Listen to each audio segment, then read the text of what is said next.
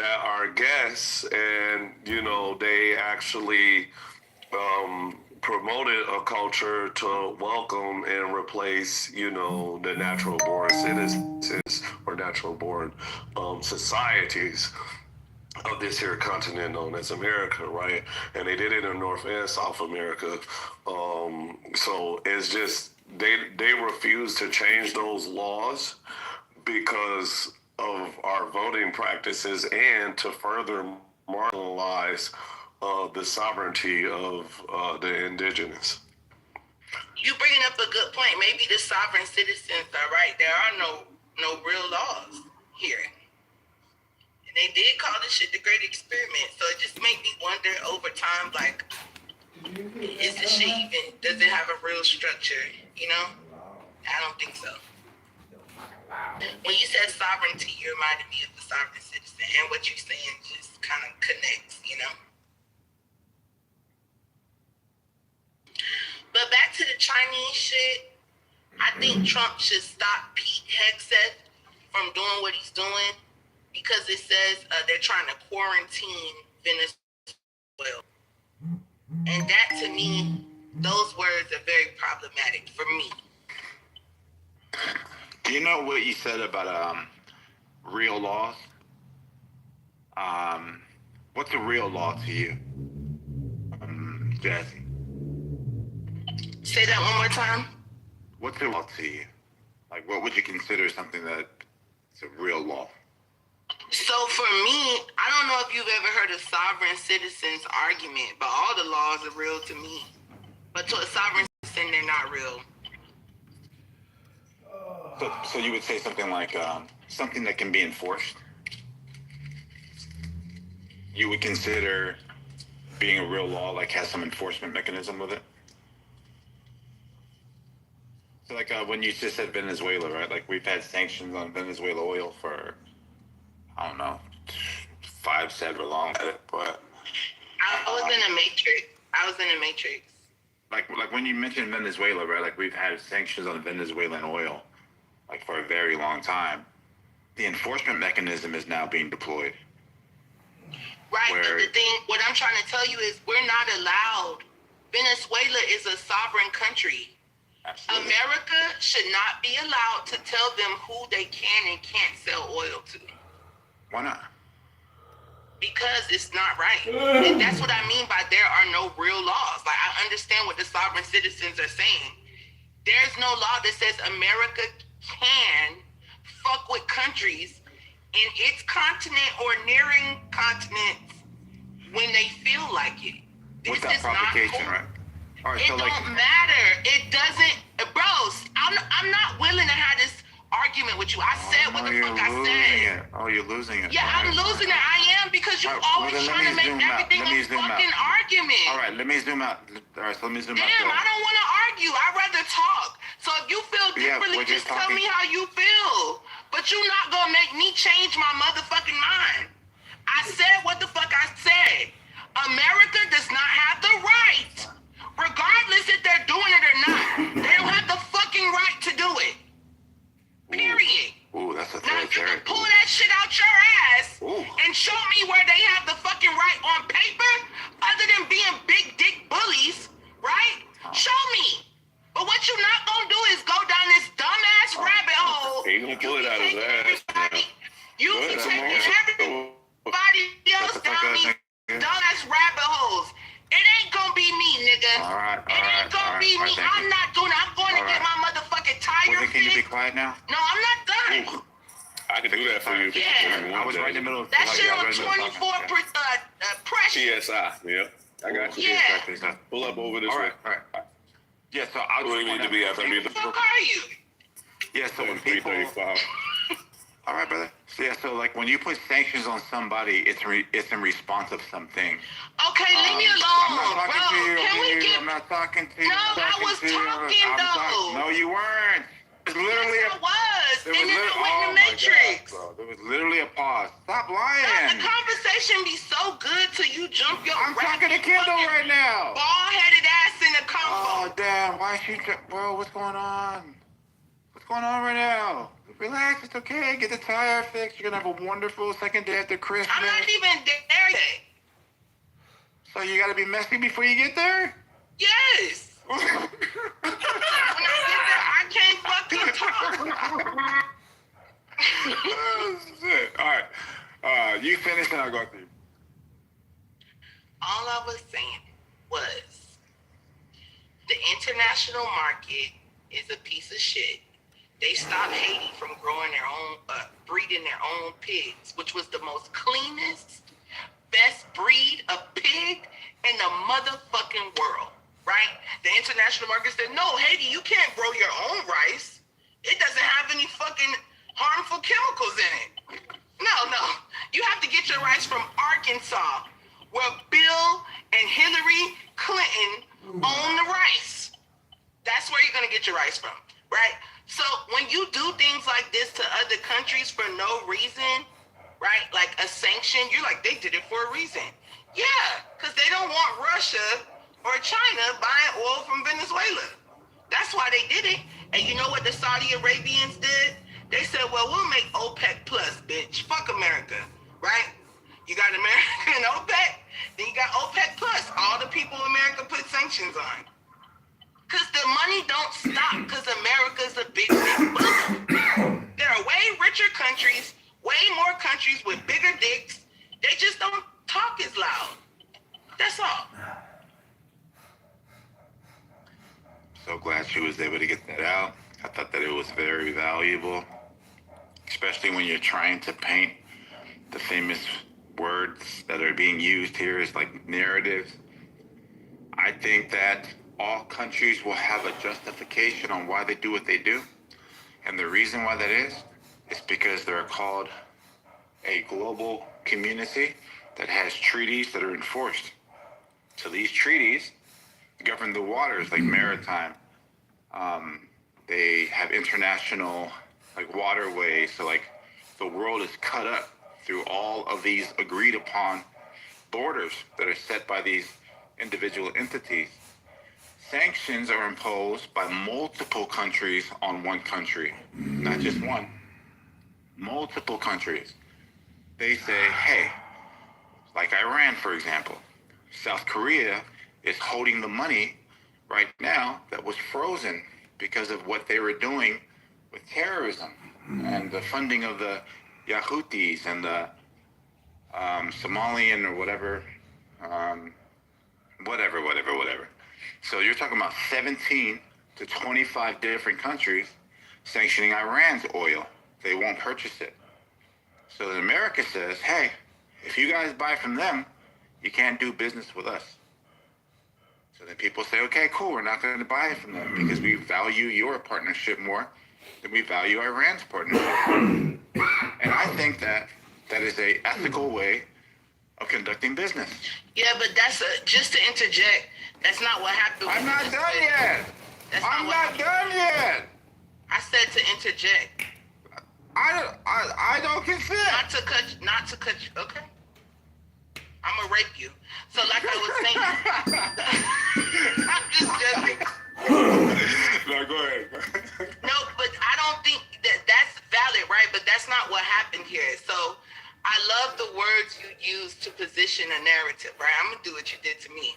I just don't think that that's valid as a descriptive paragraph under a photo as to what happened with Venezuela, right? Venezuela decided, fuck America. We want Russia and China to buy our oil. So America got mad. You're making it like they gave them an option, either us or them. They picked them and America said, all right, watch this, bitch.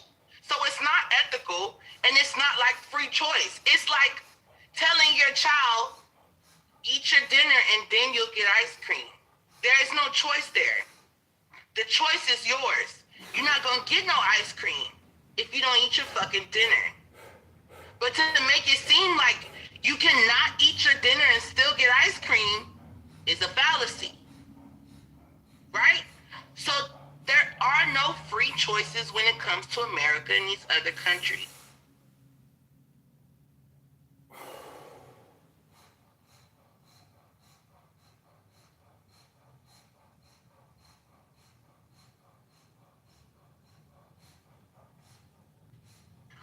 Yeah, I think it's the HOA argument, Jazzy. I think that when you're part of a community and you're not mowing your lawn, you decide to go outside of like the color coordination of your home.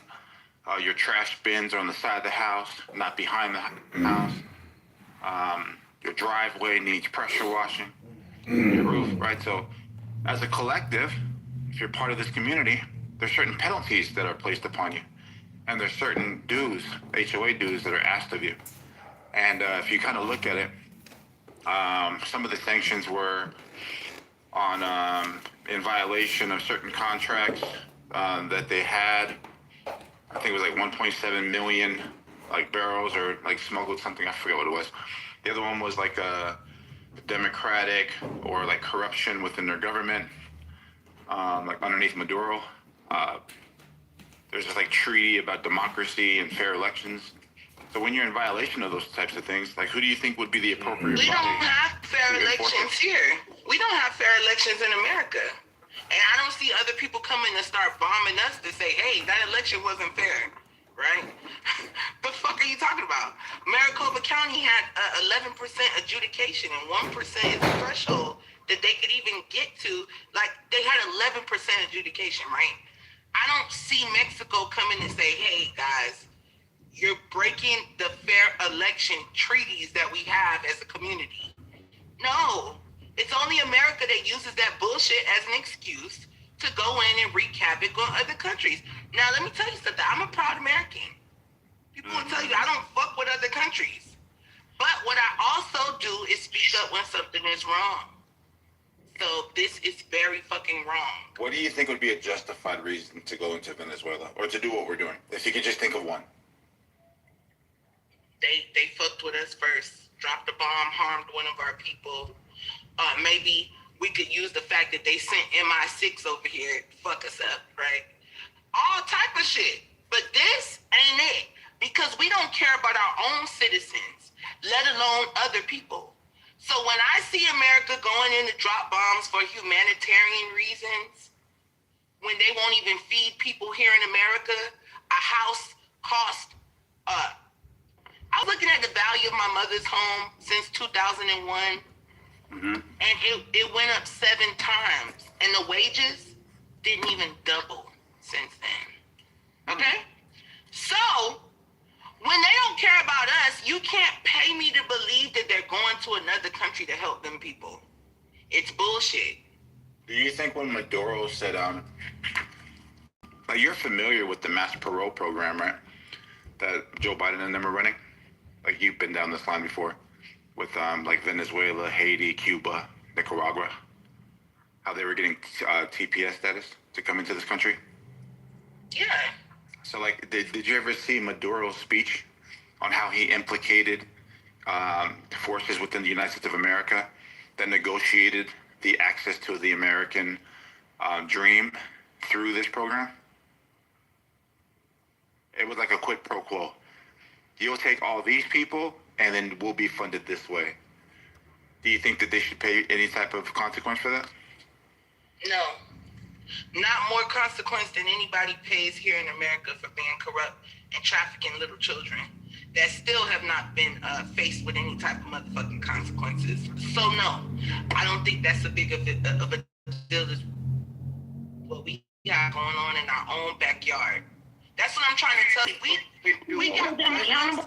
We have problems here. Yeah, can't we do both though? Like, can we like walk and chew gum? We're not doing a good job at fixing home. We need to fix home. Now, what we can do is deport criminals, deport pedophiles, right? That's a start. But to go to that country and start fighting, I think it's a deterrence. I think Pete Hegseth works for somebody from another foreign entity that is making them do this. So you think Pete Hegseth is superseding Donald Trump's agenda?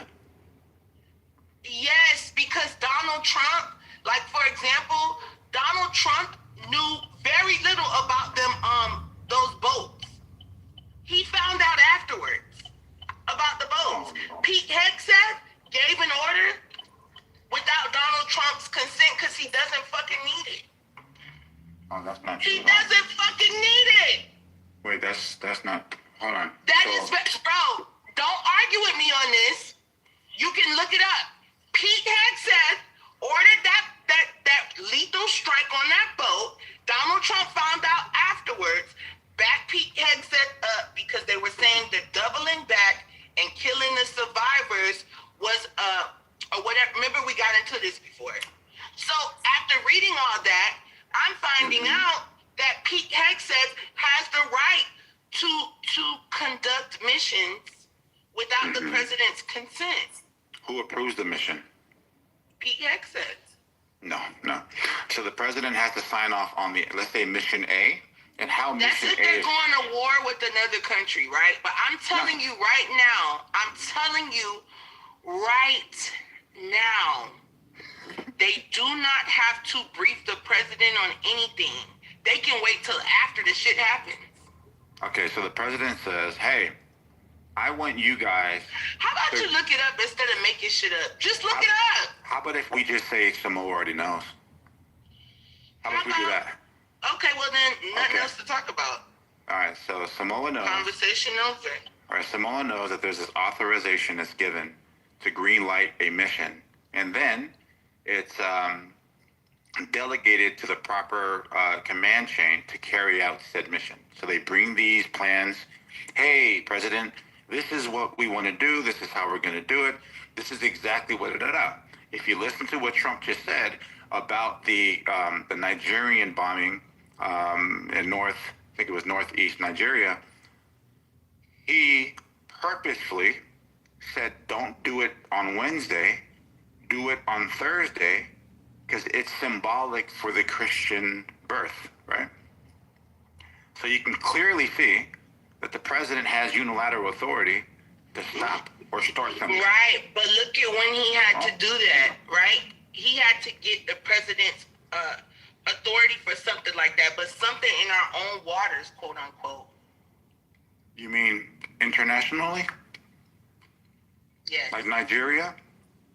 Yes. Like Venezuela? And we know that Trump was briefed on that, but you can't use that to try to deter my argument. I didn't say the president does not know about every mission that's about to be, done. What I am saying is that Pete Hegseth does not have to let the president know about every mission. Think about that. So if the mission... Especially if it's not international. Well, Venezuela is international just by definition. But no, just, it's not. The waters are the Americas. You already said Venezuela violated some type of treaty that they had. So don't tell me that America has no control over those waters. Because you just told me the violation happened in those waters. So there must be some type of something America has in them waters, right? Oh, you reaching. I'm reaching? You reaching. Oh, okay. I'm reaching to the words you said. You're right. I'm reaching back in time. This is that Jedi mind trick thing you women do. It's not a mind trick, but somebody correct me if I'm wrong, right? Let's do what you said. If person A says, hey, yo, Mike, if person A says, Venezuela. You're talking to the wrong person. I think I started that, bro. I know. It's just funny, though. That's why I called on you. I'm like, hey, Mike, if person A says Venezuela violated treaties that they had with America in those waters by pretty much selling oil or whatever to other countries, like China and Russia, right? Yeah. So then person B says, yeah, Pete Hegseth does not have to tell Donald Trump about missions that are not international. Person A then says, those are international waters. It's Venezuela. Person B says, well, America must have some type of control over it if they can control who Venezuela is selling oil to in international waters, right? Wow. Is person B wrong? Yes, and I'll tell you why. Wait, hold on. Let me ask you this. Is the last person being prescriptive or descriptive? They must.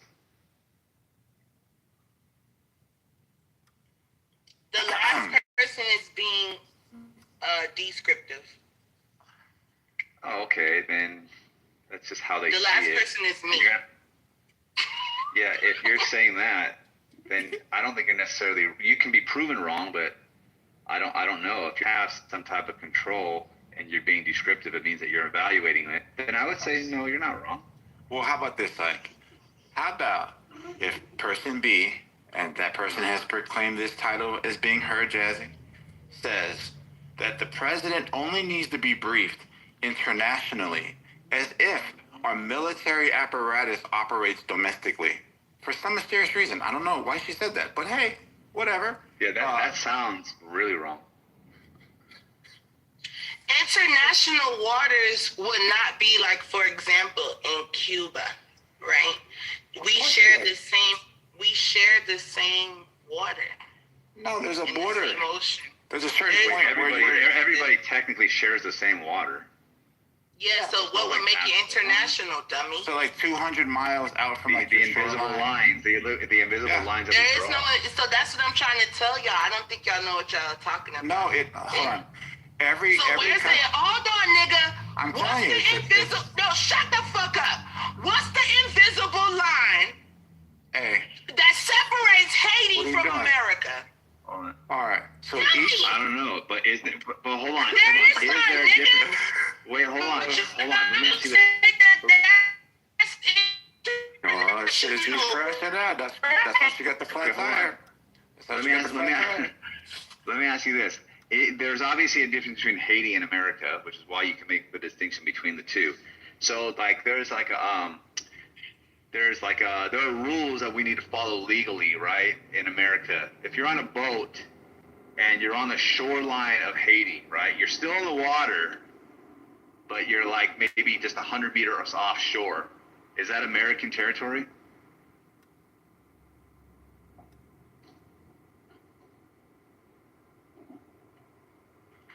She doesn't know, but I just looked it up real quick. It says approximately 12 nautical miles extending from coastline is all theirs. So everybody gets this like distance from their coastline out towards the ocean, and then anything that's in between that point and another line is called international So waters. hold on. Now So that would be 12 miles off the shoreline would be the invisible line, then, right? Yes. Right. So in the middle of those waters, who is the authority? It's called international waters. That No, means it's called maritime laws. Yeah, I said that 5 minutes ago. Okay. Yeah. So now because you're making it seem like it was domestic. I wasn't using the word domestic. You used the word international, right? Because I brought up another country. So you're like, oh, internationally. That's not the words I wanted to use. Oh. Pete Hexon does not need to brief Donald Trump if he sees a boat in the waters that he thinks is carrying drugs and they're coming to America. He can fucking order a lethal strike that Donald Trump doesn't know about until afterwards. That's the point I'm making. So then at one point he does have to brief him. He just doesn't. You're saying he could use his own discretion if he feels like imminent danger.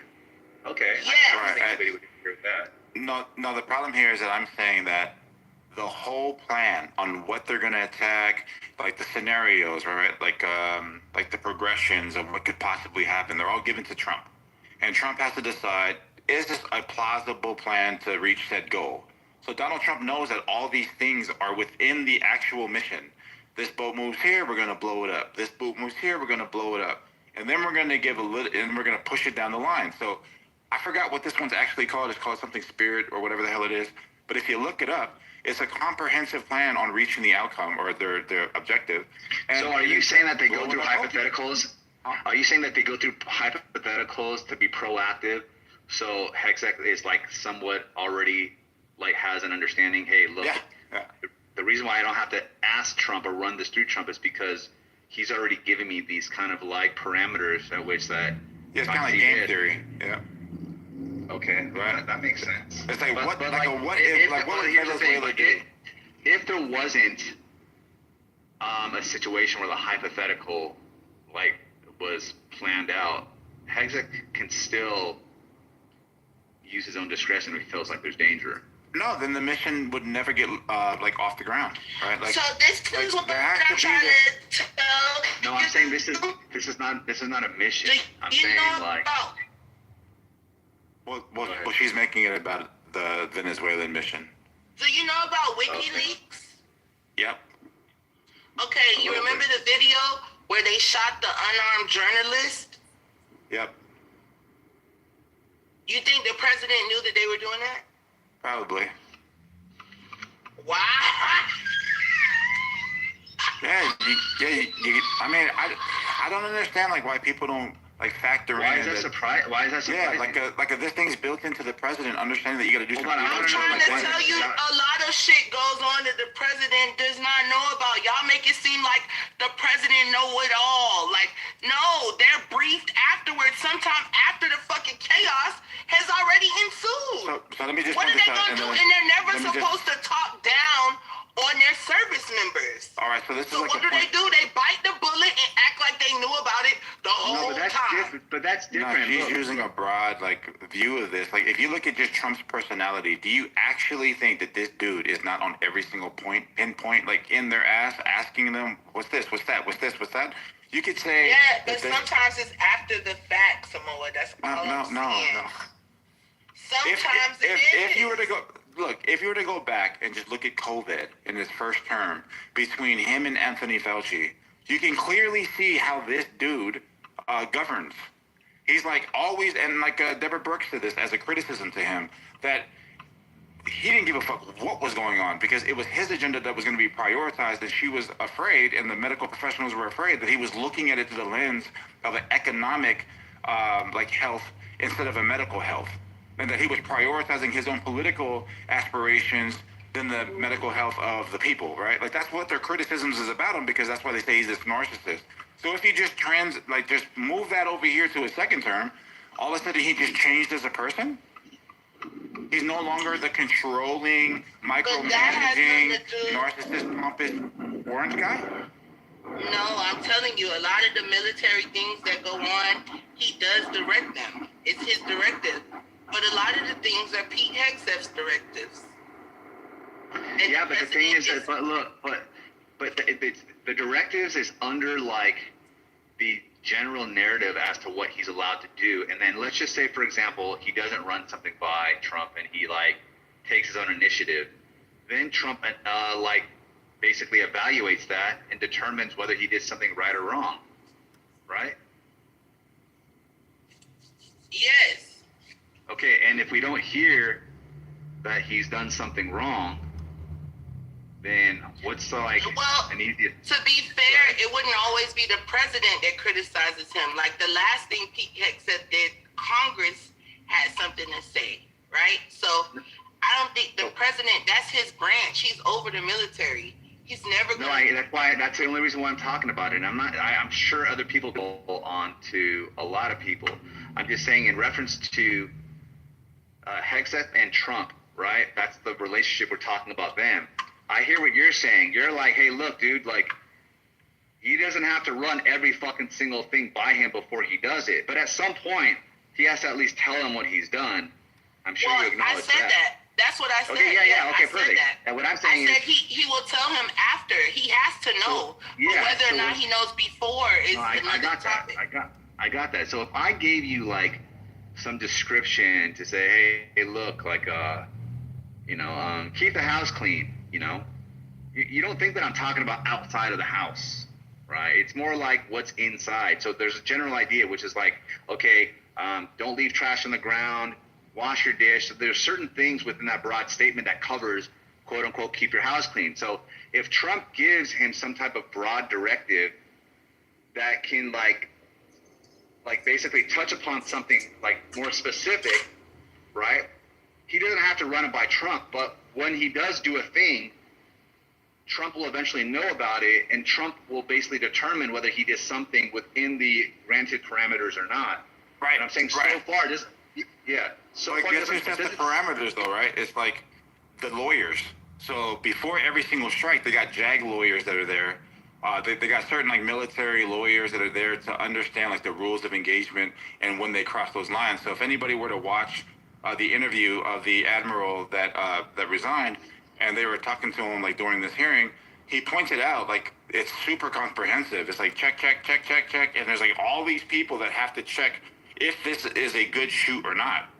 So like there's already that built into the system. Whoa, hold on. So now I'm gonna bring up the Iraq War, and bro, there's a lot of people who worked for the Pentagon, worked for the intelligence agency, that all were telling everyone this. You're right about this checklist of stuff. They were saying Iraq had no ties to Al Qaeda, and they didn't know where they were getting this information from. So even though everyone in the room were not checking the boxes, we still went to war with Iraq for no fucking reason, right?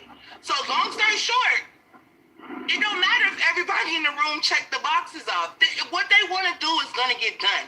And Douglas Feith was in Pete Hegseth's position right now. And he convinced George Bush that it was the right thing to do. So you're saying like, oh, all these people have to agree. I disagree with that. I feel like whatever they want to get done, for whatever corrupt reason they want to get it done, it's going to get done even if nobody agrees.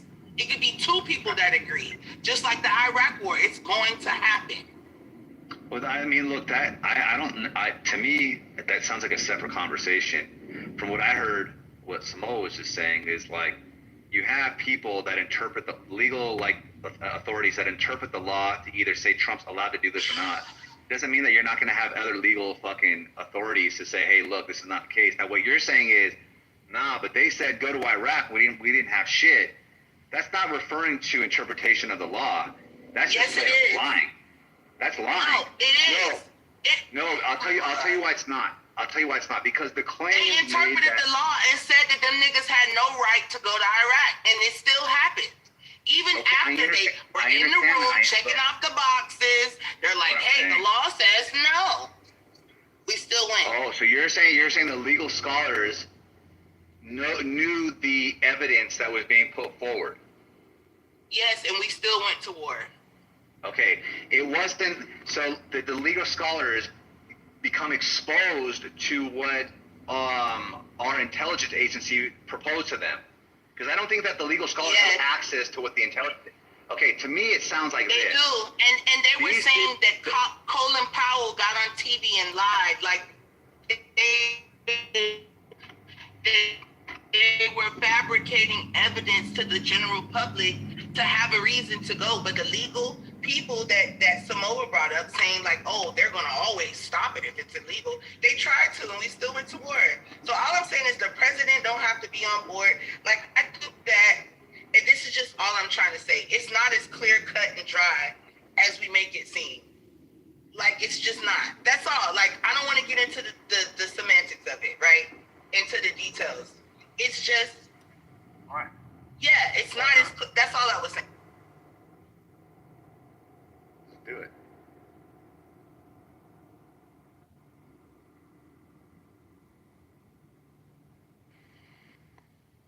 Samoa wants to argue. You sound like you're on a real walk. That for real? Especially next. What about now? Sounds better now, yeah. Yeah, Samoa just was trying to tell me that the president knows about every mission being carried out before it's being carried out. I just disagree. That's all. I disagree. That sounds like so wrong. A mission? I would think he has to. Wait, so let me just point out, like... Wait, hold on, but let me ask you, are you talking about, like, micro... Go ahead. Are you talking about, like, micro missions? Like, yeah, you're in a war... Go ahead. You're in a war, like... Again, I don't know much about what I'm talking about, but you're in a war, and then within that war, there's the broad idea, but then, like, there's troops all over said area, and then there are missions to kind of, like, establish dominance in certain areas. He might not know... He might have access to all that information if he looked into it, but... There you go. It might not be the most... So let's use a couple of examples, though. Let's use a couple of examples. The point where they were going to go into Iran in his first term because they shot down a drone, they were on the way, and he stopped the whole thing, but he talked about how he was briefed to it. When it came to getting the ISIS guy, Abdi Dadi, whatever his name was, He was crying like a dog. Like he's watching it through the situation room, like the whole thing. They're walking him through the process because he needs to know if they're winning or losing. So he needs to know like what points need to be reached, especially with this Iran thing, right? He said, yes, we talked about Iran, about the whole plan, drop the bombs here, bunker busters, da da da da. So you can clearly see that he has his hand on the situation at all times, and that there's.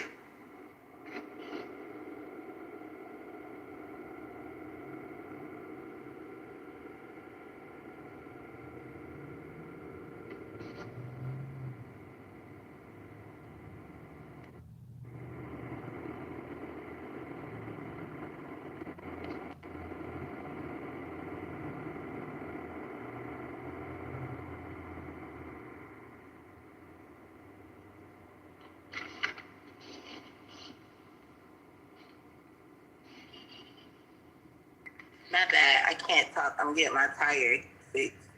I'll be back. What's I wrong don't know with if it's good or not. Huh?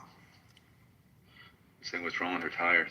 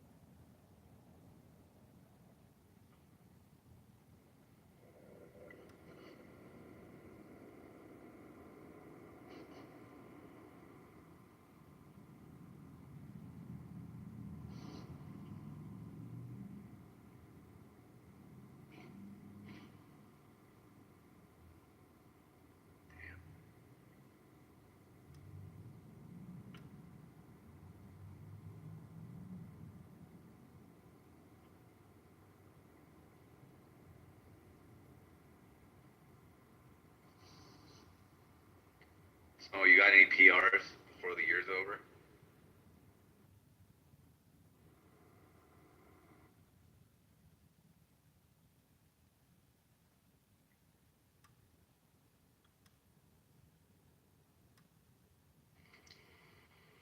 This a janky ass tire shop. They only take cash. They lucky I got cash, but like, what the fuck? What type of ghetto shit is that?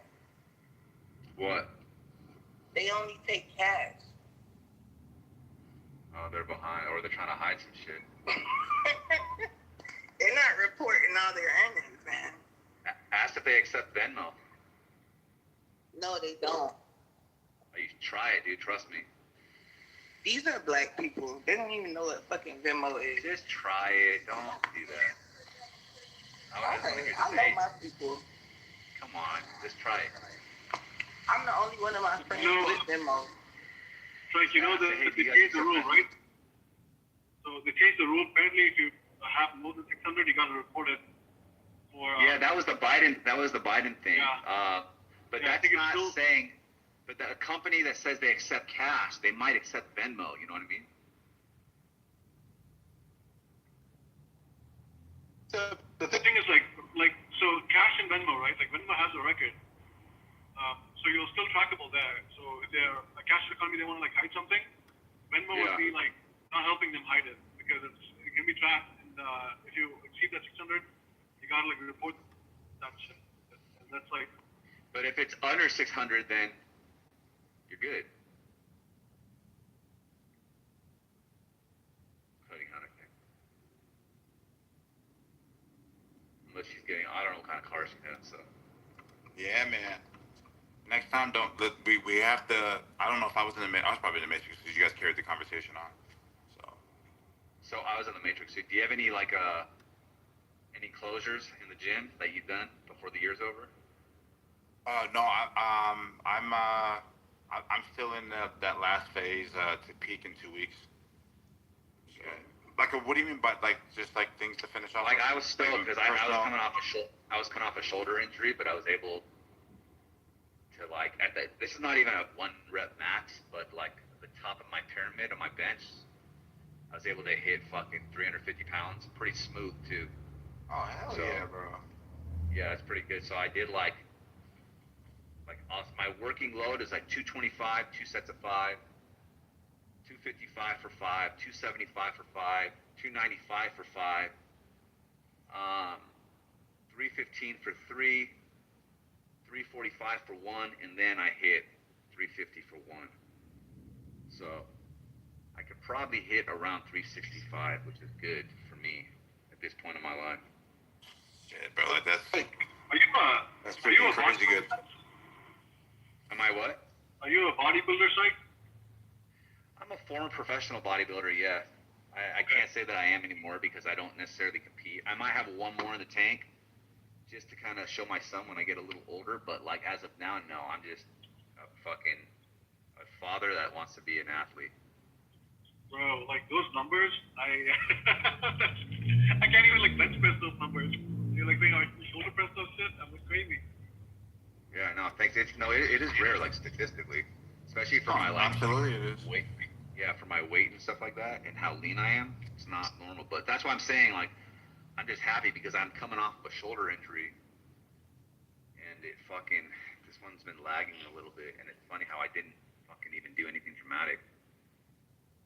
So I think that's pretty. It's like for me, like the part of my program that I'm in right now is moving massive, like moving heavy weight, 80%, like fast, 3 reps,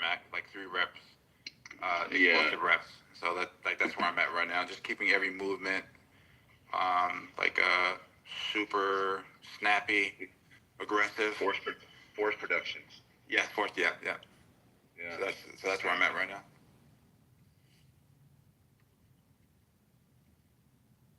Get out here and get this Tabata workout out the way.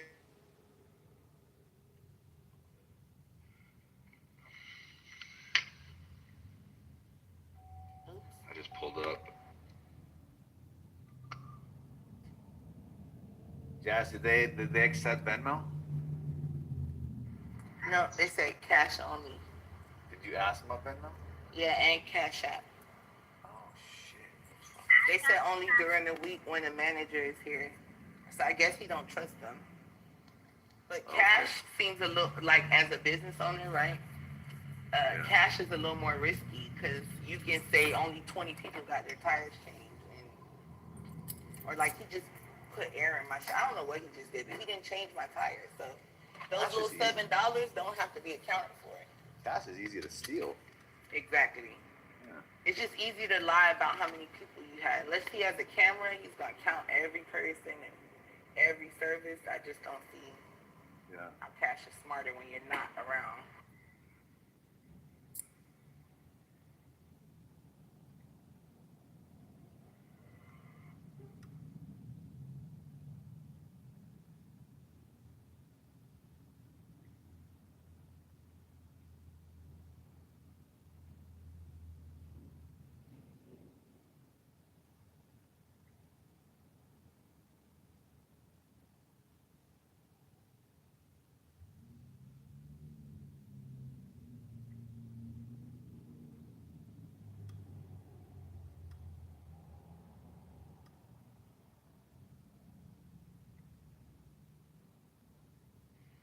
Oh my God, what are y'all doing? Y'all don't want to talk about the drama that's been happening? No. We can talk about the messenger and when do you risk censure by saying something that when do you call out poor behavior, or do you ever, or you just mind your business?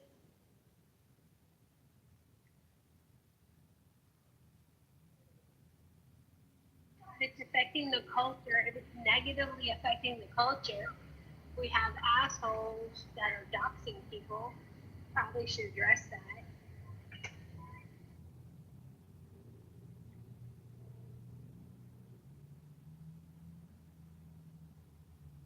Hello?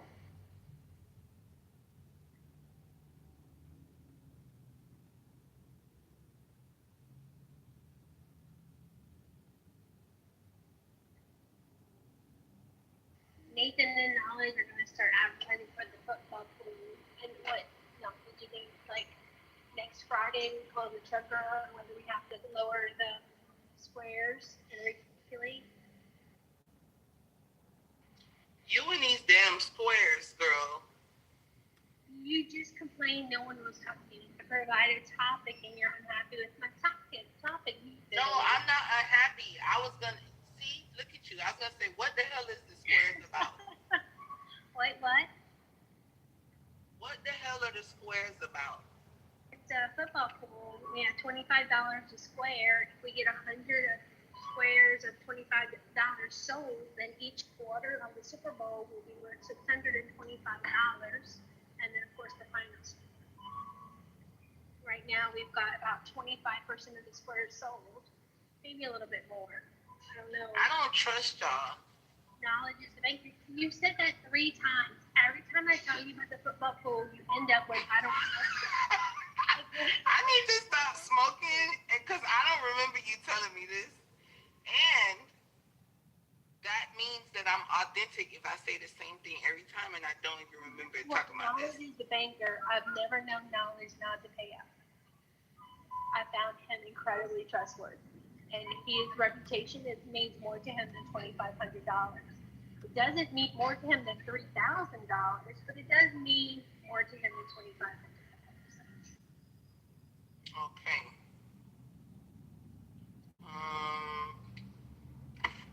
I don't know. I just know how people are, you know? Not knowledge in general, but I feel like if I want to keep my composure and not curse anybody out about my raggedy $25, that I just should not participate. Now, if you lower it to $10 a square, I will participate because I don't care about losing $10. But 25, I would curse somebody out about my $25.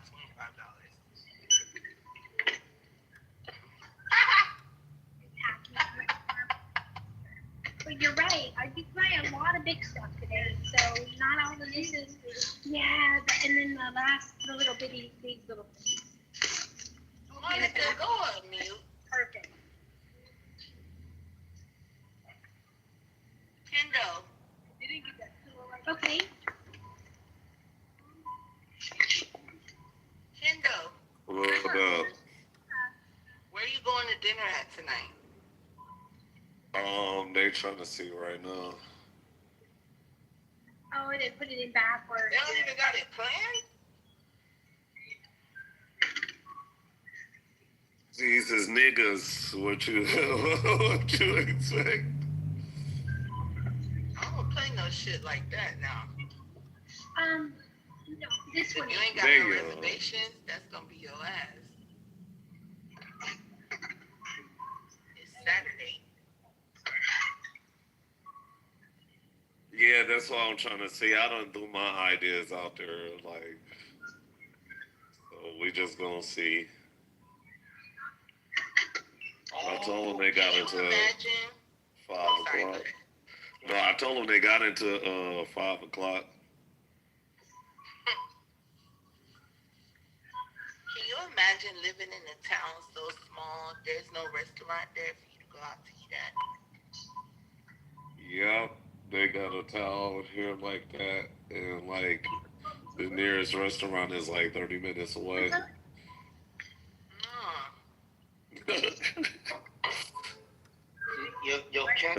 Unless you go into like the bar. That's how it is where my mom is from. You're It's right. a little ass motherfucking place. And ain't no restaurants. You gotta go to Augusta to go to like the biggest city is Augusta. And chorizo, you're going to Taco Bell, like whatever. Anyway, look. Yeah, the McDonald's closed at 10 though. And then they have something called a Huddle House that's open 24/7, but that's it. Yeah, the Huddle House is what you'll call. I'm trying to get them to go to this Italian place. It's good as fuck. But it got it's 10 people coming with us, so we gotta have accommodations. Yo, Kendall, I had a question for you last night. I forgot about it. What was awesome anime shit? Yo, did you watch a movie called Neja? Asia. Yeah. Hmm. It's it probably got another name. I'm thinking. Do you Oh, that do shit is you remember what it's about? Neja. It's about the quickest summary. It's about two pearls. It's yin yang, evil and spirit, and the evil and the spirit got to get put into a child. This sound like Nagi. No. That it has to get put into a child beginning of the year, whatever. So the evil ends up going into the wrong child, and the spirit ends up going to the wrong child, and yeah, pretty much the evil gets brought up by good parents, and the evil ends up being brought up by bad parents. You mean a good, but yeah, no. Okay. Yo, it's a good ass movie. No, yeah. This this kind of okay. No, I probably haven't seen this one then. Yeah, no, then Cause there, I didn't want to watch it. I'm like, probably some shit. And then I watched it. Oh shit, that shit low key was good. that reminded me of a series, but like it was like some kind of like entity that was born in this boy that was destined to die. But he got to go to like this special place in order to die, or like the rest of civilization finna die. So like it's this fucking guardian that got to take him there, and like it's like motherfuckers trying to like kill the boy because they think that they can like take the power for themselves and shit like that, and they want to kill the rest of humanity with it. Um, but It's spelled NE space ZHA.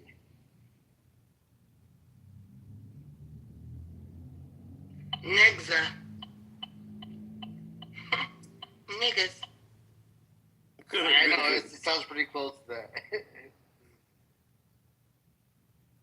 let me see if I can find this on the fuck on my anime tracker right now. Hold on. I'm so bored.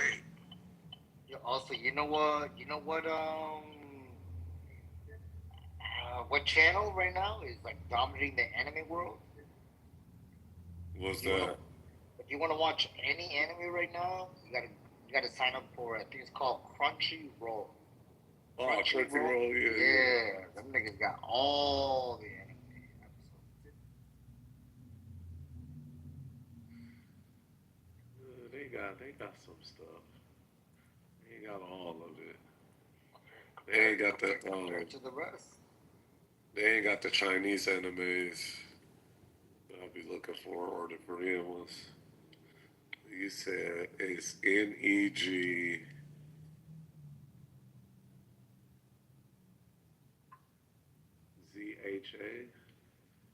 Yeah. It's NE space ZHA.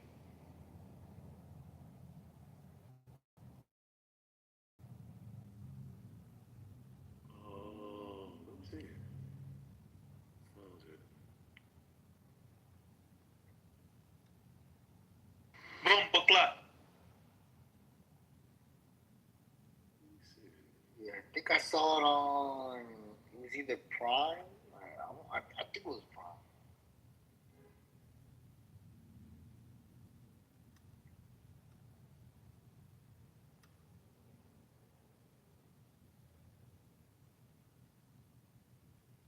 If not Prime, maybe HBO. I don't remember.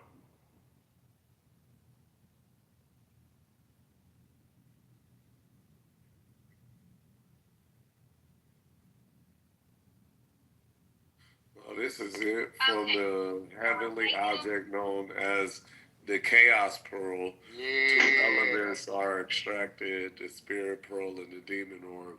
an attempt to suppress their power, the Lord from heaven sends the Spirit world to earth to reincarnate it as a NASA.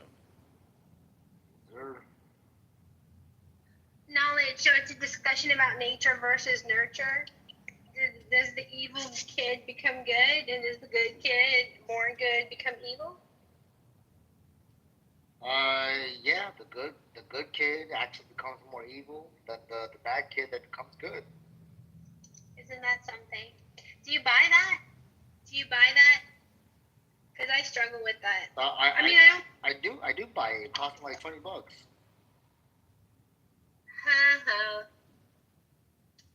So, are you hearing gossip that Monica is telling people that people cheated her out of money? Knowledge? Wait, no, I haven't heard this yet. Good. Wait, is it like a new rumor? I'm confused. That was random. No, it was random when I got accused of it a couple weeks ago, and I just wanted to know, was it in the mind of one person, or was it people spreading gossip? Because if it's in the mind of one person, I can dismiss it. If people are spreading gossip, that's a problem for me, because I don't like people lying on my name. Now, I haven't heard of it yet. Good.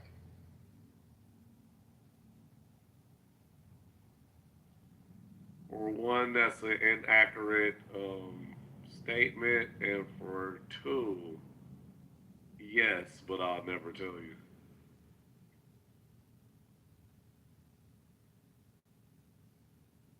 It doesn't matter as long as Nathan and Knowledge don't have questions for me. I'm comfortable. Yeah, no, it's cool.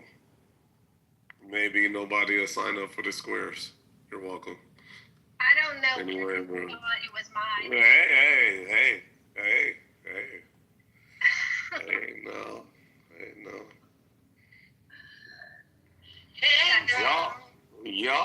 Y'all be trying the right motherfucker too.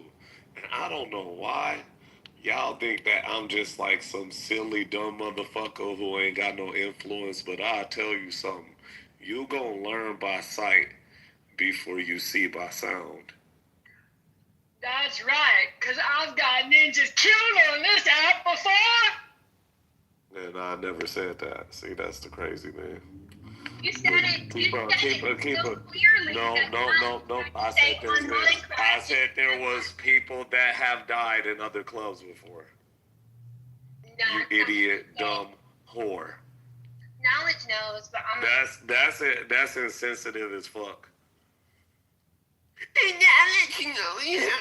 You sit your fat ass in here and whine and complain so much, but this the same person that like was trying to take people from this club and into the other club. What's wrong?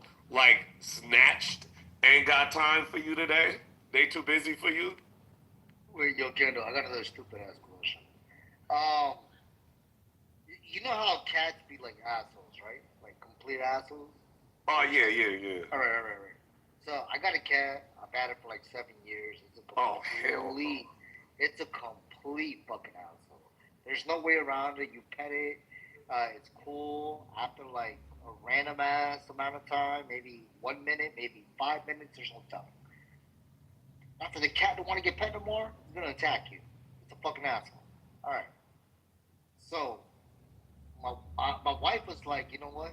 If we get another cat, it's gonna be one of them exotic cats. Who joins like, and about $3,000, maybe less, maybe over. Some of them were like 25, some of them were 35. But those exotic ass, nice looking pets. You talking about the one that just growl at you all the time, like Yo, Knowledge don't want one, a Bengal cat. Well, yeah, it doesn't matter which one of them. There's many different cats, but the point is, if I pay like 3 stacks for a nice ass looking cat, and that motherfucker's still an asshole, bro, I'll be pissed off. I'm not gonna lie. So I want You gotta to look fight the this- cat, bro. You gotta fight I that want nigga. you to look this cat up, bro, because one of my friends bought one, and it's absolutely crazy, right? And like the funny thing is, it started off real cool, but like it started destroying shit, and it's cost him $10,000 worth of damage so far. It's called a Savannah cat. I already know which one. Yeah. Bro, those are really I nice, don't know bro. why niggas want this fucking cat, cause the cat is the size of a fucking dog. Literally. Those are nice. Bro, But it's yeah, nice. But it's not like, worth it. nigga, what? Cause like, It's not like a huge cat. yes. Yeah, they're big. It's some fucking tiger nigga cat. And I don't know why you want some fucking tiger nigga cat in your house that's that big, that's possibly capable of eating you. Yeah, that cat could fuck you up if it wants to. That cat can literally damn near eat you. Hold on, let me see if I can get a YouTube video of this motherfucker. Because, bro, ain't no way. Like, what y'all don't want, like a shelter cat that's super sweet, because it's all, like, I do think there's temperament breed that people some breeds are more temperamental than others, but then also the cat has a personality too. Yo, you know.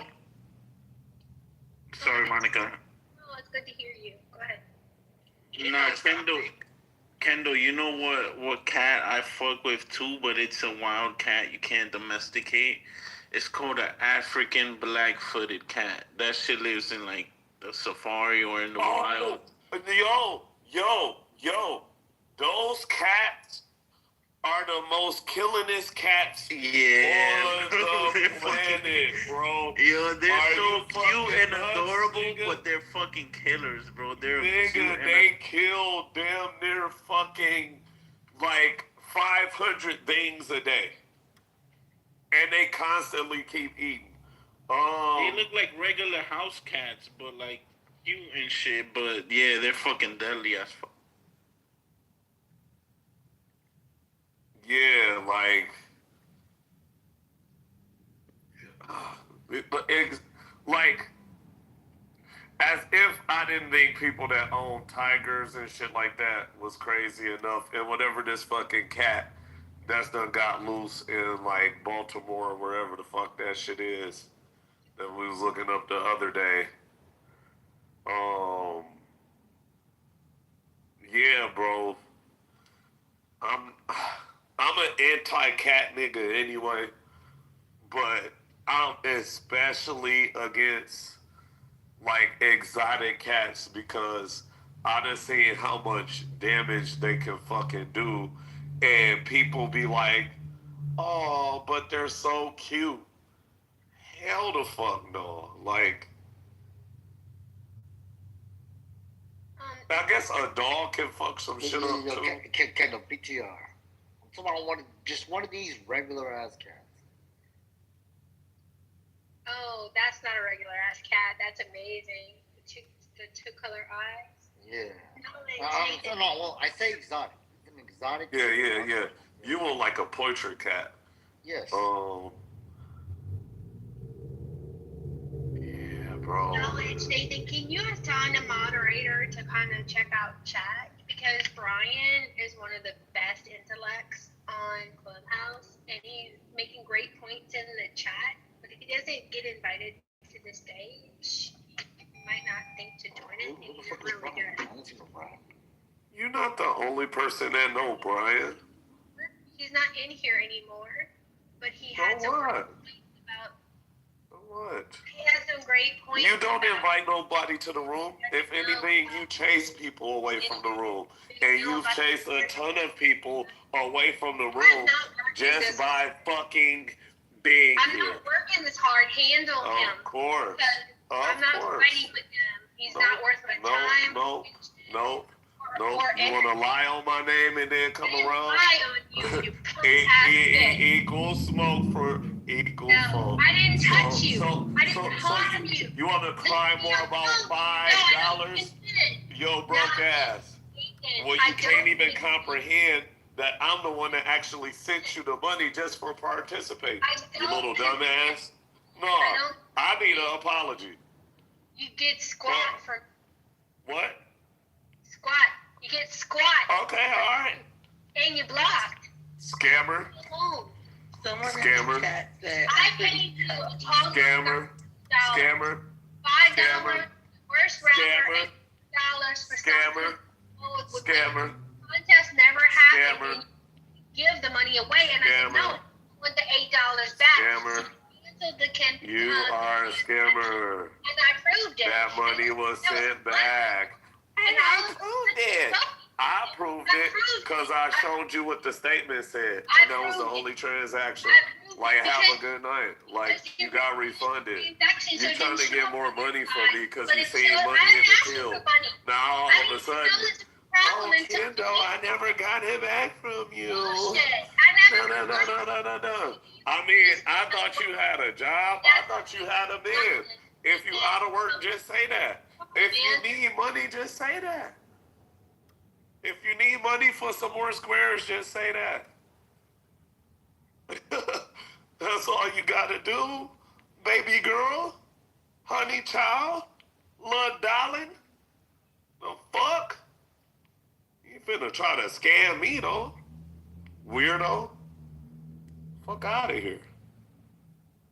So me and the wife are going out tonight to watch, what's his name?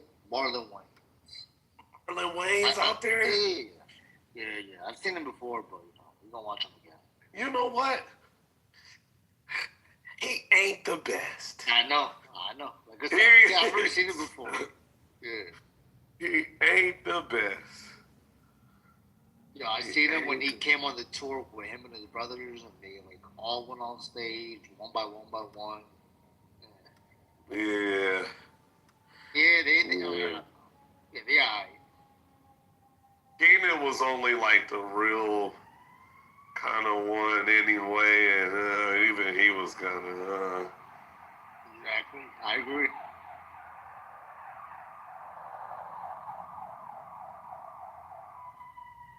Yeah. I ain't gonna lie, like, Wait, Kendall, you know what I saw like the last? I don't know if it was last month or the month before. That was trash.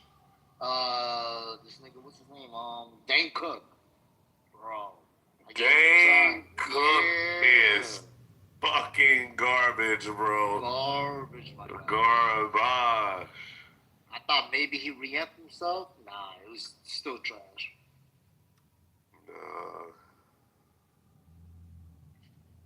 I ain't gonna lie, who came like a while back that was good? He like a newer comedian, Tony Baker. Now he was funny. He do a lot of voiceover work and shit like that. But I'll fuck with Tony Baker, bro. He funny as hell. That nigga said the brown list. Kendo, shut up! Shut up! Please. The brown Listerine to wash away all your sins, nigga. You thought I was gonna stop talking? I'm not. But how you doing, Adams? All right, cool. I'm good. It's my birthday. Yay! Happy birthday, Adams! Woo! Happy birthday to a straight man.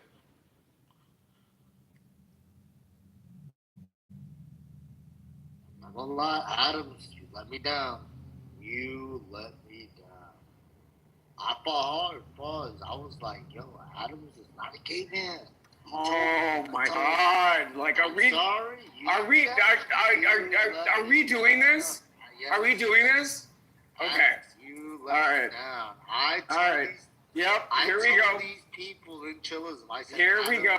Is not gay. He's just from California. That's what I said, quote unquote. Okay. I said, So gay, he's just horny. What's up, y'all? What's up, y'all?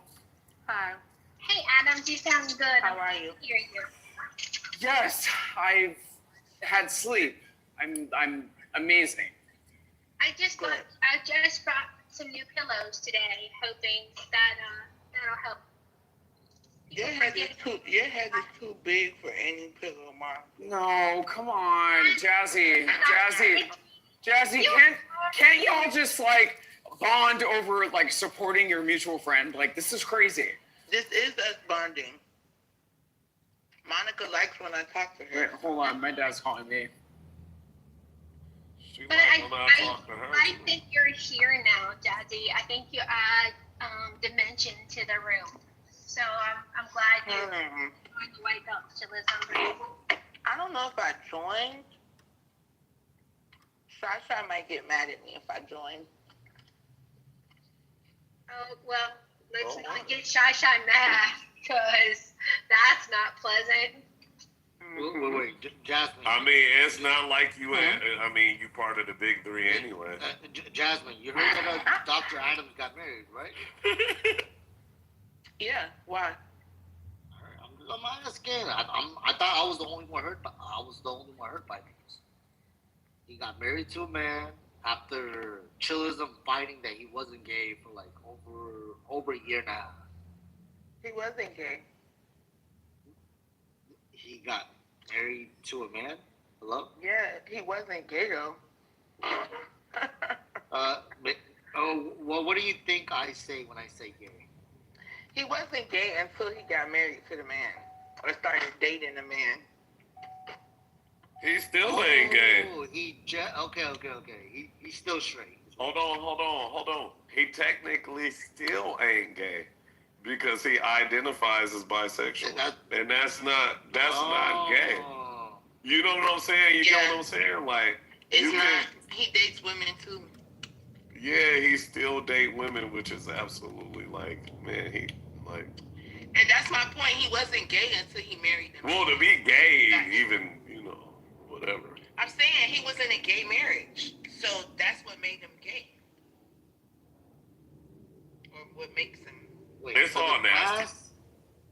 For the past year and a half, he said the B word to other girls, and he refused to because he wasn't gay. That's what's confusing for me. Imagine if I would have said the B word all year long. Well, that's how I know he's bisexual because like, all the other. I would have been like, bitch. Hey. I would have said it every type of way to every girl, every conversation.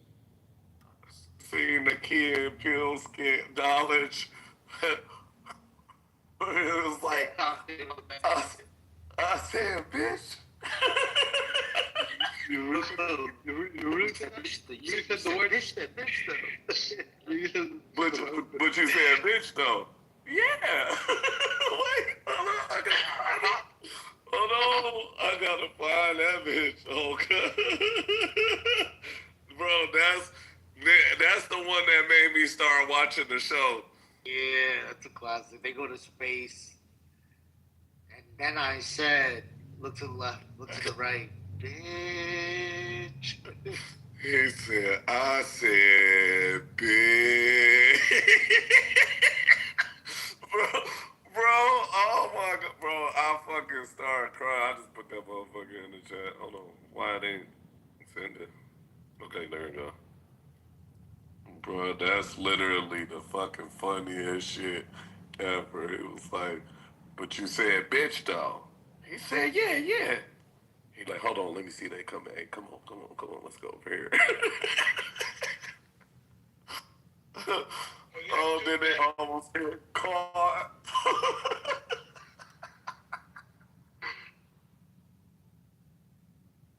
No. Hey, I ain't gonna lie, that show, boy, hey, look. It came out at the perfect time.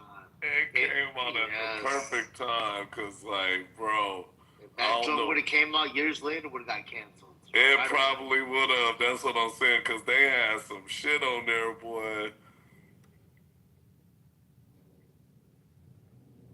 Especially the little the Monica shit. Oh my God, nigga. The nigga got his ass whooped at the club. He's like, Monica, no. She's like, no.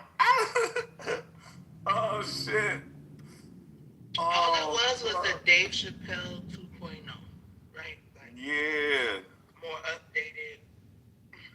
It's pretty It good. was like people, like some of the leftover production from that, and then like, yeah. Well, yo, Jasmine, you ever see the nigger skit by Dave Chappelle? Which one? The You got one more time. The NIGGAR is the nigger family. Yeah, the niggers. Yeah. What I do, Don? It was you want to know what's funny? No. The nigger name is a bloodline. Dave Chappelle be low key like hitting on a lot We of spent shit. bars, yeah. Joke. Yeah, it's crazy, but yeah. You know, Knowledge, you got one more time. Just one. Just one. Who are you talking to, honey? Knowledge. She's talking to knowledge. Knowledge. Do you ever go to world famous egg rolls? Oh, no, I haven't been there. Is it good? No. No, I haven't been there. Is it good? I think you should go. It's good. Like it's different. Like if you're tired of eating the same shit, it'll definitely satisfy you. I'll try it. Are there egg rolls like the shit or what? It's stuffed egg rolls. So they have like a soul food roll, a seafood roll, a Philly cheesesteak roll. Ooh. Yeah. Mm. They have a hibachi roll. Mm.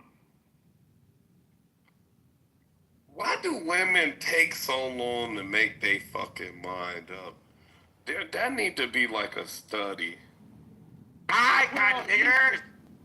We get cravings, right? Nigeria And got then- bombed. I don't care. Sometimes we don't Has nothing to do know with me. what the craving is for. We just got That's this the northern part. craving, right? And so we got to quench that thirst. We got to fill that craving, right? And that's why we take so long. We America don't know just what the doing- craving's for. Oh, sorry. Go ahead. Oh, fat ass Jasmine, what's up? Hey, America's just Bottom. doing that. What you doing? Jasmine, remember you trying to say that the Yoruba tribe came from the east or whatever? All right, no, I didn't. Yeah, you did. My DNA I'll proves be that back I've been when there. he I said- debunked you. I can't. debunked you, you ugly bitch. Chill. Yo, He we don't called say me a that. bitch. Yeah, I know. We don't say that. Come on, chill. Yeah, that's a warning.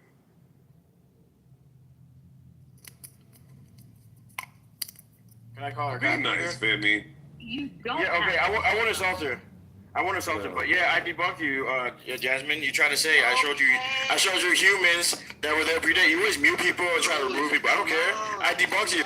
Sorry, Yeah, don't take my. sorry. I'm far away. Sorry. It's not that No, serious. sorry. I'm in public. My bad. I'm at the Now, ground. how much I gotta pay to remove this nigga from the room, dog? You always run away from the base when you're losing. It's You not stupid that bitch. running. I don't want to talk to you. Look at how you talk to me. Yeah, yo, Why would I fuck wanna it. talk to Why you? you on one, man? Chill.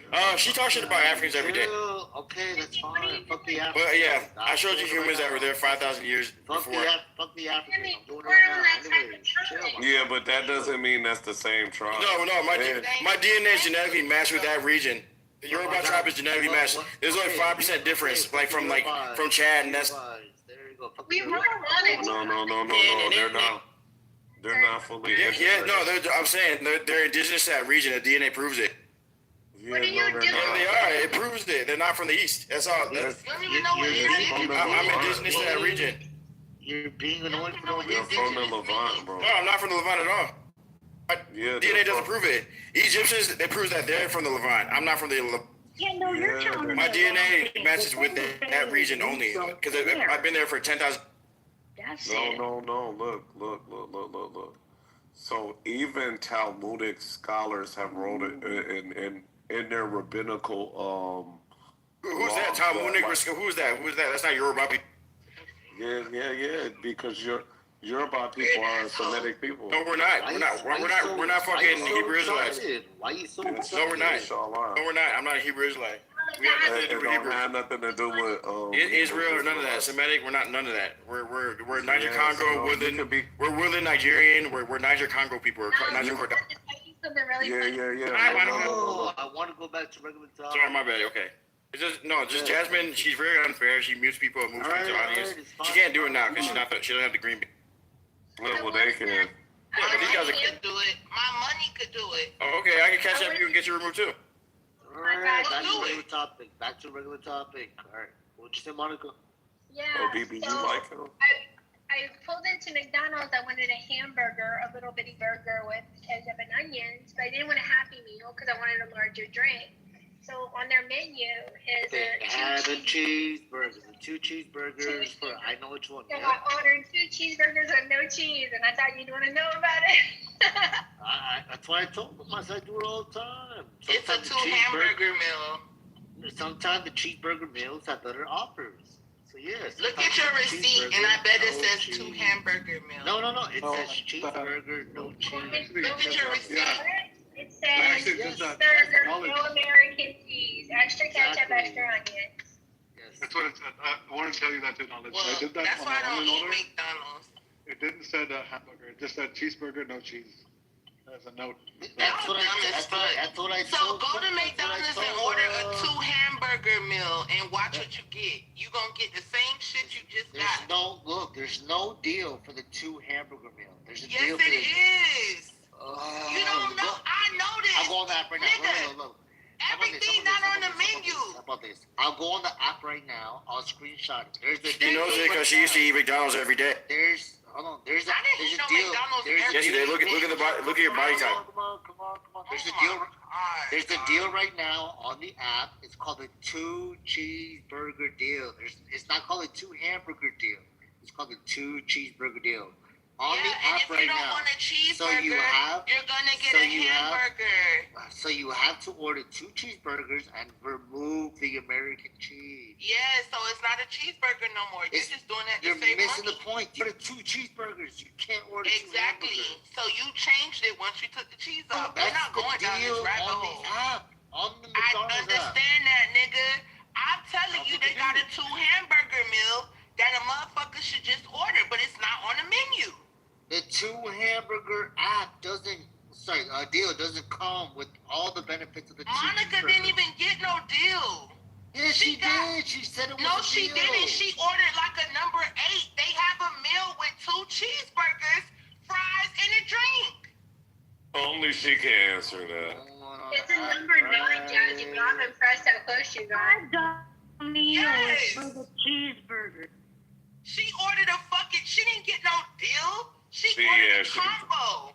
She ordered the combo. That's not the So deal. all I was saying was she literally got. She Idiot. paid more for a fucking. She should have got a 2 hamburger meal instead of paying for cheese and taking it off. Cause I didn't It's see only like a $2 difference, I believe, though. I I don't don't see give a a fuck. Are you giving $2 to people? I don't see a 2 hamburger meal on the menu. Yep, I'm on the menu. Exactly. It's I'm on- not on Because the it's menu. not on the menu, But it's if in you the app. tell them I'm on you the want app a right 2 now. hamburger It says meal, 2 cheeseburgers. oh my God! Deal. I'm on the app right now. It says 2. It's not on the menu. You have to order it at the window. You gotta order it. You have to order it at the How about window. this? You screenshot the 2 hamburgers. You sound meal. retarded. I'll screenshot the 2 cheeseburgers. meal. Do You y'all ready? remember when they used to ready? sell? Hold Hello? on. Do Hello? y'all remember when they used Hello? to sell the 29-cent Hello? hamburgers Are you ready? and cheeseburgers? Are you ready? Do y'all Yeah. remember? Hello? And the hamburger was cheaper, right? Are you And Yeah. the one with cheese, The that's offer's all I was there. saying. Because Niggas, it that's came it. in the brown bag, right? It was a 29-cent hamburger. There was a whole entire restaurant for the 29-cent hamburger restaurant. There's a It was 2 one in Ontario. cheeseburgers deal because I get it all the time for my kids. There's no 2 hamburgers deal. So it's right here. Bro, you're dumb as fuck. If you go to McDonald's and you order at the window, I'm on it. they will I'm give not. you a 2 hamburger I'm on the deal. app. I'm on the app. Where's it at? Hello? Hello? I'm on the app. Show me where it's at. PTR mine, you PTR yours. It's not on the menu. That's the, But that's the hold on, Kendo, point. y'all. Everybody in the room, didn't I say it's not on the menu from the beginning?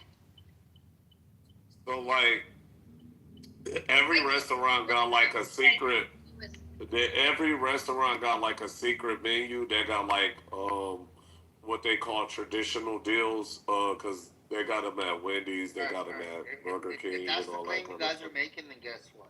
There's a deal that's not on the menu. It's 10 cheeseburgers. You keep talking about a deal. That's fine. Look, I'm gonna make the same thing y'all making. Damn, we not talking about no deals. Look, I agree. There's a menu that nobody has access to. There's 10 cheeseburgers for the price of one hamburger, but nobody can see it because it's not available on the menu. It's a secret deal. So there you go. I still win. There you go. I don't have to prove it. I wasn't trying to win. I was trying to tell Monica for the price of one hamburger. I wasn't trying to win. I was trying to tell Monica she could have saved money by ordering a 2 hamburger deal. Just like they have a hamburger Happy Meal and a cheeseburger Happy Meal. They just don't show you that they have a 2 hamburger combo, whatever the fuck. But they do. That's all I was saying. I did not want to get into the cheeseburger hamburger argument. And I was making a point. You're making another point. If I open my McDonald's app, I'm going to see things that aren't on the menu. Right?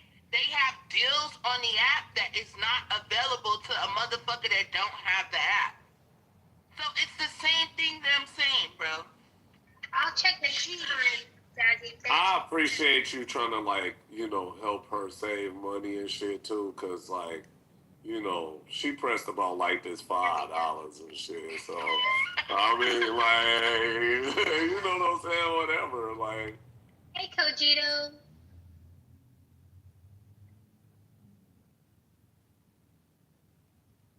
So I appreciate this, Jazz. You're just such a great human. So what I was saying earlier was, Kendall, if I paid $3,000 plus for a cat, and the cat is still an asshole, I'd be mad pissed. Yo, I swear to God, that cat better be the best fucking cat in the world. Or have something. Like, bro, I was looking up this breed of dogs in the other room. This was in another club and shit like that. And literally, like, this dog was considered an appliance and shit. That's how I look at cats. Like, how the fuck they didn't fucking, like, breed cats like that? Like, to be appliances, like, just professional rodent killers and shit like that. Like, oh shit, this nigga killing me? Fuck. My wife said I want one of those cats I can put in my purse and carry around while I walk around the mall. I'm like, yeah. I can get them joints. I don't know if they're gonna be nice. That's the only issue I got. I don't want no cats. Yeah, like I feel like that's a specific breed, and whatever breed that is. Because you can't, I've heard of lap dogs, and I've heard of dogs being able to be carried in purses and they don't run away. I can't see a cat being that biddable and compliant. It is. It's like they little. They don't get that big. They little cats. Yeah, they little cats. So they're miniatures and lazy. Yeah, and unfortunately they don't live long. Oh, because that's a hybrid. That's another thing to pay attention to. Knowledge. You can get a I cat for $3 just to live 5 The last years. 3 to 5 years. Holy hell, that's a grand Tahiti. So Kendall, the other one I was looking at was the Pomsky. It's a dog. You know what Pomsky is? Mm-hmm. Yeah, that's Pomeranian with a husky. Yeah. So the reason why we came to that one was because I want a husky. She wants something like a Pomeranian. We were like, all right, there's a Pomsky right in the middle. It's not huge, but it's small. Yo, you better get used to shedding them. It's crazy. I don't mind the shit. That's why I said I wanted a husky. She wants a She wants a Pomeranian. Well, he used to. She wants something she can carry around. I don't think you can do that with a Pomsky. Aren't they medium-sized dogs? Yeah, they become medium size. Yeah, they become medium size, but you'll carry it for like a little. Y'all, Ralph Lauren be out their mind for these prices. A pair of Ralph pants is Lauren $245. Like, it is must be worth it though. crazy. It is. I'm not gonna lie. So everything I buy my son, Ralph Lauren, he could wear it for years. Like, it's insane. It's very much worth it. That's what I'm saying. They got good materials, and it's like that's real Esquire shit to me anyway. Yeah, the dress I wore to my granddad's funeral was Ralph Lauren, and man, that shit looked like I just bought it yesterday. It's been damn near 10 years. Yo, Jazz, you ever gone to Aventura Mall where they have the polo store in there?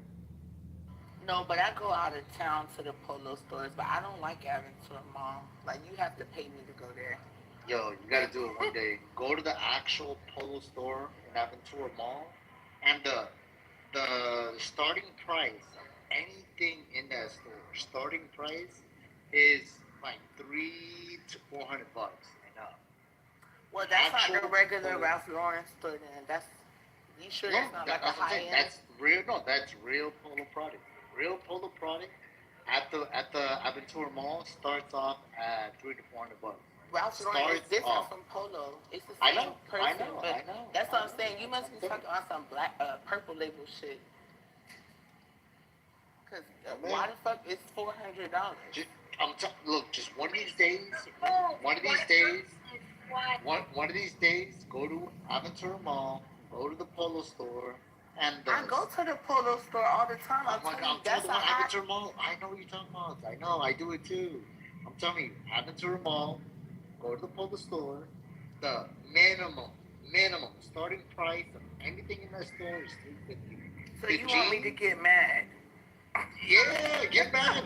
Hold on. You know what the worst thing about it? Yo, when you see the sizes of all the shirts and jeans, they're like extra small. Everything in there, tiny. It's like Abercrombie. it's jock attire. It's like with people who actually ride the horses. That's why I don't like I don't like Aventura Mall because all the people that go there are like European women. My bad. That's what you're saying. That's your store. They fit you well. I got it. Hey, what's your name? Stop it. I was gonna say Monica, not Monica, Knowledge. That's why I don't go to Aventura. It's a bunch of European women that go there, and you know they're very small. Yeah, they're tiny women, and they come here. I think with their life savings to shop. Like they be spending $10,000. I can't stand that mall. Listen, the wealthy ones go over there, man. Oh shit! If you Look find at them in the Nathan. Look mall. at Nathan. Nathan just woke up. And you know who goes to? That's why I go to Sawgrass, Nathan. I go with the cheap ones, the ones looking for a deal. I can fuck with them. I like Sawgrass. Yeah. If you live in Miami, you know that shit too far to go to, man. Well, I live in Miramar, so I could go. I'm saying that's why you said you live in Miami, you go to 163rd Street. And one of the best schools was over there by 163rd Street Mall. The best schools? School. Singular. That's where he. Oh, wait. I was gonna say, are you slow? The best school. It makes right sense over there. now. I'm like, cause what are you talking about? You're crazy. NMB. That's that one. Best fucking school in Miami. 163rd education. Yeah. Cause what?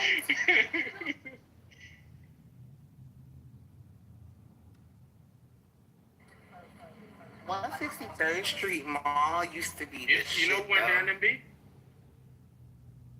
You remember Jen? The battle rapper? Oh God, not this again. Yes. You know what? NMB. The NMB. Now, who came from? What school you went to? You went to Norland? Who came from Norland High? Who went to Norland? Knowledge? You. You went to Norland. No, I did not. I was living in so you just Miramar lived by the over time there? I made it to high school. Yeah, I moved in 6th grade. So you went to Norland Middle. Mm-hmm. for So you sixth grade. want to? So you and knowledge like the Broward. Knowledge was what? Where you was at knowledge? Oh, me, I went to Apollo Middle. Ew. There Yeah. He a real Broward baby. That's. I'm not gonna say it because I'm in public, but the C word.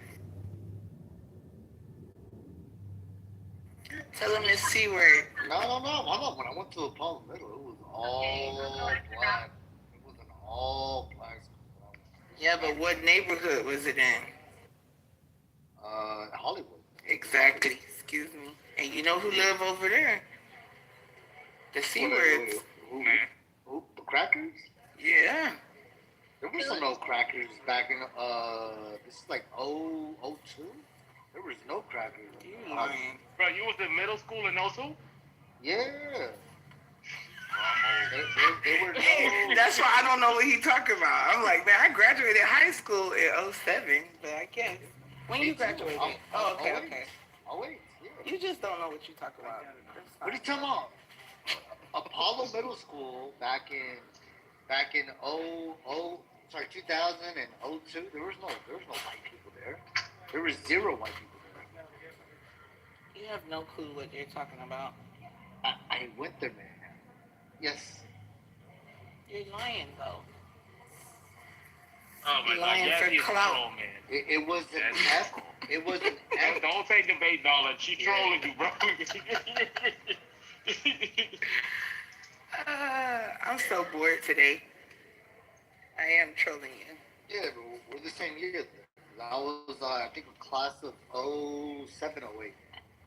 Y'all probably bumped into each other, not even knowing, bro. No. That's how close y'all two were. Yes. I live in Miramar. You know where I Hollywood, live? Miramar, they're not too far from each other. I live off Palm Avenue and Pembroke Road.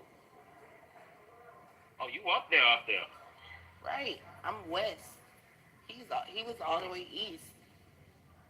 No, I went to several schools because I got kicked out. I'm talking about at Apollo. I know, me too. I Why didn't you got kicked out of school? I didn't only go to Apollo. I also went. Knowledge to was a Walter.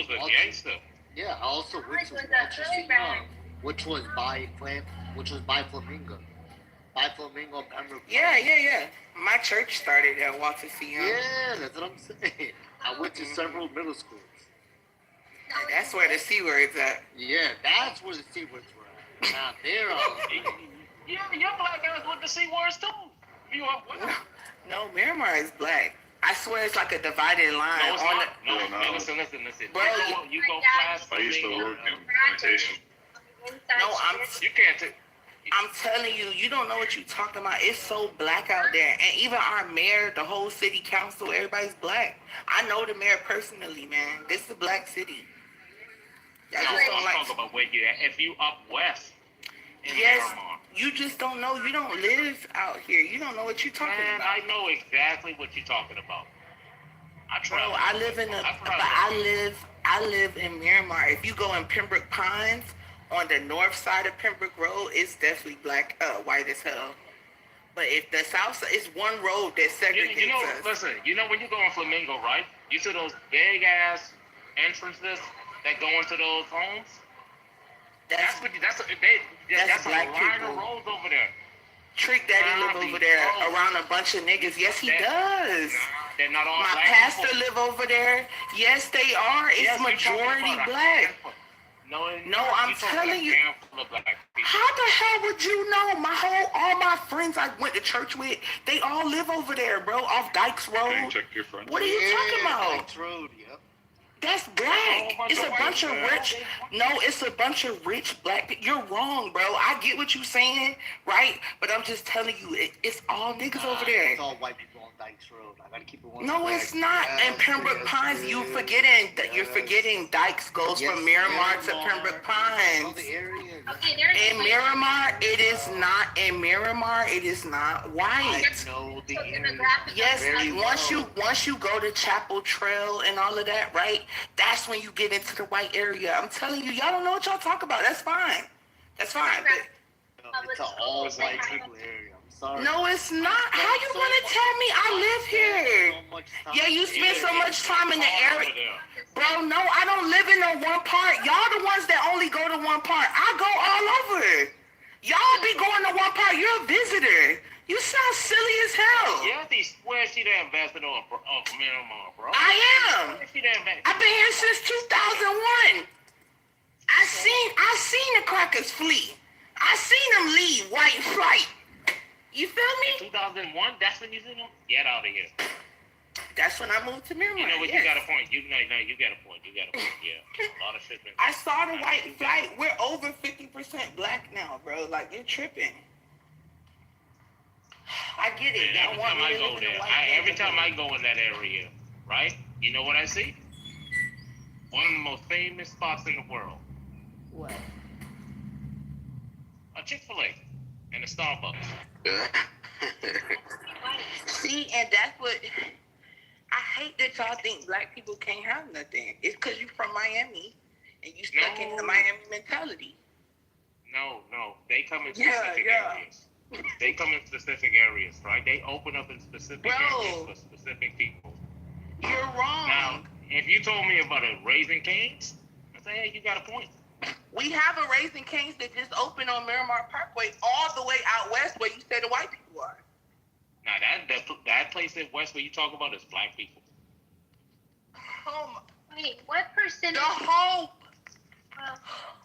What percentage of Raising Cane's customers are white? I think it's 60-30. I have a question. Compared to Chick-fil-A? Nathan, how much, Hey, what's up? what's the percentage of white people you think live in Miramar?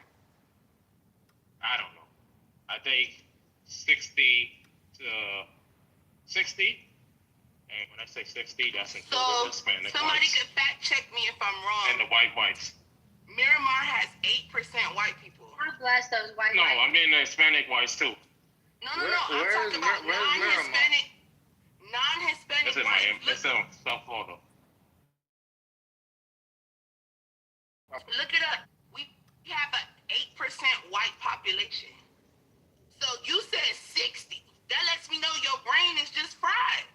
And you know when I'm talking about whites, I'm not just talking about the Hispanic one. I mean, I'm not just talking about in Miami and South Florida, you know they ain't got much white people like that.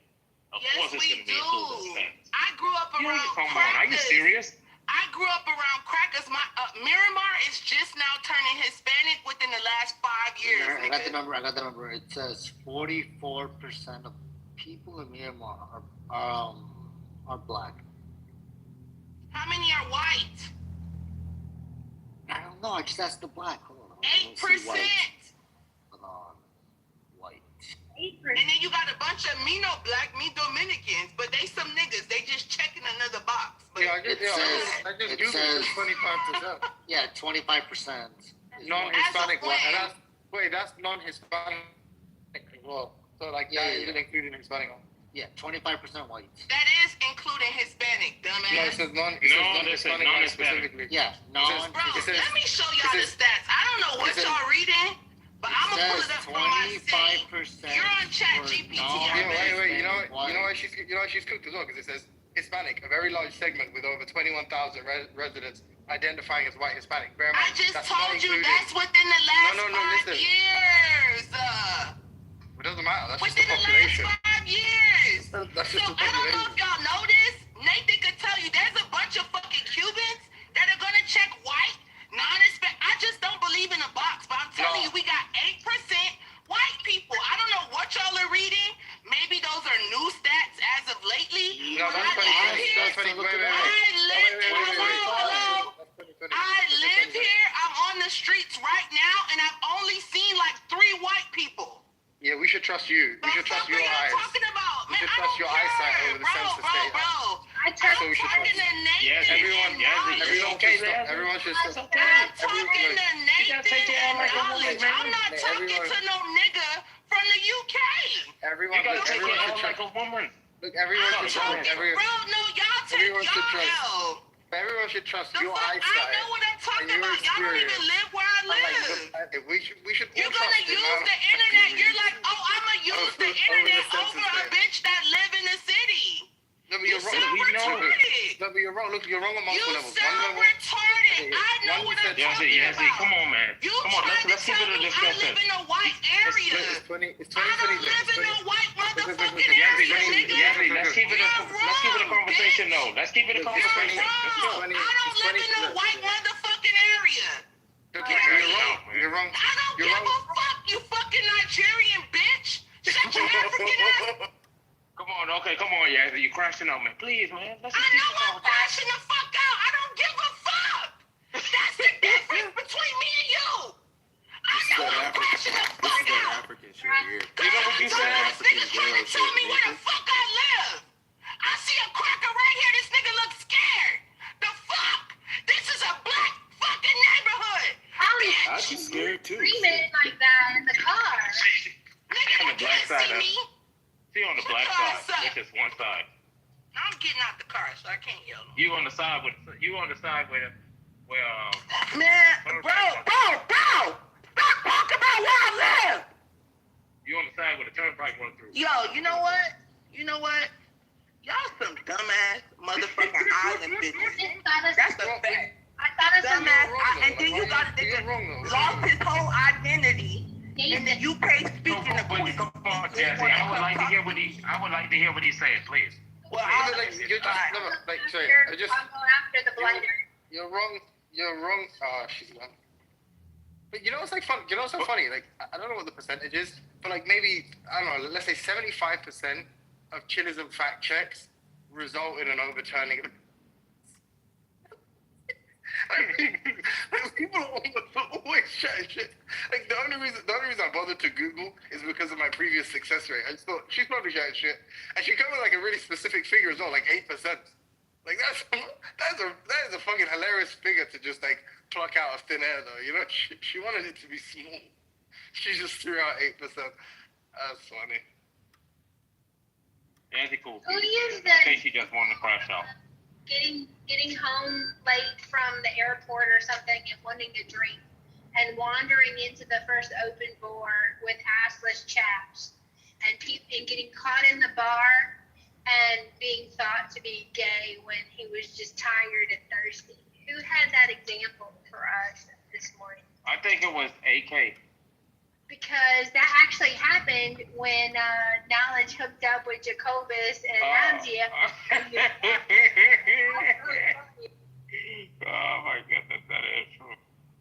Maybe not the assless chaps, but the daiquiri club, absolutely. I got something to say. Talk, man. Go ahead, young lady. No, but so 25%. Can you check Nathan? Didn't you say go ahead, young lady, and he started talking? You didn't. Yeah. So Nathan, can you check your back channel for me for a second? And can you read what I sent you in your back channel for like a quick minute? Anglo-Saxon. I don't know if you're free, but can you read that for me? No. Nathan, are you able to read your back channel right now? Yeah. Okay, so read that for me out loud, please. But you're gonna have to mute him at the. He won't shut up. Nathan Ivory, porcelain. Yeah, can you read it for me, Nathan? Bleach skin. Who can I send it to? That can read. I don't think Nathan can read. I might not be able to read. Stop pushing me. You know, so Jazzy posted this. Miramar, Florida is a diverse, majority-minority city with over 135,000 residents. Predominantly black, around 44 to 45%, and Hispanics, around 40%, with a small white, around 8 to 25%. So you see where I got the 8% from, right? Okay, so I mean, that's why I said the stats, hold on. The stats are going to vary. When I checked the stats last time, it said 8%.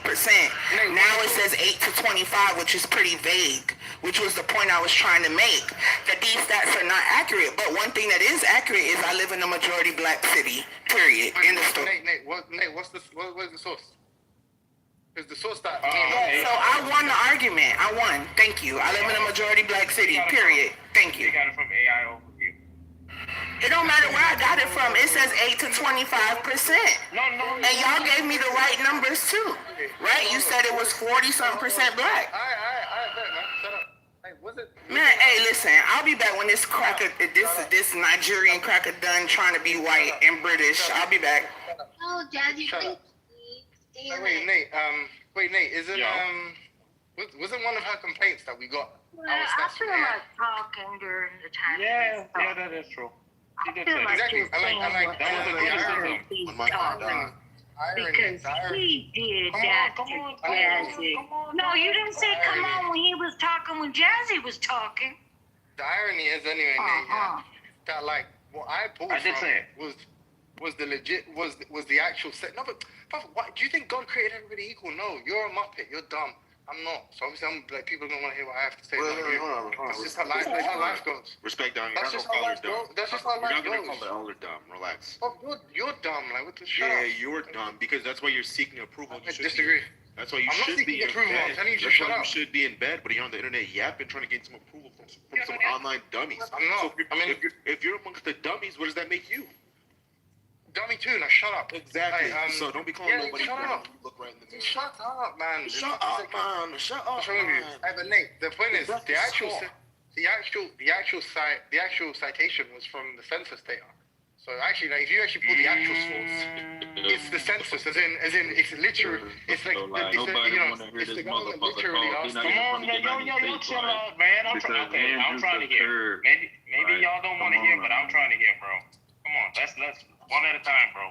I'm doing that. Yeah, so I'm saying, the complaint was that we pulled from AI over. I feel like Ironically, what she. Like, bro, why do you subhumans? I know where I'm from, you monkeys. Like, obviously, I know where I'm from. So you think why do you just feel because like you think need just to because tell me? people have an American please, accent, bro. they Why y'all don't know asking where to get they're lost, from? bro? Why can't he just finish? Why can't he just finish? Because he's insecure. Wait, why Because can't he he cares just about finish, my bro? approval. No one wants to be from Nigeria. No. I just want to know. From It just Nigeria. makes sense to me. Why y'all think that it makes sense to just cut him off? Why can't he just finish it? Because we don't like this bitch. She need to go back hang around Andrew. We don't like this I know. bitch. Listen. Yeah, but you used to want to hang around us. But You this used ain't to beg to get love. Nobody never want to hang around y'all faggots. Yes, you did. But this You ain't did. the room for that, though. You This did. room is for You did, everyone. loser. This room we don't I need exclude to be a people. loser everywhere you go. You can't even reinvent yourself on the internet. That's crazy. Anyway, my point is, look, we cited census data. Hey, but Don, what were you saying, Don? He complained about the source, right? Obviously, the actual only source, credible source that's been cited here is the census data. But I don't know what you guys were arguing. If you were arguing that it's a majority black, it seems like all the sources agree that it's a majority black area. So I don't know if that was the dispute, then yeah, she's right. It seems like she was saying like the white population was insignificant. That's not true. They're like a quarter of the population. Nathan, do you think it's fair for somebody to call others subhuman when you're from a country that has the highest level of public defecation? Yeah, and they don't brush their teeth. Yeah. You think it's I think India. Nigeria beat India. The neighbors not What from is India. more primitive than pooping I'm in not the middle of Nigerian, the you street? monkey. Like, what's wrong? Are you dumb? I'm not Nigerian. What are you? What are you? I'm not gonna tell you that. You Because freaking Yeah, white. he's a liar, bro. He's That's ashamed yeah, of what he yeah. is. Yeah, He's ashamed of what he is. No, you're right. So I'm scared. Yeah, you got me. Oh no, guilty as charged. What am I gonna Yeah, do? so where are you from? You're so tough and you're so confident about where you're from. No, I just told you I'm scared of you because you're a subhuman. Yeah, we know you're You might scared. attack me. And now You go might attack me. Now You go might attack me. drink your tea and go You're to like bed, you're some brother. You're some violent pro-magnum. Hey, yo, Learn knowledge. from your people. Hey, yo, knowledge, kick this nigga out, bro. You can't like process your emotions, so you don't Yeah, really know I how learned to from your people. interact That's with why people you're like me. Christ, not on everybody. What people? You don't know. Yeah, keep on You Christ. disagree? You don't. You disagree? You don't. Dumb-dumb. You're the son of You don't. Dumb-dumb. your prefrontal cortex. You is disagree? still You don't know. fully Dumb-dumb. formed. You know, you want to talk about Palestine, this, Israel, Why are you the this. guy that you're the guy that's like But trying to you're be the friendly same. You're the same guy Like, who can you enacts imagine? the most violence on Clubhouse. You can't be talking about That's you not true. support the Palestinian this, Palestinian that. What? But you're the most. What? You're the most. Where is violent it? Where is the savage on factory? You got Where is the the factory audacity that to call Don dumb? What is wrong with you? No, you're both dumb. You're both extremely stupid people. You can't even respect older people. Calling me dumb for reading stats. The stats said 8 to 25%. And that's very vague, like I said initially. That's very vague. That's a vague number. 8 to 25%. And I said 8%. So I didn't actually. I don't care. It don't matter. So then you did just call me dumb. Yeah, you did. You did call me dumb just now. You did just now. I heard it. I heard it. He said you have the nerve to call Jazzy dumb, and you said you're both dumb. So I didn't hear you call me. I didn't hear anything before. Look how dumb you are. Look how dumb you are. You know how dumb you are? Dumb or deaf? I think deaf might be a better word. Dumb and most likely blind. And maybe I can't hear because you're all yelling and you have a horrible accent that's hard to understand. I speak American English. I don't speak the Queen's English, so it's pretty hard for me to understand you. And you have like a little Nigerian undertone going on, so it's like a bad mix. It's African for sure. It's African for sure. It's African. It's African. It's African. Jazzy, you say niggas, but I don't want it, nigga. We don't want this nigga. It's so funny. It's so funny that like, it's so funny that you guys are racist towards Nigerians. Towards Nigerians. He was quick to say that. No. Like the irony but then now when you looked it up and you realized it was Nigerian, that was correct. Now he's saying I'm not even Nigerian because he's scared. But I'm not Nigerian. I'm just not. You African though. Jazzy, this is the same guy. That's true. I am. Jazzy. Yeah, and you sound British. Why is that? So are you. Where were you born? So are you, unfortunately. Where were you born? I was born here. My family been here for 400 years. Where were you? Where was your mama? Where was your mama at? Huh? That nigga ain't got no mama. He ain't got no mama. He better. I wish I could repair the injustice that befell you. Unfortunately, I can't. I'm sorry. I'm deeply sorry. Condolences, commiserations. I'm sorry that happened to you and your people. That's a good boy. Apologize. This subhuman kid. What do you want? My attention? What do you want? Kid. What do you want me to give you? Brother, I'm older than you. You just want attention. Would you want like? You want to debate me or something? I'm probably older than you. Got more degrees than you. I'm more intelligent than I am. You. Hold on. I'm what more publicly recognized. You got a YouTube. You got a YouTube channel. No, so brother, you're talking to a magna cum laude graduate, brother. I know you probably don't From where? I'm not gonna say my university because I don't want to. Oh, who's the coward now? So what? You're trying to flex, but you can't even tell me how prestigious your university is. It's more coward. So you just graduated. It is a more Are you like the first person? Are you the first person to graduate in your family? Are you the first person to graduate in your family? Hey, the fact still stands. I live in a majority black city. Y'all tried to tell me I was wrong, and I was right. Sorry, I'm just confused. Were you the guy who tried to flex? Were you the first person to graduate in your family? University. A country were you the first person to graduate in your family? Known for being Look at you, coward. Look at him, coward. How prestigious was your university? How prestigious was your university? How prestigious was it? Tier 1 state. Look at he's running. University. Where? You don't even know what that is. A tier 1 university. Do you even know what that is? Where? Where did you go? Where Ivy League. Where are you from? Where are you from? This guy's like such a coward. You just tried to flex. I didn't try to flex, you monkey. I didn't try to flex. You don't like Nigeria. Yeah, everything. You're not talking to a normal human being, bro.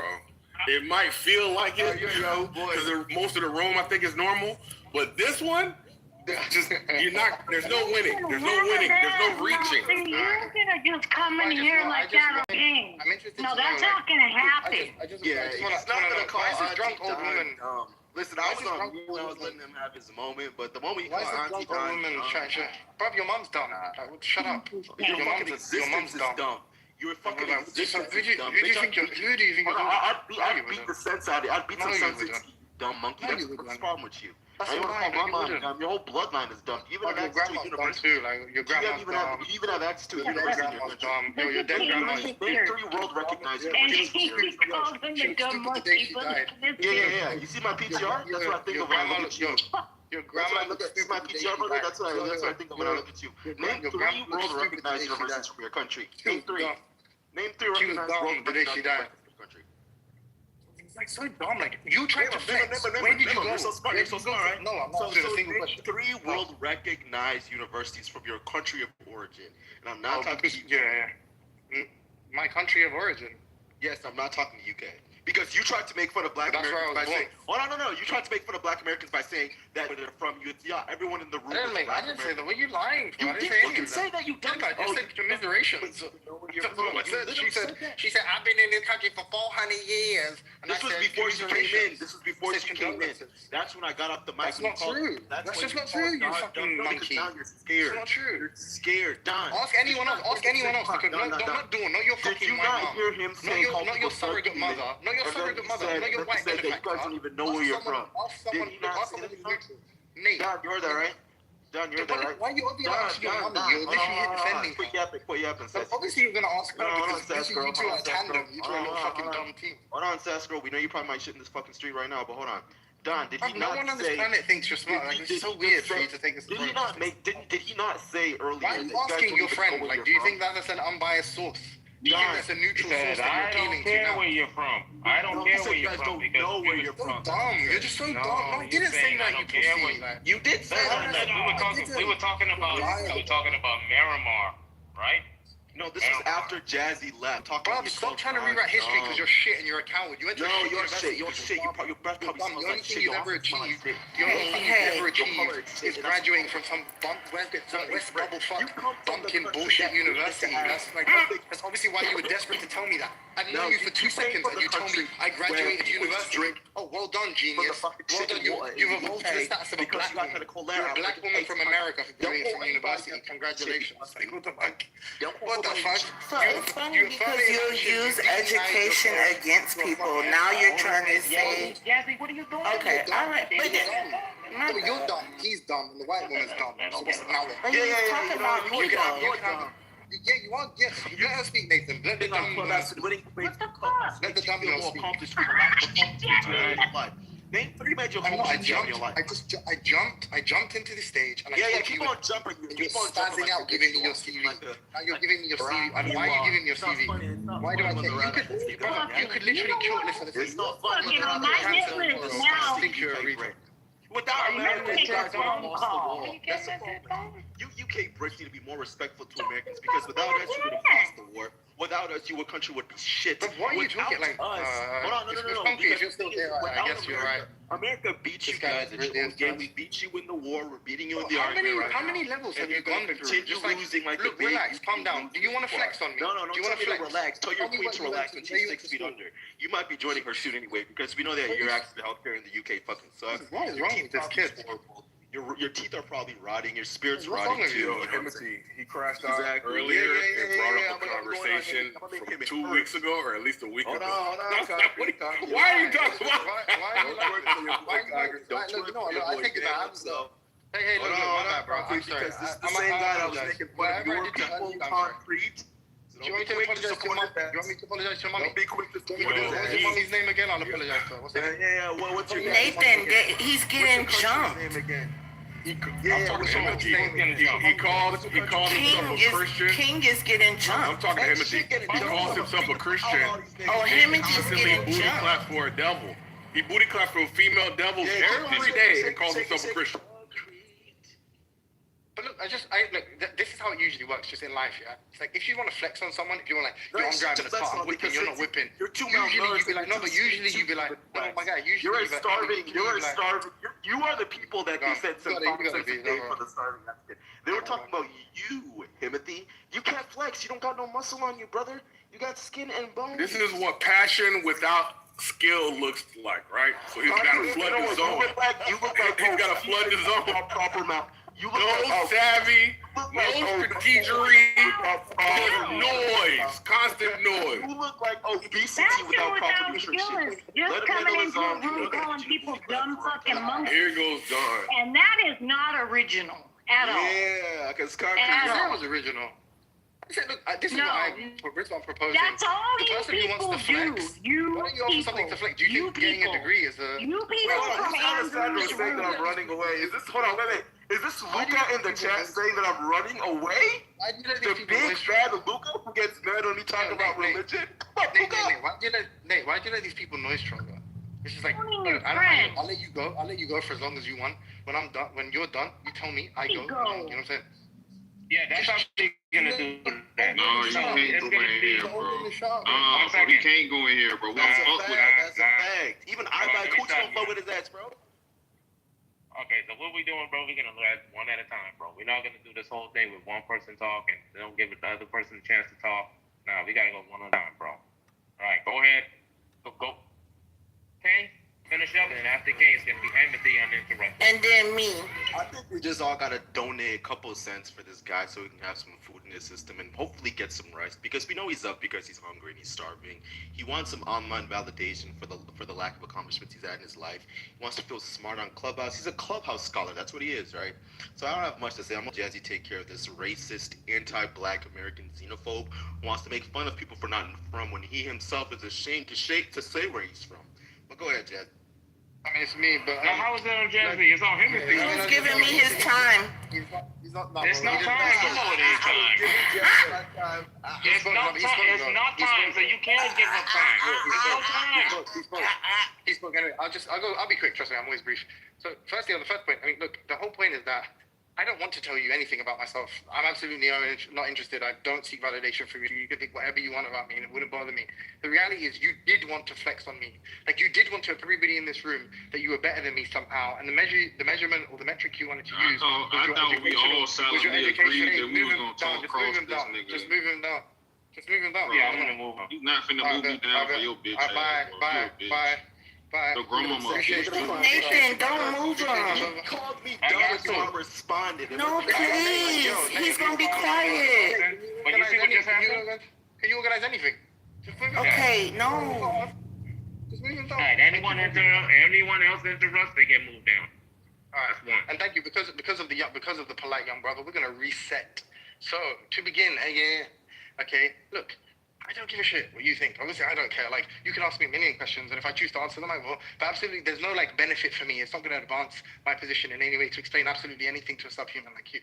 The reality is, you do care what I think about you. That's why you were trying to convince me that you, like, achieve some high educational achievement. You know what magna cum laude is? Like, bro, if you actually wanted to flex, then tell us where you went to university. If it's a prestigious university, I mean, getting a degree from some bullshit, like, what's that statistic about, like, black women? And obviously, it's consistent with you being a black woman, that you would have achieved some high educational, I don't know anywhere, sorry, I'm a tourist. I'm just doing something right now, sorry.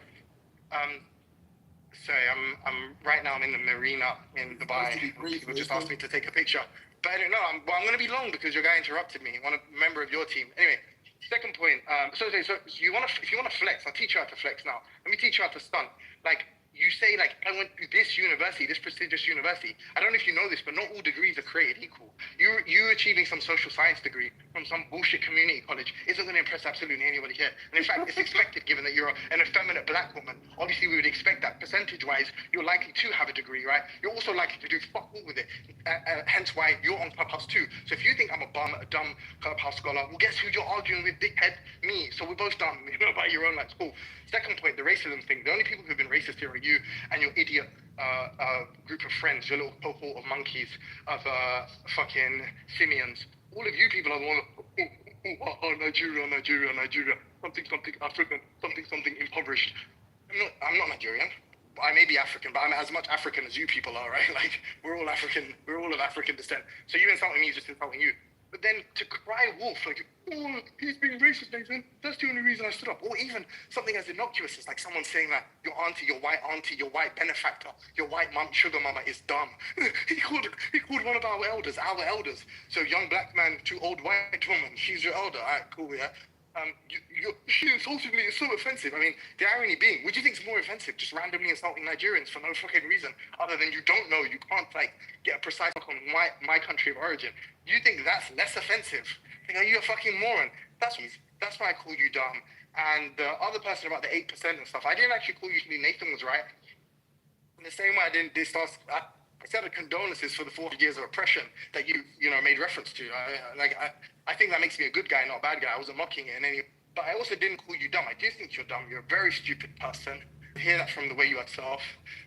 You sound really like you're a really incompetent speaker and communicator. That being said, I didn't actually call you dumb at the point at which you accused me of it. I called you dumb after the fact. I called you dumb when you responded to this like misconceived accusation or the mistargeted accusation, and then I told you were dumb after that. I just wanted to clear it out for everyone in the room. Also, the kid who's speaking, I'm going to leave now. I'm not going to hit him. So you're all subhuman monkeys. Good night. Yeah, that's why you're fucking scared, pussy boy. Get on the fucking phone, bitch.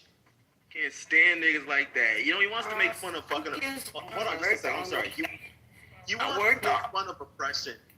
Hold on. What I can't stand are niggas want to make fun of people's fucking oppression, and then when he gets clapped back, he now wants to act like he's the fucking whatever, like the fucking innocent guy in the room. Oh, I didn't say that. Right? And he wants to start crying about Nigerian stuff. Oh, he's fucking weird. Nathan, get your boy, bro. Hey, free to go. Free Miss Fifi. Free Miss Fifi. Yeah, what image I you do? just want to say, I don't think it was like my feelings weren't hurt because I was right. I don't care how I speak or articulate. He's a man that's running away from his dialect to sound like someone else. So, I mean, it doesn't bother me. Also, the whole xenophobic thing, whatever. The point is, I was right. I live in a majority black city. Nathan and everyone else was egging these guys on, trying to make them feel like they were going to be right, but they're not. I don't live around any, but I don't know what y'all are talking about. I know what I'm talking about because I live here. I would never tell y'all about y'all city because I don't live there. So that's how this all started. I was right. I live in a black city. Now someone could say I'm dumb. You don't articulate yourself well. You don't I don't care. Right? Call me whatever you want. You're still a dirty African nigga whose mama was probably carrying jugs of water on her head in her young childhood. I don't give a fuck. Right? And I never referenced 400 years of oppression. I referenced 400 years of being black American and not knowing any African family members that I may have. That's all.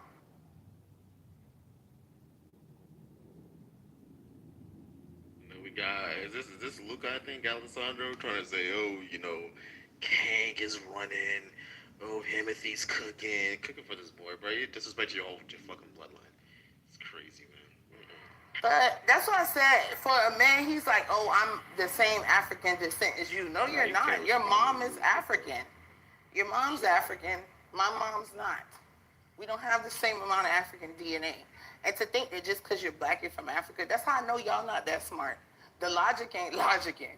Landmass don't pump out the way that you look. We all could be born in the same place and we're going to look different because the landmass don't matter. But once again, pseudo-intellects, this is Clubhouse. Isn't it generations of admixture that make us who we are? And sometimes after multiple generations, we can't necessarily claim a certain thing anymore? No, it's your phenotype. But what I'm trying to say is landmass does not produce a phenotype. Phenotype is genetic.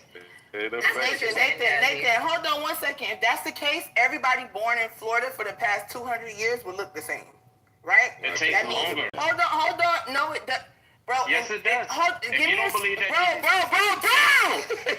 bro. Nah, shut your ass up, man. You're not listening. It takes longer. I'm talking. If it takes longer, hey, you got the wrong friend. I'm talking. Just let her get it out, bro. So like I was saying, it don't take longer than nothing. Once again, I'ma just say what I'ma say, and then I'ma go.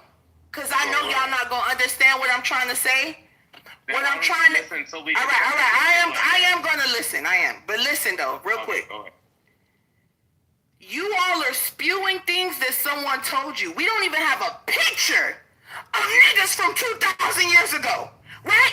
But you gonna let a dumbass fucking white man tell you, oh, it takes 1,000 years. How the fuck would he know? He don't know.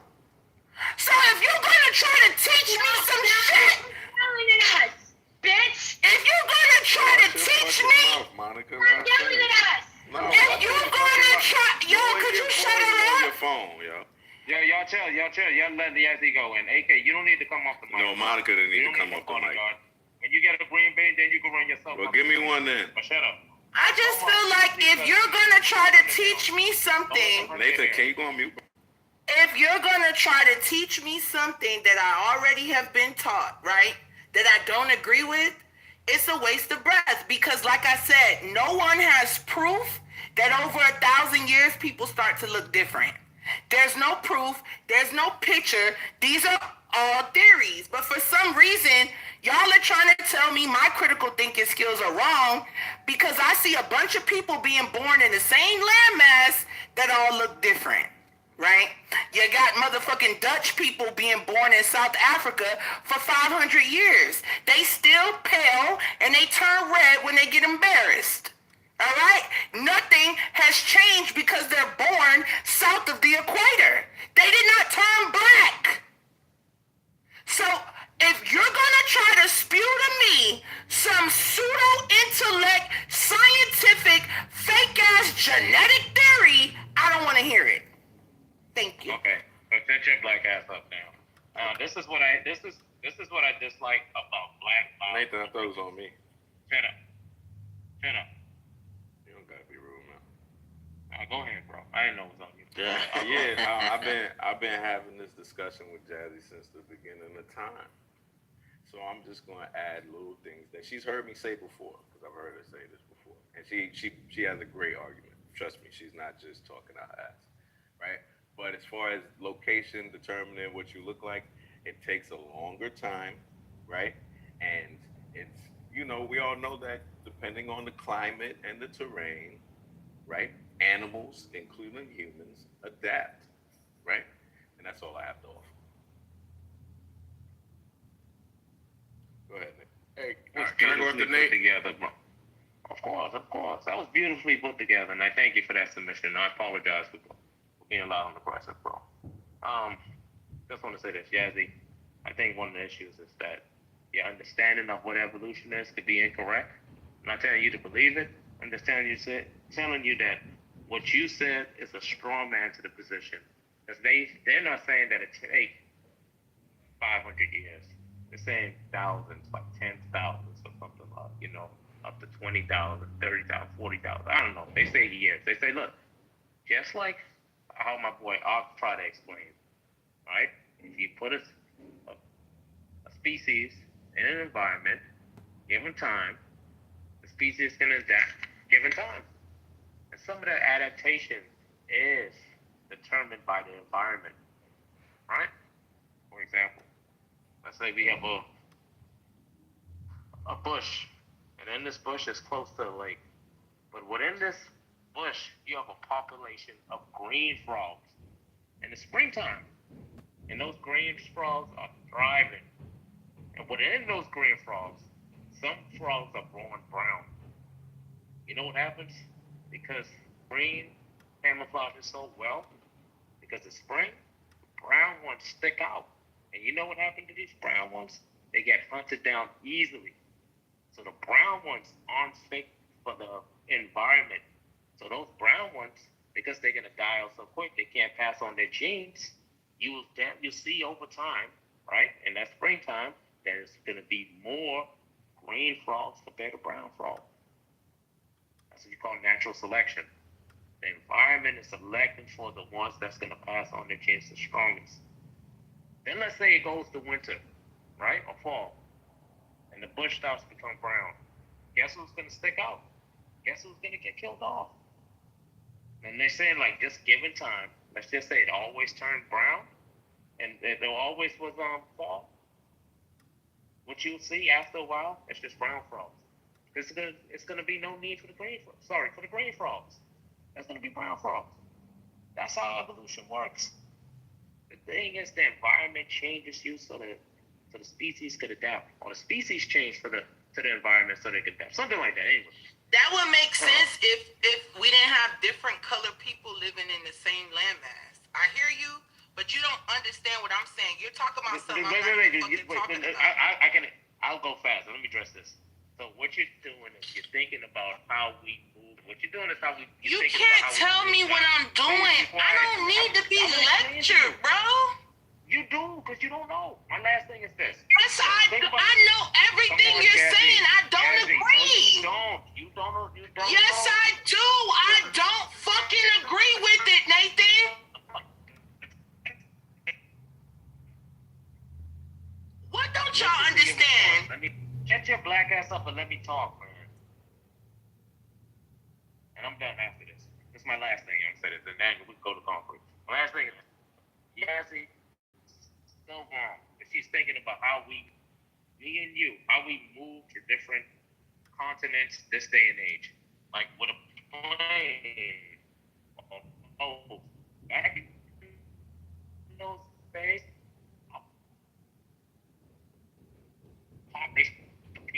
go to a part of the world just like that. No.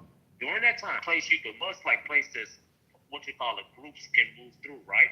But never ease in the comfortability where you could have a whole population of white people go to Australia and then they intermingle, and then it wasn't like that. Not like that. Like places were cut off. And given time, just like how the brown frogs adapt, that's what happened. The ones that wasn't surviving, yeah, they died out. That has nothing to do with what I'm talking about. So somebody in the chat. Okay, then you don't know what you're talking about.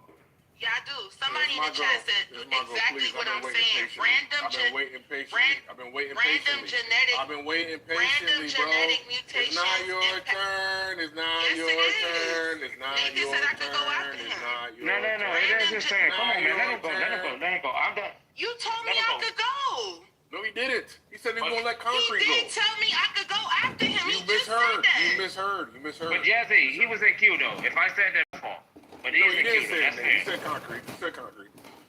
Did she leave? All right, good. Yo, AK, this is I don't understand it.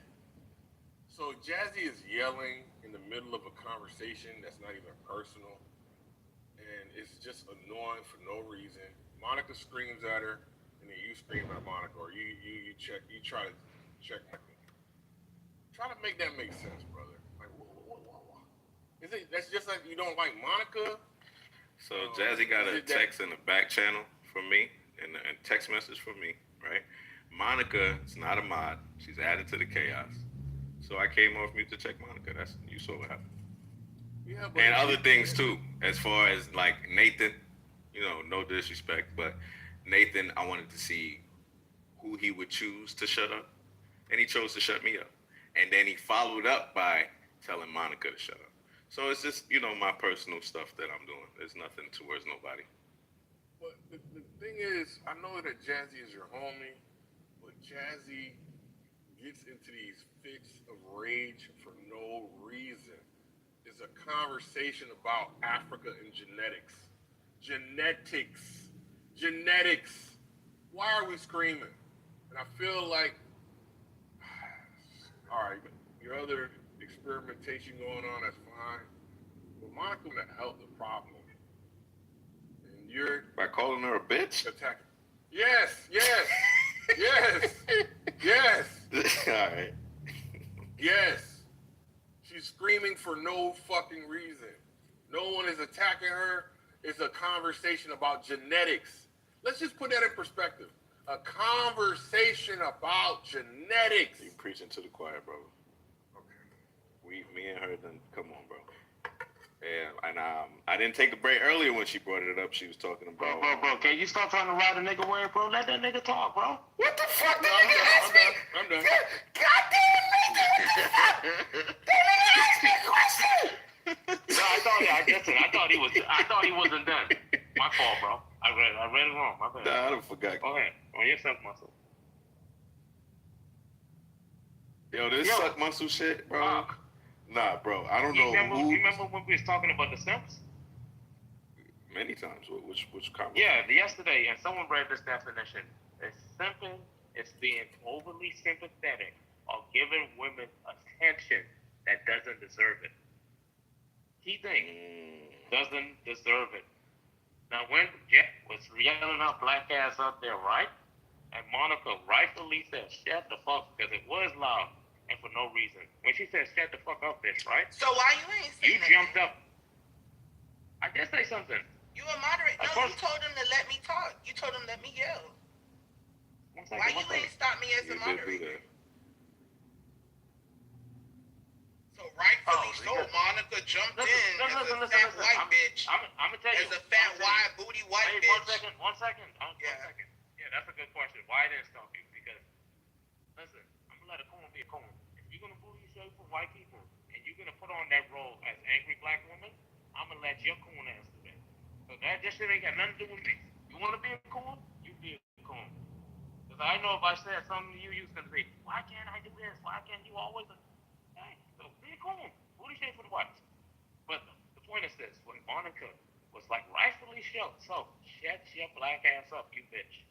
Now she didn't say that. She said, shut up, bitch. You jumped up and you decided to. I don't know why, Simp. You decided to save her. I know y'all boys try to talk about Cogito, but that right there, by definition, fucking simping, bro. Yeah, it is simping, but this is my point though. I notice how when I make arguments about points, I have to yell because no one lets me talk. Everyone calls me dumb, right? So me yelling is a way to get off what I'm trying to say. Should I have been yelling? No. I'll be the first to admit it. Like y'all know I'm not one of them that be like, I'm right. No, I was wrong for yelling. I don't give a fuck though. Because once again, I'm right. No, the landmass does not determine the color of your skin. Your parents do, right? So genetics play a part in your skin tone. Now, once again, instead of attacking my argument, niggas are attacking me and my behavior that took place a long time before Nathan even started speaking. So it's like let's fuck her argument. Let's just attack her and make her look stupid. And that's what I experience on Clubhouse 24/7. So I don't mind yelling at the top of my lungs, being called a stupid bitch. It doesn't bother me, and I think that's the problem. I don't get bothered by shit like that. I've been called way worse.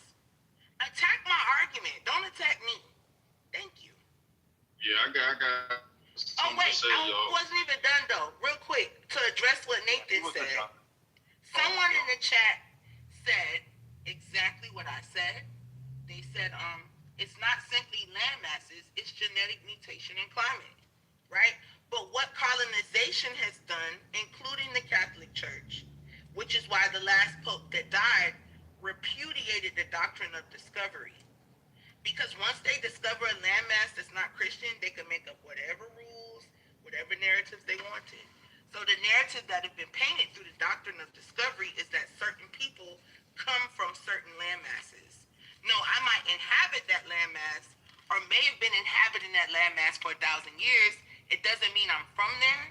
It doesn't mean that the landmass I'm on produces people that look like me.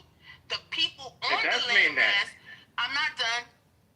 The people on the landmass will make the phenotype. I could take Chinese people and put them in Africa. Everybody born in Africa after that day will be Chinese, right? But not really because they're born in Africa. So this is the point I'm trying to make. Migration and all these other things have kind of muddied the indigenous waters. Yeah, you're indigenous if I roll up on you and you're there. That makes you indigenous. It don't mean you was always there. You could have migrated, just like Native Americans came from Siberia. So how the fuck are they indigenous to here? They're only indigenous because they were here before the colonizers. So colonization has taught you lies about skin tone, about all these things. Land masses do not produce a look. People do. And I rest my case. I don't want to talk about it no more. I don't agree with nothing that you say. Period. That makes sense to you right there? If I'm wrong, I don't care about being right. I'm not wrong. I'm wrong to you. But I'm actually correct. How you know you're not wrong? How you know you're not wrong? Because I know. These are things that they're starting to Have you ever debunk been in wrong science. before? Have you ever? One They're second. starting Have to you ever been debunk wrong? these. Have you ever been wrong? Have you ever been All the wrong time. about something you were so sure? But why is this not excluded? No, when I'm really sure, when I'm really sure about something, and AK could tell you this too. When I'm really sure about something, I'm dying on the hill, it's because I know what I'm talking about. When I don't know what I'm And you talking can't be about, wrong about things you know. So how did you get to 100% certainty? Because I know You what I'm got talking God. about right now. Now you're doing the God knowledge. Nathan, You're doing the God knowledge shit. Nathan, no, I'm not. No, I'm not. If I didn't know what I was talking about, I would be on mute. Like I'm talking about that's not what I'm talking about. I know you listen. I know you believe what you're saying is true. When I know, yeah, it is true. I know you believe that. My question It is true. It's not true to you, and that's the truth. You're not convincing me. Bye. Right? I already said I know that you believe that. I'm asking you, how do you know you're right? It's annoying, like Timothy, when he pulls his stunt. He wants to be heard. He insists that we all listen to him. But there's no exchange of ideas. As soon as he gets his shit off, he abandons the room. I feel like that's taking advantage of us. If you're gonna, okay, so you're okay. You mean us? You partner, I got snatched. I actually agree with Monica. Go ahead, Monica. You're good, Nathan?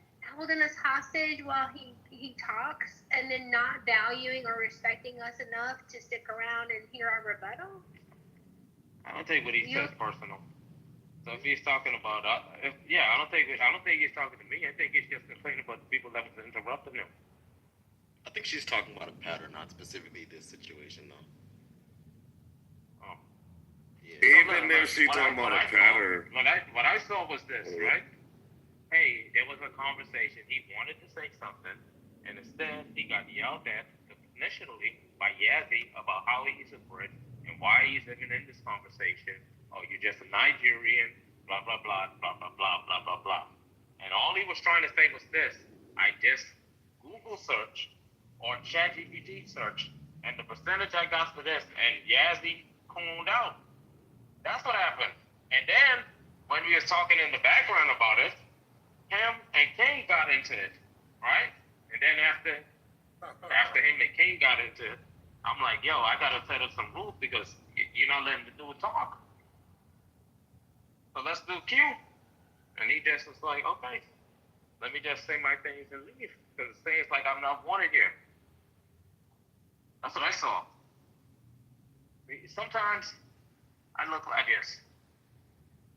We gotta be the bigger person, guys. Like, we can't let people make chillism not a safe place for people.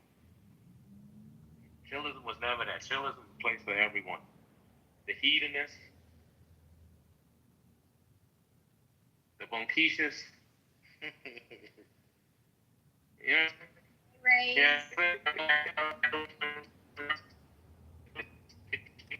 Yeah, see, look at the Matrix, man. It got you. You brought up the atheism. I went back in the house, bro. I don't like ugly. I was connected to my Wi-Fi. I went back in the house. Oh, no, you good. Okay, you good. But yeah, man, that's it. You gotta be here for everyone. Party people, happy Black Friday, happy Saturday to everybody else. Even the BBs, and we know we love our BBs. Even the Jessicas.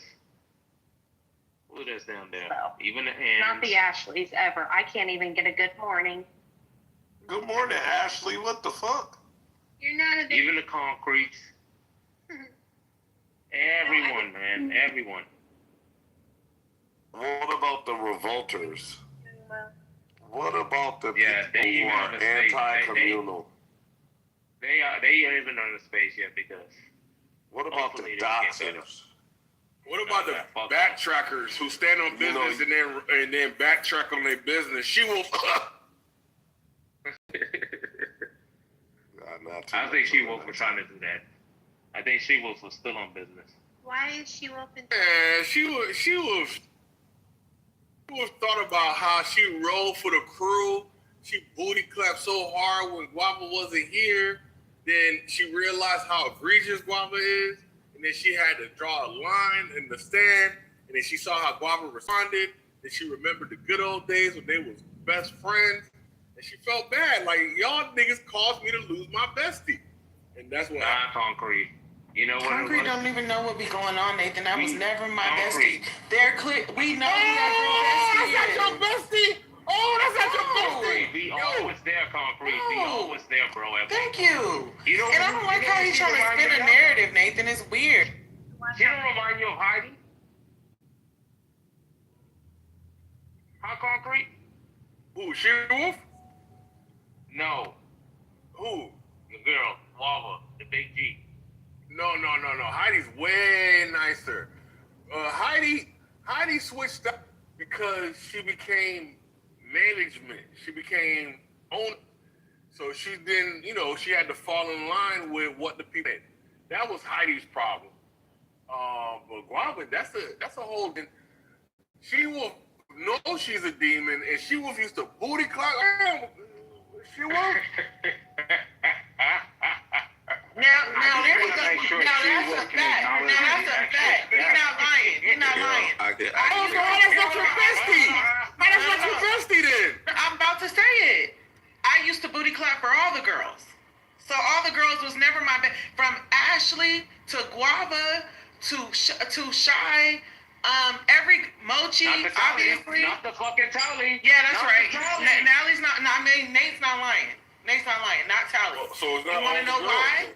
Because she wasn't a part of the girlies. She So wasn't a part of that. hold on. So you just established these are your besties, but they're not. No, your I besties. didn't. And then some are your besties, but some are not your besties. No. Look at how I'm using the word besties. Every woman in this room, I caped for. Every woman in this room, I booty clapped for. That wasn't Tally. That was yes. Yeah, to I'm not be ignoring. fair. Kendo, am I denying that? No, to be fair. Kendo, is my hard line in the sand because I did all that and niggas switched up? Yeah, Have I ever turned around, made a 360 on that and said, oh, you know, and acted like I'm cool with them ever again? You'll be back. You'll be back. So You'll be cool. I think people. Concrete. This is hold on real quick. Concrete. I would have. She mad. Ah, look at she mad. Get mad. Get mad. It's a lot of people Get talking. mad. So, Concrete, I would like that if I do that, then you call it out, right? I'm gonna do it before it happens.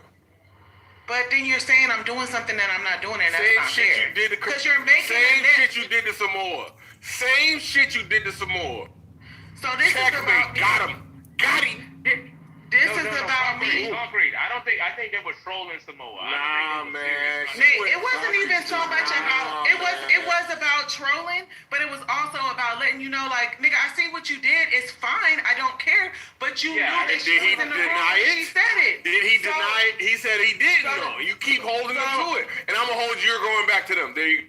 That's fine. You can say that. You can say, Nate, he's saying that this, what I'm saying to Samoa means I'm going back to them. I tried to explain to this nigga. That's not what I said. Can I talk? Yeah. You're right. Can I talk concrete? Come on, y'all. I want to get in there. Okay, I'm gonna let you go right now. I've been told Samoa this, and I've told Samoa I'm glad it's happening. Wait, I call that JK. And I've been told Samoa. And I've been told Samoa that I was being performative talking to him about it, right? So it is low-key a joke. I don't care. But I can tell Samoa, and I will. The whole thing about the girls is I can tell you when I'm wrong. And if I can't tell you, I can tell you when you're wrong or when I don't agree with you. And if I can't tell you when you're wrong and when I don't agree with you publicly, then I can't fuck with you. And the support that I had for a lot of women in this room, I can't give you that, right? That is separate from me telling Samoa, nigga, I think what you did was the thing that started everything off, right? And if I want to joke with Samoa and tell him that that's messy, and a lot of women are telling him that got nothing to do with the girls. And I would appreciate if Concrete stopped correlating the two because he's calling Samoa messy, so he wants to say, oh, she's going back with the girlies because she wants to call Samoa messy. If you feel like I'm going back booty clapping for them, I would appreciate that you will wait until I do it, which if that's not happening, right? No, but you're you're painting a narrative, going back about something with Samoa telling Samoa being messy is stupid. That don't even have nothing to do with them at all. But go ahead. Yeah, real quick. I'm at the end of the queue. All right. You said something at the very end, please. I do have a question for the. Are you after me, Ashley? Sorry, Concrete at the very end. No, y'all figure it out. I'm after the last question. All right. So, since the Samoa thing is fresh in my mind, I'm gonna say it. It was a messy question. Exactly. That's all I said. No, hold on. It was a messy question. The source of the messiness goes with the person that asked the question. And we could even go farther back and see where she got the information from and call that person messy and then go ahead and go back further. And you have to give me, that's why I like to say a percentage of messiness. Now, debate, he answered the question, right? Fine. You should know that the question was messy. Now, he should also know that you're being a little facetious and not to take it too serious. I don't think Samoa is. I think the people around him are taking it more serious than he is, right? After that, Samoa likes the attention. Samoa likes for you to call shit out and say that he's the center of shit. He loves that. He likes the predicament and that's his love language. His vernacular to. Hey, y'all don't see me sitting right here? For real? See what I'm saying? I'm talking about him and he love it. Oh, she won't let him go. We got a cue. Right. So, if I could remember, Nathan said something interesting before I left about being sympathetic towards someone or their cause when it's not warranted. It's not justified to give this person sympathy. That may be the case. That may be what a simp is in certain instances. I know that the word simp stems from simpleton, but we can go with sympathetic, right? In that instance, right, first of all, when someone's giving their submission, the yelling thing, I think is a cop-out. I think it's bullshit, right? Because I can lower my volume onto my phone to the point where I can barely hear a peep out of you people, right? And we all have the power to do that. You guys are omitting that. Some people omit that to say, oh my God, I'm so perturbed. This is so disruptive. You can lower the volume on your phone. So until someone, right, addresses that, I'm not going to take you serious with the yelling thing, right? Second, when someone's submission, they are able to relay their message however the fuck they want to relay their message, right? If it's a message that's being relayed and it needs to be understood, let them do it how they want it. Not gonna stand noise, trolling, and fucking up a story. That's not what she was doing. I know for a fact that this is something she's passionate about. She's talked about this for years. This is something she truly believes, right? So when someone's talking about something they're passionate about, they tend to, have certain voice inflections. They tend to crescendo, decrescendo in certain instances, right? This is just her cadence, her way of displaying her thoughts, right? To say fuck the stream of consciousness, right? To say fuck the content and undercut someone just because of their delivery. One, it could wait till after the submission. Two, it doesn't have to be done. Just focus on the content. If the content isn't for you or the delivery isn't for you, lower your volume. Don't listen, right? So that was my problem with it. I think that also some people, when they see, for instance, if fucking Hitler was a DJ at my party, I know I could get away with playing some anti-Semitic music, right?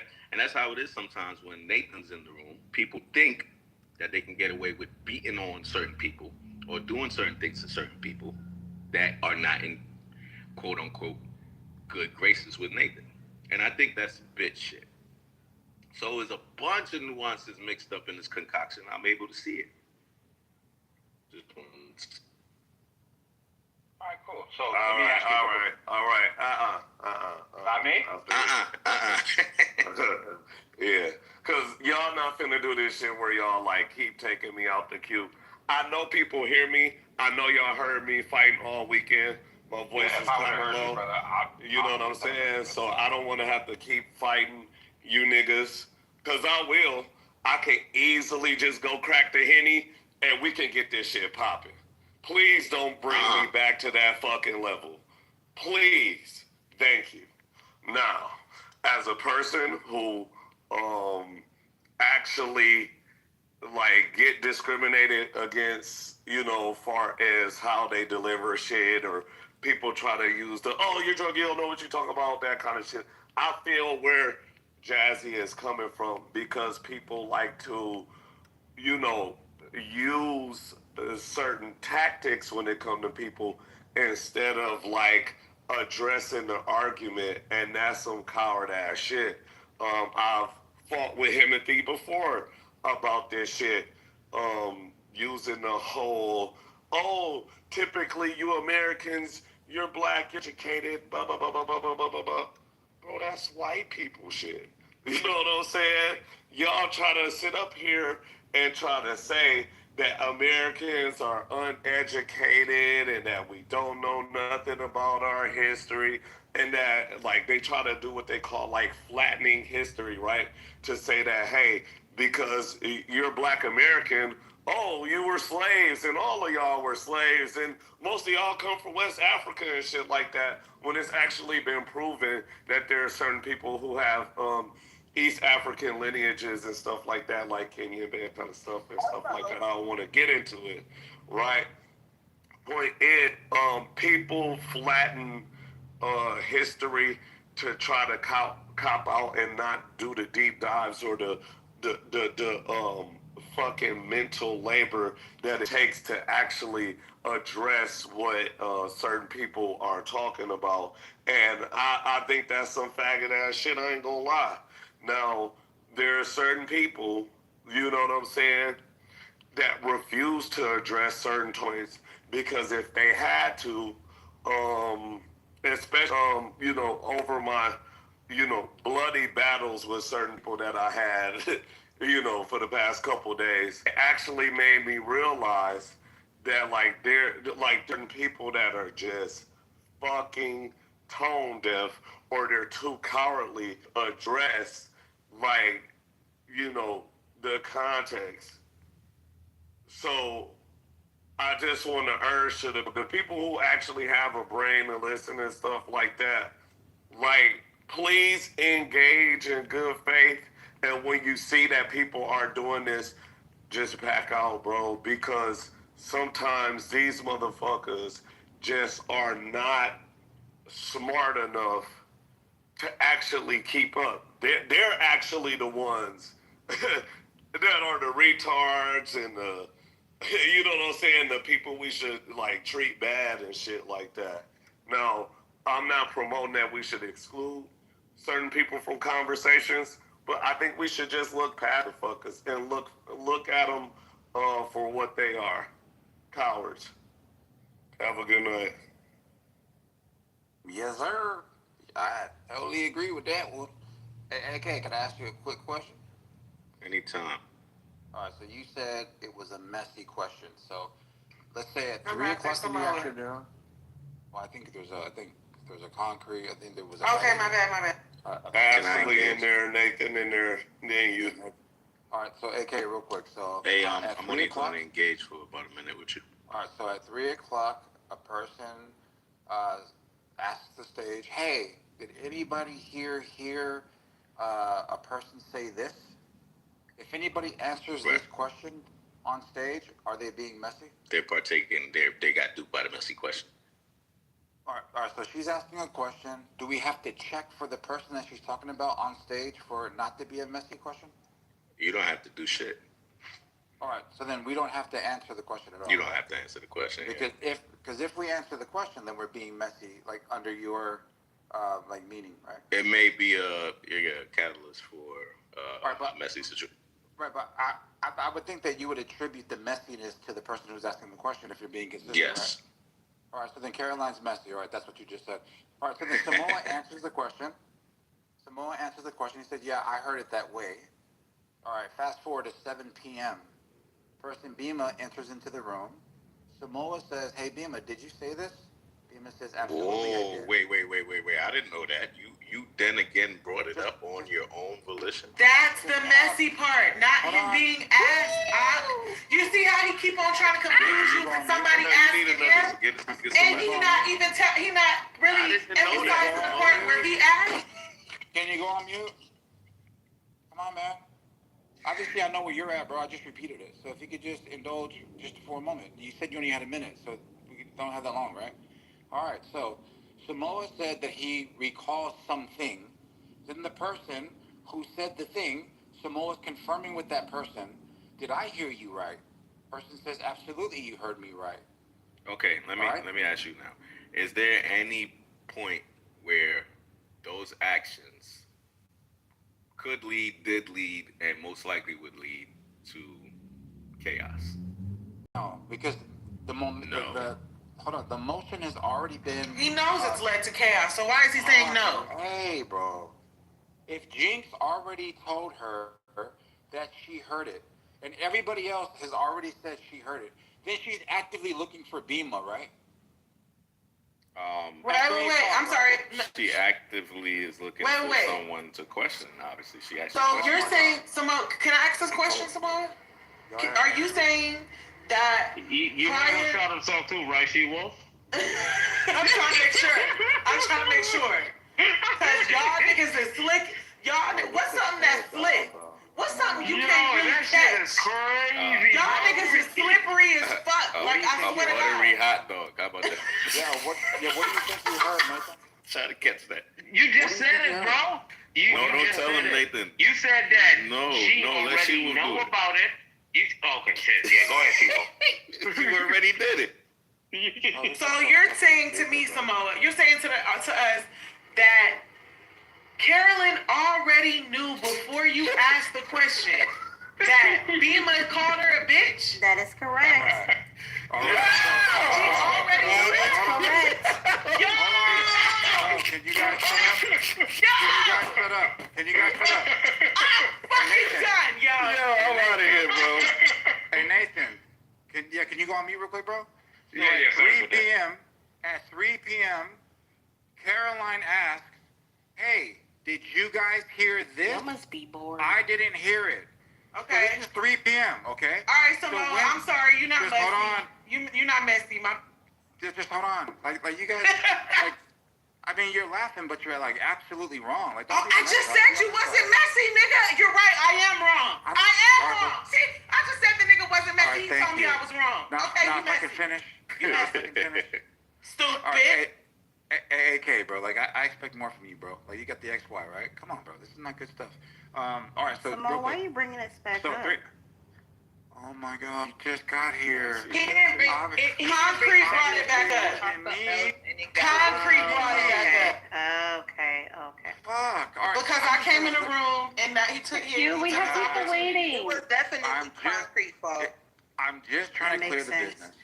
I'm pointing out that Samoa is only looking at it through what Samoa is saying and if it's being confirmed on what Samoa is saying. Who the fuck cares about everybody else? I don't. You do. That's a problem. 3 p.m., Carolyn comes in to the room and says, "Hey, somebody said this is what was said. I did not hear it. Is this what you guys recall as well?" Anybody who says yes at this point in time is confirming what the person who originally told her is the case. Okay, cool. Then we fast forward 4 hours later. Samoa sees Bima and says, "Hey, man, did I get that right?" Y'all are terrible storytellers. What the fuck, bro? Yeah, Samoa why did you have to bring it? Like, it was brought back up, but you don't have to. Just hold on, Jesse. If Bima would have said, Niggas "No, is I bored. never..." Hold on. If Bima would have said, "No, I never said that," then I would immediately go to Carolyn and say, "Hey, I fucked up. Like, I thought I heard that shit, but she said she didn't say that shit, right?" No take backs.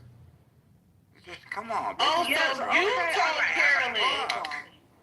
Carolyn that you heard that. You were the source of the information.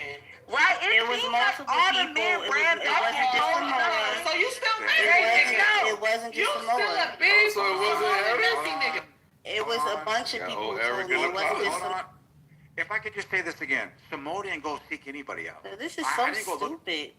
Isn't it? I didn't go looking for Carolyn, right? Carolyn came to the stage while we were all having a discussion that had nothing to do with anything and asked the question, "Do you guys recall this?" Samoa said, "Yeah, I heard it that," or like, "I heard that." Wait, who originally asked that? Ask her. Who originally asked, did you hear this? Carolyn. All right, so she asked the question, I just answered it. 4 or 5 hours later, to make sure I was on right footing, I asked Bima, "Hey, I remembered you saying this. Did you say it?" She says, "Yes." Did I say, "All right, cool, I heard that right"? Then what I told Carolyn was right. If she would have said, "No, I never said that," then I would immediately go back to Carolyn and say, "Oops, I fucked up." Then you was being even more messy. And when it's my turn, I'll tell you why you was being even more. Can I get is the queue still on? Oh, yeah, queue still on. Yes, please. Is the queue still on? Y'all niggas Is are the queue still obsessed on? with Is the queue still on, man. Because we got Dawn, we got you at the end of the queue. We got a long queue, man. Y'all chill. We talking about some Man, you chill. Bro, this Well, is my the name niggas that keeps do being it brought up, on the so fire. clearly it's wrapped around me. Nobody brought your name up to you. Disengage. It's been all day though. It's not about Yeah, but Disengage. It's been all Samoa, it looks like about it's a good my time, bro. business. About my business though. Yeah, but that's you're just being brought up. I know. We riding for Samoa. Samoa, it was good to talk about it when there's a certain audience, but now, you know. There was She-Wolf, and Concrete started it all. Concrete started driving. Exactly, bro. That's on me. Oh, you're doing Samoa, whatever, like you did Samoa. You're going back to your leader. You missed him. Look at you scared. Like a coward, She-Wolf. Y'all can't let this nigga words get to y'all heart like that. Come on now. Y'all all... No, y'all all... Get your bitch ass out of the way, bro. Take your simp ass up, nigga. You can't say it, bro. It's either niggas is bored or niggas is obsessed. I don't know. Or maybe Who's sipping for now? Who are sipping for? She-Wolf? Listen, I'm talking to whoever. I'm not talking about you, Jazzy. I'm talking about whoever's Jazzy, you don't gotta do that. You don't gotta do that. You don't have to do that though, Jazzy. You don't have to. I'm doing it though. But you don't have to do it though. Keep bringing us here. I understand, so I'm not talking to Jazzy. I'm talking to whoever's bringing it up. And his dumb ass keeps coming. Concrete is always gonna have my dick in his mouth. This is nothing new. Yeah, it's Concrete turning in the queue. Let him go. Concrete actually was talking about it. Look, he about to get y'all again. Yeah, let's get back to the queue. That's it. Samoa, you finished, Samoa? Every time I come in the room, it's about Robert. Samoa, come on, chill. Let's get back to the queue. Samoa, you done, bro? Let me see. Yep, I'm done. Smart man. We'll talk about it later. All right. Thank you. Can you put me in the queue? Yes, sir. We have put it like a AK, you so I think it's after. Hold on. Yo, don't put me in it. Yeah. Wait. Let me just say the queue. I'm gonna write it down in the chat. Just so you know. Okay. So I know. Hey, put some more at the end. No, it's Nathan. Then it's Dawn. And Nathan. No, sorry, Ashley. Not Dawn. Nathan. Who wanted to go after me? I was after you. I thought. Samoa. She-Wolf was after you, Nate. No. I think it was Jazzy. Oh, that's right. I'm sorry, Jazzy. I keep trying to skip you. I didn't know there was a queue. And look at that. So how the fuck she in the queue? You did say That nigga Nathan just adding people. Jazzy, you did say throw me in the queue. That was like an hour ago. That's how long people been going for. No, it was Ashley and Dawn. Those are the only two women. Yeah, I went like 7 times. I ain't hear nothing about no queue. I don't think I'm right. Remember we was arguing about evolution. Nobody said nothing about no damn. So after She-Wolf is on, after She-Wolf is on. See, everybody got crashed out over evolution. Jazzy, don't debate that shit no more. It make you crash out. That shit make you. It do. There's only 2 topics that do. Wait, who asked to be put up there in the queue just now? Samoa. Samoa did. I thought you was from Miami. Luca, throw me in the queue. Luca. No, My bad. Samoa wants to be the caboose. No. Samoa wants to be the caboose of the Hey, train. can you please write my name narrowly in I've ridden on a caboose. It's not a very comfortable. No, let me not lie. I've ridden on a caboose. It's crazy. I have ridden on a caboose. You know what a caboose is? Yeah, it's the last part. I've ridden for it. And Ashley. Should be saying in a human train. That's what a caboose is for. The caboose is made talking about for a human to ride on the back of the train so they don't gotta hold on to a train car. So they could comfortably be at the end of the train. How would a human train car attach itself? That's called the human centipede. Come on, guys. Appendages.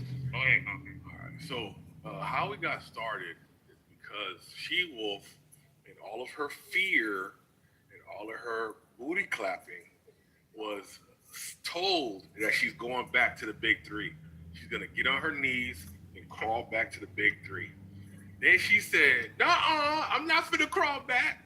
And I said, "Oh, yes, you are." Then she got all mad, and somebody else was talking. And she cut them off because she wanted to make an emphatic declaration of non-moonwalking capitulation to the big 3, the pressure. And I said, "Oh, look at her get mad. And then she kind of calmed down. She was really going to get mad, but then when I said get mad, she kind of calmed down. Then she said, Concrete, I'd really appreciate it that don't say I'm gonna go back unless I really go back. When I go back, then you can say that I went back. But don't say I went back until I go back. And I said, oh, I got you. I said, what about Samoa? How come you don't grant Samoa the same grace that you want me to offer you? Because I saw what Samoa did. One second, mommy. Where he said, yo, this me. I'm going to stand on what I did. I'm going to stand on what I know and what I don't know.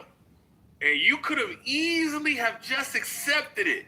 And if you want to categorize him as a messy nigga, you know what we do? When I first realized what was going on, She-Wolf, with somebody like you, I just make a mental note. Why? Because it don't require like a, organized trial, right? We could just make a mental note and keep moving. And so if you think someone was messy, you could have just easily made a mental note and keep moving. But no, you want to engage in what we call a public execution and a humiliation ritual. You want to punish Samoa. You don't want to let him live his fucking life. And if he's messy, that's his fucking cross to deal with, right? You want to whoop his ass. Why?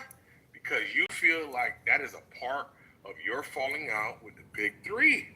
And even though, you had to purge your surroundings of all the evil amongst you, you still have remorse, buyer's remorse. And this is how it's manifesting, where you now are waging this multi-hour war against Samoa about some shit you can't even confirm is true or not, whether or not he knew what he knew when he knew it, right? That's how dumb this fucking persecution is. Whether or not he knew something when he asked a question that is perfectly reasonable.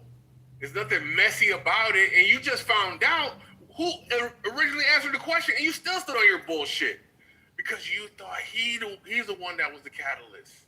You didn't realize she was the catalyst, and we know I was gonna say another word. We know you're scared of Big Mama, and you've already got whooped by Big Mama, and you don't want to deal with it again. You're a coward, She-Wolf. I'm sorry.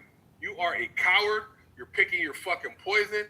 You're trying to get your lick back, not against Big Mama, against Samoa, who made you get a whooping from Big Mama per your like lady logic, right? You're using lady logic to blame this shit on Samoa when it's really Big Mama. And you can't fucking deal with Big Mama because it costs you so much in blood and fucking sweat and broken bones that you don't want to deal with it again. And that's because you're a coward and you want to attack Samoa. And that's sad that you're a coward on the internet. Fucking amazing. Thank you. Have a nice day. Yo, watch your fucking mouth, yo. Nah, nigga. She got to deal.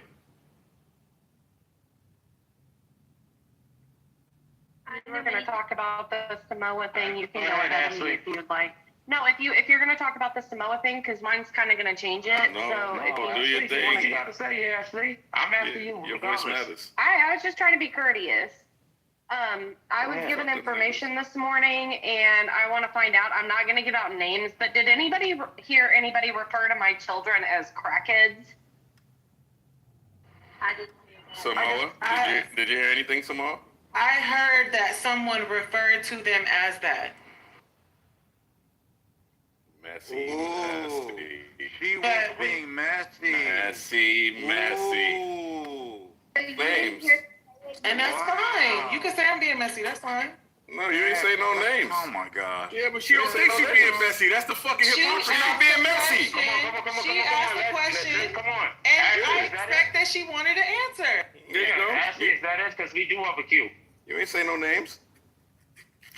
I don't know if somebody has heard that. Yes, I heard that someone said that, Ashley. And after we get through the queue, then She gonna tell you who. The person said. no, I did. That's why I clarified and made sure I said I did not hear the person say it. I heard someone say who said it. That's hearsay, to be honest. But I'm just letting her know. Why don't you That's go to super messy, bro. said Yeah, to see, say that's it? different. Right there? Different. Yeah. Yeah, that's Hey, I heard you said my kids were crackheads. Did you say it? And let them. And then you get to choose whether you believe them or not. Go to the source. Right. Because secondhand gossip and hearsay is how a lot of shit gets started. That was a real statement. Who's next? Well, I don't know cooking, but I already want some. Hey, Kay, man, you gotta get a wife, bro. Like, you're chopping shit. You don't know what I'm chopping, G. I'm cubing out this sweet potato. I'm making Who split is pieces. next? God damn, you want to get back to the drama? Go ahead, go. Nathan. He just peeled out. He's back. Hey, Nate, Nate's your turn. No, because I thought it was she was cooking. No, I'm not. Don't feminize me. Alright. Making it. No. Go ahead. No. I always They go to make the better source. cooks. And then Ooh, that's a good. Say it again. Say it again. They think everybody need a grill. Yeah, men make better cooks. For sure, bro. Look at the kitchens. Come on now. Well, good afternoon, everyone. Gender wars. Hey, Mike. What's up? Yo, Q. One mic on me. Innocent. He's not fucking talking and they just going off. What the fuck? Skip him then. Who's next? We having organic conversation right No now. more Q. Q has been disbanded because There we go. I was next. You gotta just All go right, go to the ahead, next person. She-Wolf, just say what you gotta say. You gotta just go to the next person. Terrible ass fucking moderation. Go. Say it. Go. That's go. right. Because I want to talk about cooking. I ain't gonna lie. But why do I gotta hear you chop though? Is a sweet potato. It's kind of nice though in the background. It like sets this. No, that knife sounds dull as hell. You see how domesticated shit? Hey, concrete. You see how domesticated shit make motherfuckers go crazy? Just chopping some damn. She feel intimidated. She's intimidated. She said, Can you go on mute? Please. Thank you. So this is what I'm gonna say. I feel that, all right, I'm gonna let y'all know something. Concrete is also very messy, right? Remember that joke, Mochi. Sorry. Concrete said to me, oh, I think She-Wolf is the real queen of chillism. I think She-Wolf can take care of it, right? See, Concrete would say messy ass shit like this before we even had Asthma-gate, right? He was saying messy ass shit. Asthma-gate. It's my turn. So Concrete he's had a war with this woman since before she even came to Chillism. And her first round as a mod, this nigga, he did the impeccable work of getting her out, as evil as it was, as fucked up as it was, as I thought it was at the time. The nigga did the impeccable work of succeeding at his goal to get Carolyn to not be a mod anymore and not be in the room. She left for 2 fucking months, right?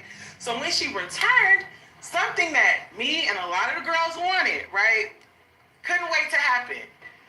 You know what Concrete said? Like, not long before Asthma-gate, She-Wolf, you're the real queen of chillism. I think you can take her.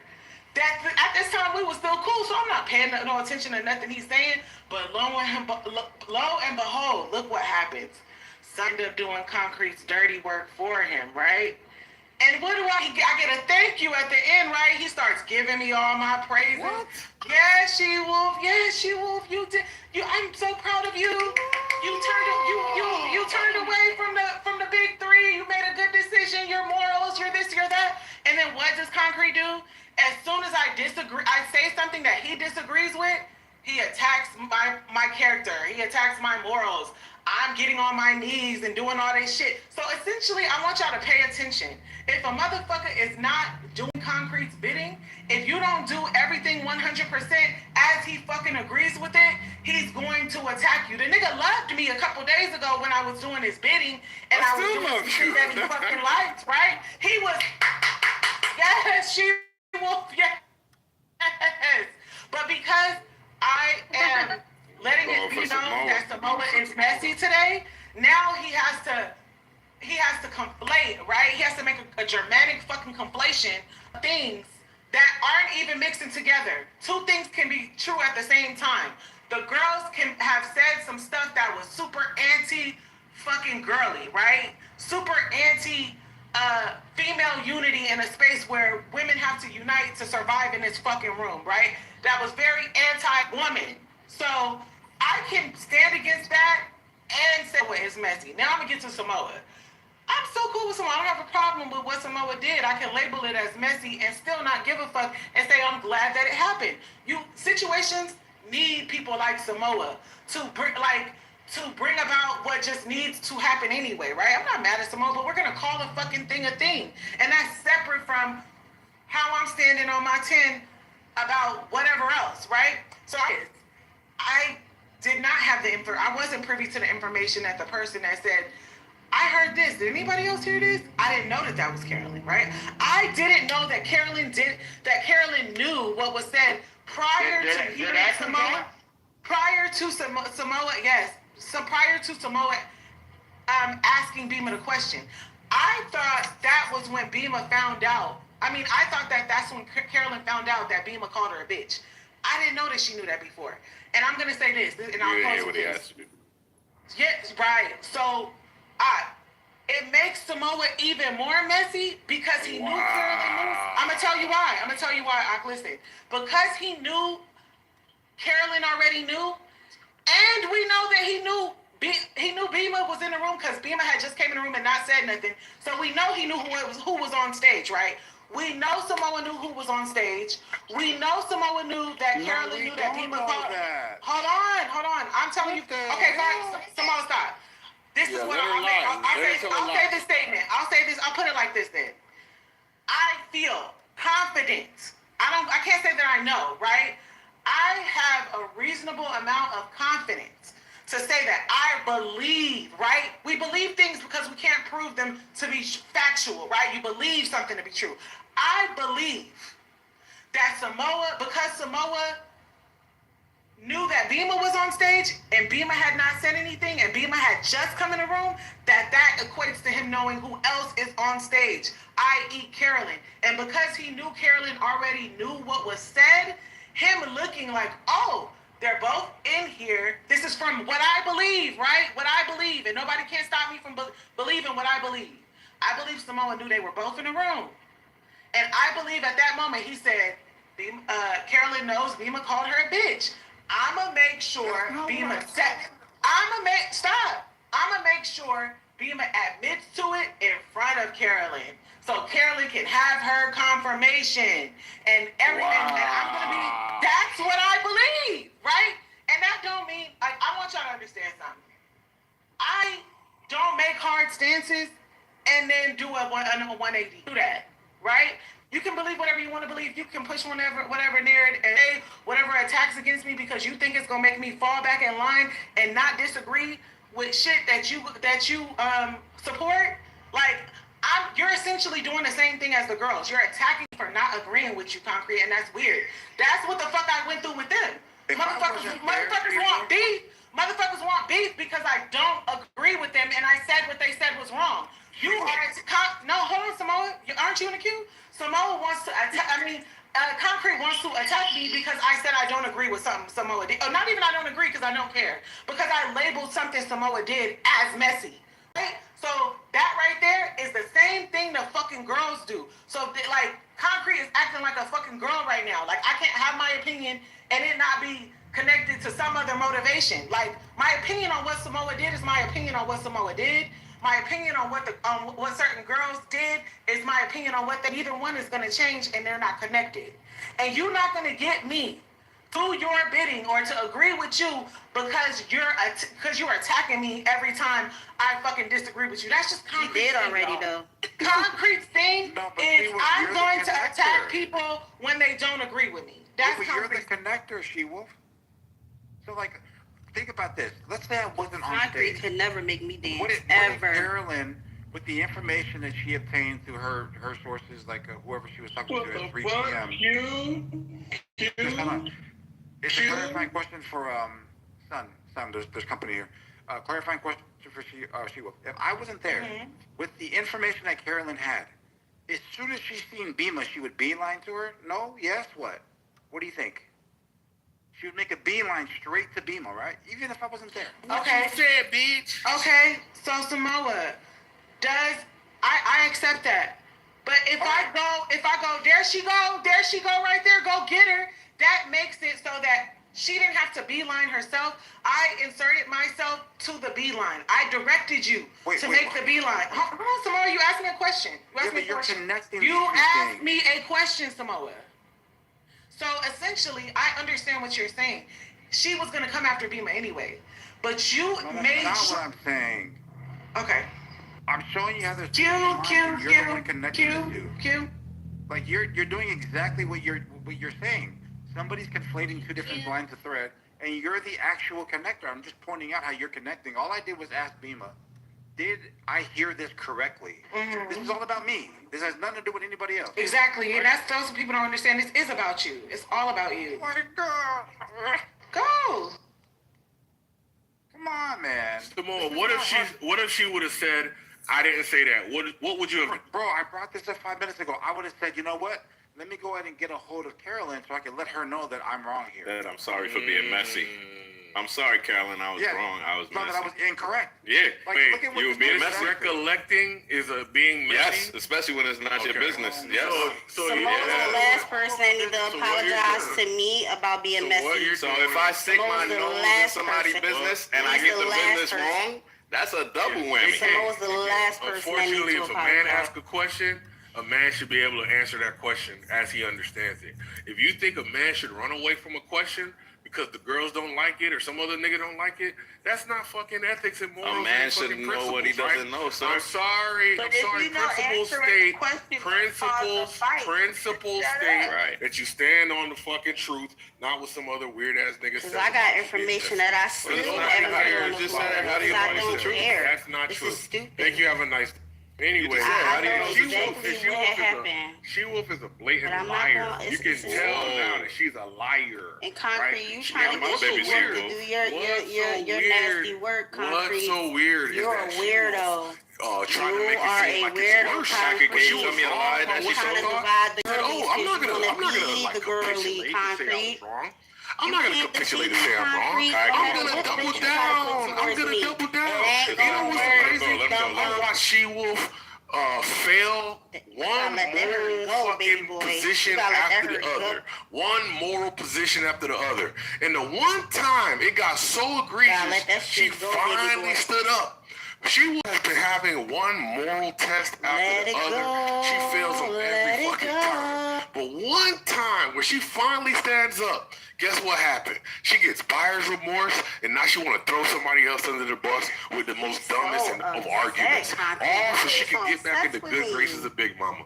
You know what's Big Mama showing right now? Big Mama's saying, I appreciate your loyalty, little mama. I appreciate you coming home, back home to mama. That's what you're doing right now, right? She-Wolf has demonstrated that she wants to go back home to Big Mama. Big Mama is currently saying, welcome back, baby. Thank you for doing what you did to Samoa, and you are now back in my good graces. And it's sad and pathetic, She-Wolf. And AK, the fact that you are sitting here, it's sad and pathetic. AK, the fact that you are sitting here supporting this dumbass narrative, you don't stand on principles. Guess what? When you have principles, it doesn't matter people's responses to the truth. You are trying to tell me not to tell the truth. And that's crazy, brother.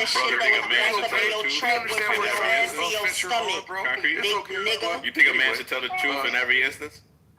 Concrete? You think a man should tell the truth in every instance? That's why you mad. No, obviously not. Come on, bro. Like ORX. You should be ashamed of yourself. All right. No, that's all I needed. That's good. That's good. That's good. That's good. Okay. This is all over the salt grinder gate. This ain't about the asthma gate. This is about the salt grinder gate.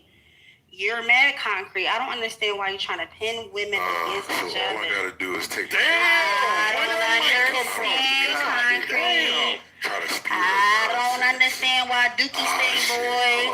I don't understand why Dookie Stain boy wants to insert himself. I can't hear you, Big Mama. Talk all that shit you want. Get all that Dookie out your ass, nigga. Caked up shorty. We heard some Stain ass nigga. I don't want to hear that. Stain ass nigga. Listen. Stain ass nigga. Stain ass nigga. Exactly. All right, listen, y'all stop that shit, please. Go ahead, Concrete. Dookie butt. She had to switch on that shit. Yeah, thank you. So this is an unfortunate scenario where She-Wolf, out of all the times we had moral conversations and moral situations, and if you don't remember the moral situation, let's talk about Coco when Coco was on. Yeah, make sure you change the subject, bitch. Your mom.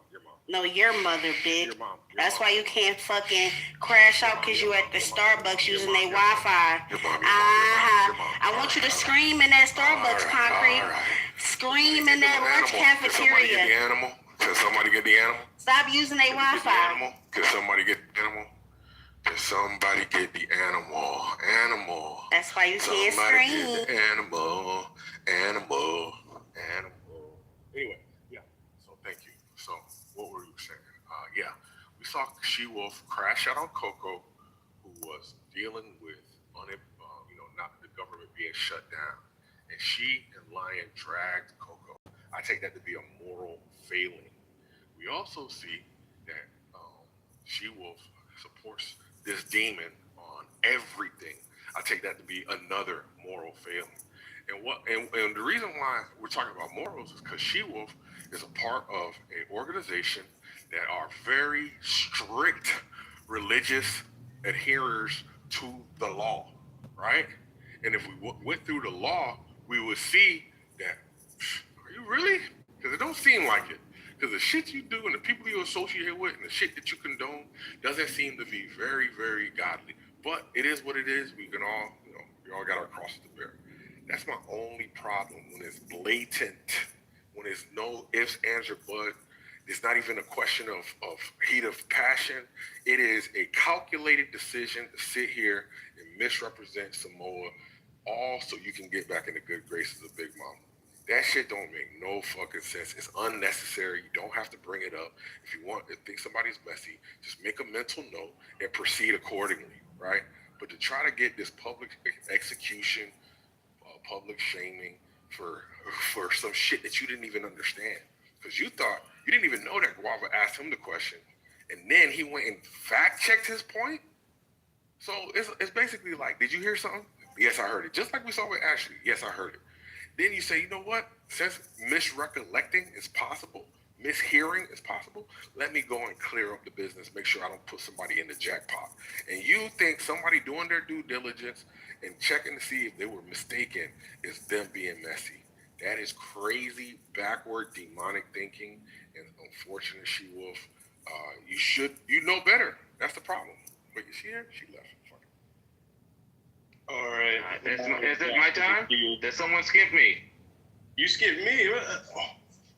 Concrete was after me. What Luca got to do with it? I'll go after Luca. Stop using their Wi-Fi, fat bitch. I'll go after Luca. She still hurt. The shit that you should never talk against. Come on. Let's let Luca go, man. I gave this metal pussy to everybody but you, nigga. Damn. Is my submission? Did She-Wolf go? She-Wolf, yeah. Oh, did Dawn go? Everybody went, bro. But how y'all skip me? That's crazy. You got skipped because you weren't ready, so she left. No, you said you wanted to be last. No. Go ahead, Luca. There's one mic on Luca. Go ahead, my brother. All right.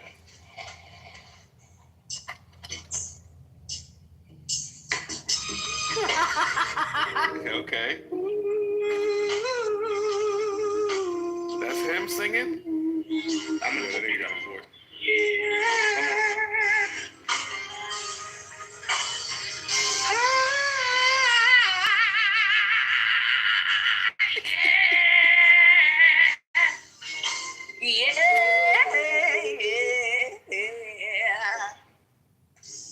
On a perfect day. And know that I can count on you. Shut up, Big Mama. We don't want to hear your fucking raspy ass voice. Got to make it last.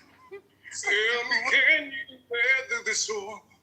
Oh, 'cause I need somebody who will stand by me. All right, then Sing that shit, nigga. I'm gonna stand up real quick. This is Martin Luther King. If he was in the WWE like a wrestler, right? He's like, I'm the greatest wrestler of all time. I'm gonna body slam you with the strength of 1,000 free black people. All right, there. Back to the queue or whatever. That was good. A little bit of work. That was good, though. Thank you for that one. Thank you for that. I need some. Good to have you here as usual, brother. Good to have you here. I just wanted to say this, and this is for Ock, Jazzy, Concrete as well too. First, I'll start with Concrete. Concrete, I think you're wrong on this one, brother. I think that She-Wolf was just messing around, trying to tease, right? I don't think she was trying to get back in good favor. I think she was just teasing Samoa. They have this theory that Samoa is like the mastermind behind everything, and I feel like they would joke around saying, "Look at that! Look how Samoa had a hand in it." Jokingly, playfully, nothing too serious. Another thing is this, like, sometimes we have to think about ourselves and remember that, hey, we're just ordinary people. We don't know which way to go. Exactly. Damn, how you gonna steal his thunder? Anyways, so lastly, I want to say this, and this one is for you all. I want you to be in this room to hear this. Give me 1 second. Bro, if you play music, you can't because you kicked me for playing music, bro. No, I'm not going to play music. Can you hear me? Yeah. When I'm talking like this, right, and I'm yelling in the mic, no matter how much you turn it down, the only way you cannot hear me, if you lower your volume all the way down to the bottom, that way you can't hear me. And when you think that this is just the way people thought, you're wrong, bro. The point of what I'm saying is no matter how much you lower the volume down, when people do that, you still can't hear. It still hurts your ears, bro. It still hurts. But when Jazzy was doing that shit, bro, it still hurts. When Jazzy was doing that shit, and when you do that shit, bro, that's how it sounds. Let me go ahead. Literally, no matter how much you turn the volume down, that's how loud it is, bro. You can't escape it. And I want you to know that's how you sound. I'm not being mean to you. I'm not being mean to you. And you too, Carolyn, I'm not being mean to you. Or I'm not trying to say y'all. I'm saying that shit is fucking annoying. And when y'all do that, y'all hurt people's ears. You hurt my ear yesterday. Okay. Yeah, I had to. Michael. I'm always gonna hurt your black ass. Special plea. But that's my fucking job. Anyways, all right, let me. What I'm trying to say. But yeah, what I'm trying to say. Please be mindful. Like when you do, I just was trying to talk, blah, blah, blah, blah. Then you start spitting, bro. That shit is fucking. This is how you say. That shit is fucking loud. Shit's fucking loud, bro. Think about that. Like, think about the people that are trying to listen. Think about the audience member. They're not here to just hear you big fucking wow. When you yelling on the mic, blah, blah, blah, they're not here to hear that shit. If y'all want to act like fucking animals, act like this shit. Don't come here acting like that. Expect better from you, especially you black people. Especially you. Listen, 2026, that ghetto shit can be cut the fuck out. All y'all who think that shit cute. And for the ones who ain't grow up in it, who watch it on TV, and just think it's cool that they ain't chill with people like that, fuck you too. You know what I'm talking about. But you used the big mic yesterday on Anchor. Come on, let me go.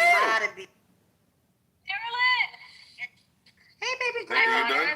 Girl, I got us a place where we can stay whenever we want. This is not the time to talk, Membership in Jinx. Cabo. No fucking way. Yeah. Yo, back channels for that shit. You can wave at this person. I'm sorry. No, it seems to be always on my turn. Love you, Jinx. All right, let me go ahead and speak on what Nathan just said, right? I lowered my volume Came when on, he did it. Jinx. So Ashley, you want some rec? I just wanted to tell Jinx. Ashley, do you extra want channel. some rec? I'm playing with you. But yeah, I lowered my volume. Ashley, I lowered my volume. I heard what he said at the volume that I wanted to hear it. And then when he was done screaming, put my shit back up. Right? Now, that's my first point. He's a liar. Right? If you gotta lie in order to be right, then maybe you should read a book. Right? Because there's other ways to be right other than lying. So to tell a group of human adults that they are not able to lower their phones is playing in our faces, you dunce. Stop playing with us, right? Second, it goes back to what I said. Fuck my delivery, right? Lower your fucking tone, lower your volume, say what you gotta say, listen to what you gotta listen to, and hear the content being presented to you. Hear the facts. Hear the knowledge being imparted onto you. No, you guys like to be funny, right? And say, fuck what the nigga talking about. I don't like that he rolls his R's. I'm gonna cut him off and tell him, can he stop rolling his R's? Something trivial that's counterproductive to the point of the argument or the point of the discussion that we have. This is what you do, dickhead. So stop. Your whole shit was hinged on a fucking lie. If somebody could prove to me that they can't lower their phone down, then you got a point there.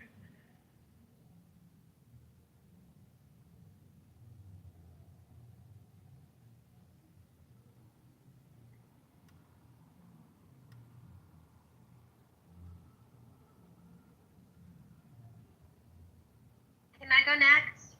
Is there a queue? No, go now. So if I'm living my life, I'm Momo, working. do your thing, girl. Do your thing, Momo. Groceries in, I'm not really by my phone. And if I have to listen to some fishwife screaming at me when I'm listening, Yeah, I'm Nate, actively. I'm in the queue, Nate. I was in the queue. I put my name on She the does. queue. She like the performative Nate, screaming. Hold on, one second. It's not necessary. Yo, shut your whole ass up, nigga. You don't hear him talking. What's wrong with you? Yo, stop screaming Nate's name, boy. Stop doing that, bro. He's doing it because I'm. I was away from my phone. Yeah, Bro, it's all good, bro. So listen, you hear Monica talking, bro. Please, So, can you try AK, to stop addressing me? My apologies. My Victimize apologies. yourself. Thank you. No, my apologies, Monica. Look, I didn't know it was a queue and we're doing queue right now. My apologies. My apologies. Timothy was. Well, how was that her fault? Thank you. She need to go ahead and finish. Yeah. Bro, why you see you're doing that shit right now, bro. What I'm doing? You're trying to mod when you're not a mod. I'm just trying to be the more high ground guy. I know. Shut up. Shut the fuck up. No one asked you to do it. No. We're not gonna let. Bro, just shut up. He Let me English, just take Nathan. this shit down. Anyway, so I'm looking at it. Let me get back to the queue. Let's get back to the queue. I think it was.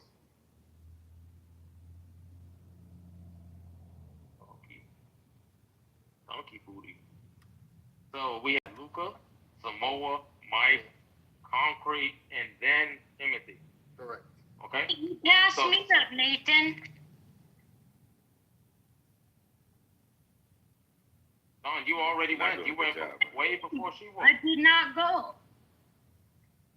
I did.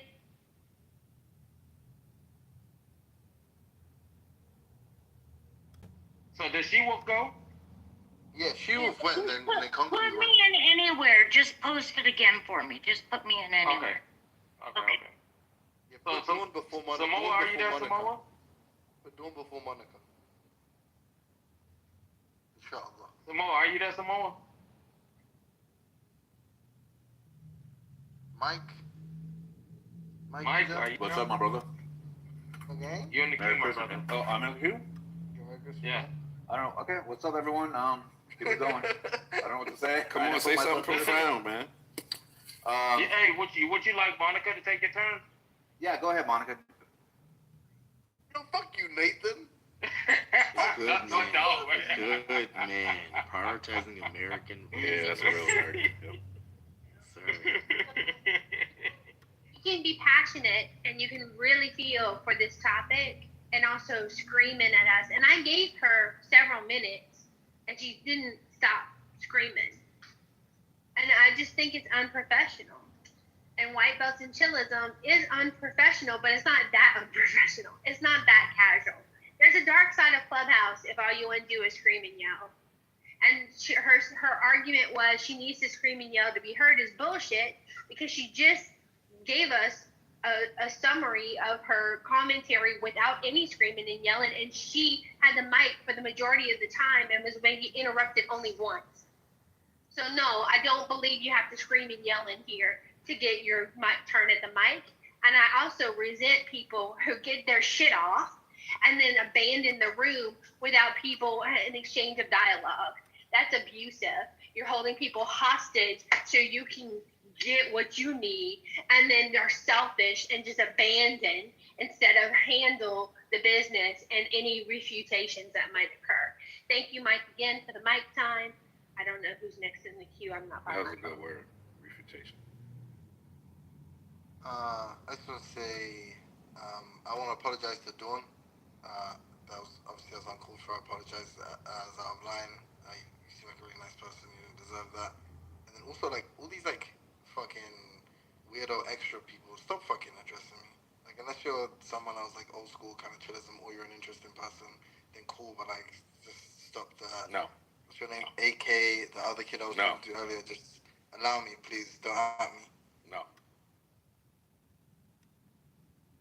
Were you gay? Like, no, I want to speak to you. I'm going to speak to you. No. No. I don't take requests. That's what that was. I don't take requests from no Englishman. No, I'm gonna fight. Yeah, stop telling me what to do, bro. We already severed from Britain, bro. Cut it out. Y'all think y'all got power over here, bro. Cut it out. I do. You motherfuckers with accents. No, I'm just saying that. You motherfuckers with accents, you walk into a room and think that the red carpet should just roll. Alright, bro. We don't need your opinion right now, bro. But we do love the fucking you, bro. Alright, put me in that. Yeah, bro, but you love to wiggle everything, bro. This way. No, I'm telling you this, bro. No one cares about your opinion. No one, bro. Only you. Alright? I care. Let's get back to the kids. Thank you, King. Thank you, King. Gay, you little weirdo. Look, shut up. Look. What you gonna do to this man right here? Yo, Concrete, are you there? Tupac cares if nobody else. Concrete isn't there. I don't see Concrete. So now we can go to Timothy. And then afterwards, Dawn. And if you want to be added to the queue, just put your name there. Why you ain't put my name? You can be added to the queue. Yo, I just want to say, you said him, right? Yeah. I appreciate you, big dog. Huey, why do you think the Palestinians aren't victims of apartheid? I heard this earlier. Someone said that you deny their claim to apartheid. Why is this? Who said that? I can't remember. Someone said that. Respectfully, I'm not trying to waylay you. It's just someone did say that. If they're wrong, then that's fine. I just don't think what's happening in Palestine necessarily meets the definition of apartheid. I think that there are a couple of things that happen or allowed to happen under the Palestinian governance that just weren't allowed during apartheid. I don't think it's a fair comparison, despite the fact that like lots of South African politicians have made that comparison themselves. But they obviously do it because it's politically expedient to do so. So it is what it is. Wait. So what conditions are met though? For example, the Palestinians are allowed to have schools for themselves. Right? They're allowed to have schools institutionally. That's something that wasn't allowed during apartheid, which is a really big thing. No, but it's not saying that they're one and the same. It's saying that it satisfies the conditions of the convention and the prevention of it. Not that like this is exactly the same as South Africa, because you could look at the other way. You say like more Palestinians have been killed, during whilst Israel has maintained this like apartheid regime than in South Africa. So you wouldn't say, well, South Africa's not an apartheid because not as many people have been killed, right? Yeah, except if you made the claim that it's worse, then I wouldn't have a problem with that, but I still wouldn't call it an apartheid then, right? I'd say there's a specific kind of name that you can call it. You could call it a Palestinian Wahala or whatever. That doesn't make They sense. have their own specific term. It's not about this is the same as South Africa. It's that this is what an apartheid is this like systematic racial oppression and segregation based on the belief in one's own superior, something like that. And there's a convention, it's been codified by a convention on the prevention of it. And that is, so it's not saying it's like South Africa, it's saying like this thing that happened in South Africa. And we say, what is this thing? Okay, is this thing like Jim Crow? Pardon? Is this thing definitionally like Jim Crow? Jim Crow preceded the convention, right? Sure, but would it be so if a Palestinian is like, oh, what we're going through is just like Jim Crow, would that make sense? No, but Jim Crow was a specific set of laws, so it wouldn't make sense. That's what he's saying about. He doesn't get it. It's not really that complicated. What I'm saying, in whenever it was the 70s, the 80s, when the international community convened to, construct this convention on the punishment, the identification and the punishment and the prevention of apartheid, they said this is what constitutes an apartheid. Not, there has to be white South Africans and black South Africans, because if that was the case, then nothing outside of white South Africa would have been an apartheid. They're saying these conditions, when satisfied, constitute an apartheid. And then they're saying, look, this is what's going on in Israel proper, and this is what's going in the occupied territories, and they're saying it satisfies those conditions. They're not saying this is what happened in South Africa. They're saying it satisfies apartheid. Does that make sense? Like, as in, two genocides may be different, Rwanda and Bosnia, right? Exactly what happened in Bosnia didn't happen in Rwanda, but they both satisfied the condition, the Geneva Convention on the prevention of and punishment of genocide, right? But they're not exactly the same crime. Okay, all right. Does that make sense? Yeah, sure. What are you saying are the based on that, qualifiers? you still disagree? So Do I disagree with what? You disagree that it's apartheid based on the legal definition? Yeah, I still disagree that it's apartheid. Okay, so what exactly doesn't satisfy apartheid? Hold on, one second. Yeah, because I'm going to lay out a criteria that clearly doesn't matter to you. All you care about You is just said you understand. No, but it has to be the that- legal. Okay. It has to be the legal definition, huh? Huey, earlier No, he had said I that never you are a said- random South African, so your opinion doesn't matter. Oh, okay, so that's my opinion. Stop being messy. Stop being messy. Stop being messy, bro. Hold on, bro. Come on, bro. That's too soft, man. Let me fucking speak. Let me speak.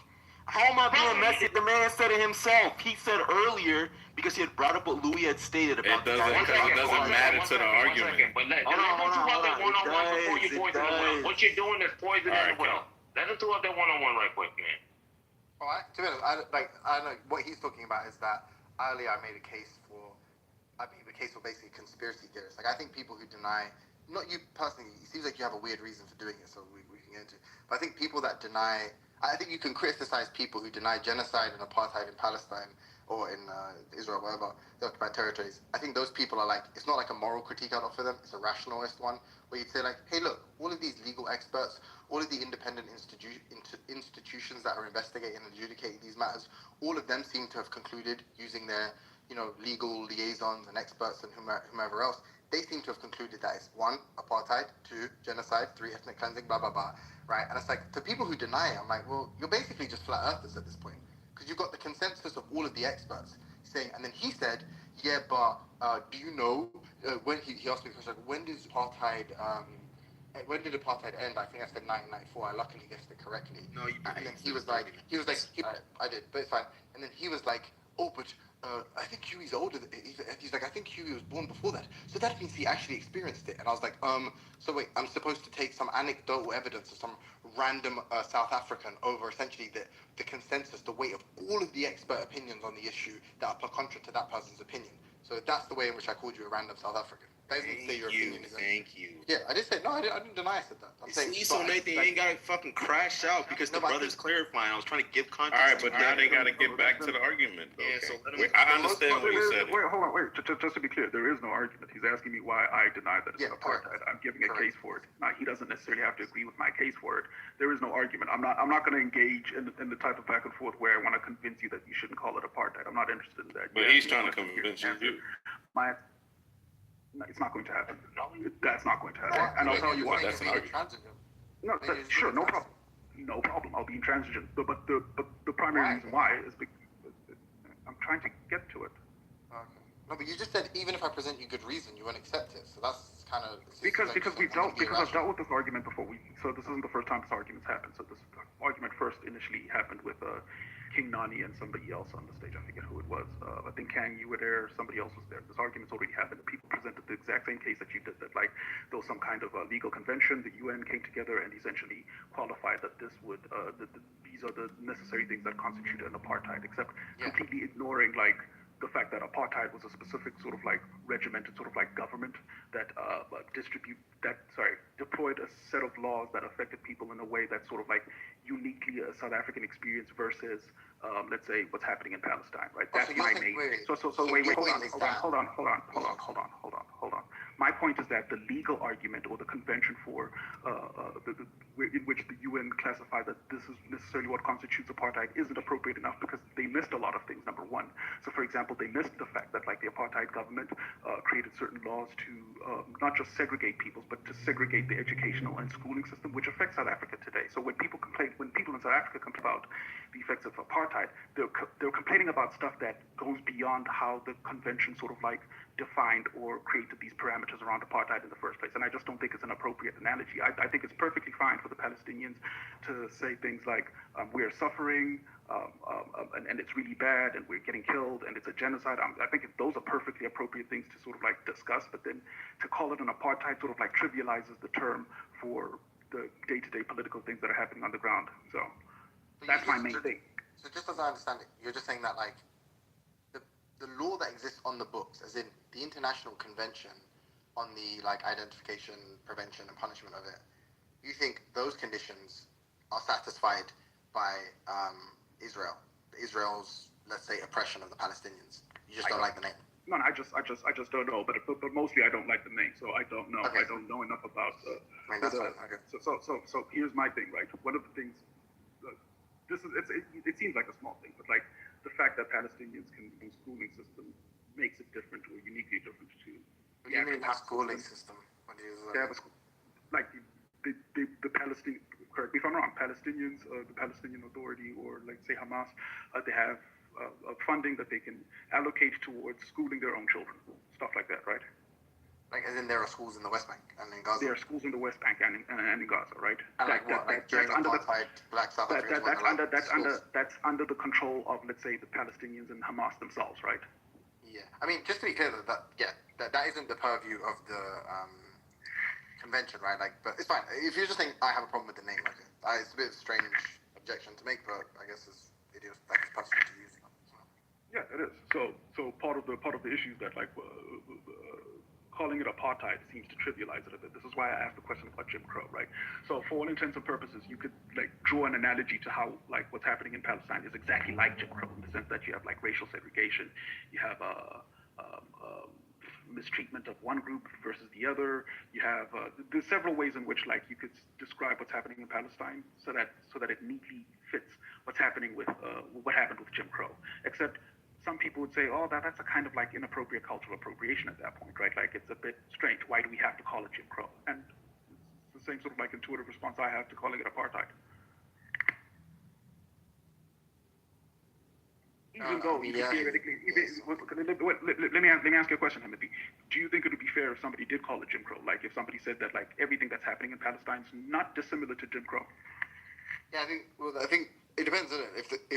If why they're calling it Jim Crow is because at some point in history, you know, all of the international community got together and determined the key features of what was transpiring in America were like, you know, these illegal kind of acts, these crimes against humanity, and they referred to it as like, you know, Jim Crow type behavior. Then yeah, it would make perfect sense to say now, if we think the behavior in Palestine constitutes or satisfies the conditions of this Jim Crow convention, it's like it's just like it's like a use changing for any fucking term in history. You know, like gay men gay men happy now means homosexual kind of things. Like, I don't know. I wouldn't really have a massive issue with it. Sure. But so you're talking about like so I'm okay with like a use changing thing when it's like a natural semantic shift. So I think what you're describing is a semantic shift generally, right? If it happens naturally and organically, no problem. But this just kind of feels a little bit sort of like you want to say it's contrived? I don't know why. Politically hijacked. The whole, I don't know. It feels like we're gonna go around in circles, and you're just gonna default to but I don't like it. So okay, that's fine. But it's not just me. Just to be clear, it's not just me. So there's lots of like. Yeah, but I mean, if the objection is just like, I wish they had used another name because it's like it's highly like I'm highly sensitive to the use of this. To people failing to acknowledge that basically it was a unique that befell the Black South Africans, then... It's not the only objection. I provided a secondary ultimately, you don't actually disagree that it is apartheid-based... No, I do. As per the international standard, you don't disagree.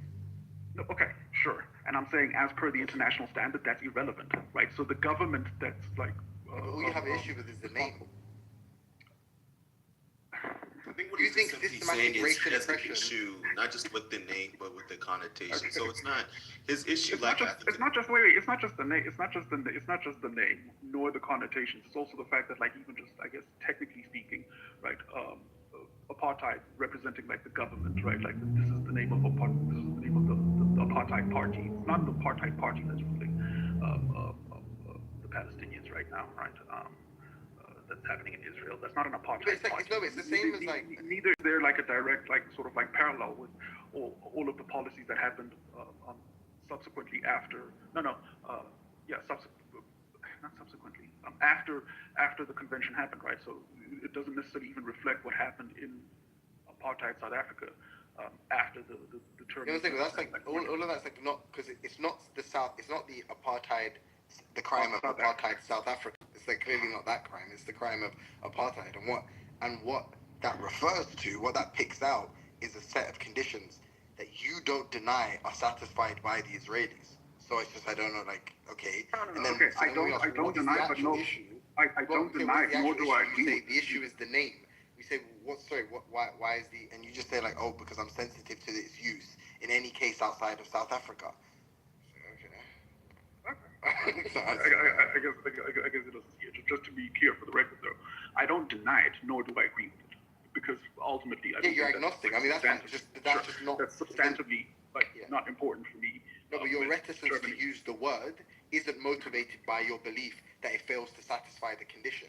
Your reluctance is based on the fact that you're sensitive to its use in cases outside of South Africa. Okay, sure. So I feel like that's an inappropriate rebuttal, given that, like, I've given one case in which it doesn't satisfy the condition, but you're saying that no, but that doesn't matter. You're talking about, do you know that to be a condition? If we go and look, is that from what I know, and this is why I said correct me if I'm wrong. Look it up. So you can look. We can just go find out. Yeah, just look it up, and then you can tell me that I'm wrong there. Okay, racial classification, mandatory classification. No, hold on. Let's be clear. The thing I'm asking you to look up isn't the conditions for apartheid. The thing I'm asking you to look up is the school, is the example I gave. Let's just think if that's within the conditions, genius. I mean, okay, fine. Okay, cool. So, racial classification, I won't go through the... Yo, watch your fucking mouth. Who said that? Coward. So racial classification, segregation and separation, denial of rights, economic exploitation, prohibition of intermarriage, intent to dominate, inhumane acts. It says nothing about denial of education.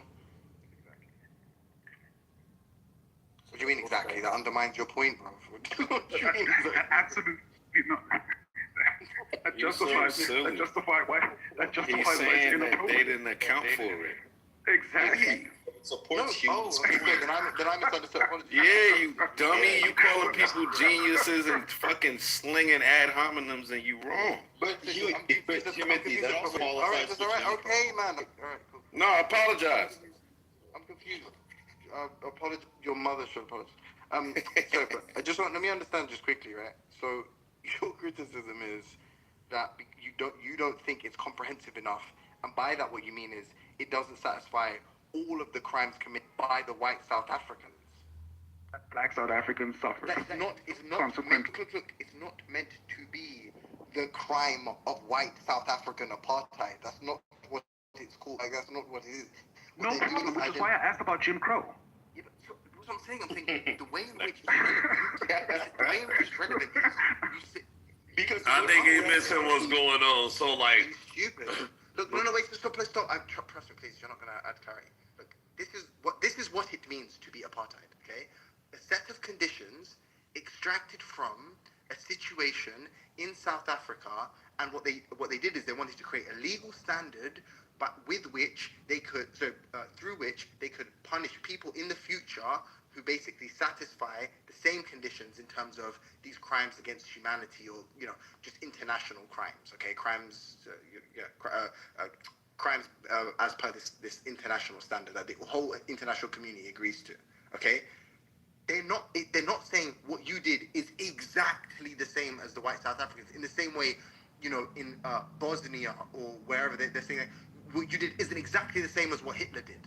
This isn't the Holocaust, but it's the same. It's the same crime in terms of the mens rea, the intention that you have, and the fact that you've satisfied these minimal conditions. I get what you're saying. Yeah, I get what you're saying. Yeah. Right. All of that would still apply if I made the same exact sort of like argument for why it's appropriate to call it Jim Crow. And you kind of conceded and you said, well, look, if there was some kind of convention that came together and said I would agree. Those racial, okay, you would agree, no problem. Except you'd still end up with the same kind of problem where you'd have people on the other side who feel like, let's say, necessarily uncomfortable with the term because it's sort of like politically hijacks the term, right? And as well, because it's an evocative term for them because they're sensitive. I get it. So basically, the reason why people feel like it's appropriate to call it apartheid is the same reason why Kanye dropped that line to niggas in Paris and said, got them going gorillas, and everyone said, nobody knows what that means, but it's provocative. It gets the people going, right? That's what it comes down to. Gotta keep them separated. I call that apartheid. That's the best song I'm going to say. As a black South African, and as obviously me. No, you already said you want. Someone like me who's sympathetic to the plight of South Africa, I'm not going to tell you you're wrong for it being an evocative term, for you being sensitive to its use in cases other than that of South Africa.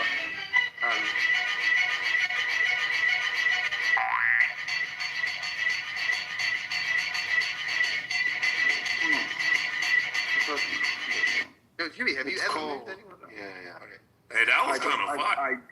I'm sorry, I just moved that nigga. Alright, thank you. But I was gonna say, like, I'm not gonna criticize you for being like basically averse to using the term in that way because whatever you're sensitive. But it's just we don't agree because you're agnostic, but you don't disagree with me that it satisfies the condition, so I'm fine. No. Let's be clear. I don't disagree with you, not because it happens to be the case that it actually satisfies the conditions. I'm saying I don't disagree with you because I don't find it necessary to, because it's not relevant for me to disagree with you on that particular point. Like it's like the least interesting part of the discussion for me. But if we're going to play that particular game, I'm giving you an example of an apartheid policy that just doesn't seem to be present in Palestine. Now, if you want to take it upon yourself to look up No, but you're saying South African. You're saying South African apartheid policy. Okay, wait. Is the word South African? Is the word South African? Pardon? Is the word itself South African? Yes. Oh, apartheid. I imagine it was Afrikaans. So would it matter? Would it matter that we be talking about South African policies? No. It wouldn't. No, what in the fuck? Yo, I'm supposed to be the dumbest one in this room, bro. I ain't gonna lie to you. I don't know who that is. Just stop. Obviously no, because what it's based on is I think it's the 70s or 80s, I forget, 75, let's say. It's based on this international convention on the prevention and punishment of it. So no, it's like, as in, we might say that was is somewhat derived from, or the paradigm case of apartheid is South Africa, but that isn't to say that what we're referring to directly is South Africa, right? Like, as in, the point is just that we've extracted these conditions from that case, the key features that we think constitute apartheid, and we're saying those apply to the Palestinians. That's what we're saying. We're not saying, because look, it cuts both ways. like there's some ways in which apartheid in South Africa was far more egregious, right? In terms of the explicit racial segregation, there wasn't any justification. In fact, the justification was based on the inferiority of the black population. Clearly, the Israelis are being a bit more cagey with the way they're approaching it, where they're saying, "Oh, it's a security threat, it's a security risk." Okay, so clearly it's not the same in that way. That's more egregious. But then also, the Israelis have killed fucking almost 10 times as many black people that were killed by the apartheid regime. So clearly, we might say, okay, it cuts the other way on that front, right? No. We wouldn't have to, because I'm saying here that like the Palestinians are more than welcome to come up with a particular term that encapsulates the egregious nature of like the crimes that they're suffering. Hold on. It's not about It's about the international community, as in all of the fucking boycotting and condemnation that South Africa faced was based on a policy that they were enforcing at the time. And then the international community got together and said, hey, what are we going to criticize them about this policy? What exactly violates these like international the human rights of the black South Africans? And they said, it's all of these conditions being violated. They said, what are we going to call this? We said, we're going to call this apartheid. When you do this, you're doing apartheid. And it's like, okay, cool. Now anyone can do apartheid. You don't have to be a South African to do apartheid. You just have to satisfy those conditions. And I get it. You're saying, hey, I'm a fucking South African. I'm living with I live in the legacy of this fucking oppressive, these oppressive policies. So I feel uncomfortable anyone else using this term because it feels like very unique to the experience that we suffered essentially. I get that. That's your position. But it's like silly to say, but this is what should be included in the international. But I'm saying, but you saying this is what should be included is dumb because this is the law. That just is what the law is. That's just what happened in 1975 or whatever. That's it. I don't know. You don't have a say in that. You have a say in like how you feel and shit, but you don't have a say in the fucking law because you're not a jurist. You're not part of the ICJ. Okay, so then if that's the case, I definitely can't defeat an argument like that, which is that like I didn't get to define the law, so therefore argument lost. So because I wasn't there on the committee to weigh in, sounds like a non-argument at that point. Like I'm not. Like I think this is kind of like substantively like missing the point that I'm making about why I have an aversion to calling it apartheid. But look, if you feel like the committee did a good enough job in encapsulating what the term actually means, ignoring the fact that what they were trying to do is capture what was happening in South Africa, then that's fine. You can call it apartheid. I'm not gonna stop. Listen, I'm not gonna stop you. Hold on. I'll stop you from calling it apartheid, but I'm gonna call it the type of like sort of like cultural appropriation and political hijacking of the term that necessarily like makes me averse to like supporting the Palestinians in the first place. Because hold on, wait. Because the argument I made to Nani is this, right? Everybody's fine with calling it apartheid, but everybody's not okay with like reconciling it the way South Africa did with the Truth and Reconciliation Council. It's like people are happy to call it apartheid for political expediency, but they're not happy to take the recommendations of the South Africans themselves. The same political experts who recommend a Truth and Reconciliation Council happen between like Israel and Palestine, right? At the Palestinian Authority. So everybody wants to hijack the suffering of the black South Africans, but they don't want to look to the solutions that the black South Africans like employed. I'm confused. It's interesting. There's one point I understood. The other point I failed to track. Sorry. So you feel free to repeat it to me. But like the initial point. But I mean, you just agree.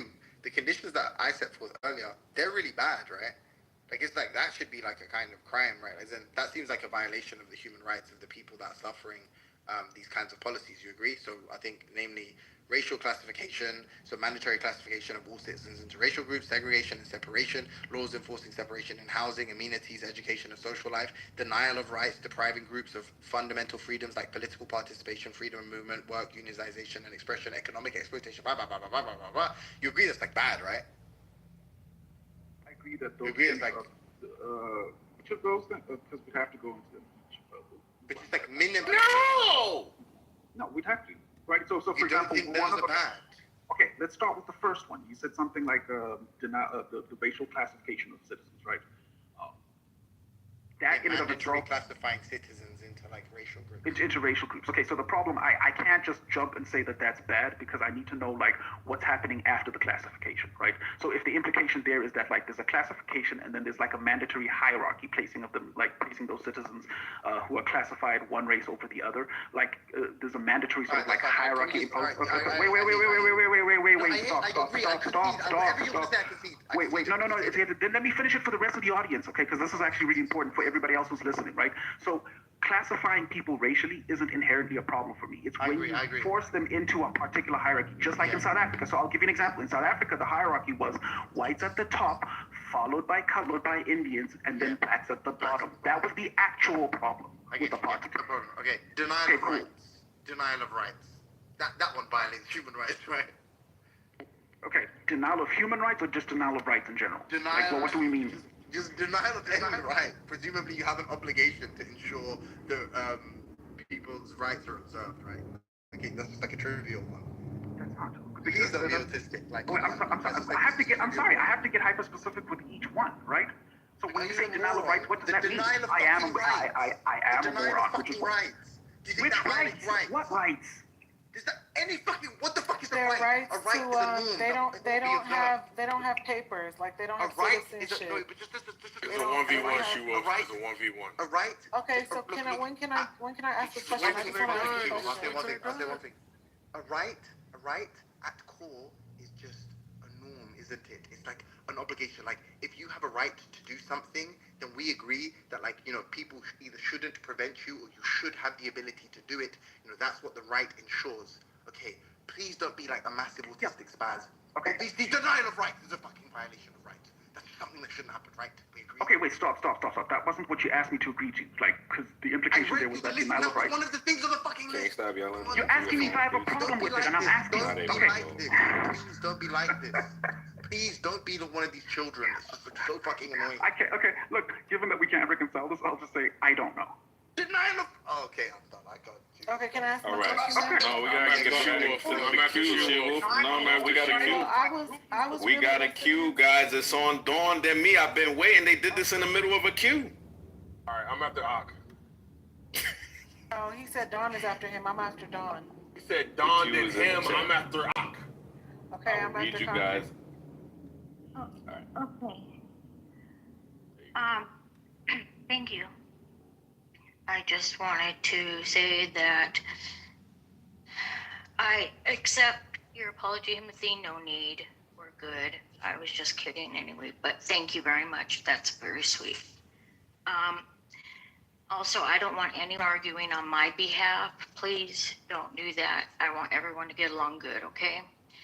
I'm going to give the rest of my time to the next person and be good to each other, guys, please.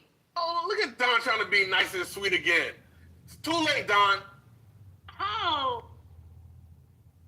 All right. I think that was an interesting debate. I was going to speak on another topic before that, but give my critiques about what I just saw. So I think B did an amazing job of standing his ground, conveying his point, and not taking certain bait, right? Which left the opponent struggling to shuffle around to different points that he may win on. So I heard it start with, okay, why do you disagree with this? And then when Huey made his stance, now the opponent has something to cut down, and he did. He said, well, this is not something they're doing to Zach. This is something they're doing so that people can be punished for things that mimic, apartheid, the things that happen in apartheid. They wanted to say, okay, let's do something about this, and we're gonna give certain criteria for what it means to be apartheid so that we can punish people for it. And I'm in agreement with Timothy on that right there. Like, somebody has to be punished, but it doesn't negate Huey's point that they got it wrong, right? There's critical aspects. It's not just like you boiled it down, you reduced it to, it's just because it's not exact because your school and it's a critical part of apartheid, the experience, the school experience in South Africa, and them not being able to be in control of their own education, right? Among other things. So I would think that something that's to the core of the definition like that, it should be included. So I would give that debate to Huey and stop playing with niggas in here. Fuck ass nigga. We ain't no slouches. All right. My bad. I fucked me up, bro. That nigga said he was the last. He wasn't the last one. Who's after you, man? It's in the chat. Check your after. You got bread, bro? Yeah. Yeah, you're Thank you, brother. So I just want to say this. Let me be full. Like, just like you're just a mouth breather, like at this point, bro. Like, you don't track anything in conversation. All Timothy is saying is that, yo, most people, when they use the term, right, they use it in this way. I'm using it in that way with the majority of people who use the term. How did Ox Point deny that? Wow. Huh? How did Ox Point deny that?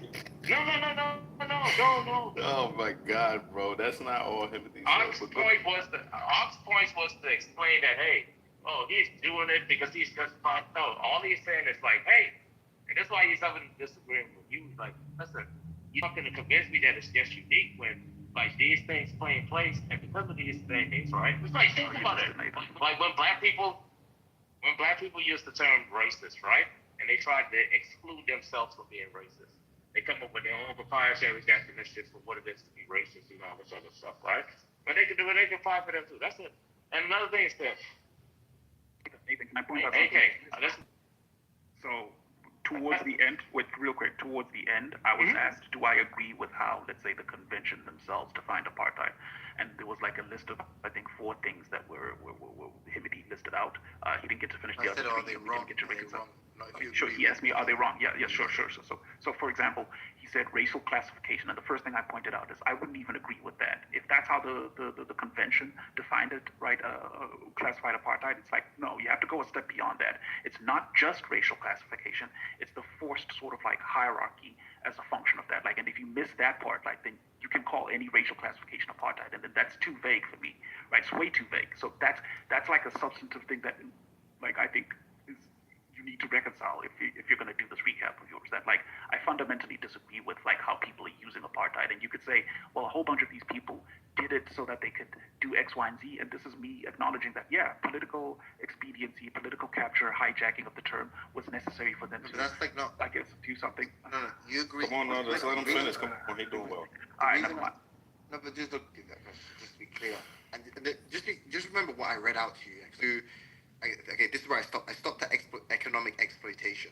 Prior to that was denial of rights. Prior to that was segregation and separation, and then racial classification.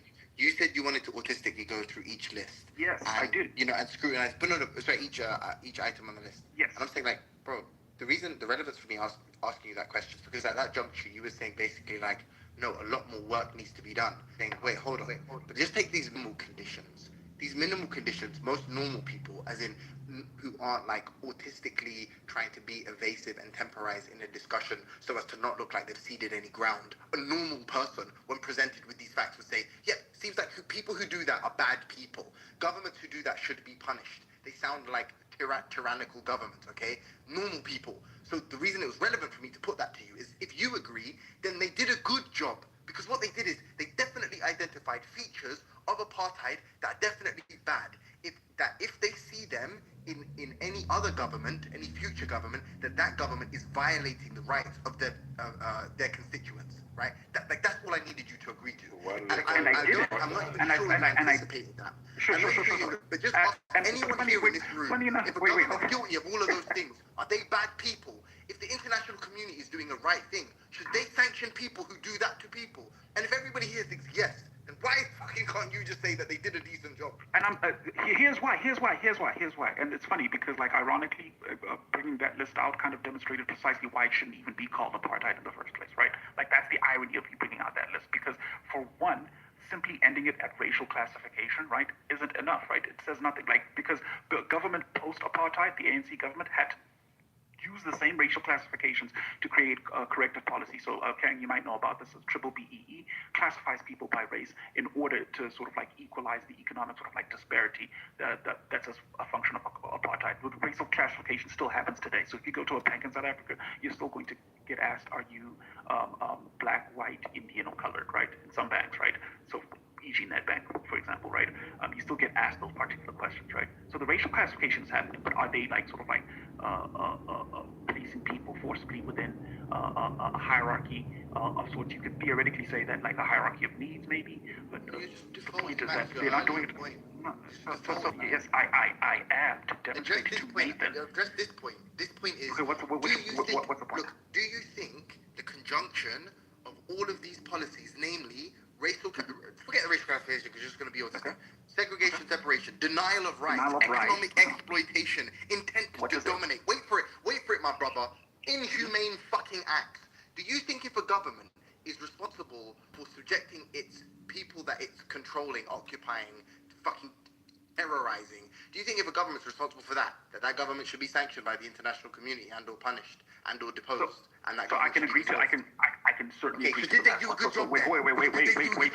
Wait. No. Because you didn't let me finish. So let's be clear. The last one is pretty clear and cut. Inhumane act. No problem. I'm not going to disagree with you there. No government should. Did they do a good job? No, they didn't. Because that's the only one. All right. Nate, you done with your... Wait. 1 out of 4 is not a good job. Okay. We'll get back to y'all. Let me put you guys back. We got a little bit. Let me just land my plane. And my plane is this. That's why I say is the mouth breather. Bro. One of these days, we can have trials for Mars, bro. Then after every input, you can actually officially do the mark. Mark already asked that spot of just like co-signing, riding someone's wave with his thing, add-ons, bro. Mark isn't here. This isn't your niece, bro. Let Mark be Mark, bro. Stop talking when people talking. Stop riding people's way. Stop saying, hey, you should have talked this way, should have talked that way. Just be quiet when people talking. Talk that shit, Nathan. Use your emoji or talking crap. That's my last one. That's a fact. Chill out, man. Chill, brother. So my... Wait, I get punched and I gotta chill? Yeah, brother, be the bigger person, brother. No offense, Nate. Or I don't know what's going on with y'all niggas. Or just take the high road. Yeah, there you go. Take the high road, brother. Anyway, shouts out to Timothy. Himothy. Shout out to Himothy. Always a great presentation. So what I gathered, and shout out to you too. What's your name? South African dude. I can't remember his name. Dr. Girl. What's his name? Nah, nigga, fuck that. Huey. Anyway, fuck his name.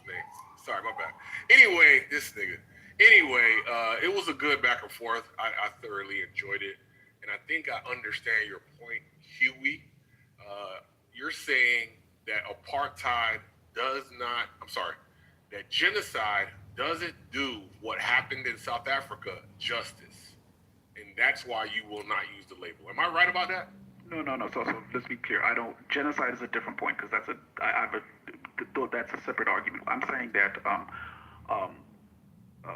the way people are using the term apartheid to describe what's happening in Palestine doesn't do justice to what happened in South Africa. It would have to be said that way. Yeah. Ding, ding, ding, ding, ding. Okay. That changes things for me. I gotta think about it. So hold on, let me just try to work it out. Repeat that. So, sorry. Yeah, go ahead, bro. Go ahead. No, everyone said it was good. I missed it. Can you repeat it one more time? The way people are using apartheid to describe what's happening in Palestine doesn't do justice to what happened in South Africa, where the term is from. That's a fact. Timothy, can you stop riding people's coattails? Just let people have their submission, please. Just chill, eh?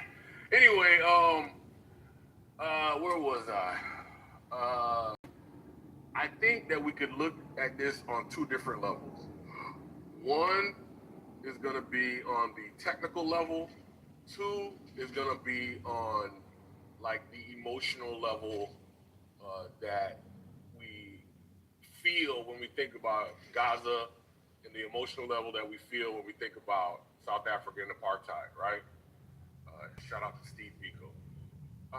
And I think Timothy, if I'm not wrong, Steve Biko is. Huh? I gotta give you credit for even knowing who Steve Biko is. Oh man, we all know who Steve Biko is, bro. What are you talking about? Anyway, appreciate that though. Where was I? Timothy, if I'm not mistaken, approached it from both of those redefinition, and then talking about the emotion, or I guess he was talking about how you and your emotional response, and I'm not talking about it in a bad way. So just because I misunderstood your argument, and I definitely wanted to give the W to Timothy, I now have to think about it a little bit more, because I do feel that when he talked to you on the technical level, the definitional level, you did kind of stonewall at the end, and that kind of left a lasting impression about the overall discussion. And before that occurred, what I was going to say was, actually that was my other submission was based on my misunderstanding. So let me take that back. I had to think about it, but it was a good back and forth. And I'll just have to. Let me go after Concrete. Maybe y'all will go back again. Can I go after AK? No, This I'm is for after sure. Concrete. Let me go after She-Wolf. I'll go after AK then. Okay, so I've listened. Point of moderation. Let me just say this for sorry, Steve Wolf. I'm be fast. Just if you need to just copy the paste the queue and put your name out there. You don't have to announce it in the chat. Just do it in the chat. No, you don't have to announce it on stage. Do it in the chat. I was listening really closely because I've actually heard Huey make this argument a couple times. He's had this conversation with Alaska a couple times. So I listened, and it's actually one of the arguments I enjoy to hear Huey make the best, because it feels really visceral, right? It's like he's really invested in it, and I like that. But the question that I had for Huey was around the fact that I feel like he's saying that he doesn't want apartheid to be used as a descriptor for what's happening in Palestine. And he said that due to the fact that they won't take advice from South Africans on how they chose to resolve. Huey, what was it called again? The Truth and what? Truth and Reconciliation Council. Say TRC. I call it TRC, thank you. Yep. So because they won't take you guys' advice in reconciling the situation how you guys did, that you are holding back your support for Palestine based on that, right? And that, Huey, makes me feel like it is not quite. Okay. But go on. Sorry. So I misheard you? No, it's okay. I mishear you? I said something like that, but not in the not in that way. So what I mean is, I'm only pointing, when I say that, I'm only pointing to how ironic it is, right? That like on the one hand, you'll steal this term for black suffering, but then you won't like take with that the prescriptive sort of like cure for that situation. You know what I mean? I'm only pointing to the irony of it, right? And that makes you feel like I won't give you my full support because you guys want to use one aspect of this suffering that's happened, but you don't want to adopt the other part, right? Kind of like it makes it seem like you really actually don't care about whatever happens in South Africa. You only care about like the fact that the term is useful for you. Exactly. Damn. See, every time I think I got Huey and my vice grips on this, he really get me back on his side. I'm not gonna lie. I'm not gonna lie, because I was just about to tell him it proves that it really is just about the term, and you wanted it to be personal for South Africa. If you would choose to hold back your support for these people who are clearly experiencing a situation very similar to what you guys did, and whatever nuance that's different, if you're gonna hold back your support based on the fact that they just want to use the term, but don't want to truth and reconciliate. What is it called again? Council, truth and reconciliation. Yeah, truth and reconciliation. They don't want to use that. But then it's like I'm hearing you out, and I see what you're saying about how it doesn't give respect to what you guys went through. So damn, I feel like concrete. I'm still on the fence, and I might. Can I give you an example? Because in the second debate, and I'm not sure if you were here for this, Yes. I made a concession. Like I told the story about like this one time on Clubhouse, I was debating a couple of Black Americans about Jim Crow, and I kind of got humbled by the fact that like, in my mind, I thought Jim Crow and apartheid were kind of the same, right? And so I was trying to make a case that like Black South Africans are more similar to Black Americans than any other like African group, right? But like at the end of the day, it doesn't actually matter how we're similar. It's kind of like the differences do actually matter just as much. You know what I mean? So it's like I can't be disrespectful and co-opt the term of Jim Crow and say like apartheid was kind of like Jim Crow but worse. You know, that would be mad disrespectful to Black Americans. And I understood why. It's because it's a unique struggle, and there are things that like lived experiences of like Black Americans that like I just can't account for even in my comparison. Like, and that was my general point. We would have had no problem here calling what you guys were going through something akin to Jim Crow, or we wouldn't have no problem calling it that. Well, sure, for a couple of people. Which is why I kind of used to sometimes have an issue with you having a problem with what's going on. I'm sorry, I don't know what he's doing over there. With what's going on in Palestine being called apartheid, because I wouldn't have no problem with calling apartheid Jim Crow. So, but I get what you're saying about them saying we want this part of your plight and we want to adopt this part, but we're gonna ignore this side. I get that, right? So I'm gonna think about that. That nigga, you niggas think. Dr. Get the was hold on, Dawn. I made the way for you, Dawn, and now you talking, and I'm next in the queue. No, Girth Yo, was. Dawn, you gotta stop doing that when I'm talking, yo. In the queue, What? AK. It's How like you I next do in it the all the queue? time. What the fuck are you How talking you next in the about? queue? Who's next in the queue? Dr. Who's next in the queue? Girth was. No, it's Dr. Girth. You don't be tracking, bro. AK. She-Wolf, Dr. Girth. Yeah. She-Wolf will announce Dr. AK, you can go after. You can go after. Yeah, you can go after. My bad, She Wolf. I didn't mean to cut you off. I just wanted to because I know you had a deeper question in general, but like I was just trying to clarify. No, you answered my question. All right, and if that's the case, I just want to point out something about. I guess let me make a point about the TRC thing. I'm saying if you're going to use the term apartheid, number one, let's get it right. Let's look for all of the apartheid government did, and then look for cases where that's happening before we just like label anything up. And one of the problems is this, right? Apartheid has become such a watered down term that like we use it for everything. Kanye West, I could keep the bitch on the other side, gotta keep them separated. I call that apartheid right now. You could say that that's just rap, that's just one-stop media. But then there's a whole book called Medical Apartheid, right? That pretty much applied to Black American women in the medical health system. And as the term gets used over time, it just gets trivialized or down. And there's a sort of like erasure of the past that had. What I understood when Black Americans check me about like how I use Jim Crow or how I argue about Jim Crow, right? So it's like you have to Just like the word genocide. Kinda, yeah. But it's also why it's also why if you think about it, Jews are super protective of the term Holocaust, right? And I'm saying that like if the Palestinians really want to be super politically effective, why not just say what the Jews are doing is a Holocaust? A couple of them have. They should do that instead. Why invoke the struggle of blacks and like water that down, right? The same blacks that they don't give a fuck about, right? And if any of you are interested, like, because we talked about this and Himothy brought this up about the whole international council and X, Y, and Z. These international councils don't mean shit in a discussion like this. Don't forget, South Africa is also the same country that managed to like bribe FIFA to have the 2010 World Cup happen here. South Africa is also the same country that took Saudi Arabian money and money from Iran, right, essentially to take Israel to the international court, right?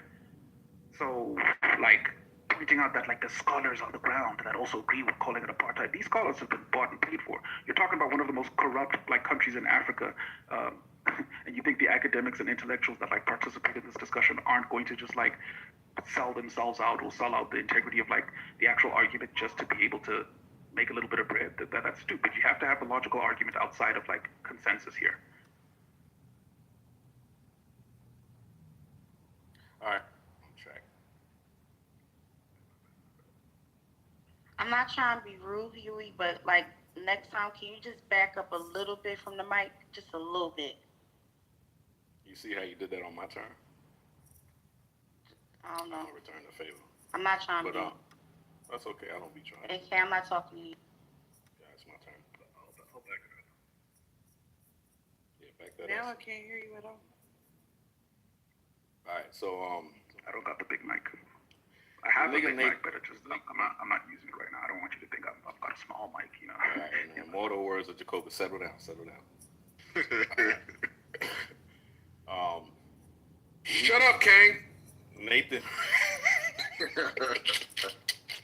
Nathan reduced the whole argument to I have a definition and you have yours.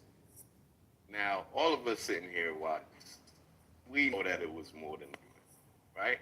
Can somebody come off mute and say that they think that there's more than? Nah, fuck y'all. Anyway, there was more to the argument than what Nathan presented, right? It doesn't do Himothy any justice because he said more than this is my definition, right? So that's the whole thing. I'm not even going to address more than that, Nathan. You got to stop that shit. To sit through a lecture and to comprehend nothing but lint and soot is amazing talent. You keep that up, bro. My next thing to Mr. Himothy is okay. They need a way to punish. Okay. The things you're listing is bad.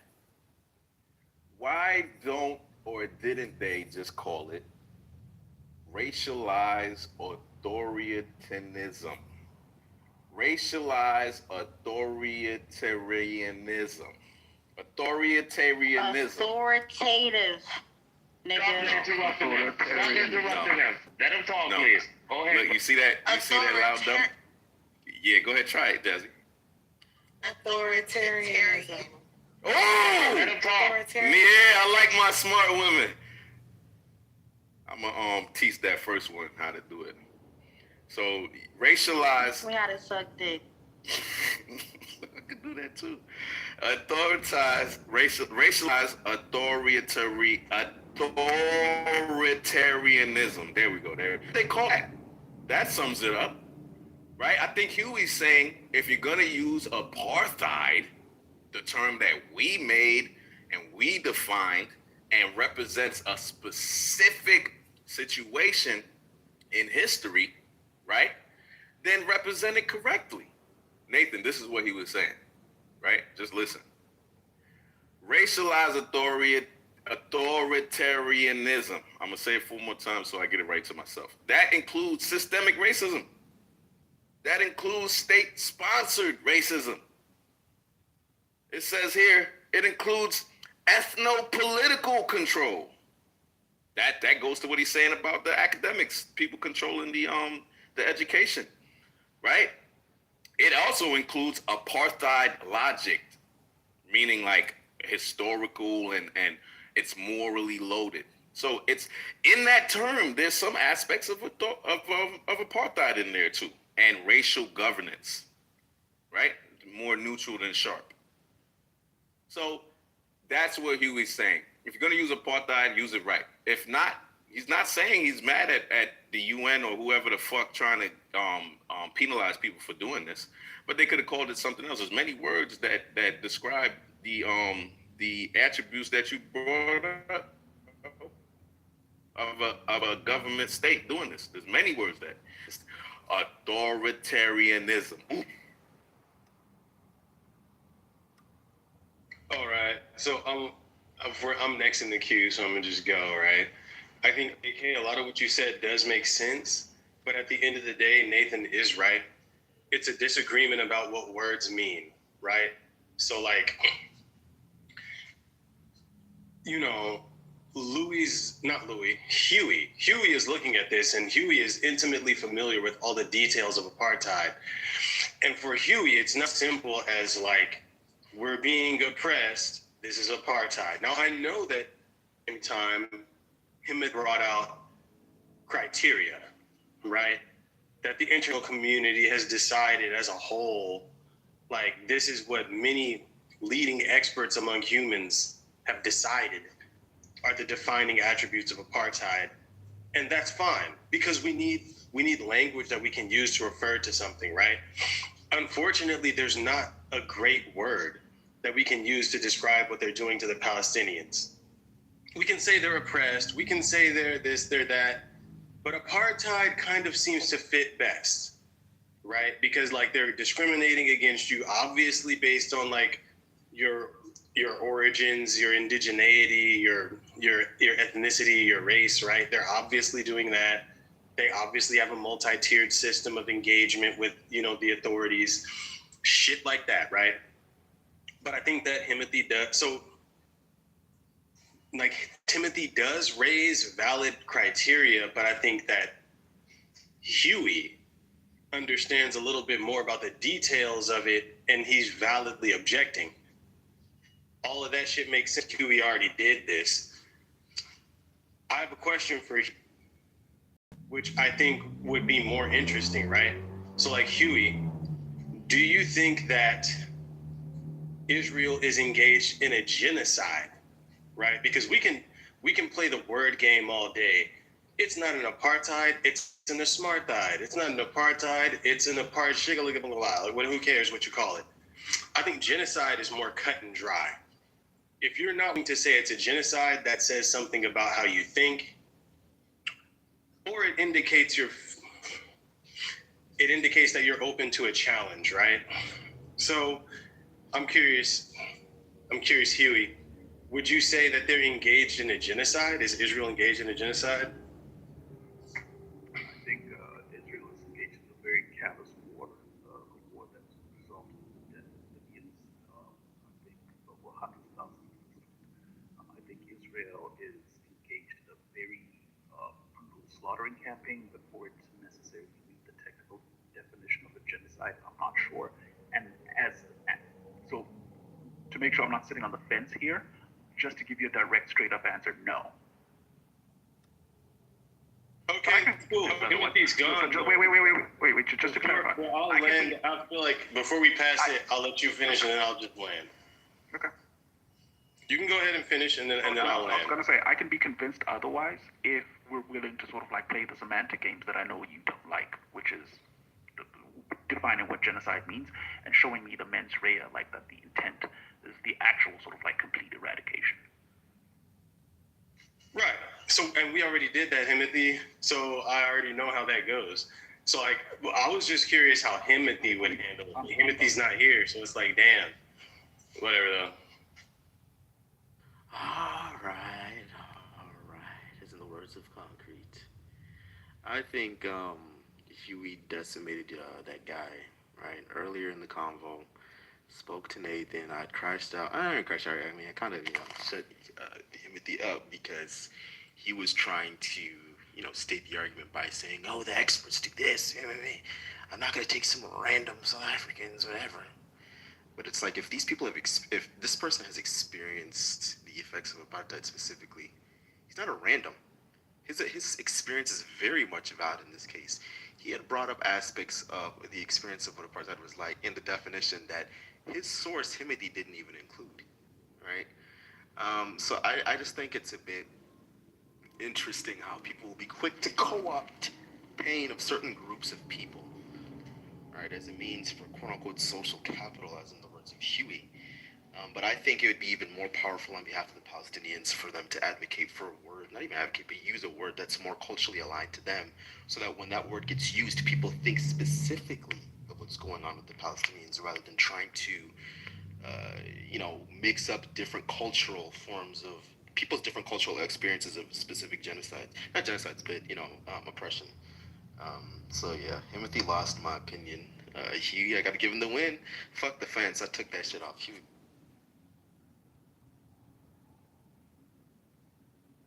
Nate, it's on you. That nigga ain't got nothing to say. Said I need somebody. Oh yeah.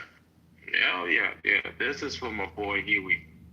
Huey, after all the training I gave you, bro, and you wanted to then just land on semantics, bro. And we all know that semantics is the worst thing debate because words can mean anything, bro. You know, if you describe it, you put a label on it. Words is just a label. The phenomenon, all you saying, like, hey, these things, this thing, this. I'm gonna say it's this. Ain't an exact same version of it, but there's a version of it. And that's all that happened today. And I just want to say this, Bob. I know it's difficult, bro. Trust me. I've seen people like you, bro. You know who was like that? Rich. When he just feels the need, he has to interrupt because I don't know why. He maybe feels like it's right aside. Maybe he feels like it's the right thing to do at the time. I don't know what it is. But trust me, chillism doesn't select for people like that, bro. Just letting you know, bro. Wait, you wanted me like you want pockets? No, it's my turn. It's my turn to speak. So, Huey, I think you did a great job. When I listened to Nathan, Nathan's just, caping for his friend, Timothy. Luca, I thought your question was retarded, kind of leading, right? Because asking if it's a genocide or not doesn't denote that somebody is pro-Palestinian or pro-Israeli on the conflict. I think it's dangerous to conflate experiences. I think that words and meaning should have historical context, just like we have the Nakba when we talk Palestinians. We have the Holocaust when we talk about the Jews. Like we have the apartheid when we're speaking about South Africa, Jim Crow, all of these very specific words. All of this is a branding thing, right? Because oppression and all of disasters are social capital, especially when you're in the Western world. You only hear these types of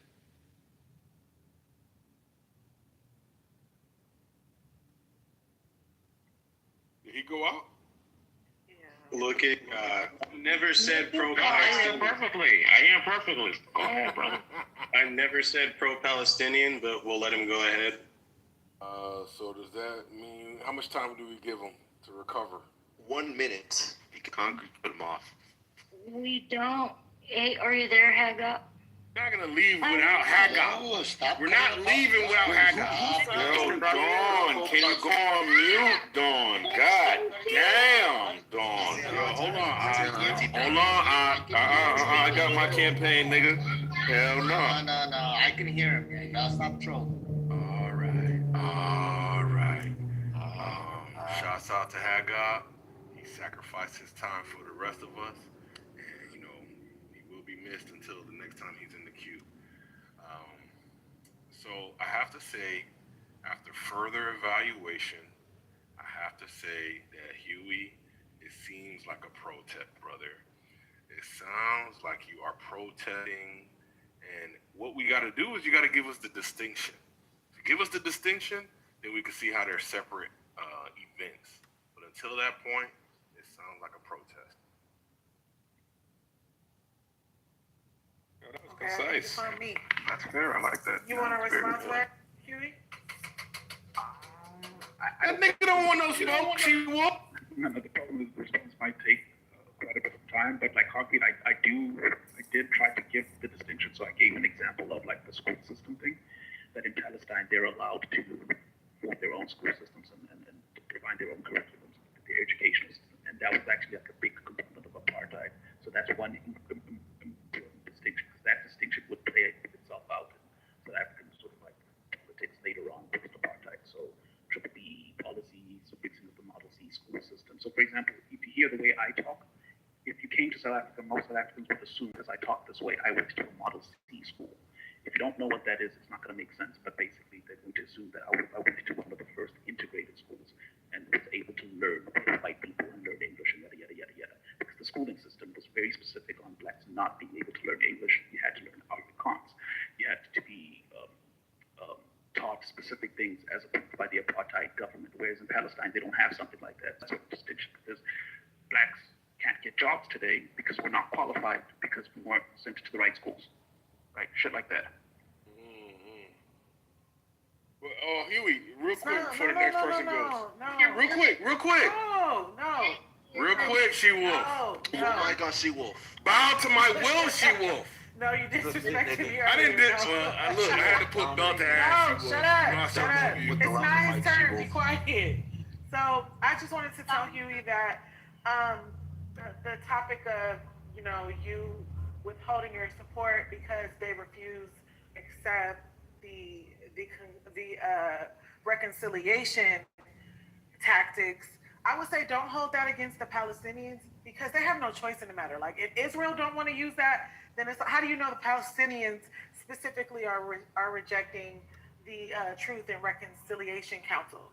Like, we can't say that. Like, we don't know that the Palestinians are rejecting it. It could be the Israelis that are like, we need any reconciliation. We're happy with the conditions that we have, right? So I would say just consider. Yo, Huey. Oh shit. I think damn, because I only got back in the queue because Haggard was saying Q. I'm literally next. Q. No, you're not. You're not, sir. Okay, what's the queue? It's in the chat. What app was that? What It's in the chat. It's in the chat. Y'all ready? Oh shit, my bad. Nah, you good. You motherfuckers be Q warriors, bro. A lot of random ass people talking. Skip that nigga. Look, every fake ass nigga has his day. It's okay. Today wasn't your day. Good. Nah, Cocky, I'm talking about the mods that don't got shit to do until it's a Q, bro. It's like, I'll Q!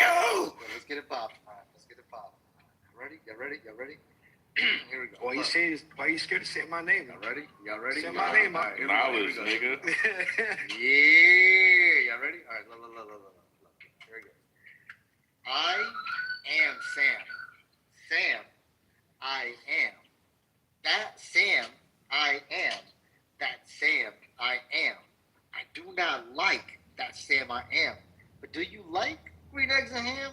I do not like them, Sam, I am. I do not like green eggs and ham. But would you like them here or there? I would not like them here or there. I would not like them anywhere. I do not like green eggs and ham. I do not like them, Sam, I am. Would you like them in a house? Would you like them with a mouse? I do not like them in a house. I do not like them with a mouse. I do not like them here or there. I do not like them anywhere. My wife just called me. I gotta go. All right. So yeah, man. Mrs. Knowledge. Shout out to Mrs. Knowledge. Damn. Okay, yeah, shout out Mrs. Knowledge. All of that, but here's one thing though, Haggard. I think you did fuck up my submission a little bit. I think you're responding to shit I didn't say, right? Like, I never said your position on whether or not it's a genocide indicates whether you're pro-Palestinian or pro-Israel. I intentionally didn't say that. I said on purpose, like, it shows that there is motivated reasoning, right? Now, by that, what I mean is, and I think this is me just talking to Huey's point, he made a similar point, right? Like, the vast majority of experts from international credited communities, right, would say this is not only an apartheid, but a genocide, right? Huey wouldn't dispute that, right? Because we've discussed it, right? So Huey would not dispute that most experts from credited fields and credited institutions in the field have concluded that it is not only an apartheid, but also a genocide, right? Now, if you disagree with most experts, then you have motivated reasoning. Now, I think that when Huey disagrees regarding it being an apartheid, he is motivated by valid facts about reality and history. So his dispute regarding apartheid is understandable. When a person says this is not a genocide, then it seems like they're not motivated by facts about reality, right? It seems like at that point, it's more of about, and here's where I feel like it would be true to say, you just don't like that word, right? So like if I was to say, like if Huey says this is not an apartheid, it's not as simple as, oh, you don't like that word, because Huey has valid reasoning and rationale behind saying this is not an apartheid. Now, me and Huey have discussed whether or not it's a genocide, and we agreed to disagree, right? So he didn't say anything that was logically inconsistent. He didn't say anything that means you automatically lose because you're a dumbass, but we just agreed to disagree. and he agreed to disagree with most experts. So you know what I mean? That's what I'm saying, Hagop. You dig what I'm saying? So I wasn't saying For clarity, you're I don't automatic- think it's a genocide either, by the way. That's if you don't, that's fine. I'm not even saying that makes you pro Israel or Palestinian. I'm just saying like there's no way that you're just looking at most of the facts. There has to be some other shit in your mind. Would you like to have a back and forth one-on-one about this? I'm open to it. I don't have it. And if you're right, bro, I'll agree with you. I just like to fuck- point out that once again, his argument is you disagree with most experts, quote unquote. That's not no, because me and Damn. No, he tell you, me and Huey went back and forth. We went source for source. I pulled up quotes. I cited data. Me and Huey have already had this conversation where I went to the sources. I went to the. You dig? So if somebody's saying that I can't talk about the facts, then they're wrong because Huey knows I already did that. So all right, do your ISO. Come on. Do you know what separates? Go ahead. Ethan. Wait, can I just quickly throw a span at the work, Alessandro? I think you'd find this interesting. I think people are misunderstanding. I'm not saying that you can't call certain things apartheid, right? I'm saying that what's happening in Palestine specifically, I don't think it's appropriate to call that apartheid. But I'll make this interesting for you. I was once asked, what do I think about the comparison between apartheid and what happened to the Aboriginals in Australia? Do I think it's comparable? I would sooner call what happened to the Aboriginals in Australia apartheid than I would what's happening in Palestine. Yep. So it's not. So the issue for me isn't like the use of the term strictly. It's about like the political co-opting for it for let's say optics like expediency and convenience. it's accuracy. You're saying it's literally inaccurate. I appreciate that. I'm not trying to make it seem like you're not saying that. I see what you mean. I'm not saying you were saying that, but I just wanted to see how you would respond to that, like if that gives you more context. I don't want to fuck the queue up though. I think there's a queue. Is there a queue? No, fuck it up. No, I think. I got what the fuck. Huh? I don't know. We can go back and forth after they're done. I'll address everything said. Just let Dawn talk now and y'all do the ISO, because she always want to fucking talk, bro. Easy. Serious? Yo, listen. Like, I was teasing with you, man. You better be joking too. I'm gonna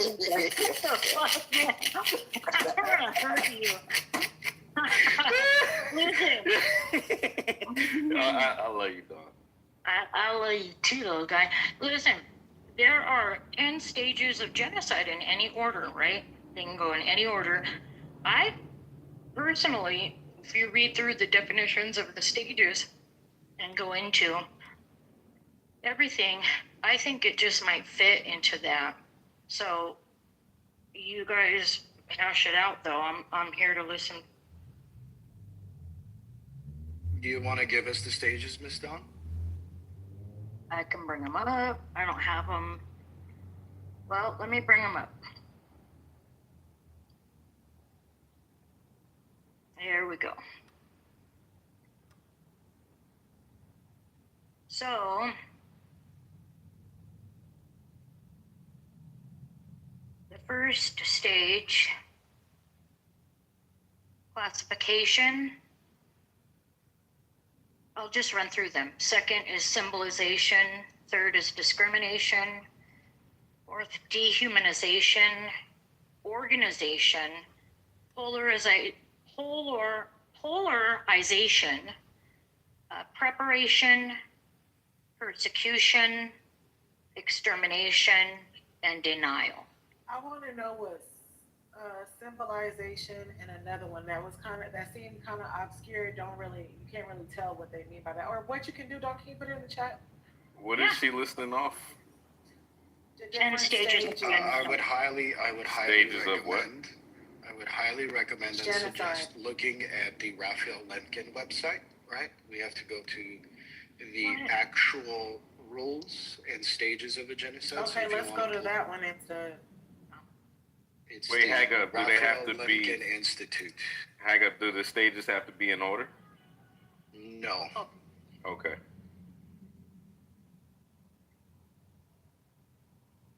I'm driving, or else I'd pull it up. No, I'm looking for it right now. Looking. There's 3 articles on genocide that the UN adopted, right? And it was coined by Raphael Lemkin right after the Holocaust. Of course, that was the event.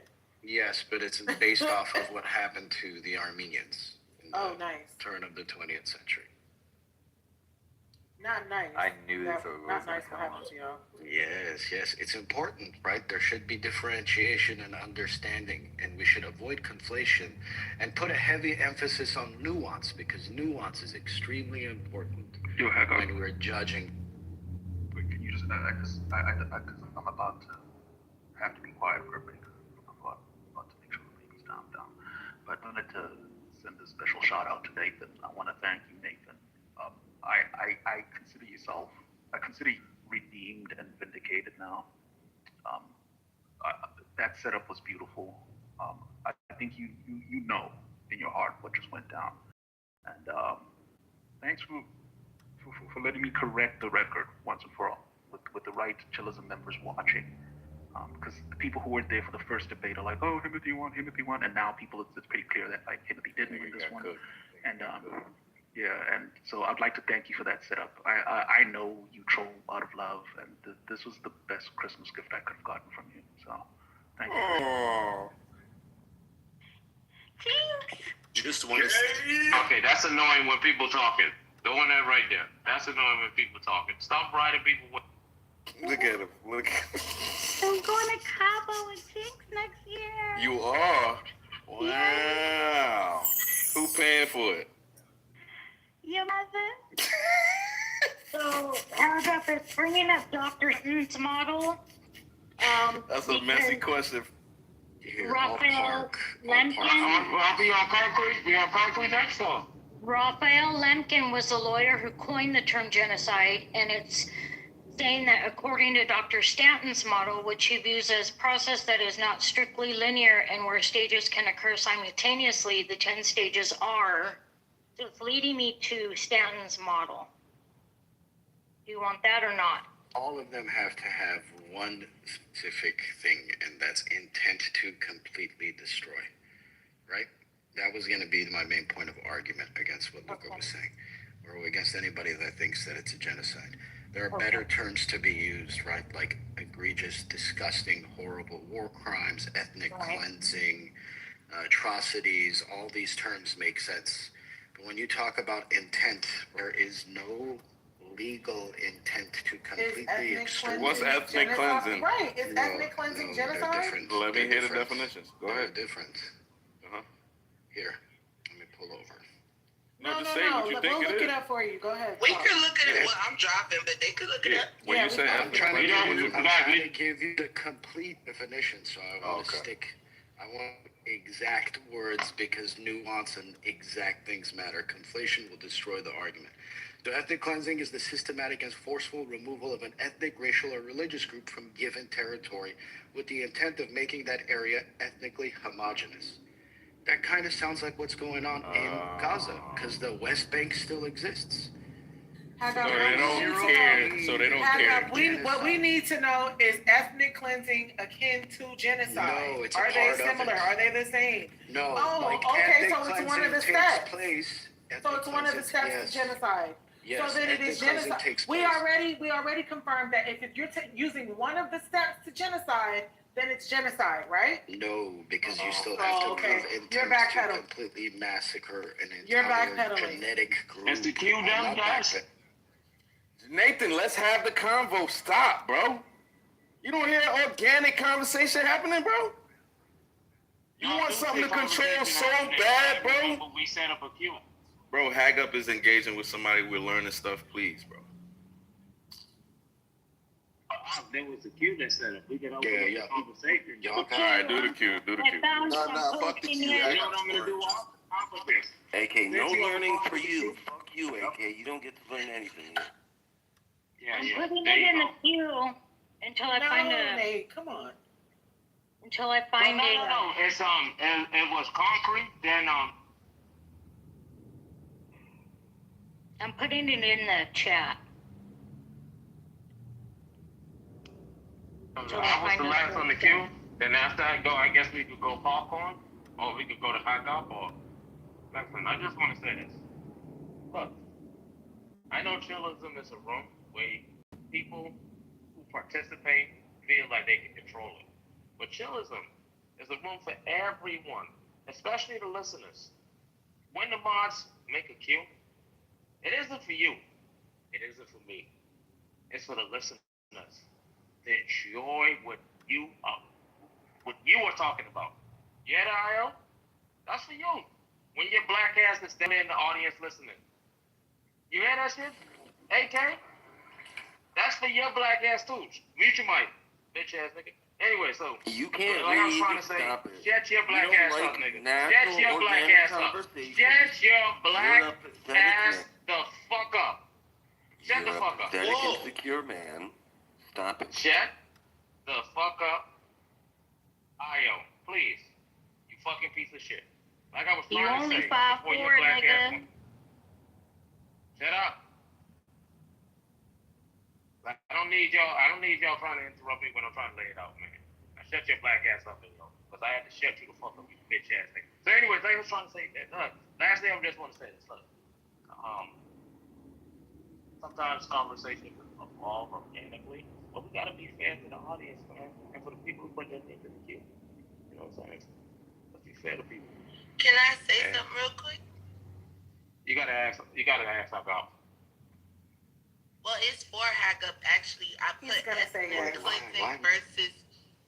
cleansing versus genocide. I put a chat GPT link in the chat, and it says it's not the same, but it's similar. For anyone that gives a fuck. And it gives a breakdown too, so you guys should click it.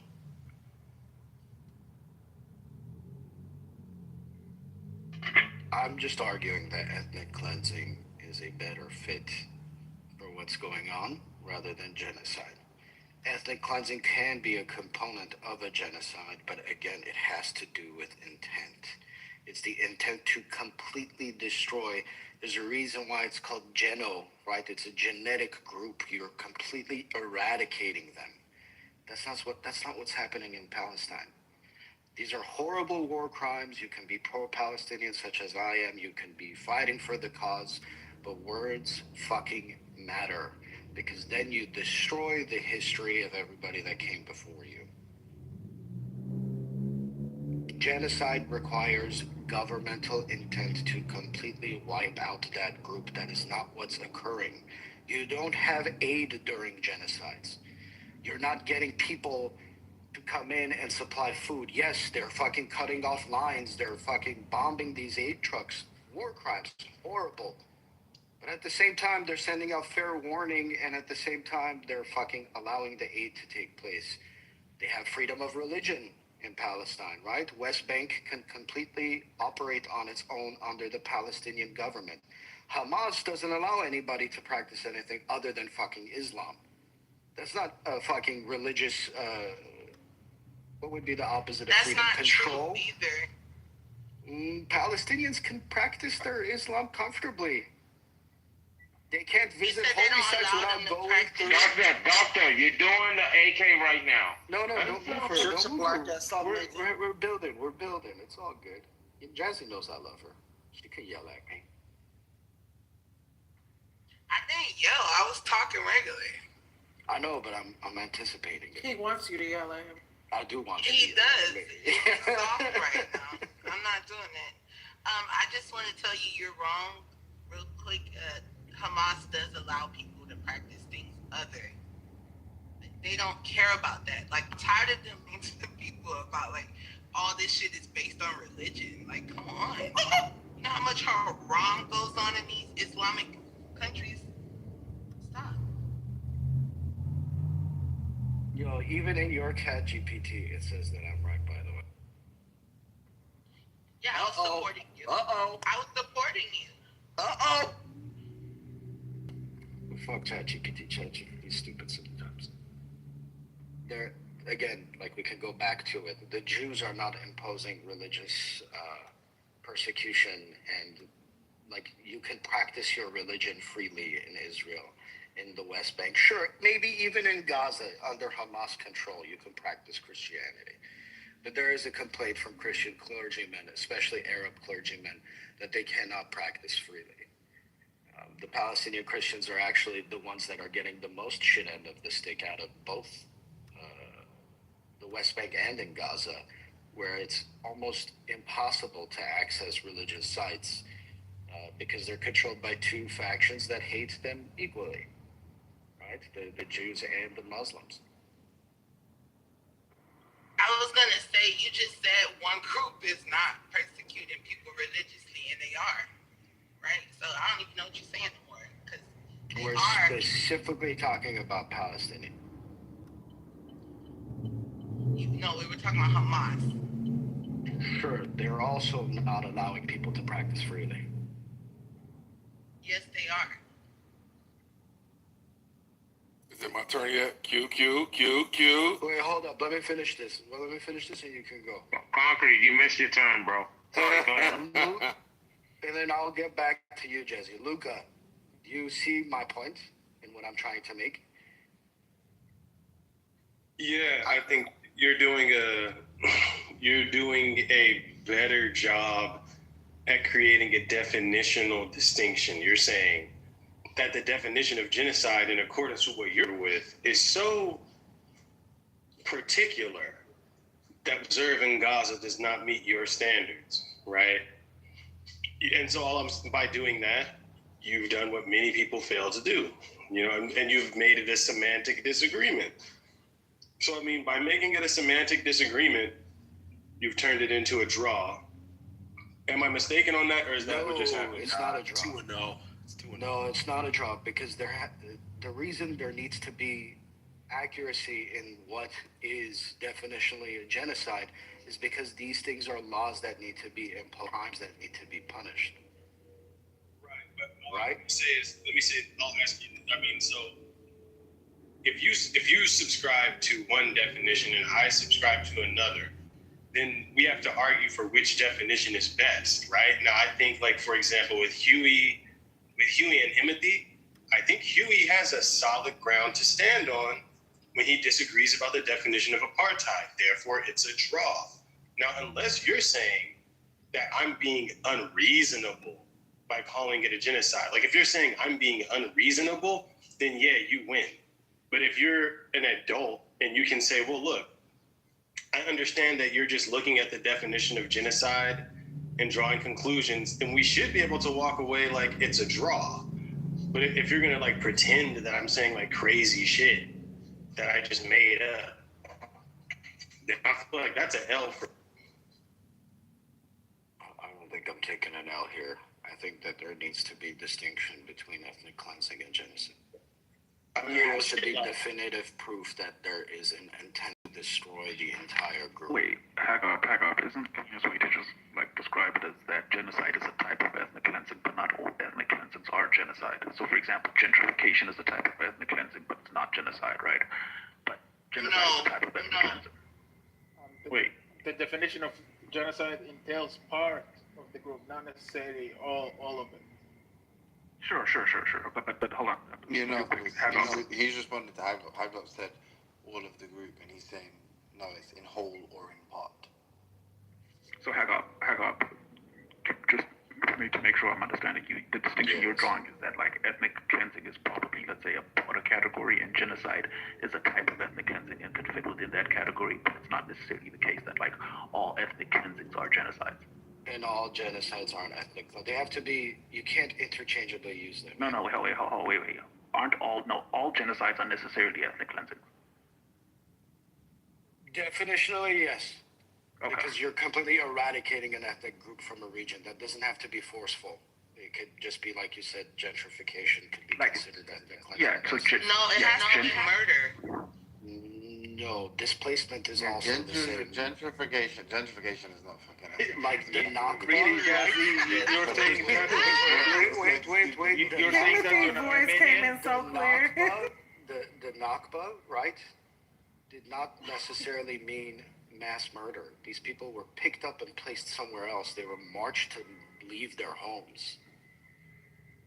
right? That was an intent to completely ethnically cleanse the region. The same of the Armenian Nakba genocide. is But it ethnic doesn't cleansing. require that much. It's not that complicated. Like ethnic cleansing and fucking genocide are distinct concepts. There is some overlap, obviously. They're just distinct concepts. But gentrification isn't like ethnic cleansing. Come on. It's a debated topic. Funny. We could make that argument later. It was that kind of ridiculous because obviously what ethnic cleansing connotes You can- hold, like what of notions the around it is a Armenian forcible- genocide? is a forcible expulsion, right? Like obviously that's not what's going on in gentrification. You're saying in fact there is some kind of like process by which you're acquiring get land paid. and then raising prices That's not forcibly expelling people. Duh, like come on. That's a distortion of the term. Than ethnicity or race. Made that like the sabotaging of like certain neighborhoods to drive the prices down, the property prices down, is part of like. It's not enforced though. You can pay more money. Is it coercive? Look, if it's oblique and it's not direct, then it doesn't constitute. It's like, bro, can the argument give any fucking argument? Is it reasonable? Yeah, don't go down a sensible? gentrification path, man. Stick to the Gentrification is a social, political, economic form of ethnic cleansing. Less violent certainty than that of wartime, but it's just as effective in terms of dumb. I ain't gonna lie. In the U.S., this is what the experts say. In the U.S., the process is inseparably linked to the historic reasons such areas become targeted for transformation in the first place. These were precisely the neighborhoods formed by the post-World War II subsidizing of white suburbanization at the expense of black and brown urbanity. Some more bullshit they pushing. I'm not gonna lie. You gotta stop with letting the scholars lie to you. Like Nathan said earlier, black people made the racism term. So when do we accept scholars and when do we not, Jazzy? Right? When Jazzy tells us that we can't, duh. No, when the scholars are actually coming from a good faith point and not a point of trying to grip They're describing the sociological and economic stance. This is a moneymaker. Why are we hold on 1 second. Why are we coining terms for things that are just wrong? Right? They're wrongdoings. They're crimes against humanity. But instead we're like, no, genocide, gentrification, ethnic cleansing, it's wrong. I don't give a damn what you want to call it. Like, this is what I mean about the scholars. It's a money-making game, and I understand, but don't fall for the bait, bro. Please. Gentrification is not the same as the ethnic cleansing that's going on in Palestine. And they shouldn't even be brought up because they're not the same. The Palestinians are being murdered, right? And gentrification, people are moving to another place. They're not being murdered. They don't have bombs falling on their fucking head. On an economic level, not a wartime level. Let's go back to whether what's going on in Palestine is ethnic cleansing or genocide. Nobody is talking about Whether I'm telling you, I'm saying it right now while you're asking me for a recap. We're literally trying to figure out what's going on. Can I say Sarah, somebody gotta get Sarah under control. If she's not, or else she's gonna ruin the conversation. But we're talking about I'm sorry, I haven't spoke. Whether what's going on in Palestine is genocide or ethnic. But well, somewhat tangential point, just to Luca's point earlier. This like winning and losing stuff. If Huey wants to define, I don't have an issue with how Huey wants to define terms. If he wants to, he can use words however he wants to use them. I think the thing that he's being very unreasonable about, just to be clear, is that like he's almost saying like the whole enterprise or the project of all of these international sort of legal experts and jurists who are responsible for codifying the convention, that like they didn't do enough because like obviously if we agree the minimal set of conditions are bad and constitute crimes against humanity, or at the very least crimes against the constituents of any sort of given fucking nation or something, right? Society, then like they did like a great thing by saying this set of conditions is punishable. They did a really, really good thing. As in, why do you want them to tack on even more? Like, what? Like, it seems so strange. It's like, if they're guilty of inhumane acts, if they get economic exploitation, segregation, the denial of people's rights, forcing them to be racially categorized, if they're doing all of those things, and the international community recognize that as a punishable crime, that's like a good thing, no? We all agree? Like that's like a good thing. We should dissolve governments that are guilty of that level of criminality. And if the reason for that convention is to punish the apartheid government, and they go, and we're gonna call this apartheid, the Apartheid Act, the Apartheid Convention. And bear in mind, I'm perfectly fine with you saying like, oh, I have this like emotional reaction to the use of this particular term because of the history, because of the legacy of it, and so on and so forth. That's fine. But for you to say like, oh, they did something really bad, is kind of ridiculous, right? Because it's like, no, they did the right thing, and it was a great thing. Maybe not a great thing in terms of like the reparations and everything that followed with South Africa, like how it was meted out. But it was a good thing because it actually addressed what was going on in South Africa. So check, that's a good thing.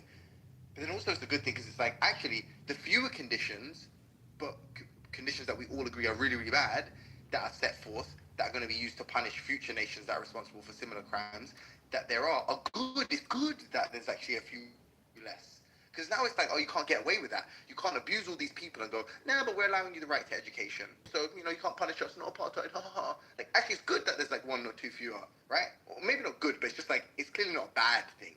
So on that point, I think you're being utterly ridiculous. And I think the fact you didn't want to answer those questions was kind of evidence of that, because you're being silly and you tried to get like really autistic and temporized. But like the other stuff, how you define the term or the evocative nature of it, all of that, that's fine. I mean, I'm not South African, I can't speak for you. Is there a cue? Oh, shit. Was that to me? Why? Well, it was really to Luca, but it was about you. I don't know. It was to Luca, but it was about you.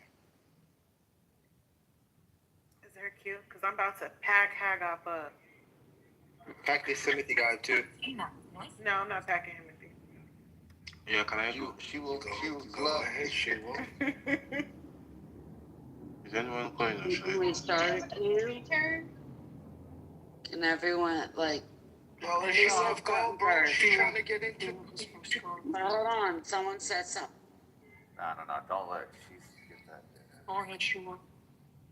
So what's like line? Who's going next? Okay. Did you want to go, Seth? You have something to say on the topic? Whoever did that, thank you. I'll go after you if you want to say something. Okay, the last cue I found in the chat had Concrete, Knowledge, and Nathan.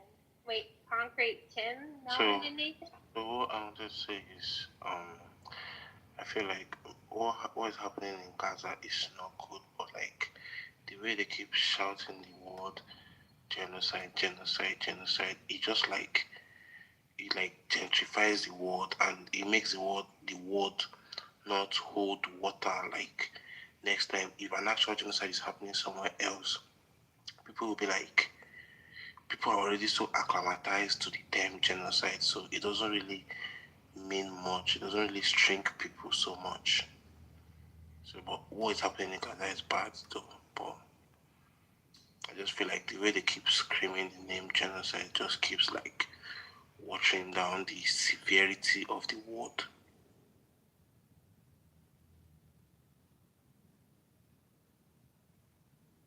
Yo, I don't know what the cue is, but Luca, read the chat, and I pointed out why I said there should be a differentiation, because we're automatically assumed to be Zionists or supporters of Israel. I can speak for myself and say that I don't, because I want a distinction between the words used. That's why I gave you a counter. I'm not looking for a W over you, dude. We were trying on definitions. But at that point, I do think, like, okay, well, you're saying something that, looking at the chat, I have to scroll through for a second. I'm in and out. I may have heard some shit, didn't hear other shit. I don't know, bro. So here's the thing, Haga. You respond to some shit that I did not say, right? And so that's all that I'm saying, right? Now, if you're explaining why other people view you a certain way, that's irrelevant, because you said, I'm responding to Luca because this is what Luca said that caused me to say that, right? That's an assumption. I said your question was stupid because it leads why to was my question stupid? clear words.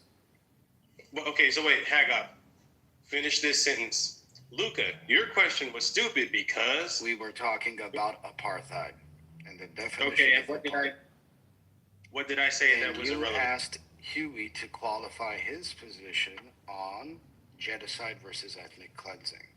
Why is that doing? Knowing that the broader audience, right, is going to take that as, oh, this is going to be a distinction on whether he supports Zionism or not.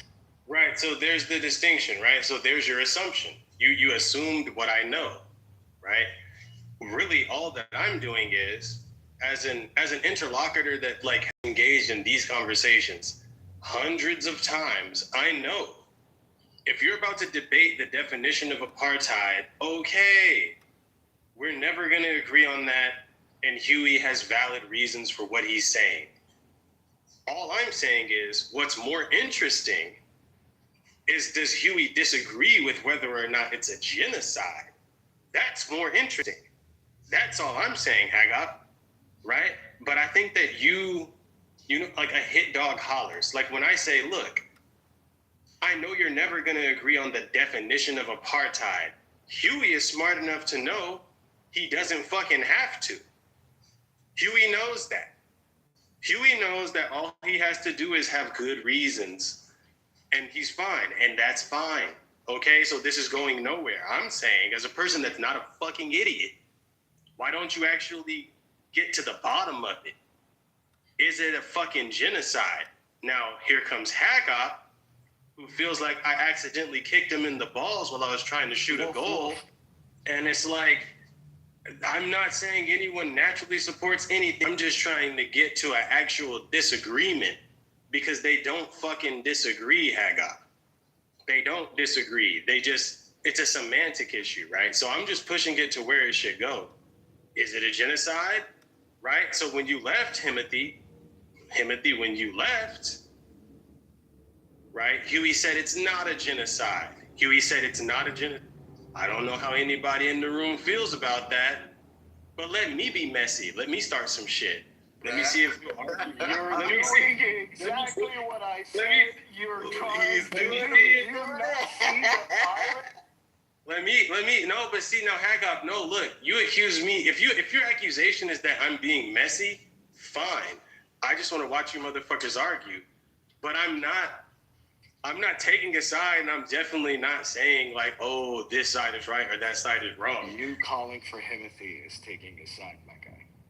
Okay, I mean, if you gotta call me gay to be right, then fine. No, y'all can all be gay together. Like, I don't know, You're bro. Like, 'cause being that's all you do. homophobic. That's okay, cool, right? Like, if you gotta be like, haha, see, he said a man's name. He's homophobia gay. is cool? I'm not even saying Okay, guys, all right, yeah, hey, look, check it out. Look, I'll do this for you right now. I'm a homosexual. I'm coming out. I'm gay. You win, right? Now, is it a genocide? I'm gay. I'm gay. You can ask that. I'm a homosexual. I'm gay. Why are you spiraling? He did respond to your point though earlier. By the way, Brother Luca, he did say that he is willing to be persuaded otherwise. If you heard that part, so like I think he's more on the agnostic side. Is it a genocide? Is it a genocide? The man gave you a 30-second preface before he answered the question, and then clarified and said, "I don't want to be like a fence sitter."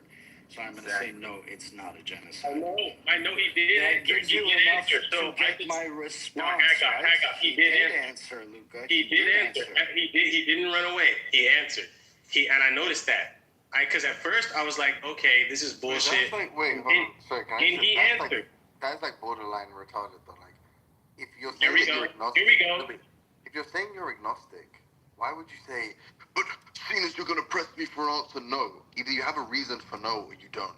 Well, but if you somebody don't is have a reason open-minded to have their for or mind against, change, say I'm agnostic, I don't know. Hold on, but Timothy, let's have some genuine dialogue, Please right? stop fucking nipping at my heels. I'm not even. No, hold on, just chill. Fuck, man, I told you that in my last week. You and the other guy. Bro, are you right? Hello, I'm trying to man. be genuine. No, I'm trying to be genuine. No, bro, you're desperate for don't I don't want to give it to you. Leave me alone. Leave me alone. Just sip your tea. Sip your tea. Don't Sip your tea. You're being really sassy. Don't at You're me, being bro. sassy. Okay, so meet up, I'm just right? not talking to you. I think for Huey to have the opinion to say that, hey, desperate.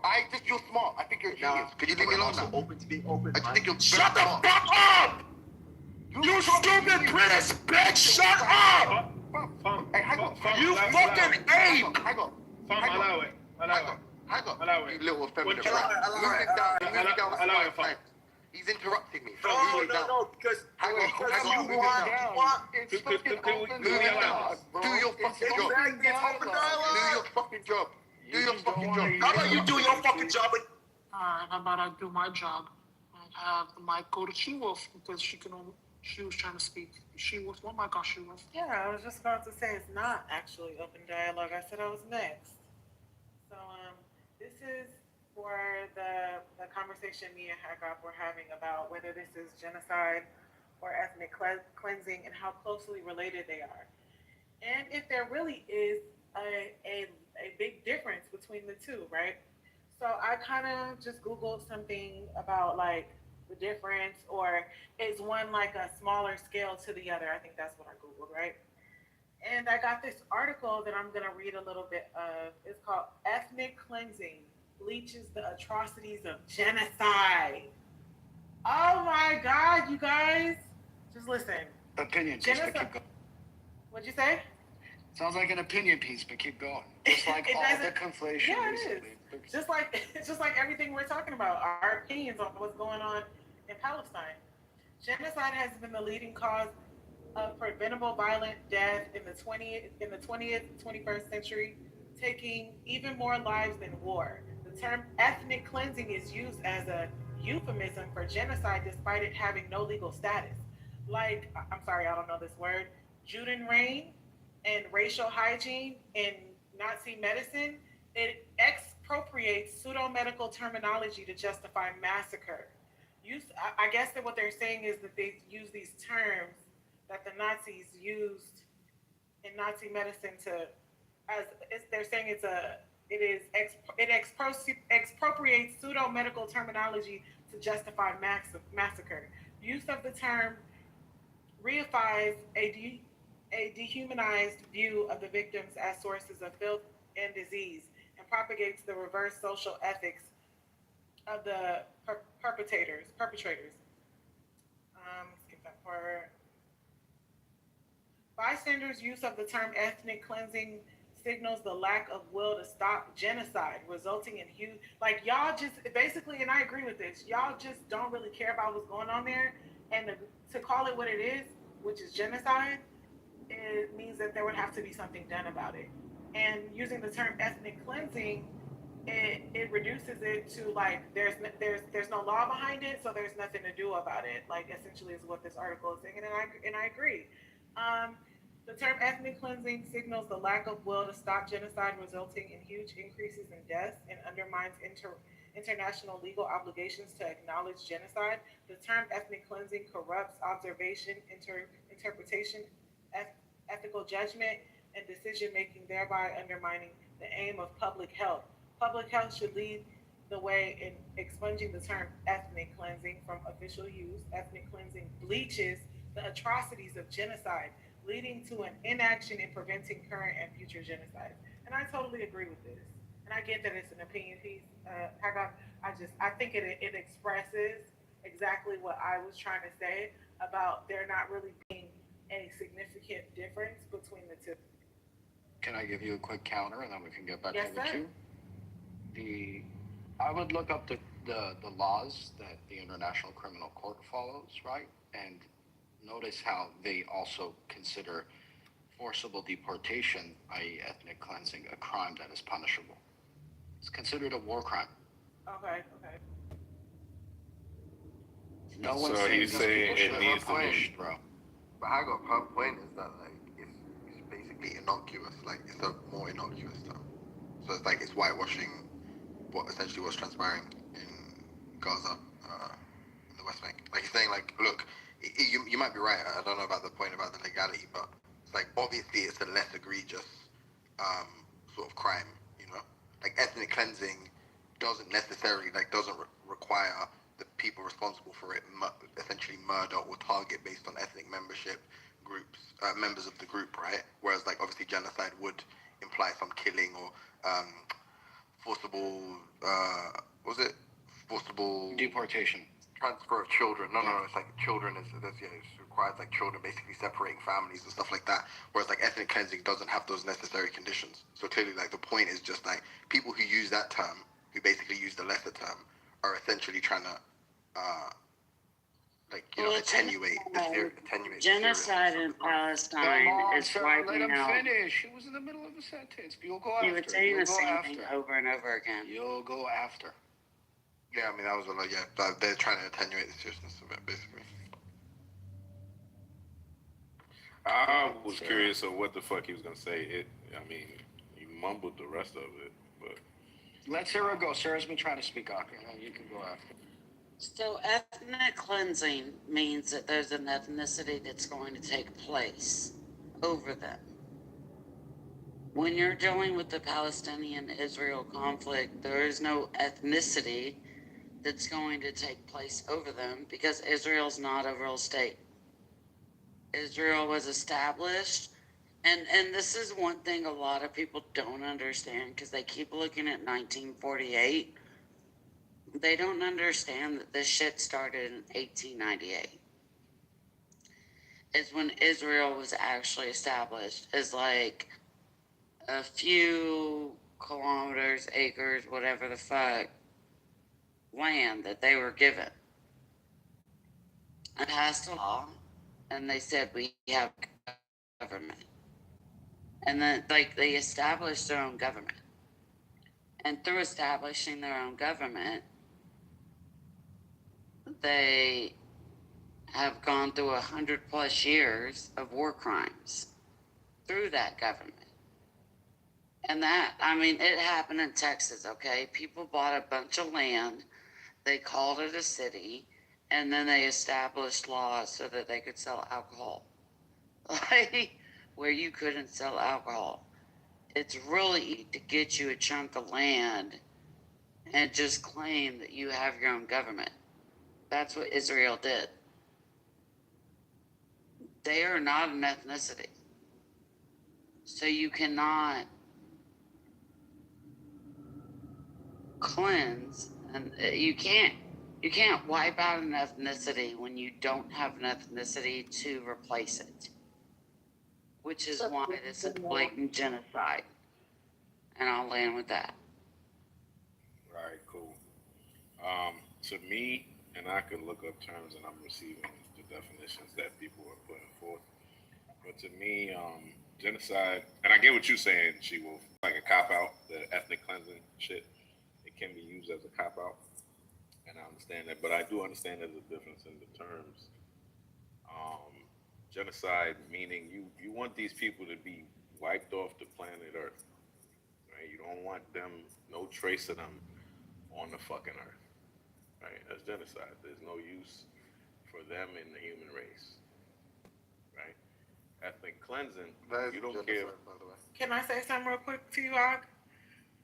Essentially, that definition of genocide means that I have to be in the minds of the Israelis to prove that genocide, right? And that's a unrealistic expectation, and it's a goal. It's an ever moving goal. Like, I can't prove that what the Israelis are thinking in their minds and their intentions, right? And that goes back to what Timothy was saying about the mens rea. So you're telling me I have to Only prove. if. Come Okay, on. I know. I was just gonna say I took too much of your.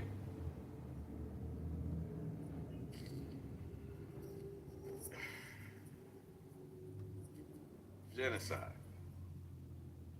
right? They want these people to be removed from the planet Earth.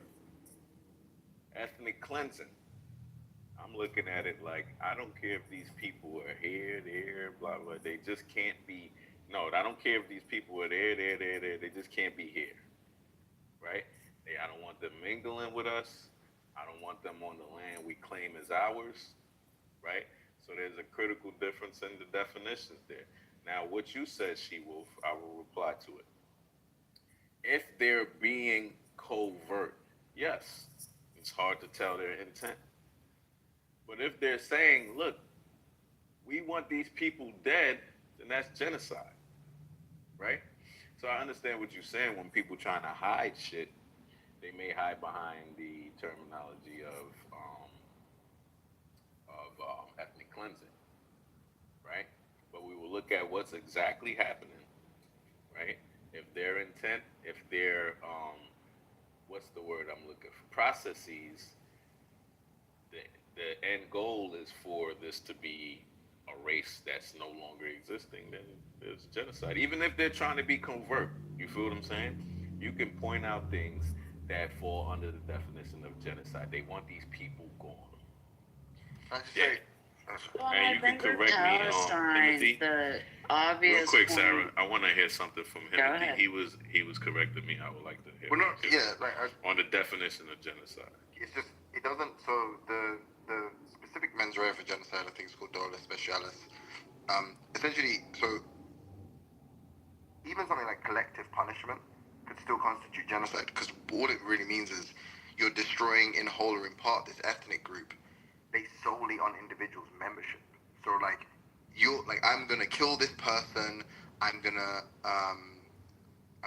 attack this person. I'm gonna starve this person. I'm gonna forcibly take this person's separate this person from their children solely because they are a member of this ethnic group.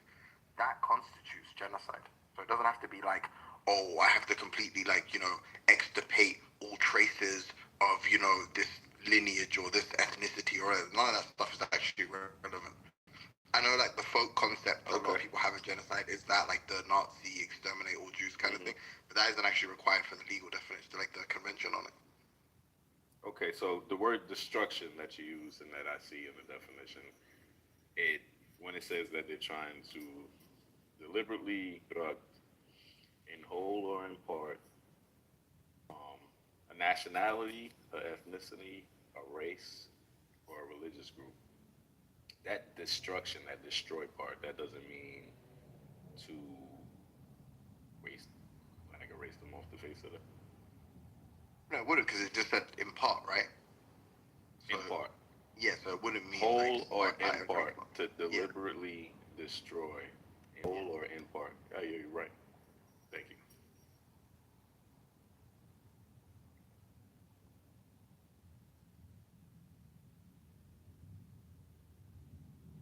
But to the point with Huey earlier, like, bro, you can just be agnostic about stuff. Like, you don't like saying like it's not. It doesn't work like either you believe it's a genocide, or you believe it's not a genocide. It could just not be the case that you believe it is a genocide, but that doesn't mean you believe it's not a genocide. You're just agnostic. You don't take a position. That's like fine.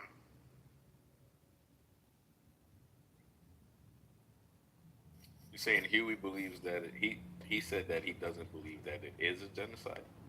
Well, no, someone. And I believe Haggap also said the same thing. Well, no, Lucas said. So it seemed like, if I could be misunderstanding the situation, but it seemed like what happened was Lucas said, "Hey, by the way, Huey thinks this is not a genocide," and then Haggap said, "No, you're being dishonest," because what he actually said was, "I don't really take a position, but given that it's so hotly contested, and it seems like people who say like, well, you either believe it is or isn't, because I don't believe it is, I'm just going to say that it isn't," and I'm saying that's obviously silly.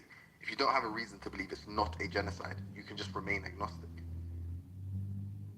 I mean, you He can could believe be what you convinced. want Excuse and me, not believe. I'm sober, excuse me. Huey said he could be convinced with a good argument. I'm screaming something. I'm screaming at myself too, honey. Hey, bedroom, 4 letters, 1 word, don't. That's right. You can if believe Huey feels like whatever you want, but belief doesn't make facts. Facts are it's a fucking genocide. That's just what it is. You can believe whatever you want. You can have feelings, all that stuff. You know what it was? Haggap, remember when we used to have this conversation? Haggap used to say, you used to say something about how there's this thing where they like to throw the word genocide out there for everything. And there's a specific difference in the genocides we know and this specific one. I remember you gave a really good example. I don't know if you did earlier. Nobody throws genocide out there. This is not some random word we just throw around. Okay? Hey, girl, let me ask you a question so I can put it in Genocide is not a vague law. People aren't just out here like, oh yeah, genocide this, genocide that. That's not how it works. Hello? You breaking up, brother. yes, there's room for you, brother. Let me just say this real quick to get out your way. Um, the genocide thing. If Huey, no, Is it me or is it back in the matrix thing? oh, I'm I sorry. asked Pablo, but I asked Pablo. Huey knows the definition of genocide, Timothy, and that neither does Haga, right? I got two questions, right? One's for you. Neither does Haga, right? Why are you telling them that they should just be like they don't know, right? That's my No, I'm question for saying you. that's what Lucas said. Like, as in, sorry, like I said, I can You said Huey. understand the situation. Yeah, Oh, I'm saying okay, so Lucas you're not said sure. about Huey. No, I'm saying Lucas said about Huey. He said Huey denies genocide, and then Haggop said in Huey's defense, no, that's not what he said. He said he's like he doesn't really take a position, but if you force him, he's gonna say, okay, no, all right, no, I'm saying no, it's not a genocide, you know. And I'm saying you don't have to. Like, why would you like? You're agnostic, bro. That's it. I got you. And my question for Hagup is, can you compare, and you can tell me if this is tacky, could you compare the Armenian genocide to what's going on in Israel? Right. And how you would qualify, okay, if anybody could do that, tell me what qualifies that as a genocide, but not the Israel. Can I do something that Wait, Pablo said no? You can do what you want. No, yeah. Real quick, so I want to use Kang as an example, right? Kang, you might be familiar with this, but Zimbabwe got its independence from the British from. Sorry, what do you mean? I answered. I said So no. you know that Zimbabwe got its independence from the British Empire in the early 1980s, right? Yes, that's correct. Yep. Right after Mugabe took over power and then like booted out the prime minister, because Zimbabwe had a president and a prime minister at some point. Right after that, there was a genocide that happened in Zimbabwe. Now, here's what made it a genocide, right? The operation was called Gukurahondi, executed by something called the 5th Brigade, right? Here's what made it a genocide. They would go door to door, house to house in Blueo, right? Asking people a bunch of questions and having conversations with them to determine how good their like grasp of the Shona language was and whether or not they spoke any Ndebele at all, right? So they'll look through people's papers, go through people's histories, and if it turns out that like you and Ndebele, they'll kill you on the spot, essentially. And then they were also killing other Shona people who didn't give up, Ndebele people who were like harboring them as well, right? So they were specifically targeting a specific ethnic group, the Ndebeles, right? I would say that that's a genocide. I could be convinced otherwise if you point out to me that, well, it didn't meet the dolo specialis and whatnot, I could say, okay, sure, it might not be a genocide because it doesn't meet that criteria, but I fail to see how. So this is the distinction that I'm sort of like making. I don't know if that's happening in Palestine as well. Like that kind of thing is happening in Palestine as well. This is why I'm on the side of the fence that's like, no, it's not a genocide. It's a lot of things. It's atrocious for sure, but if you can show me that that's happening in Palestine, like if you give me They literally group all people to live in Gaza or the West Bank, so they don't have to go door to door. Everyone's already grouped together in one place where they can go kill them.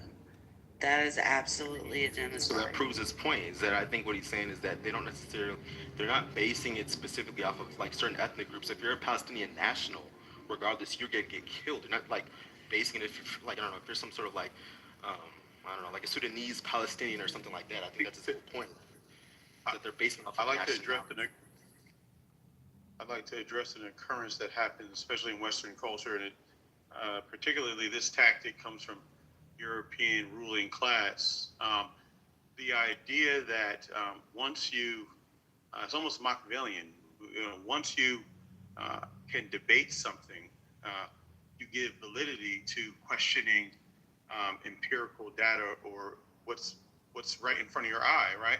Like, so if you see in front of you, somebody takes a hammer and squishes an ant. If I could bring up a debate that, well, he didn't really squish the ant. The ant was imploded on itself, right? The ant didn't get squished by the hammer. It imploded on itself. And the hammer, and if you have enough of a debate about it, I can get you to walk away from the idea that the ant was squished by the hammer. And even though that's what you saw right in front of your eye, and this is what Western culture does and Western ruling class does to in the way they propagandize the masses. And they get you into these debates where you can look at something that's actually happening and you'll actually start to intellectualize it, or, and go, oh, well, maybe this is technically in this word and that word. And the next thing you know, you're in this weird conversation where you're actually ignoring or omitting actuality for what it is. And it's a bit insane, actually, when you step away from it. Like, for instance, like genocide, murdering massive amounts of people, or, killing off an entire group of people. You could do it slowly, you could do it quickly, still genocide, right? So like if I was to compare it to Black Americans, if you were to kind of like, oh shoot, we can't hang them anymore, we can't enslave them anymore. I know, we'll poison their water systems. We'll make sure that only companies that got bad foods, bad grocery stores go in their neighborhoods. Okay, yeah, we'll bar them from, we'll block them from opening up businesses, block them from loans, block them out of economics, and then we'll slowly kill them to death. Destroy them on healthcare. Do all these things, even if it hurts our own people, as long as more of them die, right? So these things, we'll experiment on them. We'll just experiment. We'll do all these things, little by little. You can't technically call it a genocide because it happened all at once, but it's over a long period of time.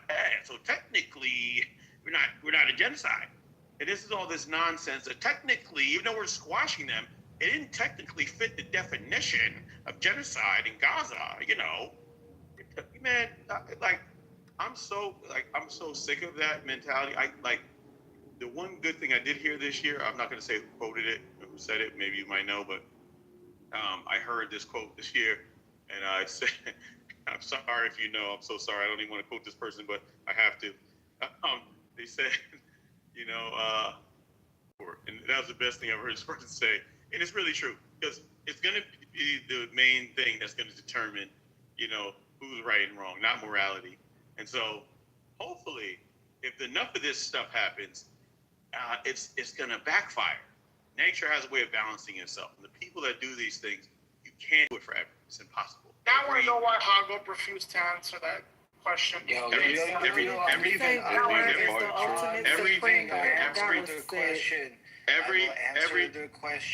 dynasty falls. Can pick back up.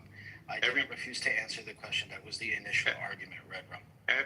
Every dynasty eventually falls. Every ruling group eventually falls, and I can't wait. I can't wait to see when the rabbit got the gun. Yeah, I didn't refuse to answer the question. That was the initial argument, Red Rum. I was posing that it wasn't a genocide, rather an ethnic cleansing. And then my final point would be this. October 7th was an act of terrorism. It was an act of resistance. And I hope you guys argue about that for the next 2 hours until I can come back. More vocabulary words to I can describe actually murdering argue groups of about people. that because the international Okay, court check your said, dynasty. Get some more vocabulary words to describe killing groups of people. Come on. the international court said that Israel did not have a right to self-defense because they were the oppressors when they built the wall in 2006. So, what happened on October 7th was horrible. It was sad. But it was literally their self-defense. Israel doesn't have a right to self-defense when they're the oppressor. Debating this stuff, that's how you win. Stop debating things that what's happening. Stop getting entertaining debates about stuff like this. People just need to take action, and that's it. You know what it is? Like I said earlier. It's not a debate when it's international law. No, listen, you know what I said earlier?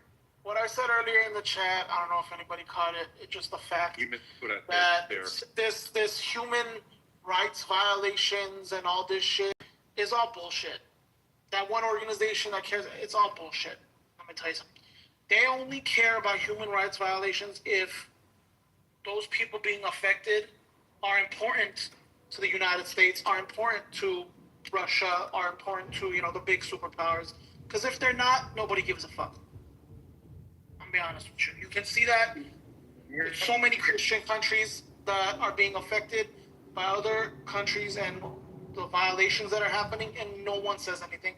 No one does anything. You know why? because they are not important. Who are they? Who are these countries? They are not important to the big superpowers.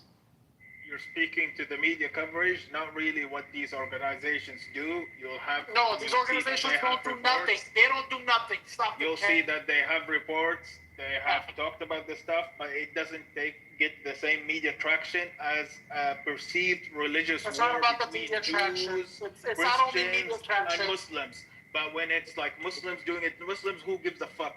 When it's Christians doing it, Christians, who gives a fuck?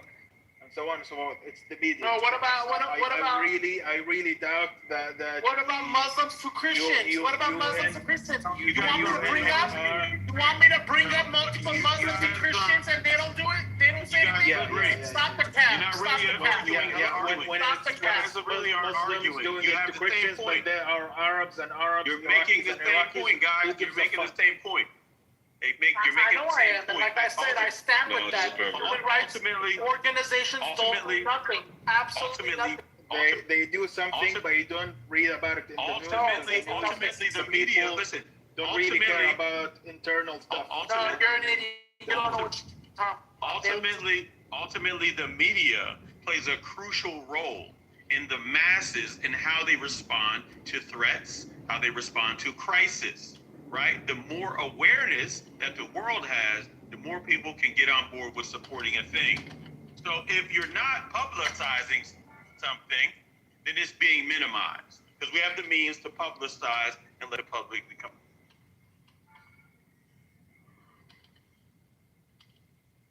That's a thing, but I hear what you're saying. You're right, because the public perception and outcry is very important. But I'm not just talking about that. Even if there isn't, the governments know, every country, leaders, they know what's going on. And what I'm trying to say is they don't care. Why? Because these countries are buddy to them. But if it's Israel, they'll care. I definitely take your. They'll care. So. I definitely take your. I'm not going to go into the minds of the people, but I will say to a degree, obviously there's an extent to which how far you can spread your resources, but you can clearly see there's preferential treatment and who gets prioritized. That's clear. Everybody can see that with their own two eyes. So yes, you both are making the same point. Actually, Red Brown, what you're saying is so fucking stupid. If you see the International Court of Justice have called on the genocides that are happening on so many countries, but it doesn't get the same media traction. The organization isn't doing due diligence. I think to an acceptable extent, more than yes, said that, brother. But saying they're doing it only to specific countries. Bro, it doesn't matter which one. You're basically saying that some people you agree that some people don't get media coverage. You agree to that. You guys are saying the same thing. Come on, bro.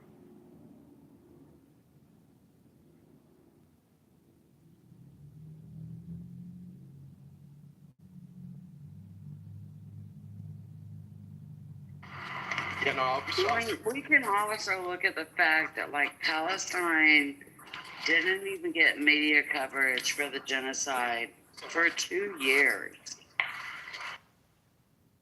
It's just now it became a big deal. But it was 2 years ago when this shit initially started. And like I said earlier, it really started back in the 1890s. But as far as we know today, it took 2 years before anyone gave a shit. Over 60,000 people killed. And that's literally just what they can agree upon between the Israeli government and Palestine. It's not the people in the West Bank whose electricity can get shut off at any time, whose running water can get shut off at any time, who are living under an extremely oppressive state way before 2 years ago. These people are jailed for nothing at all. No charges. They're just detained. They're tortured. And this was way before October 7th. In which case, people also forget that half of the stuff we heard about October 7th were lies. What evidence do you have of this? What evidence do you have of these allegations? It's not an allegation, it's facts. What in the world is happening, man? There's facts. I know it's really hard. Trump's Come in here and America. say But there's actual facts. October 7th was a lie because it wasn't. I didn't say October 7th was a lie. No, we're I not said gonna there do are that. a lot of things that came out, like all the babies and people being kidnapped and all We're that not shit. gonna do that. We have friends that died there on October 7th, so no, we're not doing it. And in honor of them, we shouldn't lie about that day, right? We should tell the truth about that day. And there were people that were killed. There were people that endured some bad shit. And to honor them, we should not lie about that day. And there's a lot of lies that came out about that day. I think that's a valid statement. If someone was talking about 9/11, it would be incorrect to say, yo, man, there was lava, you know, it came out of the ground, there was a volcano, the volcano killed people. Yeah, that was 9/11. No, there was no volcano. So yeah, I'm honestly I get it. surprised people don't do that, though. If you're talking about a tragedy, you should say true to the tragedy that occurred. You shouldn't be talking about a volcano if you're talking about 9/11. I mean, people died on October 7th. It was a sad day. But you shouldn't lie about stupid shit to make it sound worse than it is. And those lies came to light. It wasn't as horrific as they tried to make it out to Now be. you're going in another way. You're going in another direction. Now tragedy. It Now, was- like, you don't want to go I that hadn't direction. figured. No, it was You don't- bad. You don't want But to go don't that lie direction. about how you bad don't it wanna, was. Hey, You don't want to minimize people's pain. What are you cotton diggers talking about? Well, not everybody here is African American anyway, so. If it's not gonna. What's up? What's the topic about? What do you guys? I want to join in. I want to chime in. Maybe you should go into a tailspin. All right, so all the Black Americans in here, go back into slavery. Go back on your plantation. All right. All the all white right, people, you're all cool. All Go these things. go get your Sonic coins knocked out, all right? My Sonic what? I'm too fast to get Your knocked out. Sonic coins knocked out. I'm too fast, dude. I'll fucking slap shit out you and I'll speed away. My name is You're Knuckles. not that fast, bro. Your Knuckles? Oh, okay, you can fly. You're not that fast. You can't even talk. Gotta go fast. This is a black person, guaranteed. I am black, not white. I'm Nigerian. What's up? What's up, Sonic? You are not Nigerian. I'm Nigerian. You're the whitest sounding Nigerian. I grew up around white people, but like, I sound white. I grew up around white people. It's bad for a black person to talk proper. I mean, what's wrong? I didn't say talk proper. It sounding white speaking proper English. Oh, shout out to my boy Craig. What up, Sonic? I'm just trying to figure it out. Are black people not allowed to speak proper English? Yeah, exactly. It's not about speaking. We got to speak with Ebonics. Oh, do you expect me to speak like this? Hello, I'm from Africa. Not every African sounds like that, stupid. That's actually It's a like stereotype saying too, I'm from Sonic. fucking New York. Yeah. Okay. It's Let a me say stereotype. I'm from New York with no New York accent. Okay, are you running a lot of Africans in New York? There's actually a lot of Africans in New York. Okay, the ones born in America don't sound like they don't have African accents. You dummy. Nigeria. I'm from Texas. I don't come on here saying I'm from Texas. Okay, there's a lot of Nigerians there, so. Nigeria is. Why do you introduce yourself Nigerian? Because I don't have to. You literally introduce yourself as Nigerian, You bro. are yellow. I'm black. My skin is black. No, but you're Oriental. You're from. No, I'm a full. Yeah, they're black people. No. That's a black country. We have dark skin. You're mixed with European. I'm blacker than you. Your blackness comes from Africa. I'm blacker than you. Sorry, you're not black enough. Black means sub-Saharan African in the dictionary. You're not black. You're not black American. You're not fully black. You're biracial. You're mulatto. He will screw you. Well, yeah, you're black Americans aren't fully black. I'm 100% black. My race is black. My genes are black. You're yellow. How am I yellow? What? Show me a picture of a bunch of Nigerians. Show me a picture. Huh? I'm from Africa. Wait. But there's Lebanese Nigerians. I'm from Africa. Sorry. Hey, hold on, Sonic. But there's Lebanese Nigerians. Yeah, but they're a small population. Yeah, but they still exist, right? Not being Nigerian. Yeah, those are people from Lebanon who came there. Yeah, exactly. But when again, they're still Nigerian. Yeah, nationality-wise, yeah. They're invaders. He's right. They're invaders. That is true. It doesn't matter. I'm blacker than everybody here. No, you're not. Yes, I am. You're not black enough. No, you're not. I'm darker than you. I'm darker than you. Look at your picture. I'm darker than you. Wait. I'm dark skinned. What the fuck? I got made fun of by black Americans for being dark skinned growing up. I got made fun of for being dark skinned. I'm dark skinned. I'm darker than you. I'm darker than you. I'm black. Yeah, it does. Yeah, I'm black. I'm the blackest person in here. Let's compare DNA. The average black American is 70% African and 30% European. Yeah. No one cares who's darker, who's not, because your skin color doesn't define who you are. So stop. Yeah, but I'm blacker than everybody here. You're not black enough. The average black American is 70% African, 30% European. I'm 100% African. You're mixed European. You're mulattoes. Ashley wanted to speak. You're mulattoes. Like, you can't talk. Are you C there? profile wants to talk real quick. I want to clear something up. That's me. You guys are chocolate covered white people. No, you're not. You are literally a chocolate. I think he's gonna have to drop you.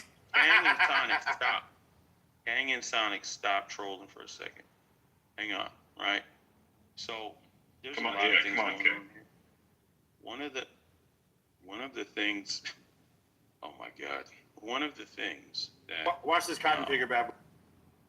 Wait, they literally were cotton pickers in Nigeria and Sokoto State, so that's not a flex. I wish these. Yeah, but that's not all Nigerian. Hey! You guys talking one mic on profile. Stop bullshit. Jesus, right? All right. So I'll try to be quick because this is. Wait, which profile? At the same time, my mind continues to get blown by the level of ignorance, and I'm so disappointed. I think it was Kang's turn actually. So Kang's profile. Are you saying King or Kang?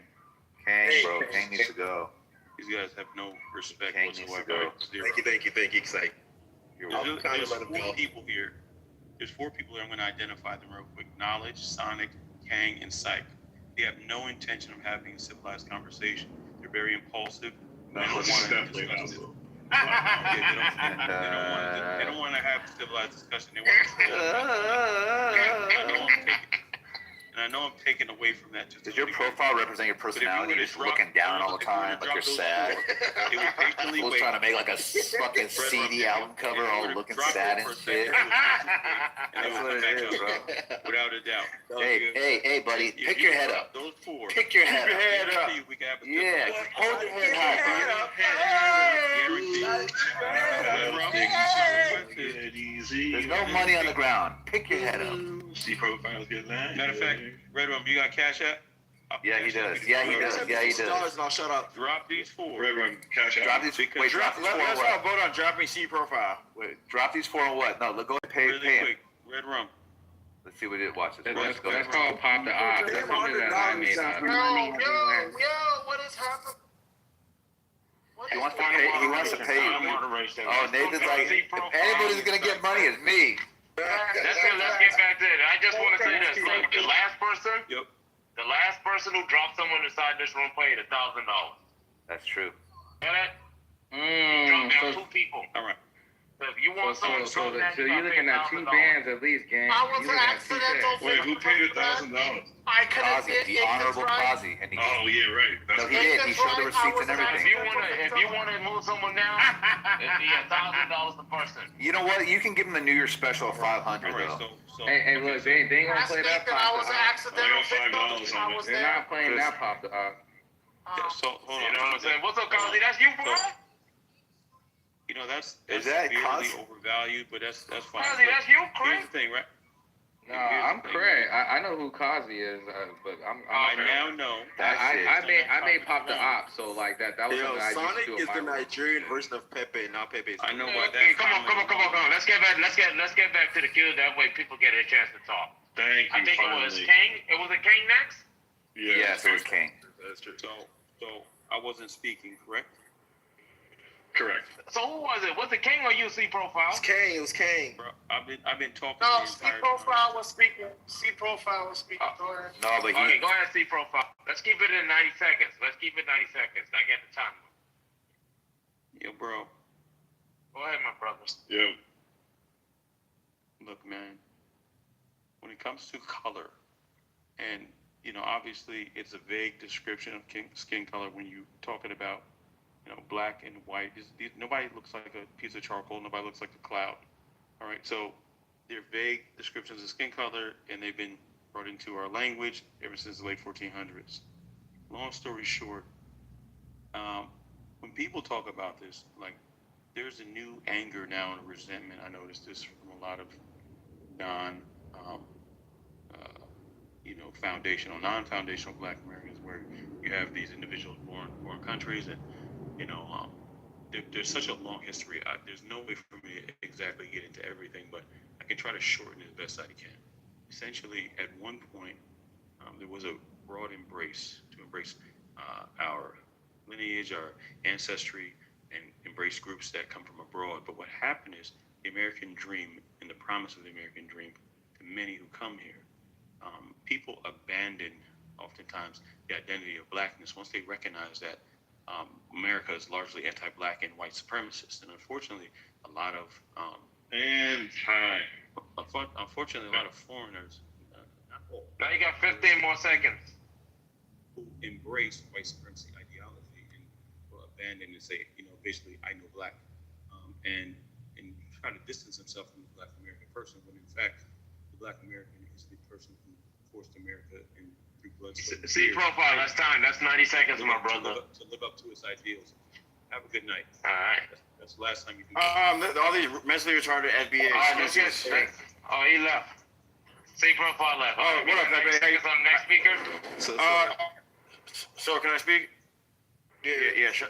Yeah, sit down. I thought it was King next. Yeah, Sure, King. okay. So this is the problem that you have with this xenophobic. Listen, this nigga speaking about the foreigners. Listen, I don't know if Sonic's opinion is he distanced himself from being Black. I think he does understand that he's a Black male. This whole anti immigrants. Listen, immigrants help this country, right? They really do. Of course, there are some immigrants who are a problem, right? But I don't see it Like in this me. space. Exactly. This space is the American dream. We've got people from all corners of the globe. And that's what makes chillism. And that's what makes America America. We thrive off of diversity. That's all I can say. Go ahead. All here inside. I'm straight, brother. I'm straight. Can I speak? When it comes to Blackness, 40 seconds left, but if you want What- to what- give, you want to give me your 40 seconds? Yeah, I'm gonna let him go. When it comes to Blackness needs to start with African Americans, Black Americans. They've always called anybody with dark skin Black, but they really called Africans Black for thousands of years. You're not Black Americans are not the center of Blackness just because they're in America. America is the center of the world. Like, everyone pays attention to the politics now and stuff. So obviously they're gonna see the subculture, but like, for the most part, they're not the only Black people in the world. There's only 40 million of them. There's 5 billion Africans. There's millions of Black people in South America. We're labeled Black. It's just it's a white colonial term. When they go by skin color, they describe people by skin color. So they see Asians yellow, them white, and then they call anybody who's of African descent Black. And so Blackness started with us for thousands of years. Dark skin, burnt. That's what they'll say.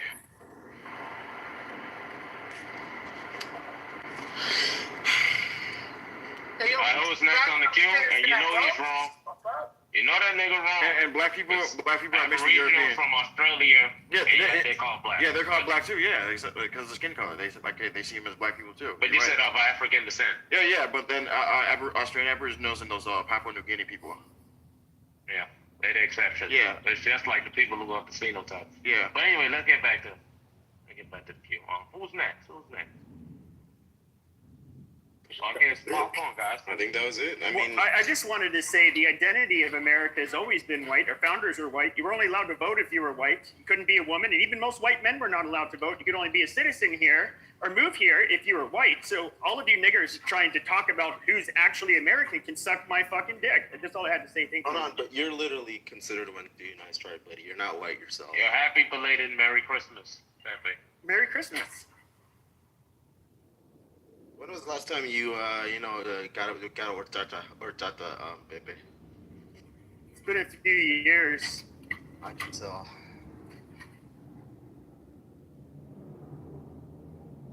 So Pepe, what's your favorite thing about America, brother? Probably our First Amendment, as I use it to the fullest extent, and the Second Amendment, and the fact that it's probably the country where you have the best shot at, I guess accomplishing something. Like most countries, there's a lot more barriers. If you're born into a certain class, you're likely to die there. So it's a lot less so in the United States in comparison to other countries. So, and to be real, we are probably in the safest country in the world in terms of who's gonna come and who's gonna fucking take us over. It's not gonna happen. And we are the world superpower. So I guess that's stuff to be proud of, Oh yeah.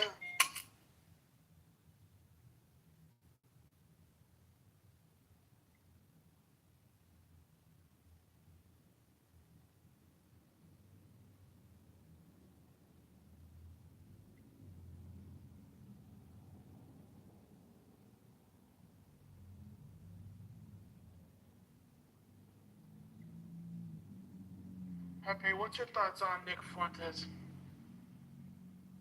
A big part of me thinks he does more good than bad. Even though I don't fully agree with him, I do think when I first heard of him, 8 or 9 years ago, I remember seeing these guys that would go to the Talking Point USA,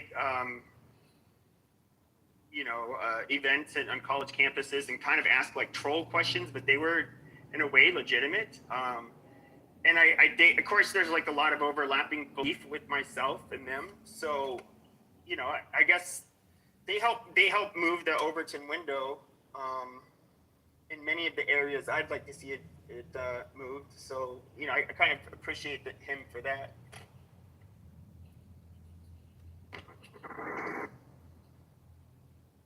Who were you talking about, Pepe? Or PP? How do you say your name? Nick Fuentes. He was asking what I think of Nick Fuentes. Oh, I was actually going to ask you that too, funny enough. Wow, great minds think alike.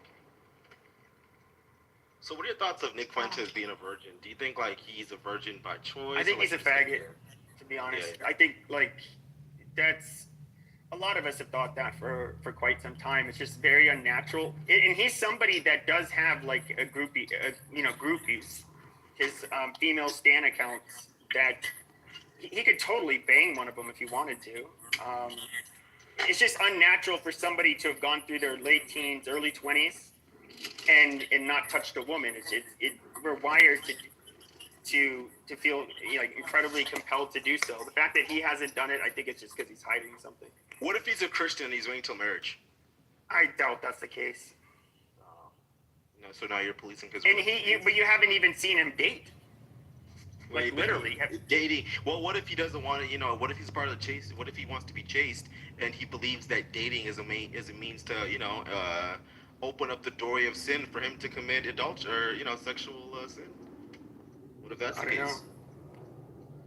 I don't think that's it. So do you think that he has lost his value as a man because he's a virgin?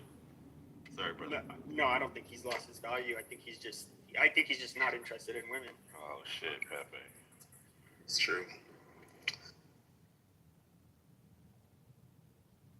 Wait, Ox here? I don't even see Ox on my screen. What's going on?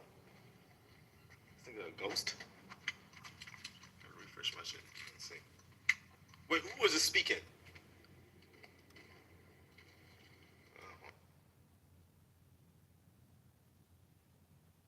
So what's your hottest political take, Pepe? Oh geez, any more? One that triggers the liberals and the conservatives alike when you say that. Dude, I don't have I haven't really been doing this shit for the last few years, so I don't really have much in the way of takes that are probably that extreme in comparison to what people are saying today. I'd have to think about it. I really don't. I don't really know.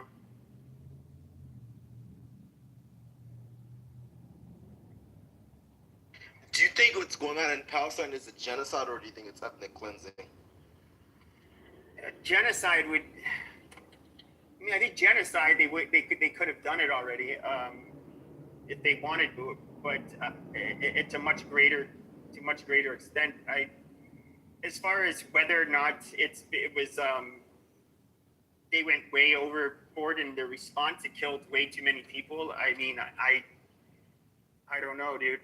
All we have are those numbers from Hamas. Nobody knows who these fucking people are. I don't know.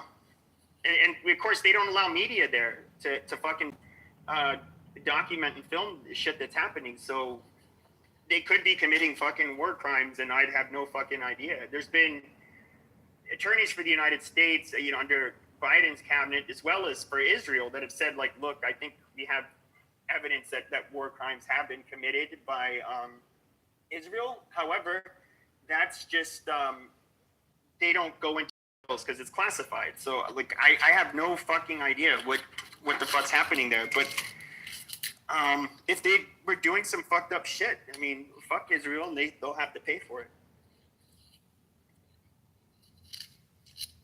You see how he didn't answer the question? Genocide or ethnic cleansing? Well, ethnic cleansing would have taken place if they would have succeeded in moving relocating all of the Gazans out. That would be a textbook example of ethnic cleansing. Why does it have to be out? Like, if I completely destroy your home and have you live on the street on a different state, like, isn't that? And also, you don't know where your family is. If they're here in that state or the city next door, isn't that demoralizing you to the level where you have doubts whether your line of family will actually survive? I mean, I think people to have to experience what they experience. I'm not going to downplay that.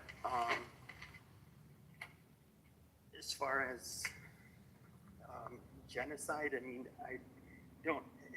When I think of genocide, I look at a deliberate attempt to eradicate a group of people, which I don't think they did. I just think they caused a shit ton of destruction and death. Do you think it's justified when some of them believe in chanting "Death to America," Pepe? Who? The Palestinians, people who are suffering there. Well, I mean, in the height of war. I mean, they're gonna say shit. I mean, we offer them weapons. Why aren't they gonna be mad at us? America's the greatest country on earth. There will be no death in this country. We'll continue to conquer. Yeah, I would say the same thing. If my country was getting bombed to shit, and my people were getting killed, I'd say fuck America too. Well, but it's just a natural human response. There's a difference between saying "fuck a country" versus saying "death to a country." I mean, maybe, but I at the end of the day, I'd still say, like, who fucking cares? I mean, I'd say if we were getting bombed and having bullets shot at us that were, I don't know, supplied by Great Britain, I'd say death to Great Britain. Fuck the British. I hope they all die. That's like how I would feel at that moment. Well, we did say fuck the British, and that's why we won the war, and we're the greatest country on earth. The Revolutionary War. Shout out to, our founding fathers and George Washington. Also fuck communism, too.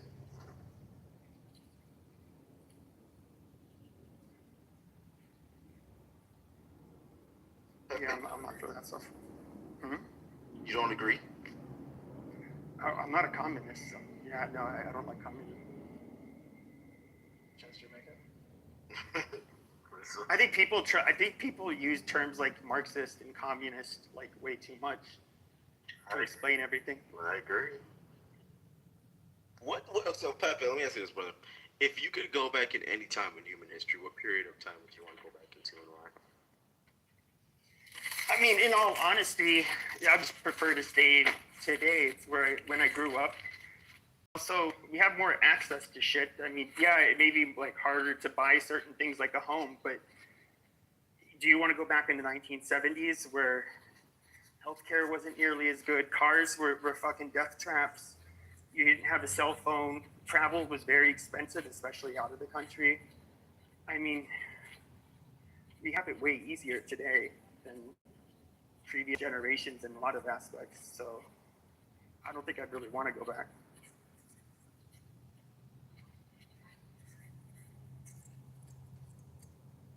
So, Pepe, what ideology are you for? Me? I'm more right-leaning, but No, ideology. I don't know that you could put me in an ideological. I'm not an ideological purist that ascribes to just like one ideology. So you have some liberal views? Compared to some on the right, yeah. So such as what? I'm not necessarily economically. I'm not a right winger. I'm more the centrist. Okay. What are your thoughts on immigration? Oh, I'm far right on that one. You don't think we want so like let's say Trump came to you and was like, hey Pepe, you know I need an idea on what you would propose for an immigration reform bill. What would that bill entail? Moratorium, most likely. It would never allow. I wouldn't allow any more people for a good period of time, and I also would do my darndest to literally round up almost all of the people that are here and send them. I'd make exception for laborers, but it'd be more like the Bracero programs that ended in the 60s, where you could work here and you'd have protections as a worker, but your money's going to be held in escrow in Mexico or wherever the fuck it is you came from, and you're not going to be allowed to stay here, but you can work here. Interesting. What are your thoughts on environmental rights, brother? Yeah, are you like more like left leaning, or what are you on that? Like, do you think that we should rejoin the Paris Agreement? Or? Not really. I mean, you obviously can't like pollute shit. I don't know. I would say I'm rather like average when it comes to that stuff. So you're for saving the planet? For what? Are you for saving the planet? Well, I mean, obviously, if something happens to the planet, something happens to all of us. You can't look. No, I mean like right now, with all of the extremists saying that we're killing the planet right now, are you for that or what? I don't think we're killing the planet, honestly. I think a lot of like in the global warming shit's just a fucking scam. I don't buy into it. What would make you put your money into it if you had to do it?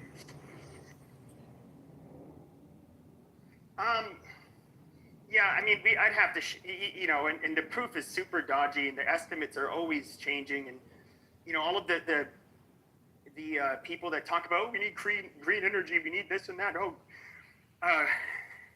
Sea levels are rising, but every fucking billionaire has beachfront property. They don't buy into this shit. Why should I? I think it's just a waste of time, and it's a way for people to spend money. They're just trying to. It's like a con. So no, I think it's silly when it comes to like polluting soil and waterways, and fucking up the air quality. Like I care about that kind of stuff. But if you're fucking up the air quality, that would have a direct correlation with the impact of climate change too, right? Yeah, but I mean, even though they're not mutually exclusive. I mean, yeah, I don't think it's healthy for people to be bringing in like smoggy shit. But I can't blame large cities in India where they don't have the money to for clean energy. So so let's say for example you're at a UN meeting, right? The president of India is like, you know what, Pepe, we need to hear your advice on something. What would you propose to, combat our issue with climate change? What would you say?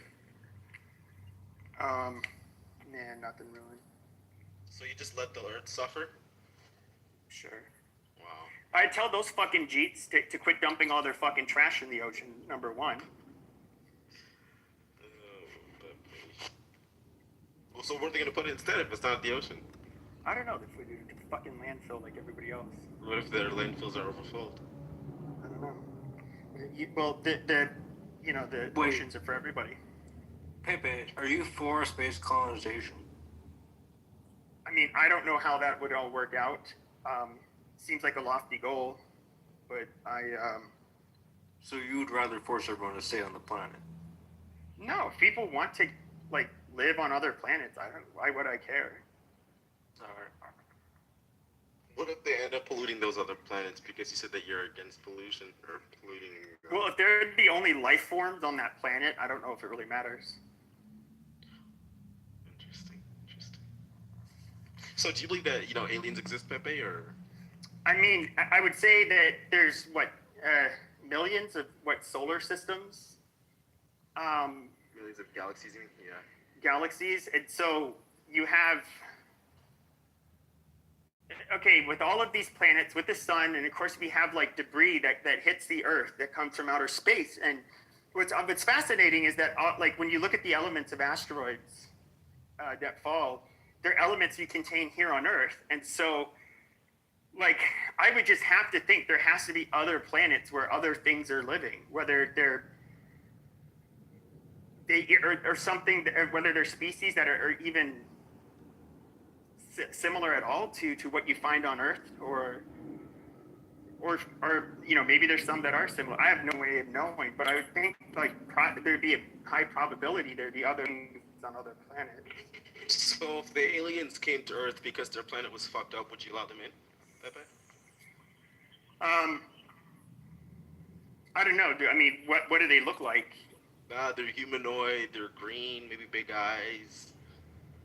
So they look like a stereotypical alien from TV. Or they might look scarier, they might look uglier, who knows? What if those things were as smart as us or smarter, but they look like spiders and they were our size? I'd say go fuck yourself. What do they eat? Exactly. Vegetables, they're not carnivorous. They're extremely smart. Maybe they provide resources for us to advance our military, stuff like that, Well, if they're peaceful, why would they have a military? Because of course they had to protect. They have to protect themselves from other nations or empires. Yeah. And so if they gonna be that dumb, yeah, you gotta defend yourself against shit. Lord, yeah, right. I didn't insult you. Do not start with me. You sure? Come on, Monica. Don't you fucking start with me. Come on, Monica. Let's choose peace, sister. All right. So here's the thing, right? So Pepe, if the aliens decide to come to the Earth, right, and they're like, yo, we got some research, maybe just advance our military, shit like that. Maybe they all provide advances in science, right? Would you be in support of illegal immigration from the aliens as well in that case, or what? Illegal? No. Why wouldn't you just why would you just bring in legal aliens? Well, because these aliens are from outer space, so they wouldn't be defined by our legal system.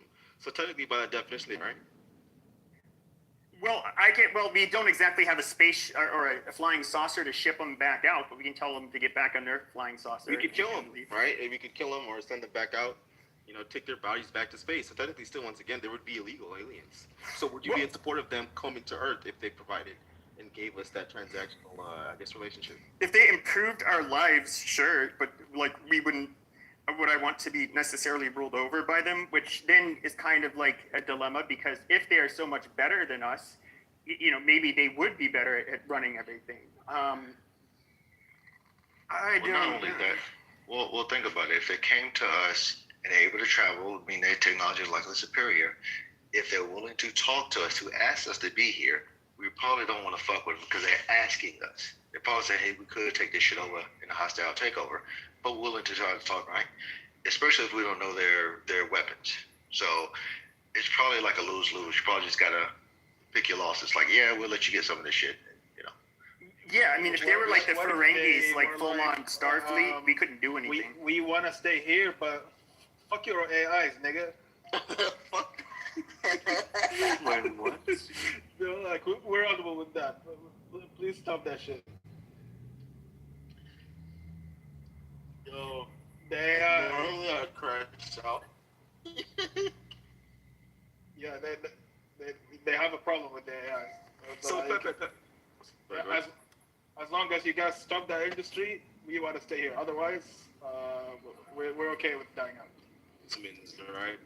Humans are, let's say if there's somebody from another country, they provide skill sets to this country that they could, of course, better our country. Maybe in the workforce, they provide tech that can advance our, our various, what's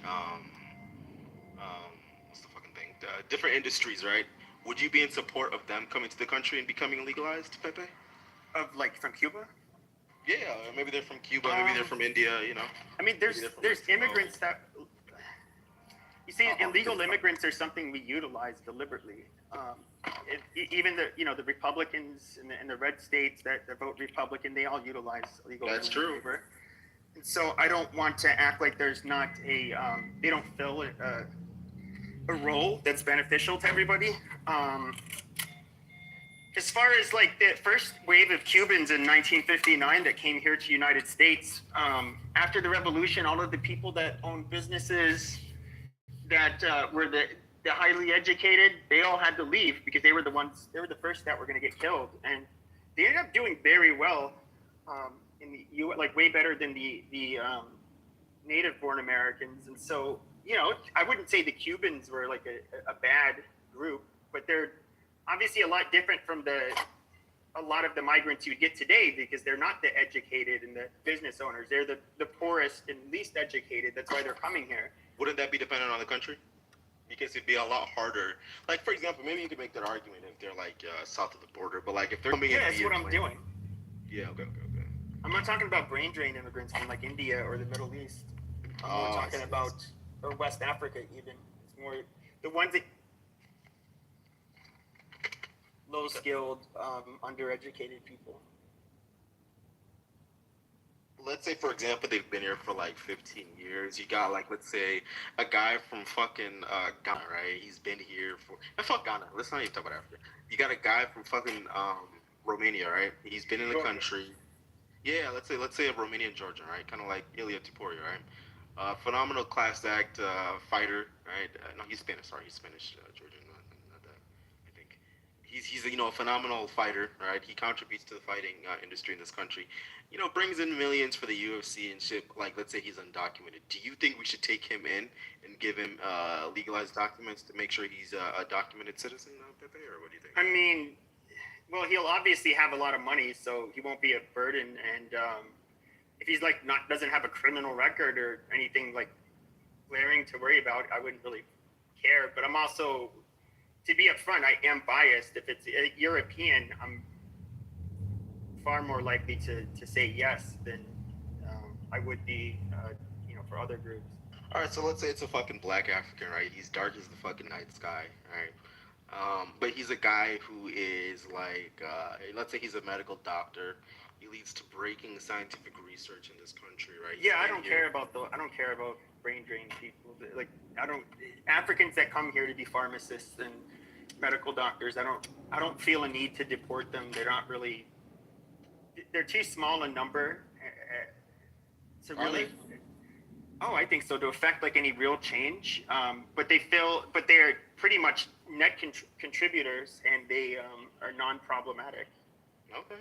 So what is a problematic immigrant to you outside of the very blatant, like, terroristic acts, like, let's say, ISIS support? Because of course, anyone wouldn't support that. Like, I can't think of anyone on the left or the right who would support somebody like on that side, right? So like, let's say, for example, what would your descriptor be that would make it so controversial? Because what I'm hearing from you, you don't seem to sound as far right as you're saying on the topic of immigration. Well, I would say, how do I put it? So there's three things I would focus on. Number one, obviously, it's going to look at like, is this person going to be a drain on the country economically? Are they going to be like a criminal problem? Like, it's, those two basic things that every kind of look at. But then I would also look at, well, okay, is this a group of people that are known for coming here and assimilating? Because if they're not, it's like, well, if they kind of form their own little block wherever they live, and it's they remain this in-group that is possibly hostile to the rest of America, yeah, I don't really want more of those people here. So it would just really depend.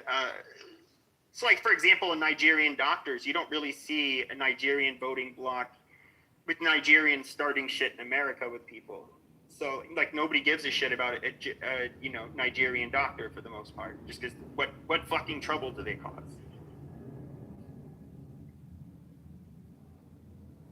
Ooh, I got one. So Pepe, right? Let's think of the Somalis in Minnesota, right? So they've been there for God knows how long, since the like 90s, I believe, right? And they've contributed to the economy in Minnesota. Of course, some of them may be Islamic, so they're not necessarily. Have you heard the news the last few days? I have.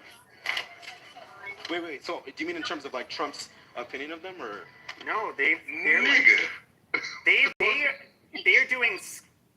they're doing fraud at a scale, bilking people out of taxpayer dollars that you have not really seen. It is about crazy. $9 billion. Yeah, $9 billion estimated wise. Yeah, that's why when you say it, I'm like, are you like you talking about around the elephant? Like, fuck what they supposedly contributed. Let's say what they took in the last fucking several years. But have at it. What was your question? Because I'm interested. What was my question? Yeah. Okay, so I'll still stick with the example, right? Let's say, for example, because Pepe, remember you had said that if certain immigrants are non-problematic, and you remember earlier I was asking you what your support, at least what you wouldn't support outside of very blatant acts of like quote-unquote terrorism, right?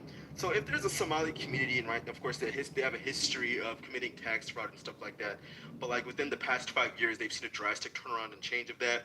They've become more, let's say, American in terms of their assimilation. Do you still think that they should be in the country and potentially get documentation if they're undocumented?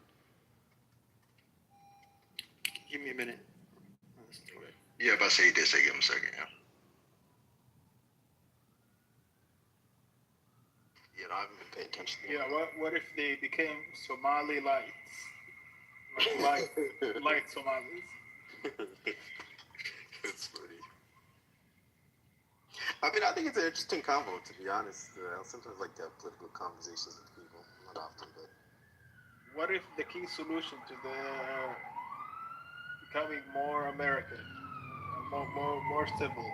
Well, I think that's what is you to stop claiming their baboon. Hold on, let me hold on. Would you still refuse to go?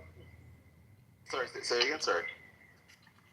Would you still refuse to back down? I think you should assimilate into American culture, quite frankly, right? So I'm sorry, I was just in a store. Luckily, those Middle Easterners are Chaldeans, so they wouldn't have cared probably if I said it. But I am somebody who doesn't want Muslims immigrating to the U.S. Personally, I want them to remain an infinitely small percent population. I don't think they can get along with us if they were in larger numbers, and I just think they'd have a net. They cause a lot of division, and they cause a lot of cultural problems. I'll just leave it at that.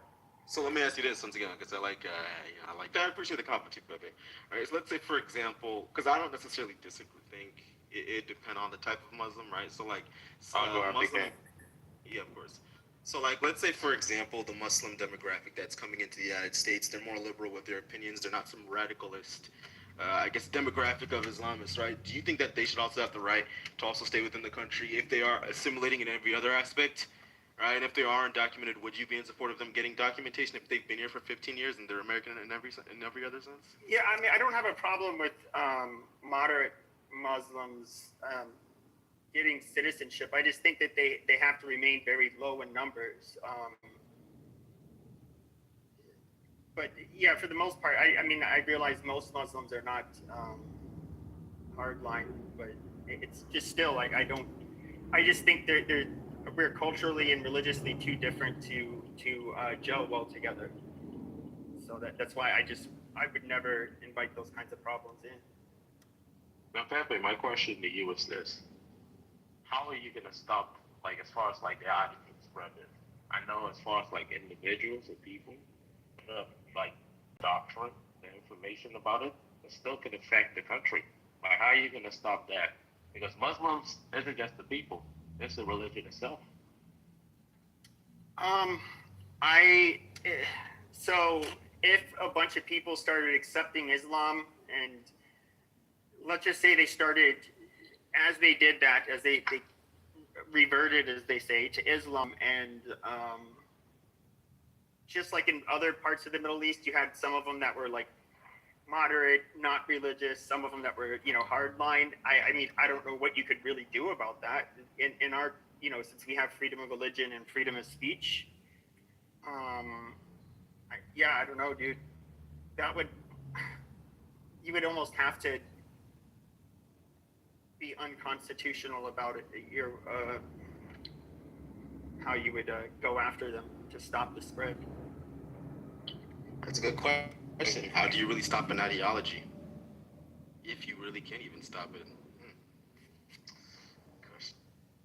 You would have to be, like I said, throw away the Constitution and be like China. Well, but of course, I'm not speaking in the American context, right? So, like, let's say, for example, in this case, right, because you're saying you're of the stance that, you don't want a major Muslim population, and I don't really see a problem with that, of course, right? But at the same time, what would be a way that you would solve that? Would it be by trying to convince more people to be Christian? Would you be more in support of, like, what's the word that people like to use? Sorry, I'm driving, so I can't really focus on thinking. Would you be in support of them being more quote unquote secular? Like, what exactly would you do as a means to replace that train of? I mean, you're asking me a question I couldn't answer. That would have to do with propaganda.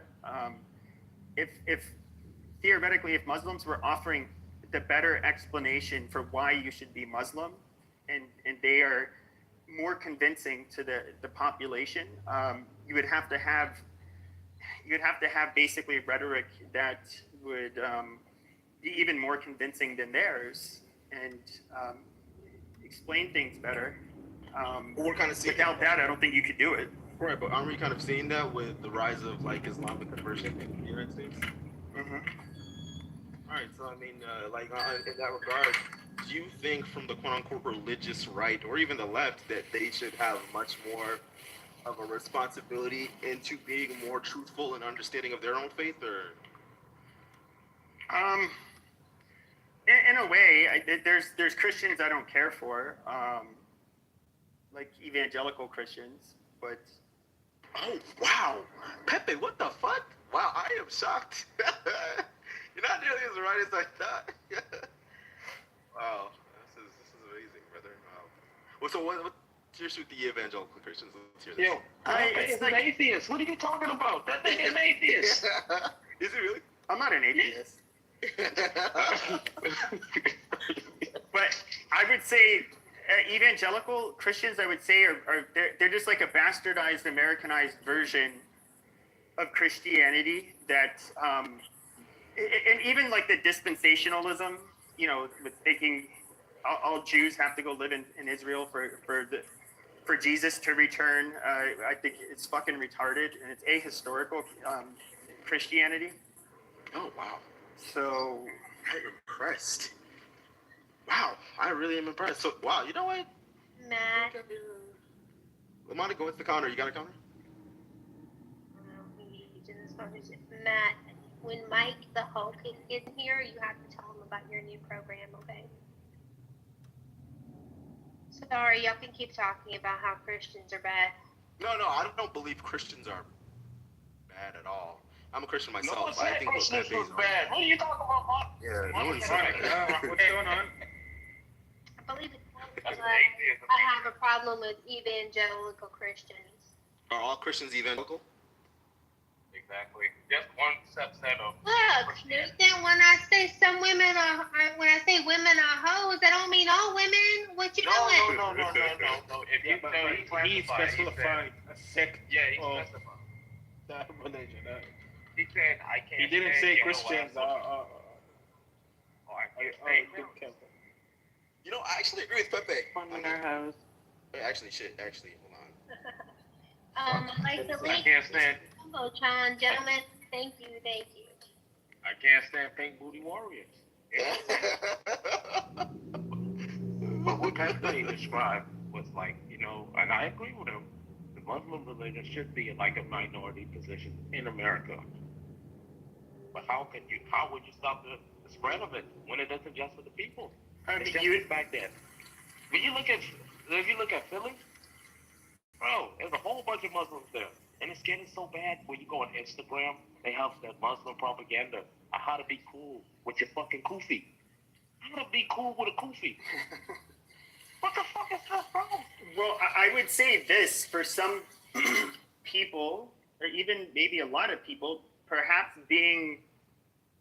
converting to Islam and practicing Islam would be better for you. If it made you a better person, you stopped stealing, lying, cheating.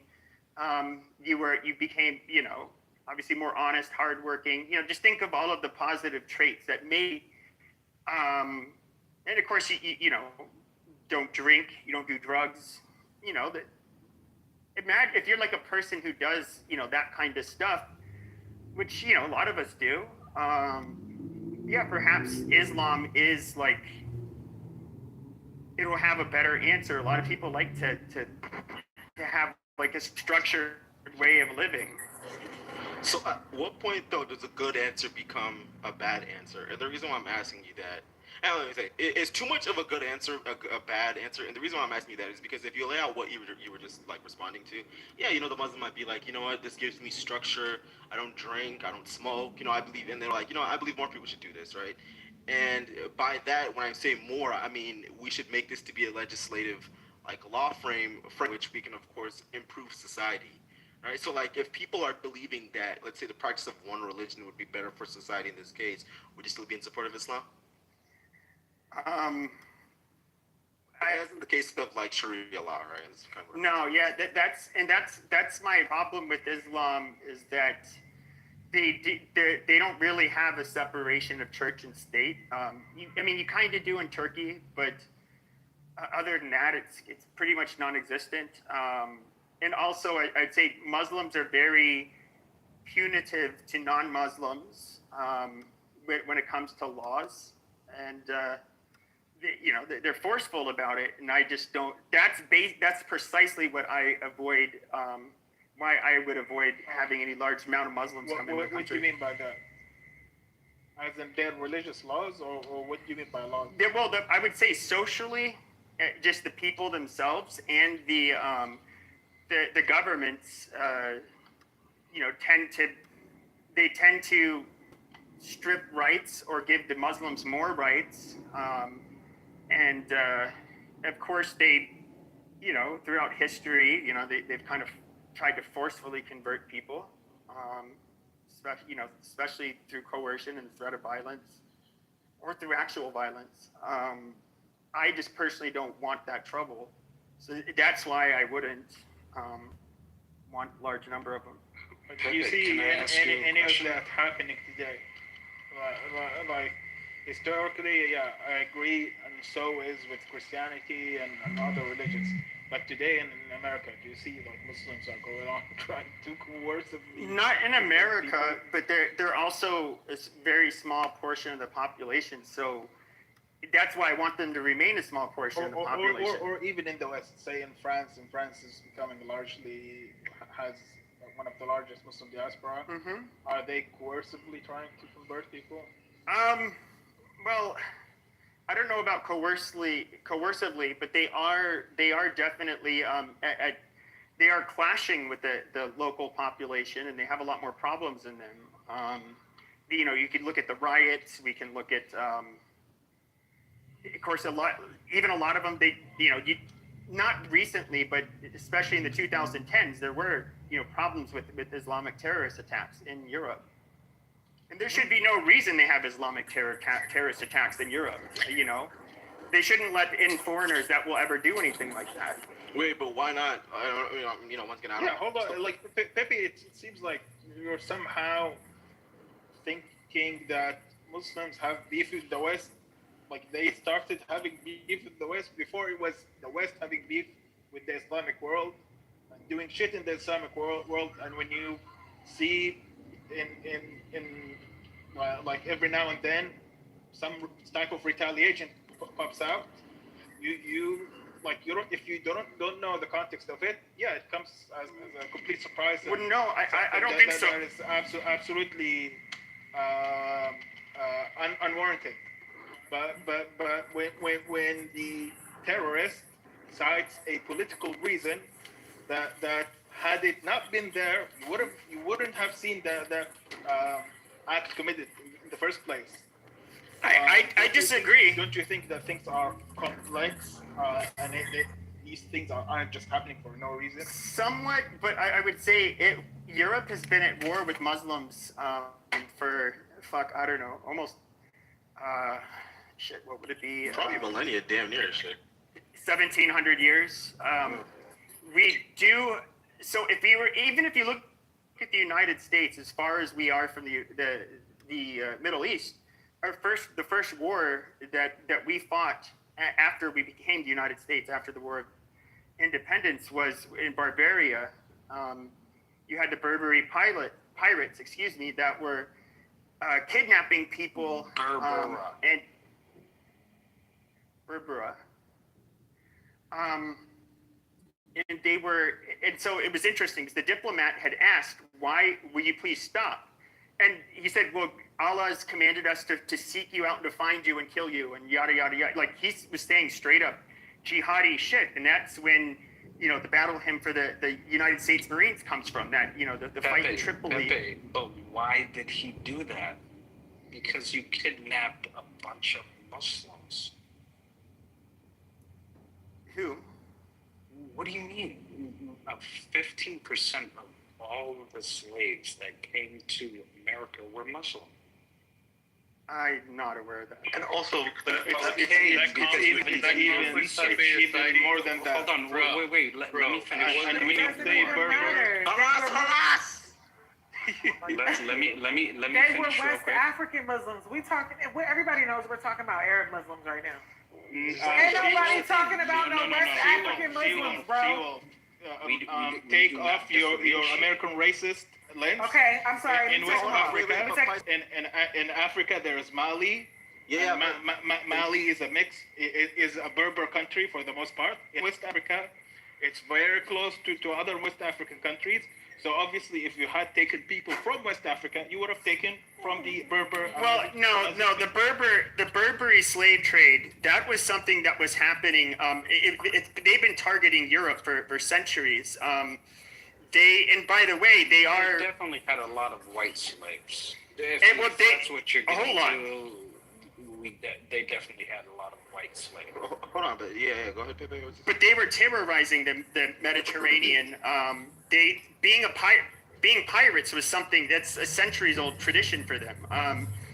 They were just horrible. And I would say the Berbers, they are perhaps, I believe they're comprised of two of the same waves of migration that ended up entering into Europe and becoming European. They're the most similar to Europeans.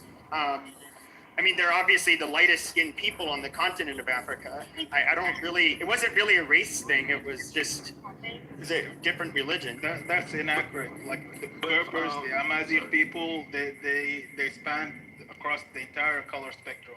Yeah, there exactly. are very dark ones. There are ones in the middle. There are the paler ones. No, but I was talking about the original Berbers. Now, if you go today, yes, in the south. Original niggas. Like, what do you mean the OGs?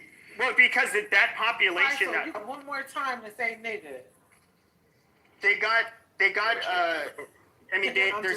There's been a lot of mixing. You can look at the Sudanese. You can look at the. You said the Mali. Fighting. Yeah, they're a lot more mixed now, in particular. But traditionally, no, they were their own kind of isolated ethnic group.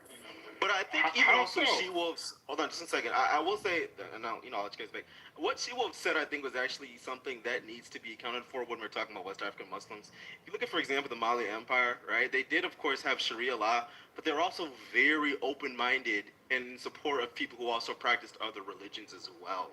Right? There was a small demographic of Christians, some who even practiced and combined traditional beliefs with Islam. So I think there is a bit of a distinction when we're talking about Muslims from 600 years ago versus today, because given context, you got to consider things like the Egyptian Brotherhood, how the British Empire and colonialism and stuff, how modern day Europe dislikes, once again, like Islam in that regard, because like let's be honest, right? The Islamic Brotherhood and the Egyptian Brotherhood kind of were posed as a means to combat colonialism. So in a regard, they're a bit of a threat to the modern day structures which were given up and propped up by colonialism. So I think there's a major distinction between the two. And, I don't want to say. I think a lot of it was expansionism. Let me in. What about Mansa Musa? So Faisal, shut the fuck up. I know you can hear me, right? So he's going to keep talking because Faisal doesn't care that I'm speaking, so I'm just going to keep going. What I was going to say is that I actually agree with that really the Muslims are incompatible with values, and all the countries that are Muslim majority, actually even the ones that have large majority of Muslims, from coming to America. This is one of the few things that Pepe and I 100% agree with. We cannot filter out the violent Muslims from the Muslims, therefore they should all be stopped from coming. We don't need them. What do we need them for? Bring in Christians, bring Hispanics, bring in Asians, stop the Muslim migration to. Okay, but Asians are Muslims too, right? But they're not violent. White people are Muslims too, right? We can deport. Stop you. This is why I said what I said.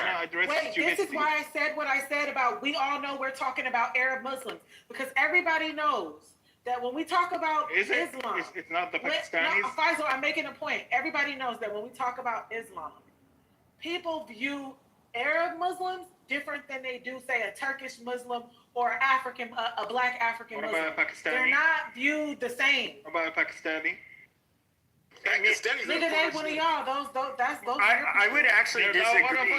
I know they're Indian. I'm just kidding, but we can't tell the difference, Faisal. But we can't tell the difference between a Pakistani and an Afghani and a motherfucking Saudi. We don't know. That's like asking an American the difference between a Chinese, a Korean, and a Vietnamese. We don't fucking know. You just learn. Faisal, do you know when you're looking at a Caribbean, Black American, African American from the United States? I do. Or no, You're Caribbean. We know our people. If they're absolutely quiet and they wouldn't speak a word, but I don't look at it. I don't look at it as a skin color thing. But once they vocalize, obviously, if they don't speak the same language as another nation, obviously they're not the same. Right, but come on, they pump all 20 countries. If you look at Mexican in America, you're not special. That's true. You're not the majority culture. People cannot tell the difference. But anyways, can't you move the goalpost? But I would say this. You knew my reply was goddamn damning. Mansa Musa wasn't an Arab. We know. You could say it was an Amazigh. Even as a Senegalese person, throughout West Africa and Northern Africa in general, people overlap in a crazy way, and therefore there's why they were Muslims and so on and so forth.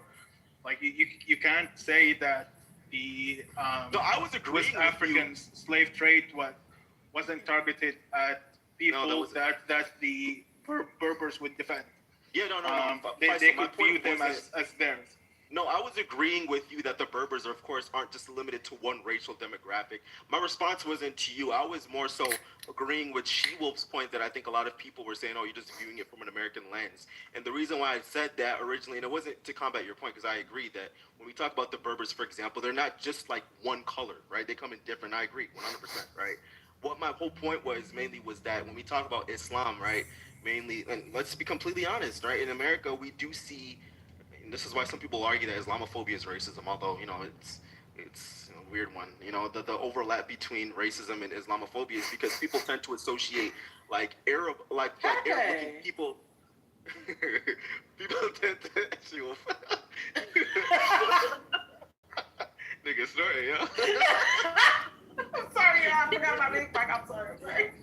Sorry, no, you good. But no, people tend to associate Islamophobia and terrorism and stuff like that in relation to Islam with people who look Arab adjacent, right? If you were to get arrested, for example, I swear to God, bro. What happened? But you're sniffing like you're distorting. cocaine. Oh shit, my into mic the was blood. off. My bad. No, you good. But like, if you take Yeah, like I a don't Muslim believe that who's was from like accidental. Kazakhstan or like fucking where's Khabib from? Dagestan, right?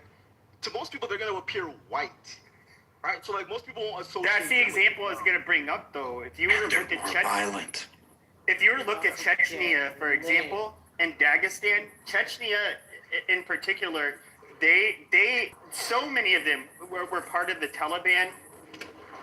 They are known for being very, I would say, not only a lot of them are hardline Muslims, but they're also known for being very, very tough and more, I would say, warrior-like than other Muslims. No, I agree. But what I'm saying is, in the American context, when we associate Muslims with a specific demographic, we tend to associate it with a specific look. That's why some will argue the whole thing about Islamophobia is racism, when I think, to be honest, that falls short, that this falls on its face because there's black Muslims. Islam doesn't have a specific color too. So that's why I think Shiwafai agreed that people really don't have a problem with Islam speaking. They have mainly a problem with Arabic Muslims. Although doctrine, most people don't look into it, they tend to associate it only with Arabs, which is kind of like, I think, a bit of a problem to a certain degree, at least in the American context, at least. But going back to what we were discussing earlier, you brought up the historical beef that was between the Muslims and the West, and the Berber pirates and so on. Nobody from ISIS that blew a bomb in Europe was like, that's for my grandparents' boat that you guys took, like, who was a pirate. No, it's more about recent stuff that is happening right now, that your country's policies are helping exacerbate these situations. If these things cease to exist, you would also see the decline in such terroristic political attacks. Well, I agree to an extent. I would say, so in Osama bin Laden had given his reasons for attacking the U.S. He named, number one was like support for Israel, and I think number two was U.S. military bases on Muslim lands, which he thought was just unacceptable. Okay, I mean, I guess that's more political. And I would agree that I think the dumbest fucking thing our country has done is when, invaded Iraq. I don't think ISIS would have ever become a thing. I don't know how much the Arab Spring would have even happened. And of course, Syria, it really caused a lot of problems there. I'm not saying that we didn't have any role in causing some problems, but I don't think that I don't think it's pure. I think they're religious differences in and of themselves. There will still always be some terrorism done, on behalf of Muslims. Well, let's look at Iran, for example, then. Hold on, I think that's exaggerated. I think if you have a Muslim family and a Christian family living next door, their kids at school, they'll be so similar. You can't, like you would say that religion is absolutely the last reason that they would have any differences.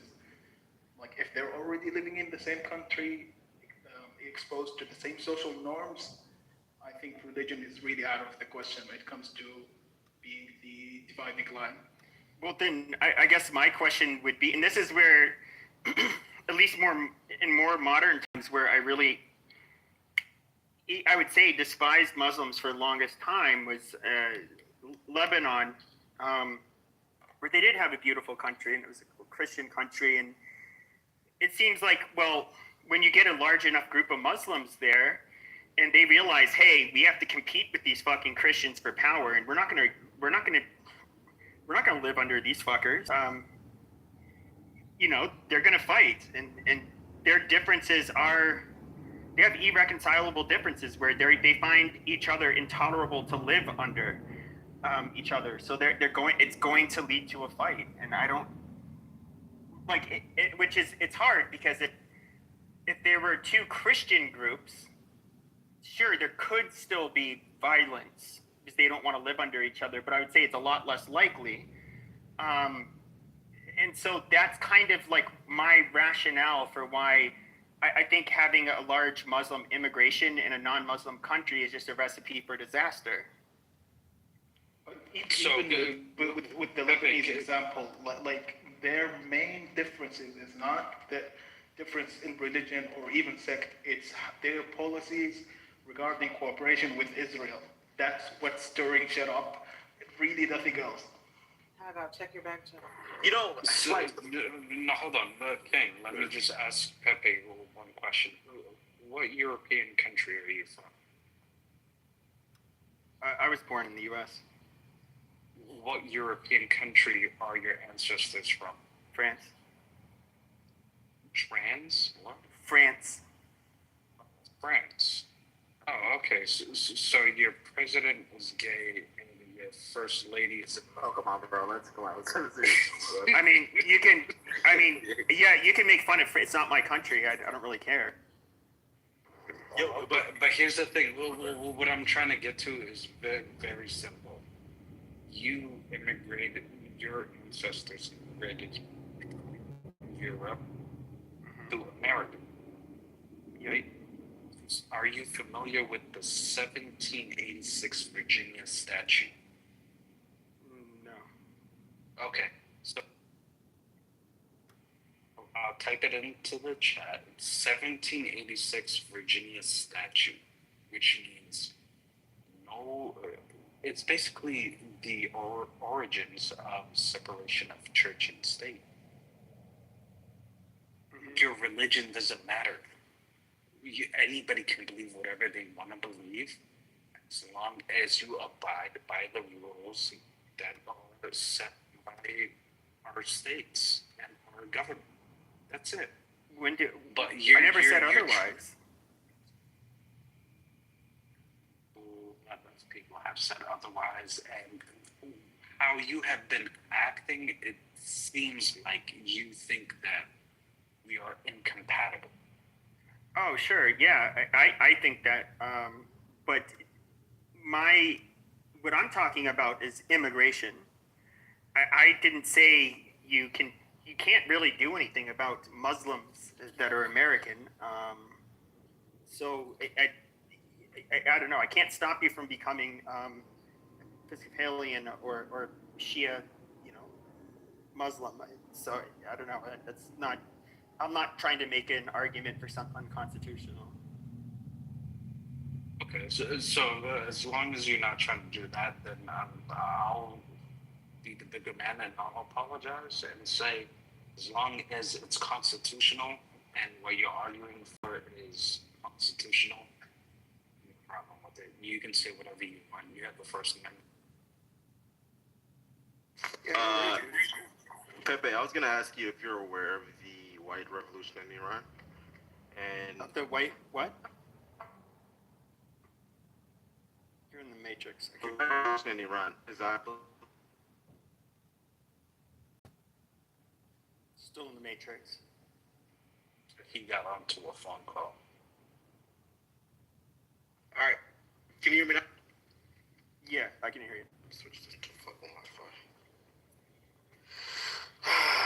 Let's get to this.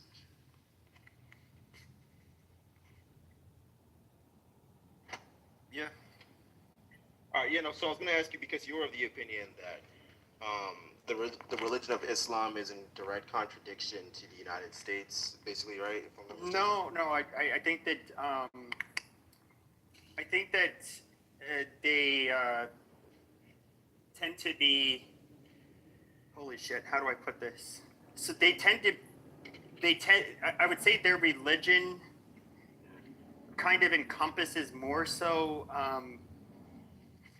with them, like how they behave culturally, how they feel their government should be, and it is kind of like they form like a block, and other groups of people do this too. I would just say with them, it seems fairly consistent, where the populations tend to be kind of pro-Muslim over anything else, whereas when we live in like a country where we have a bunch of different denominations of Christianity, we don't really have it to that extent where it's just kind of like, okay, we kind of have some common values and all of that shit, but we don't need to like form all of these blocks against each other.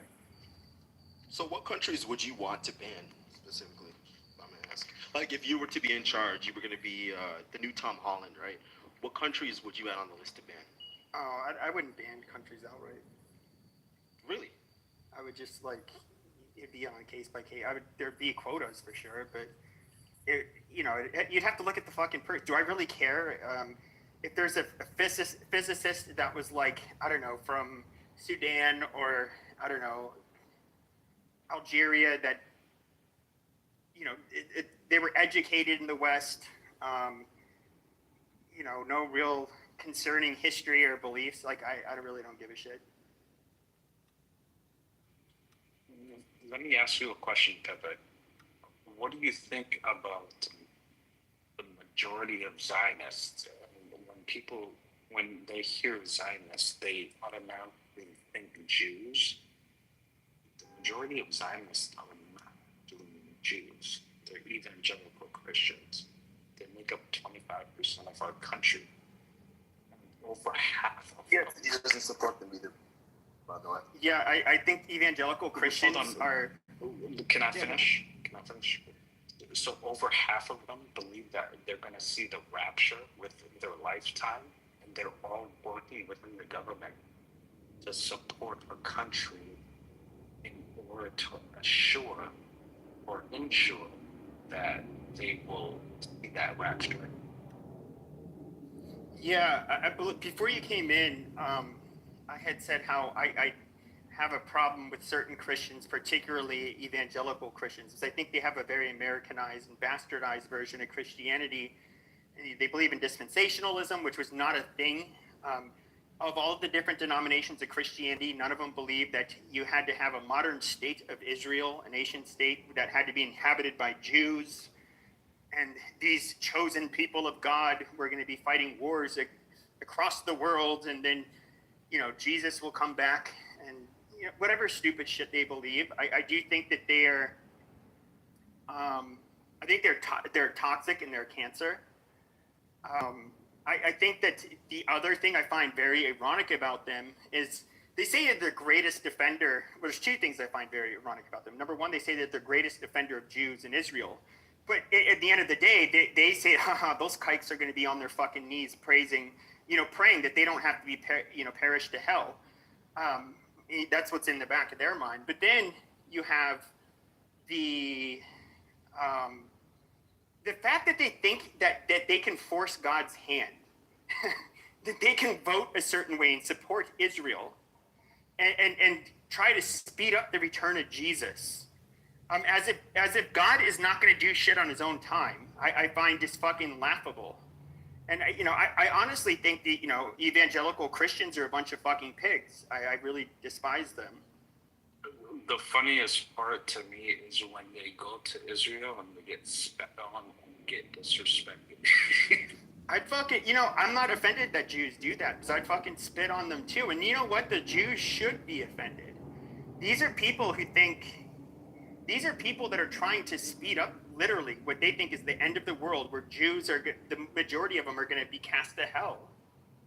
And, they will have to accept Jesus. Like, these people suck. Pepe, I would spit on them myself if they were in front of me. Pepe, have you ever looked up the Schofield Bible and how the Schofield Bible was created?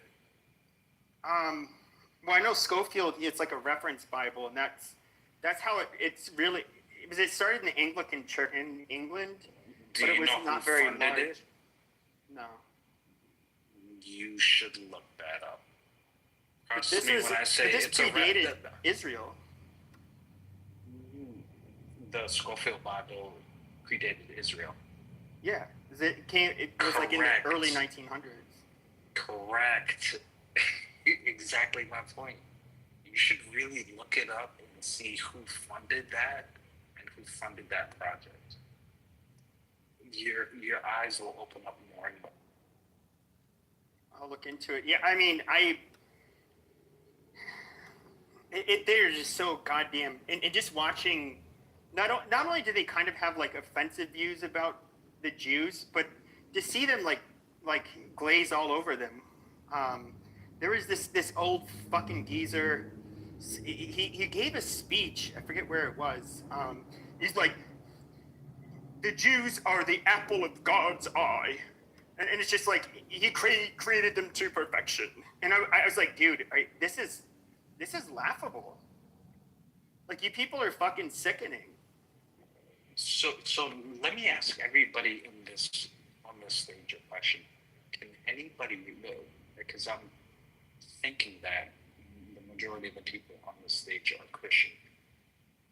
Why is it that the churches are not being visited? Why are churches not being funded? And why are churches selling their churches? Wait, you said why churches basically aren't people becoming as religious? In other words, is what you're saying in America? No, I'm saying why Christians are not like basically going to church and funding their church. Because Muslims, they go to the mosque and they fund the mosque. Simple. I believe America is a secular nation. We're Christian majority in terms of our population, but I don't believe this is a Christian nation at all. Never was, never will be, but it's Christian in terms of majority by population. But I don't think the principles of this country are rooted in any biblical, some, not all, but.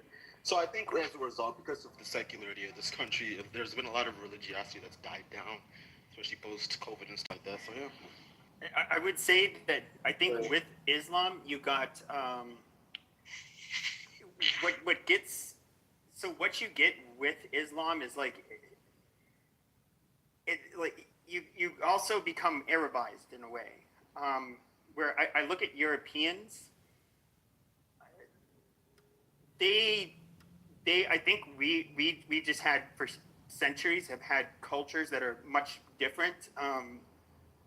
Europeans are very individualistic in comparison to a lot of other groups, even ones that can outperform us in many areas, like East Asians.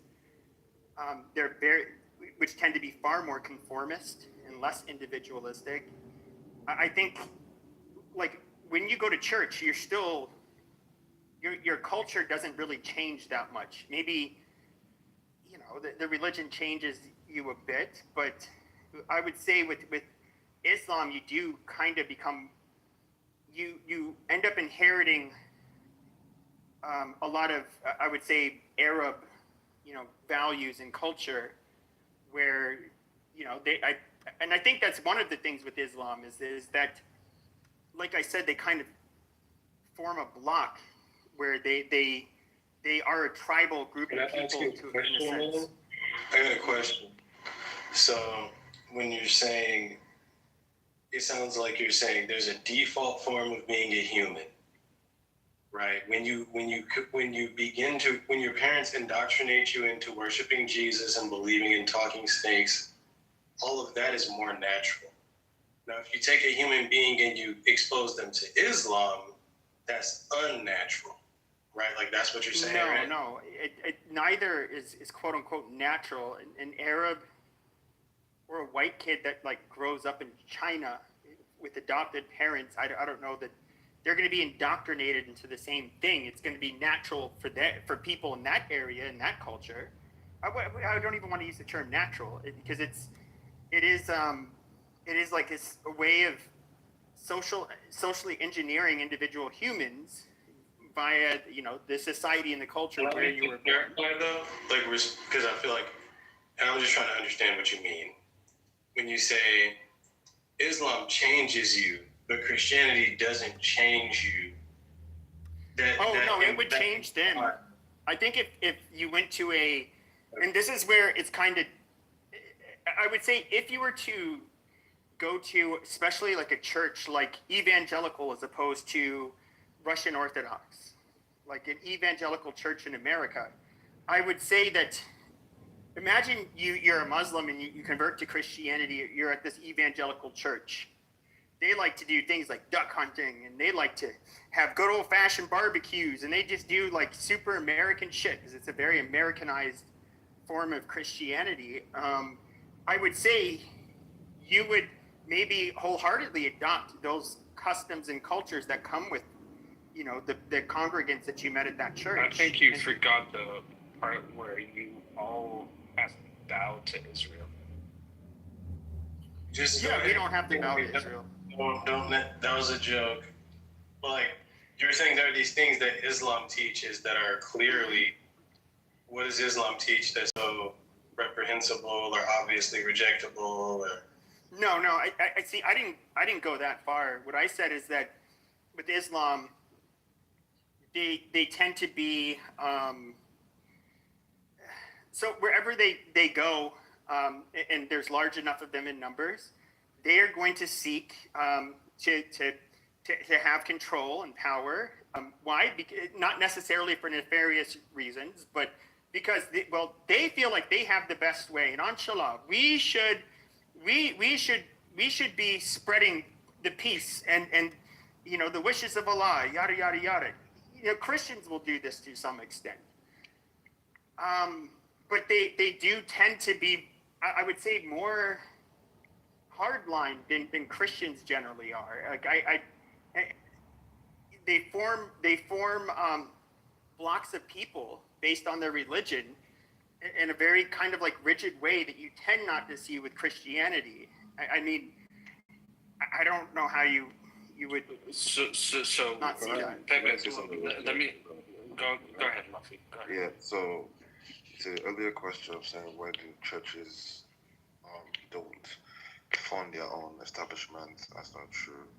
Many churches do fund their own establishment to tithes, offering, contributions, community engagements, and etc. It's not only in America. America is not the central point of how Christians behave. The other countries and the other continents that do this in a different way. The Catholic faith is a bit different because there's also the Pentecostals as well. There's a well-known brand called the RCCG, Redeemed Christian Church of God, and we have over 50 branches all over the world. And globally, like I don't think you can go to any country in the world. Well, I don't know about North Korea, South Korea, and most Muslim countries, but most countries in the world have a branch on the RCCG, and they go to with like massive collections because it's grown so big, its establishment, that they have huge investors who are genuinely coming into Christianity to do to play their part, to see how they can grow the kingdom of God, and etc. Lastly, the RCCG, basically it's run by the main pastor, Pastor E.A. Adeboye, and he doesn't, his people that come there, every event or every service he does probably has over 100,000 people or more. Nothing fancy, nothing literary, it's just like straight up worshiping. Yeah, hundreds and hundreds of volunteers who have had good turnarounds in their lives, or just practicing good faith, being good people. And that every person in there will be like a good egg. Of course, people do change. But he's attracted very powerful people such as vice presidents, Obas is the Yoruba term for kings, to actually sit there and listen to him speak, and they tend to invest in the church from there, and they tend to give back to the community when they can. So they do fund Christianity. It's not depreciating. It's actually pretty much growing. Some use it for content, some use it for like good reasons. That's because we kind of physically go to the church doesn't mean they're not tuning in for religious services and prayers and streams. So Luffy, let me just reply to you very quickly.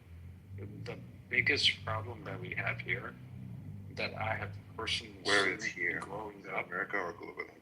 Yeah, America. And then you have to explain. You can't be only America is, sorry to cut you.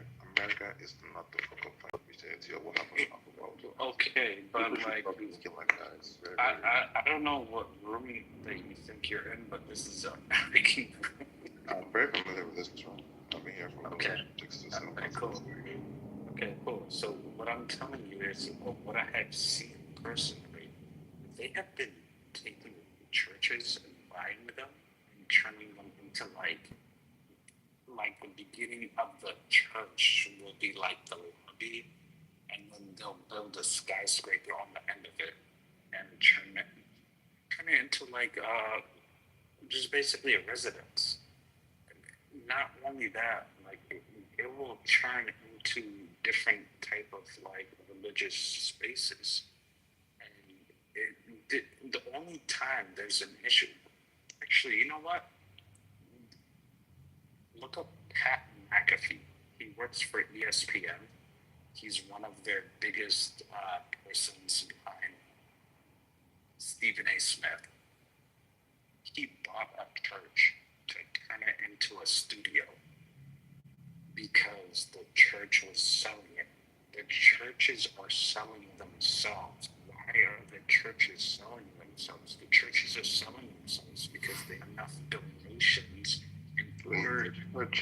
That is true. Well, here in America, that is true because they actually had a large article about it yesterday. Also, the fact they're selling themselves. Let me finish. No, you're right. I can't hear what you're saying properly. Like it sounds, it's distorting. I hear you properly. Can you hear me better now? Listen, yeah. So what I'm saying is the churches are literally selling themselves because they cannot afford the property taxes. They can't because people aren't coming in on Sundays.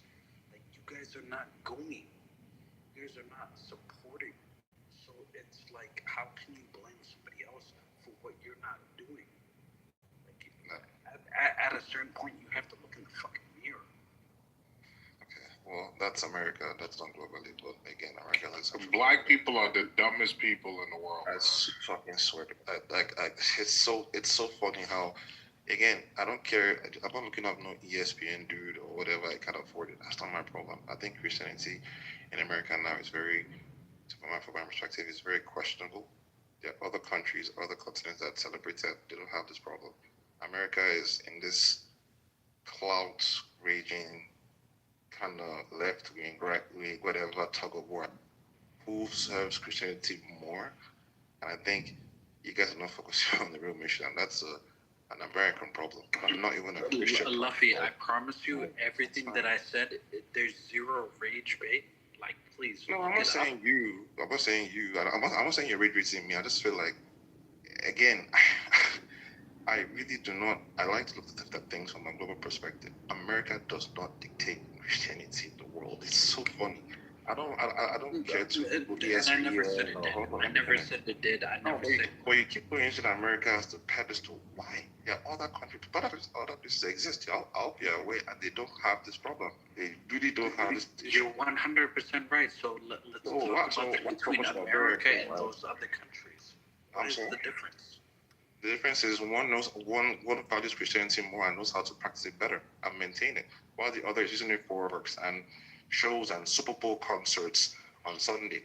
Actually, instead of actually worshiping. You are correct. A lot of people are clout chasing, and it's clout. It's weird. It's very. I don't. Again, it's. I agree with you. Have you been to a Joel Osteen? Is it Joel Osteen? What's the other church again? That they literally have people. He's a piece of shit. Who cares? Fuck him. Like it's a freaking and like NFL Super Bowl concert.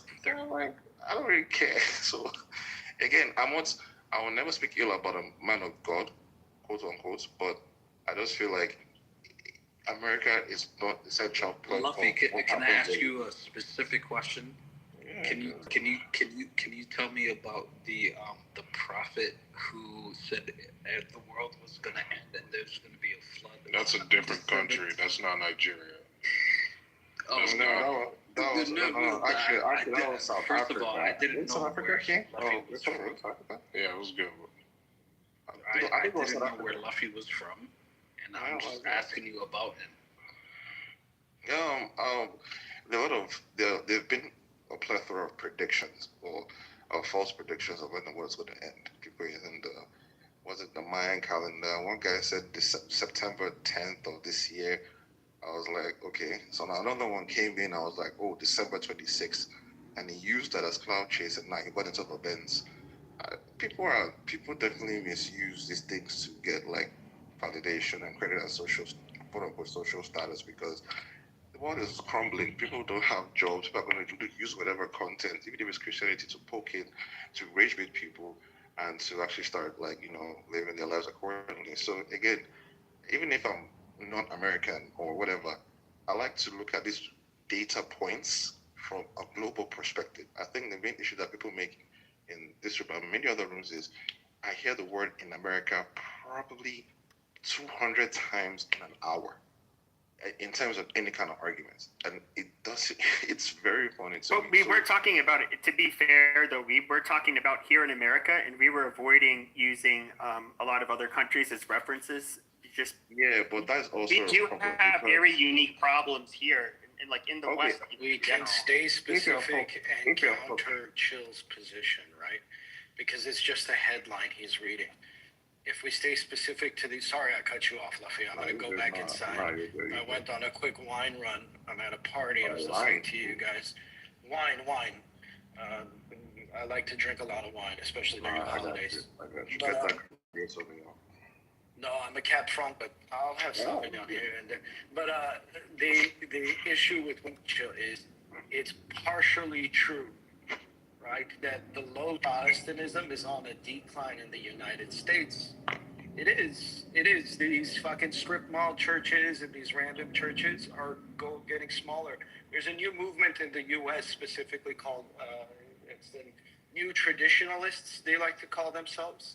Orthodox parishes are growing 4 times up to 10 times in size. We have new baptisms constantly happening.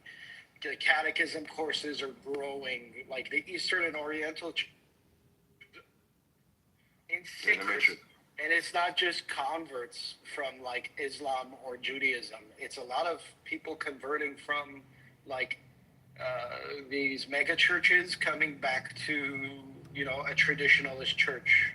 So you got to look at the numbers. A lot of this is rage bait articles, bro. Okay, so no, hold on, wait, Luffy. Let me just reply to him very quickly. So I live right next to a Catholic church, right? And like I remember growing up, like I would remember the church bells, and it would just feel like it would just be so nice. Like I had no issues with it. I would love it because I know exactly what time it is when the church bells ring. I don't hear them anymore. They don't even do it anymore. I'm like, your subjective experience is not the objective reality, my friend. Correct. You have to look at objective numbers. But the objective numbers is the Catholic Church has been selling off a lot of their property. That is true. If you're... What are 2 churches I mentioned? I didn't mention Catholicism. Can I finish? You mentioned Eastern and Oriental. Yes, they're growing exceptionally. I mean, exponentially. They're really not, though. I got to be honest with you. Look at that Eastern Orthodox numbers. Compared to their numbers. Can I finish while I was being cut off before you don't mind? Go ahead, Luby, and then I'll address it. Yeah, because I actually want to hear from you, Solomon, a lot, especially from the American Christian perspective, because you're based on your point there.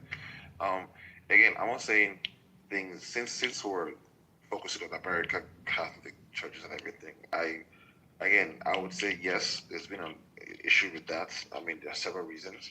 I'll let King clarify more on it, but again, the reason why I said people should not focus on the central points in America because people tend to use the word Christianity. And it's like when I hear Christianity, I look at it from a global perspective. So since you guys have clarified it's basically in America, that's fine. Again, maybe I'll like to learn more in detail as to what's going on in the Christian Catholic faith in America because King put a thumbs down in Hamilton about something that I feel maybe I need clarity about how things are changing drastically from that point. But again, that's what I was just landing. So maybe Solomon can give more clarity as to, yes, is there a decline in Christianity? What is the issue, right? What is this shift? And again, I don't want to believe that it's every single church in America that has that problem. I feel like there's still some good communities, good towns, good folk that are still doing the right thing. But when you're looking at these big churches and how they're doing their thing, it becomes a business, not serving God. But yeah, I'm just wanted to just land there. Yeah. So it's good to see you, Cranberry. So, when it comes to this conversation, I think it's important that we look at the actual data, what's being shown and expressed, and because we don't have data on every single thing, pairing that with, things that we can observe ourselves. So the reason why I thumbs down Hagop is not because he's incorrect. He is right that there is a traditionalist movement that is happening in America. Because I'm going to address your mega church. Because I'm a Protestant, so I'm in that. So I'll address that, Louis. But I want you to understand the reason why I thumbs down Hagop was not because he's incorrect. He is right that the traditionalist movement, particularly in the Eastern Orthodox and Orthodox movement, Oriental movement, they are seeing increases in their church. The problem is, though, and this is what doesn't get talked about enough, when you pair that with the people who are leaving the church, a lot of the times the numbers cancel each other out. It's more prominent in the Roman Catholic Church than the Oriental and Eastern Orthodox Church. But when it comes to the Oriental and Eastern Orthodox in America, the numbers are so small for those two groups that even an increase like the one that we're seeing is not something that's going to have a monumental impact on America's version of Christianity. Because as anybody knows, America's version of Christianity is so thoroughly Protestant, even the Catholics here in America are Protestantized, right? So that's what I want to say to because Hagop is right that there is a traditionalist movement within America that is particularly aimed at those two churches plus the Catholic Church. But when you pair it with the numbers of people who are leaving, again, a lot of times they even out, or they're not drastically increased enough to where for instance, I think the Eastern Orthodox Church has something like 1.5 to 2 million adherents. Like, that's ridiculously small. If you were to get an increase of 10 to 20% a year, it's gonna take. Look how many years it would take to even get to a 5 million adherences, right? So I think that's important to mention when we're having that conversation. But when we're talking about the type of Christianity you're talking about, which I'm very familiar with, the megachurch type Protestant Christianity, that is, how do I say this? It's not that it's on a decline, but it's definitely stalled out, and people are looking for quote unquote more. I will admit that. But I think, Luffy, that one, the bleeding has stopped. So let's address that. In America, the bleeding, because Christianity has been bleeding adherence numbers since the 90s, right?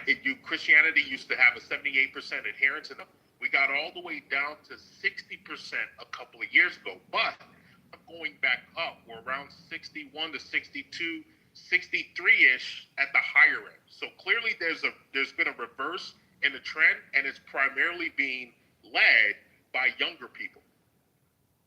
Zoomers, alphas, but mostly Zoomers and younger millennials.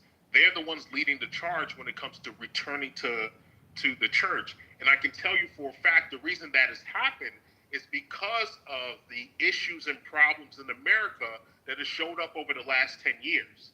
The changing of demographics, the hardships out here with inflation, all of these things that are sort of eroding the American dream has caused a lot of people in this country to seek God or return to God. And as a matter of fact, if you look at America's history, we already had 3 great awakenings, meaning times when large-scale Americans came back or found religion, particularly Christianity. So we've had 3 great ones. We also had the 70s. If you look at the pattern of great coming backs, we're essentially due for another one, Luffy. And I think that's what we're starting to see. Again, what Hagop spoke to is part of it. I think what we're seeing with Elon Musk and all of these other tech heads being more spiritual, I think that's part of it. And it's going to have its crescendo in about somewhere within the next 10 years. But the Protestantism of mega churches and all of these like businesses that you're talking about, they are on a decline. But that doesn't mean that Protestantism itself is on a decline. It just means that that version of it is on a decline. And I think the market is going to fill the void of spirituality, not just in the traditionalist churches, because I think there's a lot of issues with the Catholic Church. Y'all know I have my issues with the Catholic Church. I think Protestantism itself is going to have a Reformation movement. I would count myself as part of that, where we do get back to more traditionalist spiritual aspects of what has always been there for 2,000 years. Because as you know, Luffy, I grew up with my father. My father, right, who has his own church. We're technically in a Protestant church, but we followed Old Testament laws. We did rituals. We did a lot of things that a lot of white people are just realizing is part of the Christian church. They call it traditionalism. We call it, just a normal everyday Sunday service, right? Where we do the prayers, where we do these things. A lot of Christians don't realize it's part of our heritage. So I think, Luffy, give it another 5 to 10 years. I think we still need to give it time because we are seeing the numbers go back up. We've definitely stopped the bleeding. You can go look at the data. There was a big Pew Research study that came out in 2023 to 24. Still relevant. You get the numbers. The bleeding has definitely stopped in America, and the numbers are going back up. So you can ask me any follow-up question that you need. Or, No, that was well said. I like the fact that you identified the fact when it was bleeding, then you're now also clarifying, always trying to stop the bleeding and coat the wound, stop the bleeding, and basically how you can just get back to normal static. And I believe like the Gen Zs and some millennials actually playing a huge role because my mother too actually owns a church. She had 4 parishes under her. It's basically Pentecostal. Basically, she tends to let she understands that these new generation of youths understand Christianity more because they've had time to digest it and learn it more and actually make an informed decision, not some kind of grooming or conditioning, as people like to actually impose on people. They genuinely want to just worship God and just have a strong faith and have a connection. But let me ask you this though. This, and again, I know how emotional this room gets when politics gets involved. 6 questions are asked to get to one answer. I think that's not the way forward. But let me ask just in a sentence, if you may. Again, I'm not counting you as one of them, but these Gen Z, these young people, from a political perspective, are they more right wing or left wing? 1,000%. The men are more right wing. The women are more left. The men are 1,000%. Okay, good. Now we all know the friction between the left and the right. Correct. Right. The right will say, "Oh yeah, we're more religious based and focus based, and all that kind of stuff." While the left says, "Well, we're more inclusion and free speech." Yeah, exactly. I mean, you know the template. Absolutely.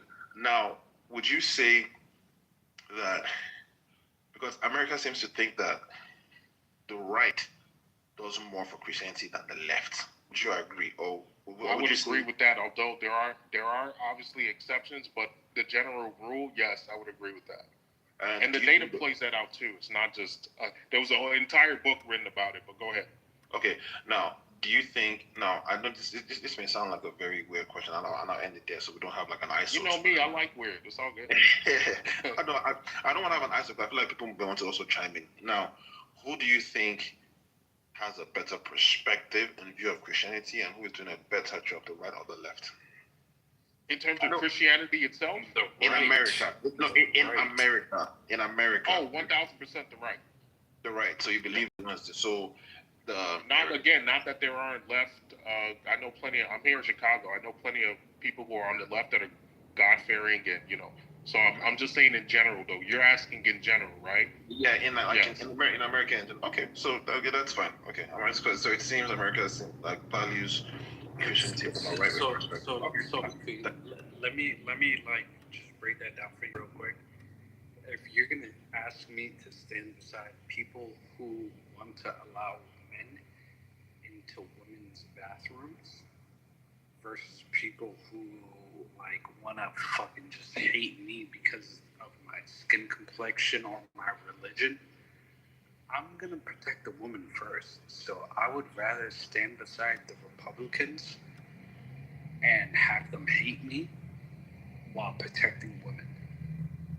Yeah, and it's funny you put it that way, Chill, because that's sort of the thing that's now been forced, Chill, because we've ignored some of the social problems and their consequences for so long in America that now we are at a situation, Chill, where you have to like, you know how we always come up with these crazy questions like, would you rather, suck a dick or watch your mother die, that type of thing?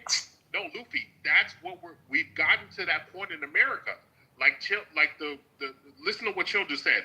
Would you rather vote for a bunch of racists who are going to protect women, or would you rather have a bunch of men pretending to be women have the opportunity to, to abuse or, and most people are going to say, hey, I know I'd rather have a bunch of people who hate me, but women are protected. But let me throw you, but let me throw you back to you real quick. So the right way now. The first rule of all men should be to protect your women.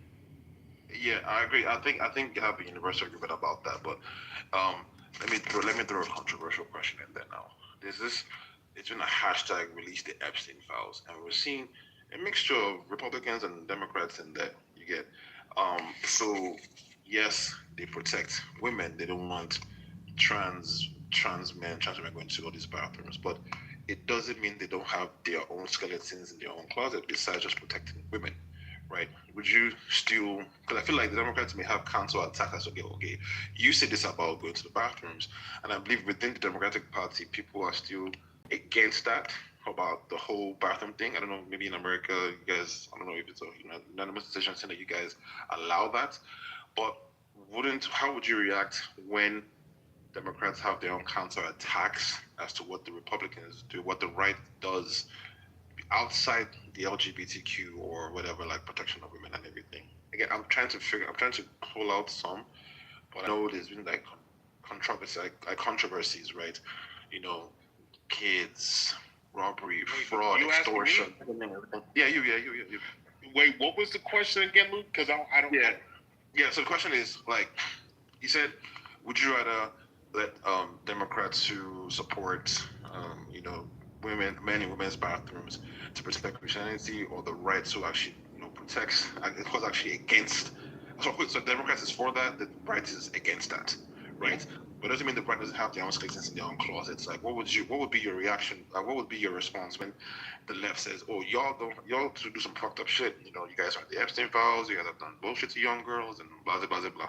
That's like So that's it. And that's one of the drawbacks of Trump is creating unnecessary talking points that are retarded that should never be associated with the right or people who are adjacent to the right, meaning not necessarily on the right, but because, for instance, we're Christians, we share values and views that make us, strange bedfellows, right, Luffy? So he's creating, and they're creating these weird situations that should never be associated with us because he's not doing what we put him in office to do. Yes, release the Epstein files. Why don't we have them? We said we were going to get them. That is the justice, right? Why are you protecting these weirdos, these people who are clearly elite and have the money or have the influence to buy off, right? The consequences. Also, I do think those two things are totally different. I don't know if you can compare those. In what way do we? One is about normalizing, like making a societal norm that there are no places for women to go. And the other one is, hey, there are some specific bad actors that you need to call out. Those two are like very different accusations, right? Hold on. What did you say? One, the idea. One is the fear that they're going to basically take away safe spaces for women bathrooms, right? Like we're going to normalize, and that's a societal normalization, right? There will be no place for any woman to go, and that's and so that sort of is an affront to all women. Right? The other one is, hey, there are some bad actors here that need to be called out, and you can say, hey, they might be protecting some specific bad actors, but that is not like normalizing the societal normalization of. Are you with protecting all women, no matter what? Yeah, sure, of course. But those are two. like the idea that that's the trade-off. I think those are you can't a better one. I will trade that off any day of fucking time. I will trade anybody off in order to protect.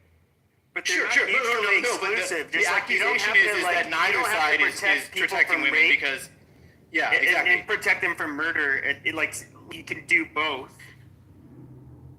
I mean, I think the bare minimum that we can do is allow women to have their own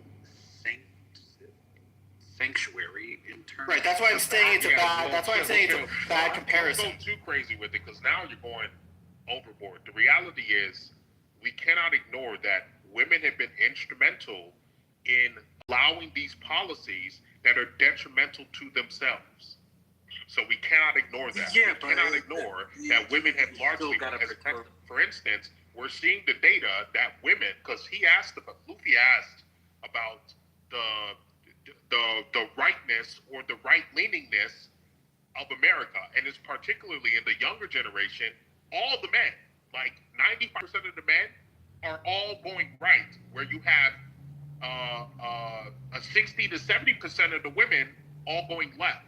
Now, yes, there's a less amount of them going left, but it's still an overwhelming majority that are leaning that way, and they're absolutely voting for these retard policies, and we can't ignore that. Hold on, I don't know if any of you guys saw it, but it was like some like little white dude who went into like a LA Fitness or like I think it was Planet Fitness or LA Fitness locker room, and there was a black woman in that. I saw that video. She was not going for that shit. Yo, she turned the fuck up. Nobody should. I think fucking perverse and gross. But wait, didn't she get kicked out? What didn't she end up being the one who was like she black? And she was. And she was not having it. She was like she was fucking thrown down. Was the crazy part. She was the one that was kicked out. Now wait. I don't remember. Did she get physical at any point, or was she just like? No. Because then I can imagine how she got kicked out. She was loud and vocal, and she was just loud. She was loud. She was vocal. She I know opinion. that one. Yes, and people. There's another. I think they kicked her out or revoked her membership. I'm not sure if they revoked her membership. No, I don't think they did. So no. They definitely did because one of the girls there was like, you know what? I'm gonna like strip your membership. Okay. Let's not dig deep into that case scenario. I think the point is, because King, you said something very interesting. There seems to be a gender war in this video. Yes, because our generation and the older ones, they created the environment for this war now that's happening with the younger kids. Yes, the older ones. What do you mean, like the boomers, or who do you like? Boomers yes, the boomers and the X generation. Less of the X generation, but mostly boomers. The fucking Woodstock fucks. The fucking Woodstock boomers fucks created. Yeah, those are Gen X. All of them. They created this environment, Loopy, where essentially they incentivize the system that pertains only to women and leave the men, essentially stranded without anything in their own country, particularly white men. This is so funny because I think within that. Sorry, I'll be very brief. I promise. Sorry, I'll be very brief. I think it's very strange because now what I'm hearing, please correct me if I'm wrong. Women are saying protect us. Women are also saying, oh no, let them in, right? Yeah, women correct. Okay. Well, again, this is not an attack, but this is what I'm hearing. Protect me in the bathroom. You're supposed to be here. Get out of the bathroom. You're supposed to be here. Are you left or right? Oh, I'm. Well, Solomon told me that. Yeah, but the left is going for all these like protect women in bathrooms and they're letting you don't get it yet. Grown-ass men. No, I'm hold on. This statement is trying to make me get it. I think Solomon will clarify. Because there seems to be a battle within a woman's mind in the left part. So on the left side, and they want protection, but their own gender is you saying, no, let them in still. So there's this kind of battle. But on the right, 95% of men are saying, nah, fuck that bullshit. Pardon my French. We don't believe in that. This is how it should be from a Christian perspective. I'm protective women going forward. So how would this be resolved if men and women don't get along in this particular perspective? So it's strange. Look at how how is it resolved? can we all How was it resolved? understand Yeah, how was it resolved? how did feminism begin? Where did it come from? Who did it start from? It came from a gay man in the 60s. Okay. Okay. So let me ask you another question. Or we can say Alfred Kinsey if you want to. Okay, really Kendo. When was the first transgender and who did it? Oh, you talking about Hirschfeld? Yeah, and I don't think that is exemplary of like what the community is, because it kind of starts before that. If you really want to be technical, because that's a rabbit hole. Yeah. We know what that's going to bring. But before we go there and talk about the origin, because I don't even think we need to tackle that yet. I don't think it's necessary to tackle the origin of feminism in order to because you specifically, Luffy, you wanna know what is the solution? No, you wanted to know what is the solution. Did you want to know the solution, or what were The you solution, asking? yeah, I want to know the solution moving forward because the women tend to be sorry to say this. They feel like they're confused about this. Yeah, absolutely. And look, I think here's the thing. I think there was a lot of I think Chill, you would agree with this because I think this is where you're trying to go. Although we don't need to go there yet. There was absolutely, Luffy, a lot of social engineering that led to these unfortunate outcomes where people knew, right, that you would essentially cause a system of division to where people are more easily controlled and or you can have outcomes that you want specifically. So that social engineering did happen. But I'll address how do we fix it. So essentially, there's really only two options moving forward, if you ask me, and somebody can present a third. Like Dewey, I'd like to hear what you have to say in terms of solution. But the way I see it is either we have a civil war, which resets things, which is not the thing we want, but it might happen, right? So it's either we have another civil war, not necessarily a super hot one where we're all out on the street with muskets, that type of civil war, but something like fourth or fifth generation civil war where there's parts of that, but there's a lot of information exchanging too. We could have something like that, or, Luffy, over a generation or two, you essentially program the welfare state to incentivize the nuclear family, which is more what I would want to see, right? Where the current policies, at the federal and state, current policies incentivize broken homes, right? Relationships, incentivize one gender over the other. So removing those policies and installing policies that incentivize the opposite, bringing people together. Hey, you get married, you get $25,000. You've been married for 10 years, you get tax credits, right? These type of things. Where you, or for instance, a no-fault divorce, getting rid of that. These are just examples of what I mean by removing incentives that cause breaking of relationships versus installing incentives that cause the forming of nuclear families and even having children. And the funny thing is, you can see some states already incentivize it. Like, for instance, in Michigan, it pains me to say this, you have the Muslims now trying to introduce child credits or credits for having more children, which is retarded. Why aren't you Americans doing this? And y'all are letting people who are from foreign countries come into your country and use taxpayer dollars to incentivize them having children. You should be doing that. Let me hold on, Luffy.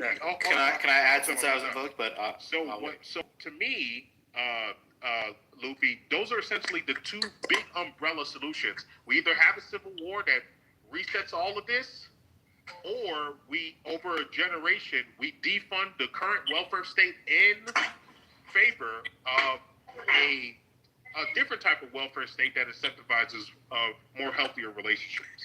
Okay, let me hear more points, and I'll come back. Can I response real quick? Yeah, sure. Go ahead. All right. So when you're talking about specifically, somebody hot micing or somebody doing their laundry? Elizabeth, can you mute your mic, please? Elizabeth, mute your mic, please. I don't think she knows. Is there a mod that can help us out with it? You there, Nathan, or Knowledge? Can you mute her up? Alright, we'll power through it until someone comes back. Let's go ahead. Let's power through it. Oh, okay, good. Alright, go ahead. Proceed. Chill, go ahead. Yeah, Chill or Dewey. Either one. But Chill started first, and I think Dewey afterwards, so we can just hear some more perspectives. Go on. If he doesn't go soon, I'm gonna go. 5, 4. All right. Oh, My bad. I have a phone call. Give me a second. Go ahead. All right, I'll just go. So I fundamentally agree with King. The only thing I would add, where he got really specific, I'm going to talk about it in a more abstract sense. So he was getting really specific, like policies of like, reinstitute, or take away no fault marriages, or think about how welfare can be navigate. Those are specific policy decisions. I think in an abstract sense, what he's talking about, and he can tell me if this is not a correct interpretation, is society has to, in the next, call it generation, renegotiate and also kind of reestablish the position of certain demographics in society, specifically men, and then maybe even more specifically, which is to say, like, there was a big jostling and a renegotiation that happened. And as a result of that, you're seeing people who are not happy essentially with that renegotiation, and there are second order consequences. Even people that feel like they came up on top, right, like women, are suffering from higher depression and things like that, right? And so we need to come together and renegotiate and reestablish the relationships between men and women, but also different quote unquote identities. And part of that might even be going back to when I grew up. I'm old enough to remember when actually race relations were better than they were now. Like, we've gone backwards. How you do that, specific policies, I think King gave some good ideas. I don't know if those are the exact ones. I'd want to think about them, and maybe we can come up with other ones. But I think in an abstract sense, that's the solution. We need to essentially have that. And it's uncomfortable, but we're starting to have it. And the problem is like, I think the people that are happy with the renegotiation that did happen from the boomers, from, say, the late 70s and 80s onward, are essentially making it difficult to have those conversations out in the public. And so instead you end up with a black market conversation, and the black market conversation gets real ugly, right? Just like all black markets. That's going maybe a little bit deeper, but yeah, I mean, fundamentally I agree with King. I'm just sort of talking about it at a more abstract level, if that's helpful. King, I told you there'll be a race war, bro. Go ahead. King, I told you about that a while ago, but you said nah. I told you it's still. Anyways, I don't want to cut in for chill. Go ahead. Can I speak on it? I think it's chill. Yeah, I definitely want to hear them too. Go ahead. All right. So the biggest issue that I've had, or that I have seen, in terms of the differences between like Muslims and Christians here in the U.S. So I don't know where everybody is, but like, I'm just speaking about the U.S. Churches are like, they're not being funded. People are not funding your own churches. Like, what are you doing? What are you doing with your money? Like, are you not supporting your own religion? Like, this is, like, honestly, it hurts me to see this, because I would rather live next door to a fucking fully faithful, that I apologize for my swear words, but for a fully faithful Christian than anybody else besides a Muslim. Obviously, I would prefer a Muslim first. But second, a Christian. As long as you are abiding by everything the Bible says, oh my God, like, welcome. You're my neighbor. You're my best friend. Like, you guys are amazing. Like, I have no issues with you guys. And I feel like politics uses our religion against us to, like, basically make us hate each other, because right now, So I'm Somali. You hear everything in the news for Somalis in Minnesota and all of that bullshit. It's less than 100. It's like 70 people who got committed for fraud. They won't tell you that the leader of the fraud who forced these people to do this fraud is a white woman called Amy Bach. It's a white woman, and she basically forced all of them to do it and said, like, if you don't do this, I'm gonna cut you off. Nobody's talking about that. They're just putting it on all the Somalis. And she got to, like, basically go home with her black American boyfriend.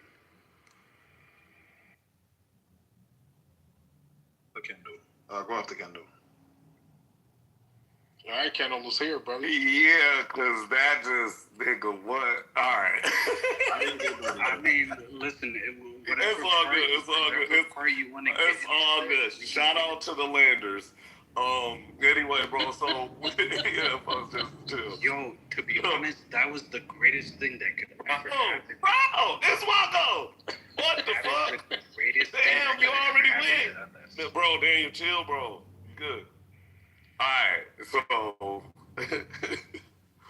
I think we need to. Yeah, shout out to the Landers. We need to renegotiate things inside of the Disabilities Act and actually adjust certain laws and privileges for certain people who benefit off of immoral issues. Because I feel in the country, we've started to make immorality a money grab. And it's actually changing the status quo visually right in front of us, like hands down. Kendall, no are you fucking talking about debate. white collar crime? Chill like your name. Anyway, look, so I'm saying this, bro. Look, because over the past, what has it been? Probably about like 15 years, we've seen how, money has been gutted from education and mental health in this country and stuff like that. And here are certain companies and corporations and people who lobby in U.S. of A. Who has actually incentivized certain, certain behaviors that just need to stop. We need a new status quo, and we actually need to like restructure when it comes to people who actually grift off of laws and policies. And like some of these people, to be honest, for me, if they don't want to, lend a hand in like the money that they've made off of, these incentives and stuff like that, they probably should be up, because it's actually and visually ripping our society apart. And that's where I think we see like this gender war coming from. It's immorality, and there's a lot of people who promote this. And I think that'll be like, that's just a start before we actually get to the promoting, nuclear family and all of that stuff. Because God bless you, man. Yeah, I think there are certain things that's been set up for people, who's like trying to isolate and like actually, go away, go more towards and away from like, that kind of lifestyle. Because I don't think the structure of society that we're under right now, especially how our working behaviors are, which we probably should address that, too. I don't think we'll see a nuclear family culture come in anytime soon out of that, unfortunately. So to start actually be Well, don't be surprised, buddy, because Here's the thing. I'm just saying, man. Here's the thing that I want. to go after Here's the thing that I want. King, At the end of the day, question right hold on. Chill. Yeah, At the end of the day, Chill. these things, some things are forced to happen. For instance, look at what's going on in Minnesota right now. This is why I said, Kendall, when I came in here, and I say this with all due respect, but black people are the dumbest group ever. Do you see what's going on in Minnesota right now, Kendall? Yeah, absolutely. Kendall, do you realize that Somalis are essentially getting black people's reparations? Yes. Do you realize this? Whoa, King, I never heard it put like that. No. Do we? No, I hear you. I mean, that's not obviously, true to the letter of the word, but I hear your framing. I totally hear it. Exactly. King, how long has this been going on? This is from the group. This is happening. When you can have I a reply to native you? group Wait, let in him this finish, country, you have a native. Yo, chill. Stop interrupting, bro. You essentially have a native group in this country that is voted 90% with the same group that is in cahoots with the people that are defrauding America. Black people are the biggest losers, Kendo. And this shit breaks my fucking heart. And something is going to have to give. I'm telling you now, something is going to have to give, because this $36 trillion bill, or however much it is probably closer to 40 billion or 40 trillion now. That boomers have essentially left this younger generation. My nigga, you think these kids are going to pay that bill? Approaching 38 trillion. Yep. Absolutely fucking not. These kids not paying none of this boomer shit. None of them are. So the reason why I bring that up is because, Dewey, I like your framing. The renegotiation of this contract is going to come a lot sooner than you think, because unless the younger kids can feel like they have a future, they would rather go to war than pay these old fucks fucking essentially their tax. Yeah, that's exactly why it's a renegotiation. Because it's like, look, either I get a fair deal or fuck you, right? And I get that, right? Correct. And that fair deal is going to come with the proliferation of my group, the incentivization or incentives of our relationships, so we actually have money to have families. All of the deportation of a lot of these niggas, all the Somalis got to go. Right? These things are gonna happen, Kendo. They have to happen. King Solomon, let me just. I asked to go after. Wait. Chill, keep it brief, so I'll go after you. He's talking directly to me. No, I wasn't. I was talking to Kendo. Yeah, exactly. No, he was talking to me. Chill. You've been in the room long enough to know. There's been a lot of people that's been thinking they fucking me for the last fucking week. It's crazy around. Chill. Just so you've been in the room long enough to know it's not a personal thing. We've been doing very well. We've been doing very well. I actually but chill. You go ahead, I'll go after you. But let's just go like that. It's fine. We're doing good. No cue needed. We're flowing. I actually go after Kendall, but you can go ahead since you're country. I don't want to disrespect you, bro. No, it's fine. Let's go ahead. I'll go after you. I appreciate it. All right, so, King, what I'm asking you is, what is going on right now? What is going on right now? You literally had Donald Trump say, hey, you know what? I'm pulling my ambassadorship out of Somalia. For what? Why did he do that? 1 week later, Israel recognizes a separatist state in Somalia. Yeah, Somaliland. Thank God. I like Somaliland. Well, but here's the thing. It's 2 cities. It's literally 2 cities. No, it is not. My buddy. Sir, I know what Somaliland is. There are smaller countries than that. Oh my God. So, you asked me not to cut you off. Ever heard of the true state? The same respect. And there's Punta Land too. The Punta Land and Jubaland is all on the same page. That's definitely not true. They Bro, done you can't stole lie to us, money. bro. We know what's going on Do in you- your do you- country. Yeah, you can't trick us, bro. You cannot trick us, man. We know what's going on. Somali been making too much noise. Shout out to CPAC and listen. Look, the jig is up, bro. Hold on. The jig is up, bro. Maybe they should be the United States of Somalia. Bro. So where else in Somalia is more democratic than Somalia? Let's see if Nowhere it else. Nowhere else. It's Shout out Somaliland, Mogadishu. man. Mogadishu is more. Oh, you're a Kawati, bro. Like, wallah, bro. I swear to God, bro. Like, you gotta be probably like an ignorant ass guy, or you're either from Djibouti. One of the two. I swear to God, I hate when they get up here and lie, bro. Hey, Kendo, just let him go. Kendo, let him go. Kendo, let him go. Yo, this guy. It'll be easier to just let him go and then we can go from there. Okay, so December 25th, Christmas, we held for the first time a one-person, one-vote election across all of Mogadishu for the first time in 56 years.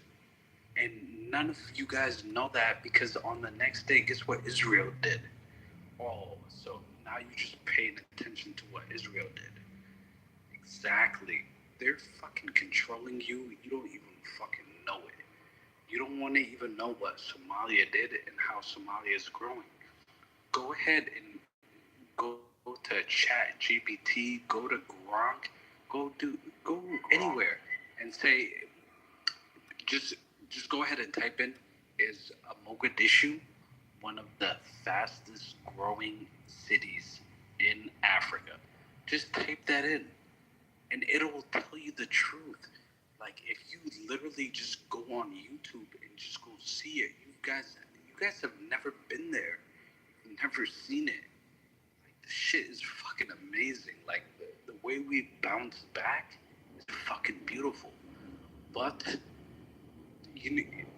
this today, or I'm sorry, technically yesterday, but it's amazing. And the reason why I'm saying it's amazing is because you guys have allowed every other Somalis to rally. And we rally around what? The one thing that we hate is fucking Yehoods. And if you don't know what a Yehood is, then God bless you. But they're the fucking scum of the world.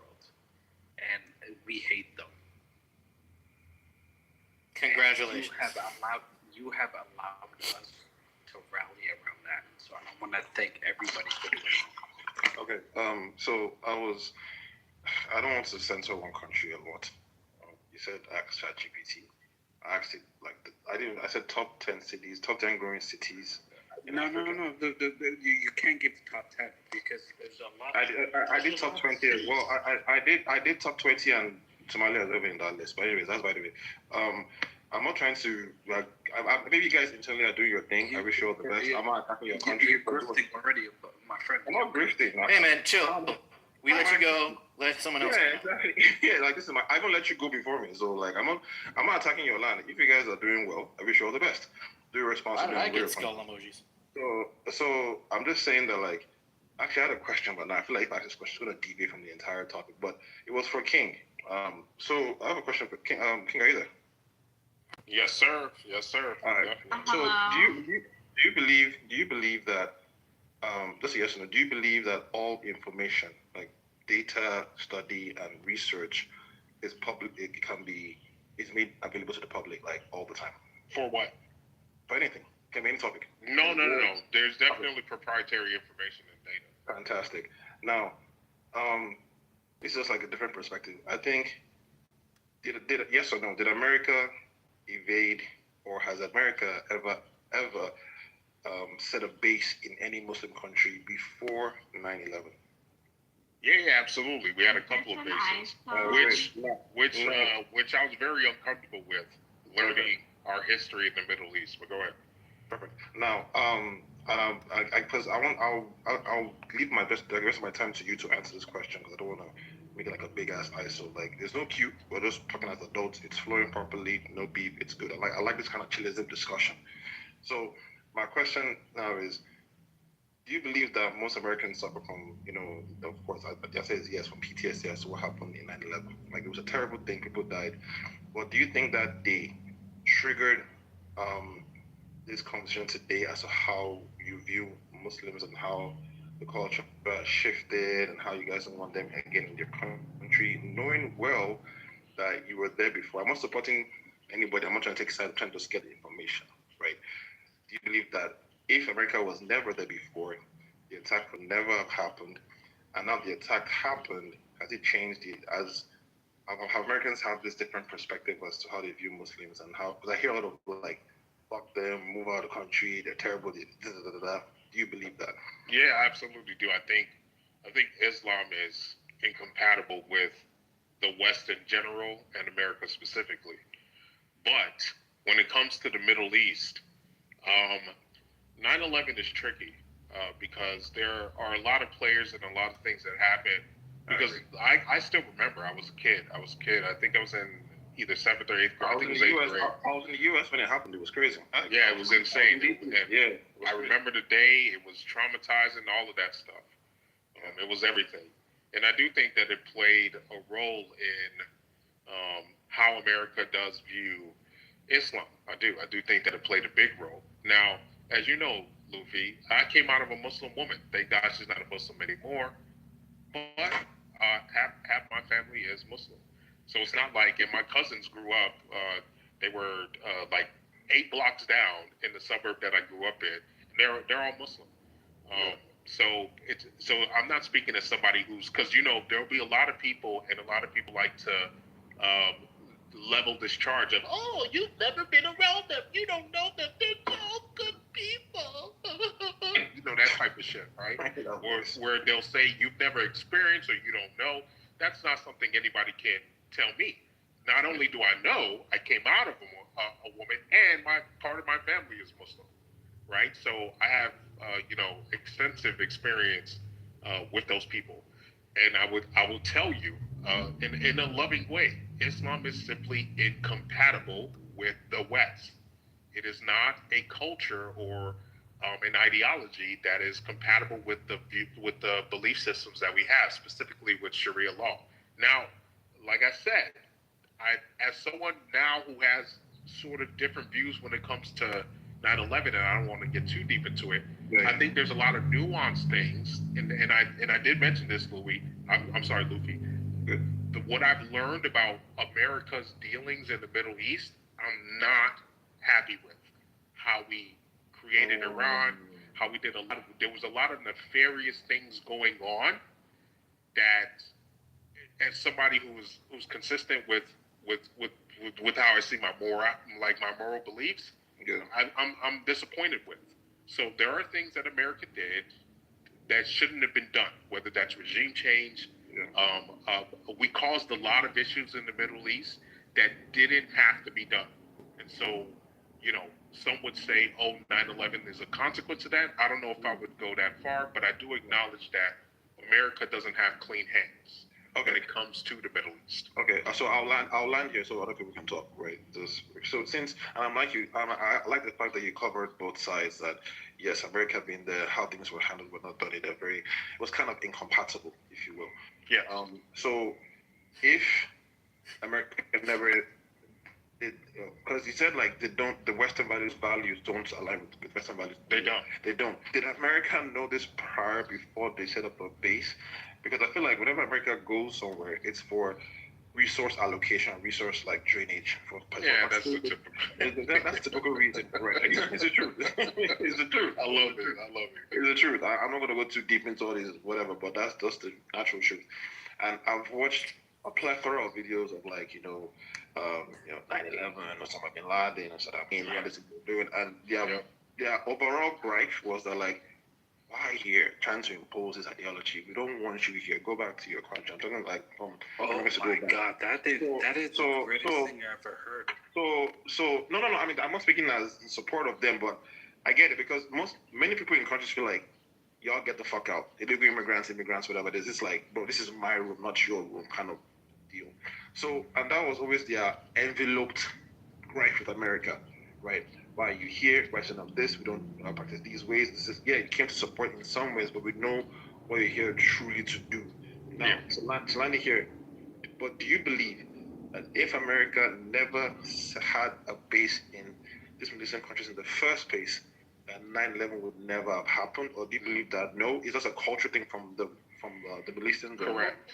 Or as someone whose house is literally next to the Bin Laden. I'm not taking sides. I'm not sorry. As someone whose house is literally next to the Bin Laden, I could phrase it in a better way.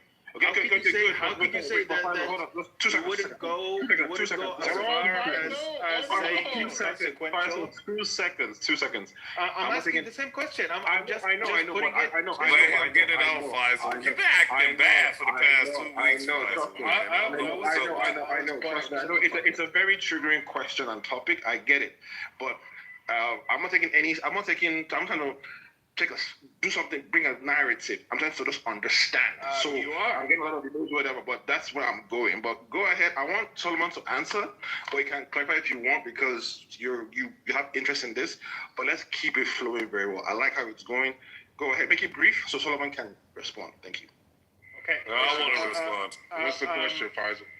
You said you wouldn't go as far as thinking that it's consequential, that America's intervention in the Middle East is consequential that led into the 9/11.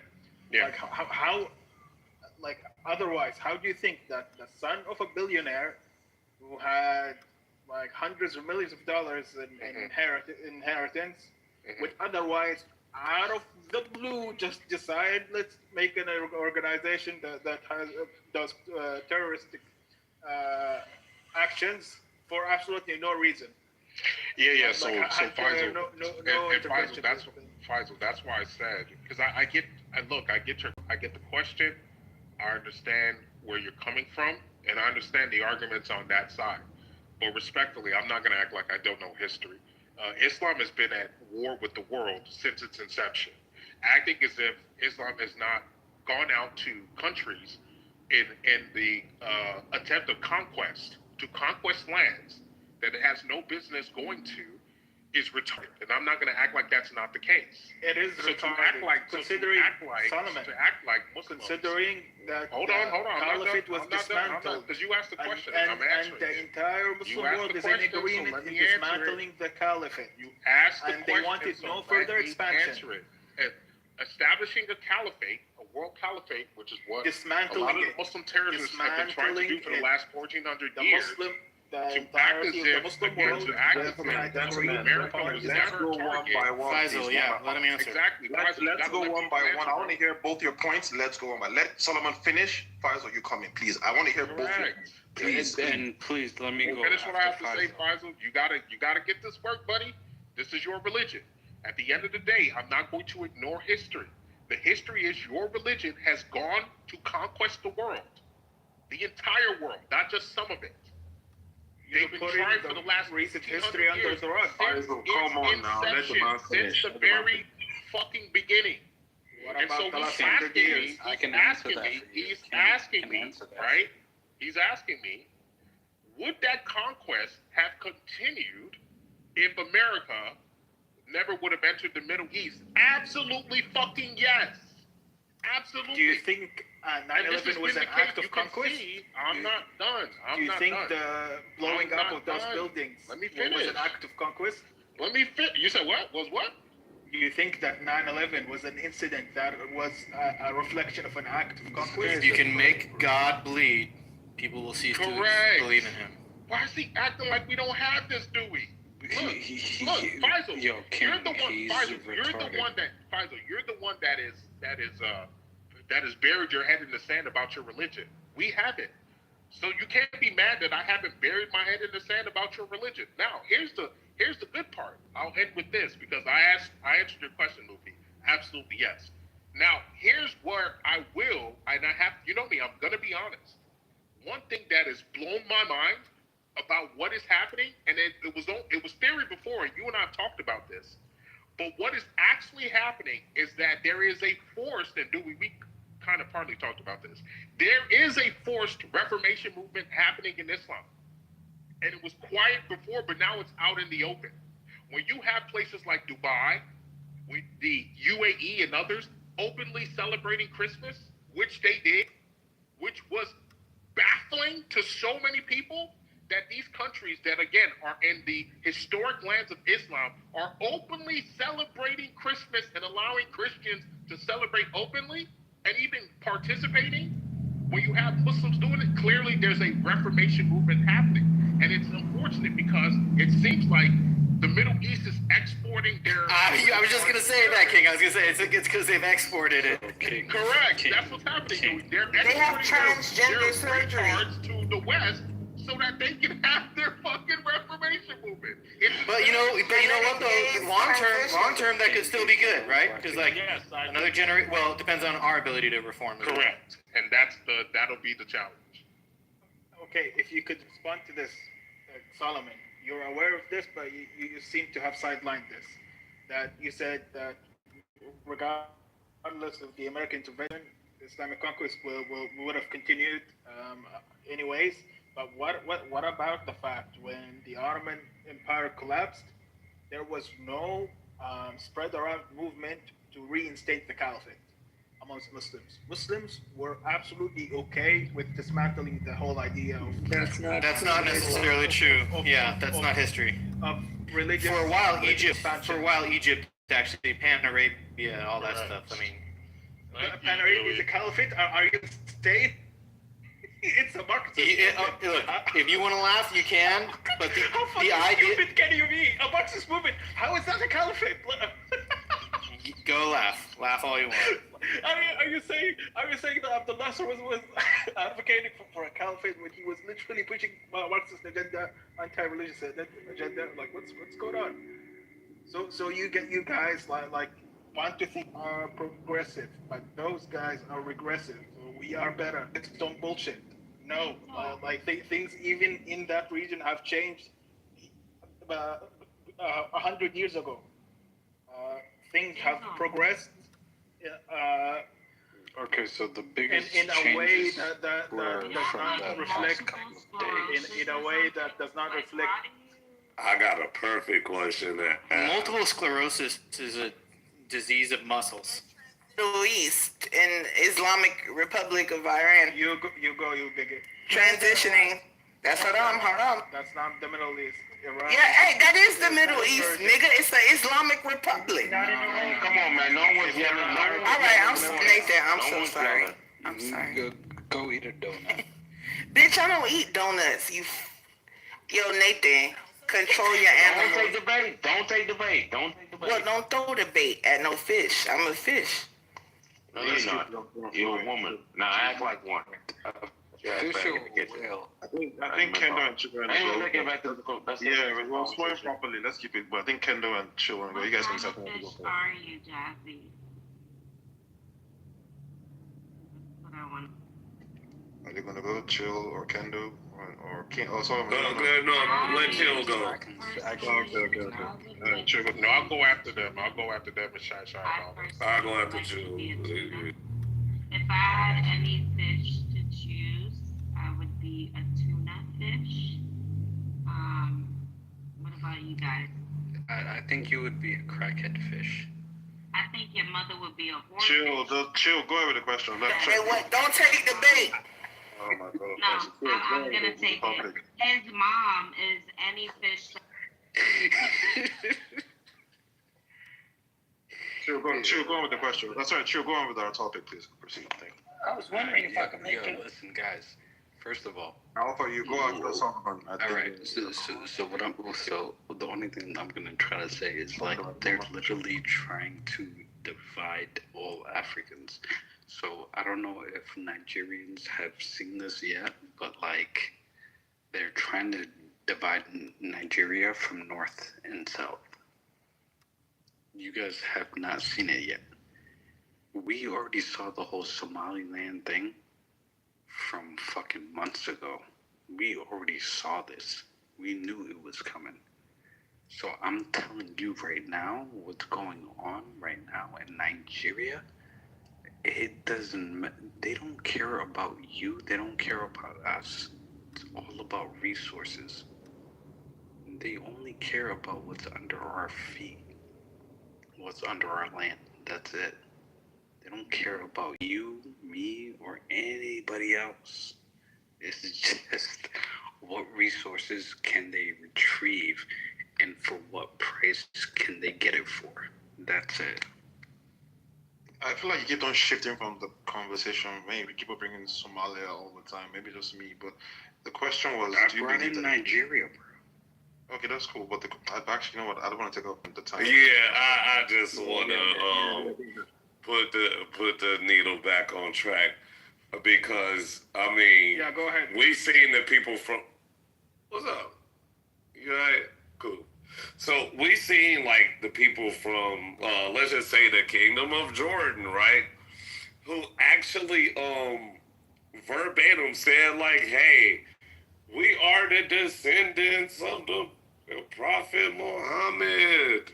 Alagoon abracadabra. You know what I'm saying? Like, them niggas really are holding on to that for a reason, right? To make a claim. We've seen I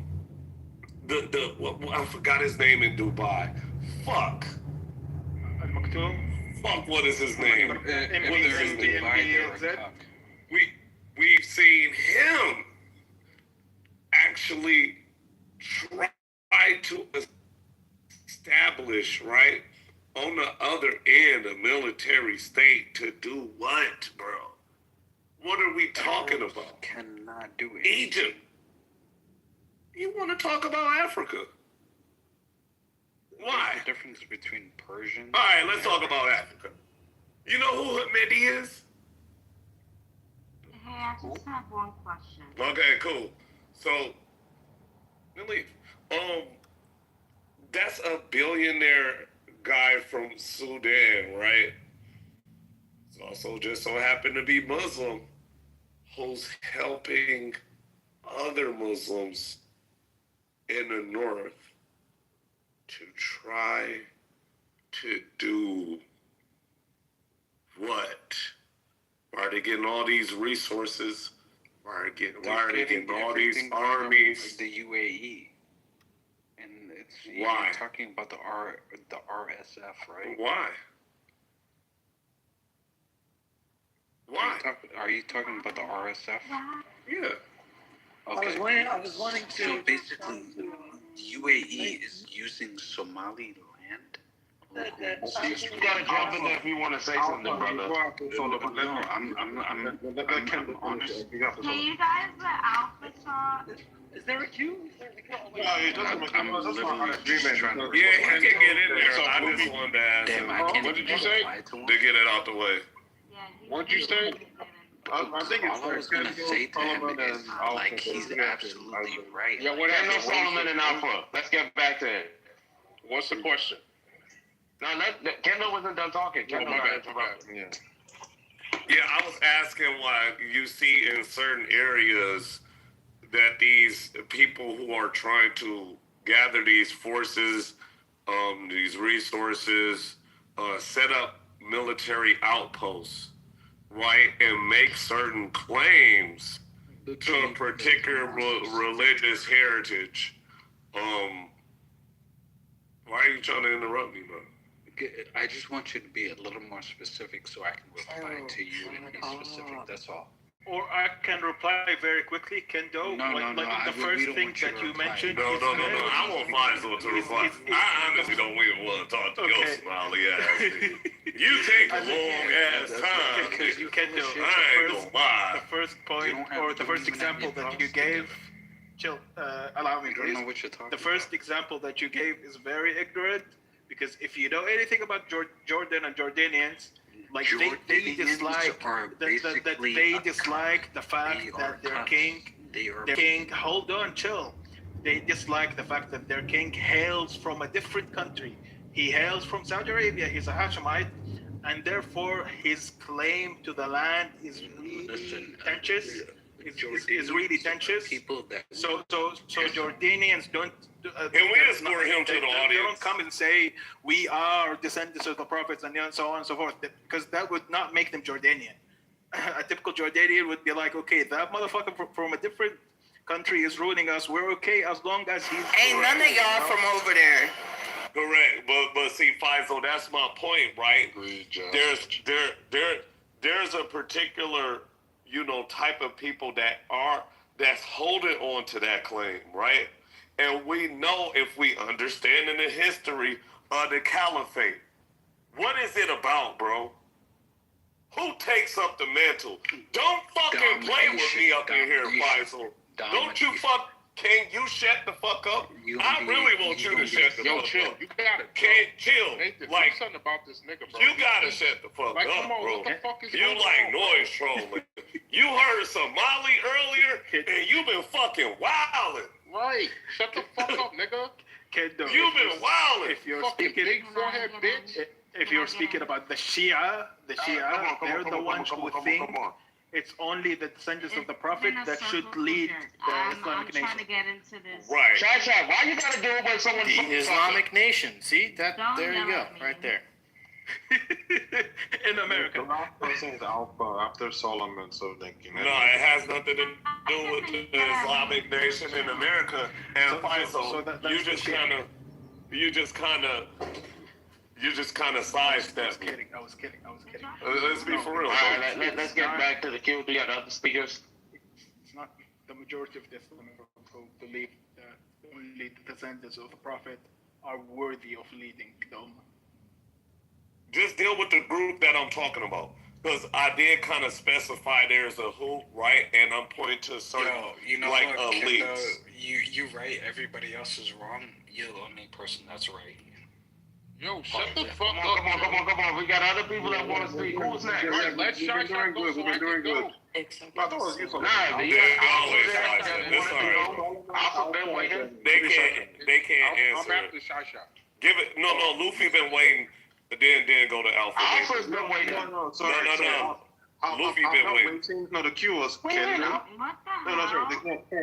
The queue was Kendo, Solomon, Alpha, then Shasha. But it seems King wants to switch with Shai. I'll let both of you decide that. Yeah, she can But go I want to hear because from. she's been asking to go. I thought you was in it. Okay. No. I'm trying to establish the queue because it was. We've been doing good so far. Let's not fuck it up, please, respectfully. Yeah, let's not fuck it up. So the only thing that I have to say is something that I've noticed. It's a pattern. And this pattern that I've recognized is that there's this certain facial structure that the Somali has that's very similar to like the Down syndrome facial structure. Like if you notice, if you take a look at like shows PTR, I'm sure he's not Downs. People claim he was in the audience, but he doesn't sound like it to me, so I'm very coherent. I'm just gonna move you down. I'm serious. I'm just gonna move you down. I don't want that content. You're doing rich. Well, let's go ahead and queue. Who's next? Why you fuck they got to destroy what we're doing on right now? Fuck out of here with that dumb shit, bro. Let's get on with the fucking queue, bro. All right, fair enough.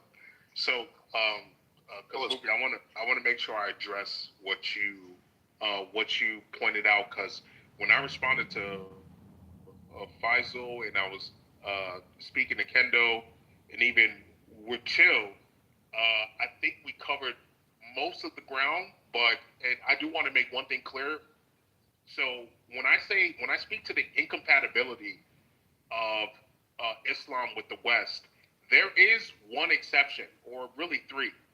So the three exceptions would be to essentially that rule, would be one, American black-born Muslims that are either Nation of Islam, which is a majority of them, versus Orthodox Sunni Muslims. So I'm not counting them. American blacks are American.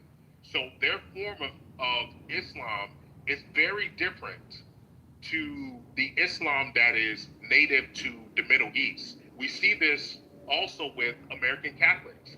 American Catholicism which is heavily Protestantized, is very different from the Catholicism you see in Latin America or the Catholicism in Europe. So I think it's important to make sure that people understand that they are not, when I say the incompatibility, I'm not referring to them. I'm also not referring to American whites, which is a very small group, but American whites who choose Islam, I'm not referring to them. I know it's weird, but there are people. I think Linz is even in here. Those people are not. Those people like the first Can I reply to you first? Hold on, chill. Shut the fuck up, bro. What the fuck? But you're not done yet. Shut up. Fuck. You have 10 You got that big ass with all those words stored up. Shut the fuck up, nigga. Get tired of this nigga. So I'm not referring to. So I'm not referring to them. So I'm not referring to that second group, and then the third group, which is an even smaller group, What the hell was would be that, those. Nathan? Hold on, The third group, which is an even smaller group, would be Muslims who are descendants of those who come from the Middle East, who choose to adopt American framing ahead of their Islam. And one prominent example that a lot of you would probably know would be Myron. If you know Myron Gaines. So Myron Gaines is a perfect example of a first-generation Muslim who doesn't have parents from this country and yet has chosen Americanism as its foundation over Islam. It's very rare that you see that, but that would be the third group that I think is perfectly fine in America. So then, Lucy, you had a question. Yo, stop interrupting me, bro. Stop doing that. Lucy, Go ahead, girl. so then you had something specific that you wanted me to answer, because I wanted to clarify that within the entire conversation, just so people know that there are exceptions to that rule in general. So go ahead, Lucy. Can you give me the part that I didn't answer? You there? Well, it doesn't seem like he's there. So yeah, that's what I'm going. That's if he comes back and we come back around to the queue, I'll answer whatever it is I'm right that here. you wanted me to answer. But yeah, that's going to be my submission. No, they weren't You talking said to me. what? They were not talking to me. Yeah, I'm not talking to you, Alpha. But if you want to know, yeah, I went Kendo, so that's what I wanted to address. But Luffy's not here, so I'll just wait till I'll get in the back of the line of the queue, and then I'll just go get when he comes. Who's in the queue now? You said. I think I'm after King Solomon. I'm after King Solomon. Oh, go ahead. I'm No, at the end of the queue. At the end of the queue. At the end of the queue. First of all, we call it up. They're no kids. What's up, Syke? No, it's all Alpha. Go ahead, Alpha. What's up, brother? How are you? I'm confused, guys. Gotta get this late night workout in.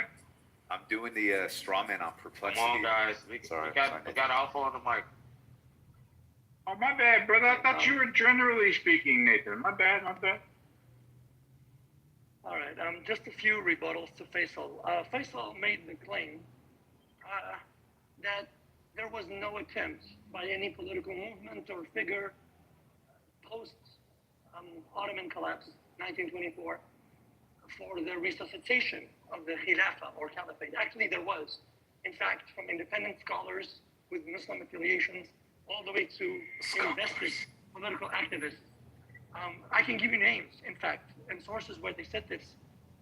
Some of the prominent ones that we all study in our Islamic studies for the reviving of, or the revival of the Caliphate. One of them was Hussein bin Ali al-Hashimi, which was known as the Sharif of Mecca, a direct descendant of Muhammad himself, actually wanted to reestablish a quasi-caliphate that would later on expand for the areas that were Muslim majority. But it didn't work out because he already sold his bottom for 5,000 sterling pounds. And later on, he was known as a traitor. Not to mention the opposition he got from Mohammed bin Saud, the founder of modern-day Saudi Arabia state, and who led the revolt against the Ottomans in 1916. But he also believed himself to be some sort of quasi-caliph or khalifa because he believed that Mecca and Medina, the Hijaz, should be restored to Arabia. The Arabs are the core of Islam, as it said, like the 12th century, the 13th century scholar, the 12th century scholar Al-Ghazali said, "Al-A'rab asl al-Islam," that the people of the Bedouin origin, Islam has the Bedouin origin, and the Bedouins are the origin of Islam. Clearly, this is the principle he was following, but he wanted it within a more market boundary, which is today called the Saudi al-Arabiya. And another one was a co-writer of the Indian Constitution, in fact, and founder of the Indian independence movement with Mahatma Gandhi and Baba Charpai, his name is Maulana Abdul Kalam Azad. He also, in his, I believe it was a Muslim published newspaper called Al-Hilal. Now, despite himself being an independent activist for independent India, he actually supported the revival of the Caliphate movement, which began in India by the influence of Arab scholars. It began in India, in fact. It was known as, in the Indian, the Barelvi sect and the Deobandi sect that today basically occupy two major cities in mid-India. Now, you're in the matrix. What's interesting, even Mujaddid, that Islam should be revived to its core principles, and one of the reasons why the Ottomans fell was because of their deviation from the principle. He himself actually wrote a book, a journal actually. He published a journal called Al-Manar. And he actually even published a book called Al-Khilafa of Imam al-Uzma. So he said, if we cannot have the custodianship of the caliphate, perhaps we can have the custodianship of the imamate, basically an imam, which later on became an inspiration for Ali Shari'ati that built the groundwork for people like Khomeini to establish the current Wilayat al-Faqih, or known as the custodian of the jurist in Iran, which is a theocratic totalitarian state. And then later on, you had the Muslim Brotherhood, you had Hassan al-Banna, whose grandson is currently working for the same revival in France by the name Tariq Ramadan. And then you had people like Taqiyuddin al-Nabhani, who heralded from the Levant, and he's the founder of the Hizb al-Tahrir, which is one of the most militant wings of the Muslim Brotherhood today. And he also inspired people like al-Qutb later on in his later works. So, Qutb himself, and these people worked on stage by stage. So if you guys study the history between them, they all had no less than 20 years or less than 20 years between each of them. And they all successively, symbolically, as well as actively sometimes, supported the revival of a caliphate movement, and they wanted to galvanize the Muslim population around the world, specifically in the Middle East. So it would be absurd for my friend Faisal to make the claim that there were no attempts or there were no legitimate attempts. In fact, some of the biggest coups d'etats, from Egypt to Iraq to others, besides Saddam Hussein being an outlier, they were mostly supported by the Muslim Brotherhood for the sake of politicizing the Muslim world, and for the ultimate purpose and aim of reviving the caliphate. So I just wanted to make that point. If you're gonna tell me that there's evidence for people who attempted so, I wouldn't dispute that. What I'm telling you, that the status quo goes to show that it wasn't popular. There was no census upon that opinion. Well, actually, Faisal, besides Al University, which was predominantly infiltrated by some set people like Mahmoud Mustafa, who was a poet, right? He published this book in this called Al-Islam Ma Huwa, What is Islam? And he tried to be some symbolic metaphorical spirituality, and it was his attempt to get away from the so-called extremism and fundamental. Even the Barelvi movement, which predominates the Sufi, so-called peaceful Sufi movement, they were actually at the forefront of many of the revivalist movements for the caliphate. In fact, what's interesting is despite the secularity of some regimes in the Middle East, the major supporters of many coups d'etats or military takeovers has been supported by the Muslim Brotherhood for the sake of causing instability or causing some sort of political vacuum. In fact, Yusuf al-Qaradawi has many times, and of course you know Yusuf al-Qaradawi, who later on became one of the spokespersons and jurists of the Muslim Brotherhood. He himself has spoken about this and written about this at length, that the Muslim Brotherhood should be at the forefront of every of every form of instability against the secular states, for the sake of creating a vacuum that they can opportune to exploit, and that is problematic. So the claim that there was never some active attempt for the revival of the caliphate, I never said so. I never said so. I said that, bro, yes, you did, bro. That the fact that the Islamic world is content with the dismantling of it, for the most part, that goes to show that there is no further incentive or motive for further conquest upon the world with expanding Islamic territory and so on. Sure, you can.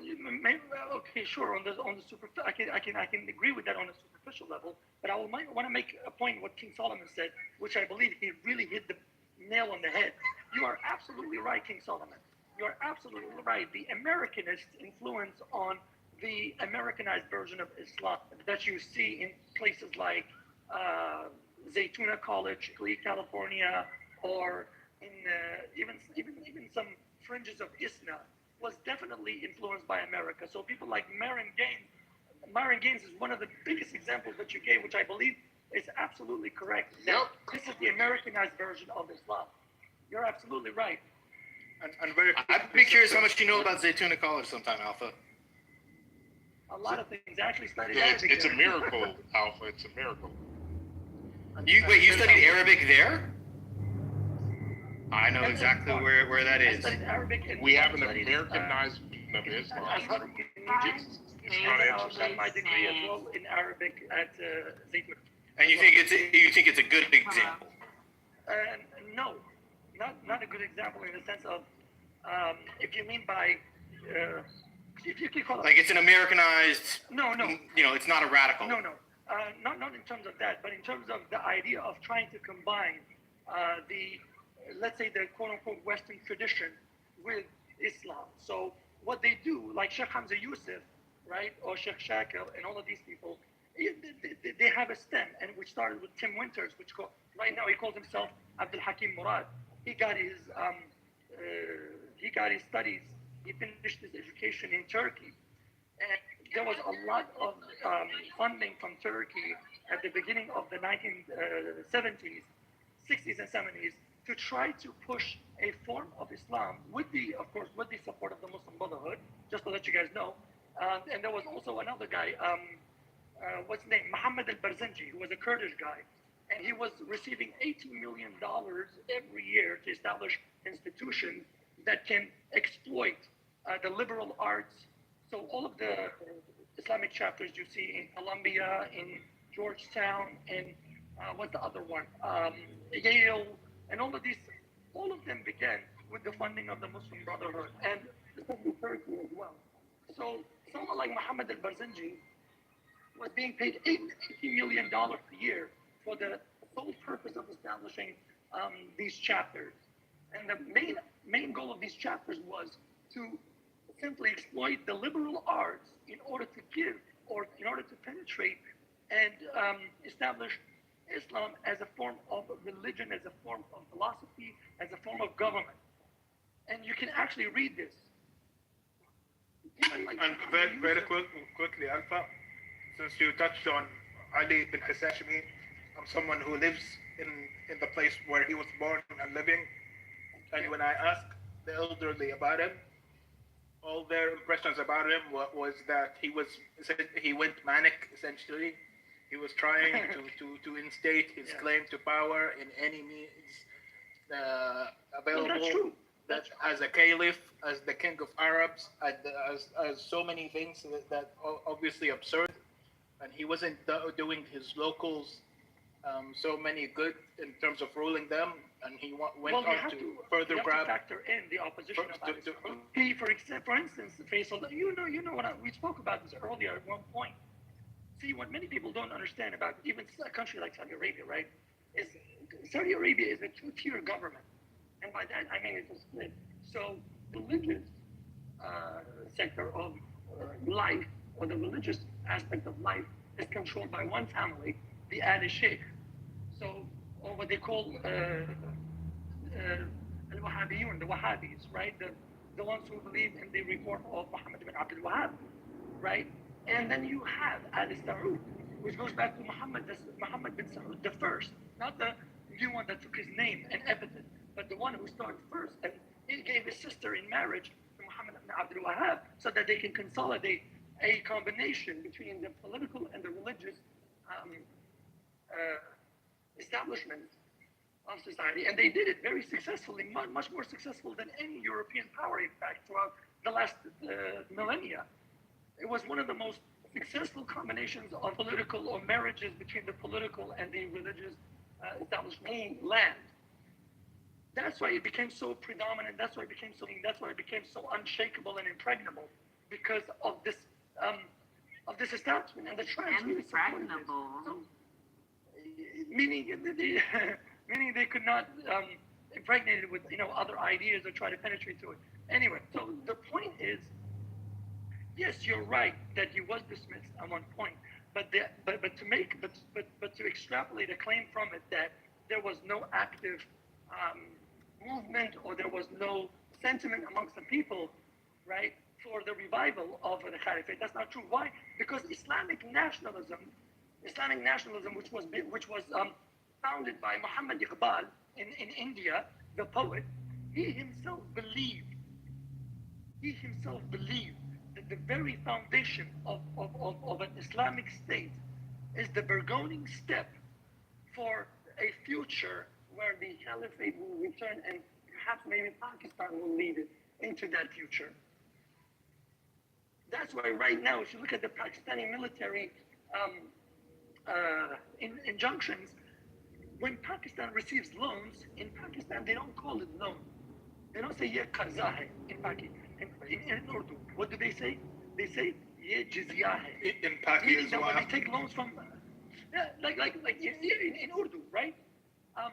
So they say this is jizya, that we're taking our punitive tax. We're not taking loans. Why? Because this is the foundation of the Pakistani political establishment. You see? Alpha IQ. Here's the question اللي يصدع نفسه. Why aren't the major stable religious countries such as Saudi Arabia advocating for their own version of the caliphate? Because I think it is very likely that other countries would see it as the most fitting of an example where a caliphate should reside. Yeah, it's a bit though. They're not opting for that. I think because it'd be politically disastrous to proclaim that out loud.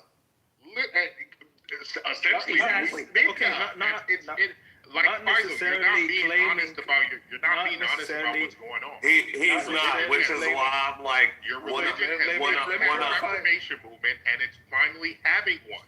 And you guys are burying your head in the sand about it. The reason why the Middle East is not on fire is because they finally realized, hey, the way our religion has been written for the last 1,400 years is not going to work in the modern day and age. That's very true, King. We cannot do things this way.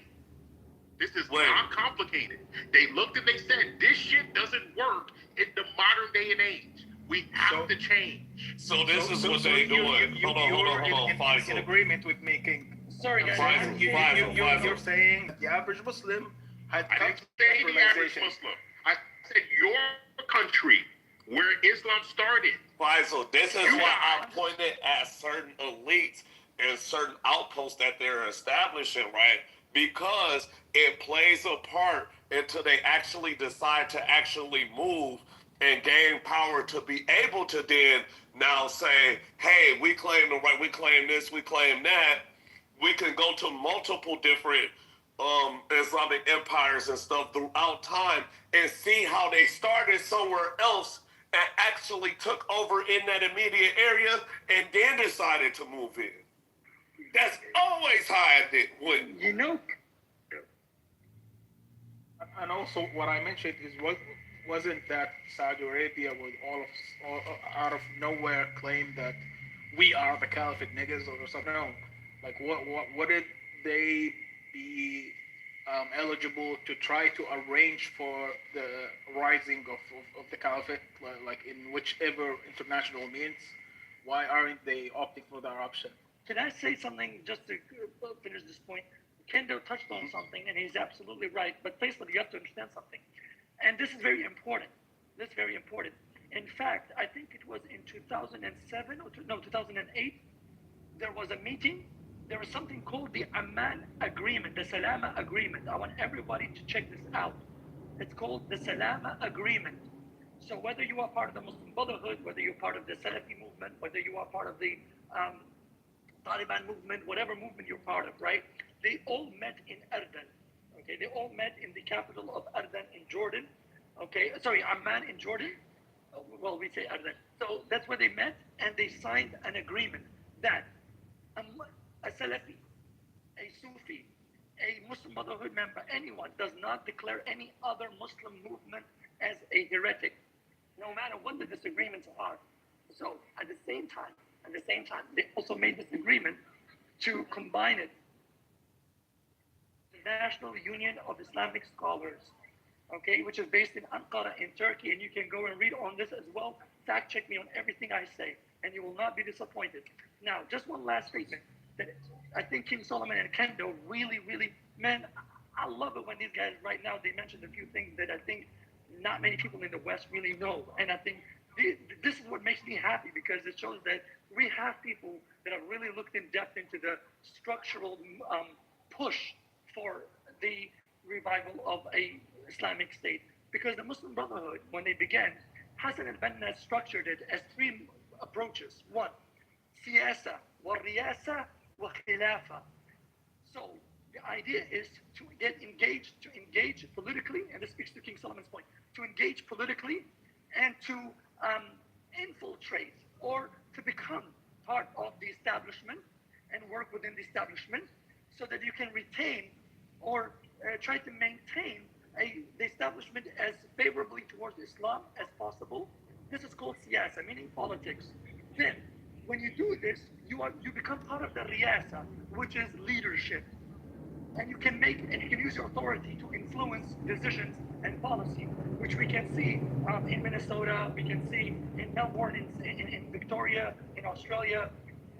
Then when you do this, they believe that as long as you can cause social instability without shaking the leadership to the point of over, then you have a good chance of protecting the Islamic institutions that will bring multitudes to Islam and this or revive the Khilafah. So it's a three-pronged movement against the West. It's called siyasa, wa riyasa, wa khilafa. You don't have to believe a word I say, but thanks for giving me the time on stage, guys. No, and thank you, Alpha, for being honest. I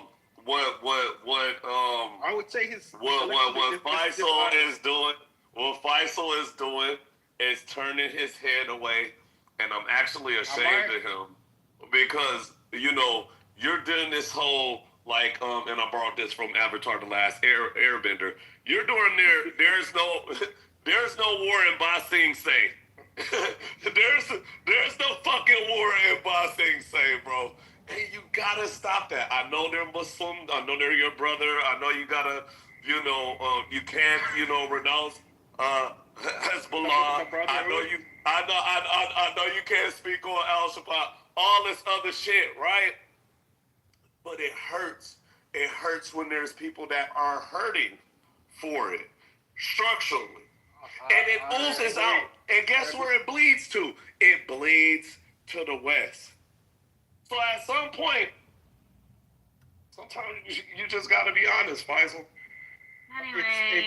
It's very ironic that he keeps citing the Muslim Brotherhood, a political party that is very disliked in within our region. Most of the Muslim countries are fighting the Muslim Brotherhood. Nobody likes the niggas. They're essentially a chaos factor in any country or place they're in, and it's not fair to go ahead and address the thing that we were talking about, a movement that is spread out throughout the entire Muslim world, then you cite a politically destabilizing party in Egypt that has its wings like in other countries. But look, you got to understand that there are players. Look, they might be small, far as by numbers, but they're big in the game. All right, these motherfuckers got money, cha-ching. All right, and they're getting it from somewhere. So I'm not sure. I'm not sure about that because if you know anything about Egyptian politics, you'll know about the incident of Rabaa, where the sitting protest, like in a roundabout, where the Muslim Brotherhood people did it. They were essentially shot by the police, and like no, if you ask the average Egyptian about it, they would say that they deserve it rather than like empathizing for them. So yeah, it goes to show that these people, like first of all, they couldn't defend themselves, and nobody likes them. You're dealing with like this whole like, hey, because averagely, people will say and speak out against and all of that kind of stuff. Cool, but again, historically, that's not how some of these, especially when we get to like this dictatorship country, the dictatorship Islam and all that kind of shit. That doesn't start. They don't give a fuck about what no average motherfucker is saying, bro. I'm sorry, bro. You're not being honest about the track. Okay. Yeah, that's what I'm saying. So why'd you bring it up so average motherfuckers? Then why does the Saudi government, the Qatari government, the Emirati government, the Algerian government, the Moroccan government, all these governments hate the Islamic because Brotherhood? they're just puppets for now, and they just playing a role. Some of them, bro. So there is opposition, a very significant opposition to one of these type of movements. Bring me something that actually has a significant support, where it actually causes. Look. In terms of a movement that is widely popular, that aims to revive the caliphate in the Islamic world. All the terrorist groups. Yeah, like. Yeah, but are they widely popular? Yes, absolutely. Yes. What, bro? Have you noticed? Who's most of their victims, Solomon? Like, be real. Stop being a Christian Salafi. What are you talking about? You said, are they widely popular? Yes, they are. When they victimize, for the most part, the other Muslims, like, are you insane? Your question wasn't who they victimize. Your question is if they're popular, and the answer is yes. They're not The popular. answer is yes. It don't matter who they victimizing is. That's how power structures You're work. introducing something that has nothing to do with that question. You asked a specific question. Are they popular? Yes. The Muslim world, respectfully, is low IQ. They do not realize that the very things that they're protesting against are the very things they believe. We see this all the time with quote-unquote moderate Muslims. Moderate Muslims absolutely support these extremists. They do. They just don't have the heart to do it themselves. In the U.S. and in the West, you would see a support going towards them when it comes to only foreign politics, other than like anything other than that, because they go against like U.S. intervention and so on and so forth. But when it comes to where they are situated, anybody that doesn't work for them doesn't accept them. That's not true. For instance, Faisal, there was just a video like a couple weeks ago where those folks went into Dearborn, Michigan, and they were asking the kids, the children, do you believe in these Sharia laws? Like executing someone who leaves Islam. They said yes. These are kids in Dearborn, Michigan. What are you talking about?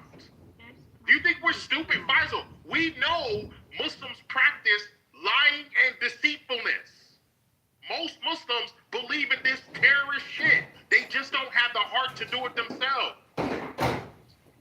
You trying to act like all this terrorist shit is not. How do you think this shit is being funded?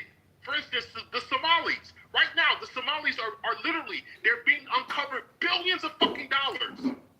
Right. The Somalis have been defrauding the American taxpayer, and they're sending that money to fucking Al-Shabaab. Al-Shabaab, bro. And I actually brought it up. That's why fucking Kill has been crashing out. Correct. Well, you know what I'm saying? We heard Al-Shabaab and went crazy.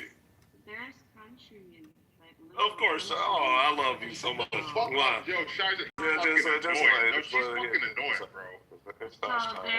It's just shy. Anyway, look, so I'm just keep talking. So, look.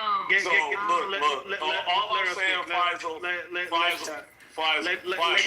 there's literal countries no, you're right. You want to run, bro. You want to run. Syria, right? Syria supports Hezbollah. I do not want you to run. You want to run. Yeah, so there's literal Muslim countries that support Syria. Come on. You letting this nigga run, bro. Yeah, you guys been jerking each other off this whole time. I'm gonna chime in when I feel like it. Thank you very much. Okay, that's cool. So all I wanted to say, don't you have like children to go rape or something? Like, what are you doing? Yeah, see, we're not doing that today. We're not doing that today. But I was going to say was that Syria, there's literal countries that do support terrorism, that do support terrorist groups. And one that I use as an example was Syria. So I can. Syria. We can break rules. Support. We doing that today? Hezbollah. That's all I'm saying. I would love to do it. Oh, that's actually a good. Oh, now Kendo, she brought up a good grow up. Serious Just support. stay triggered. Oh yeah. Get drunk and go threaten to rape somebody I else's get kids. drunk. You get high off coke. Whatever. Anyway, look. When the hate doesn't work, they start telling. Oh yeah. I know. You doing the same Never thing? done coke in my life, but I know one thing you do is get drunk every day. You do. Never done coke in my said it life. before. But cool. You're projecting. Cool.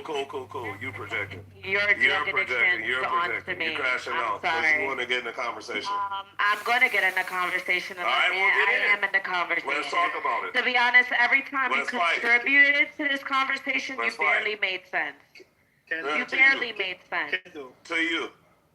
No, to everyone else, they're just so bad for you, so they're responding back to you. But in reality, you're a deadbeat dad, and you're a deadbeat dad. You're a deadbeat dad. You're a deadbeat dad. No, I'm not. You're mad because Rich pulled a drink on you and made you claim a kid you never wanted to fucking claim in public. What are you talking about? What do you mean? Always. Made you claim your kid finally. What the fuck are you talking about? Yeah, my kids are grown. Yeah. He finally made you claim your kids. Finally. That's because they grown. Fuck out of here. They're not Rich pulled a drink. Rich pulled a Pusha T on you, nigga. And stuff. Nah, Rich pulled a Pusha T on you, bro. That's a story of what is it? The fucking Shut the fuck up. story of Adonin. Yeah, thank you very much. Thank you for helping me insult Kendo. Anyway.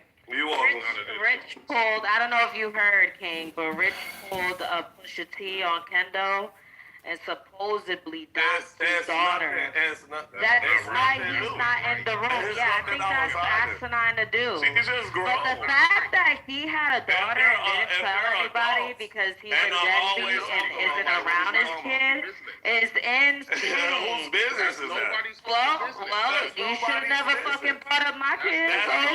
So now we're gonna talk about yours, right?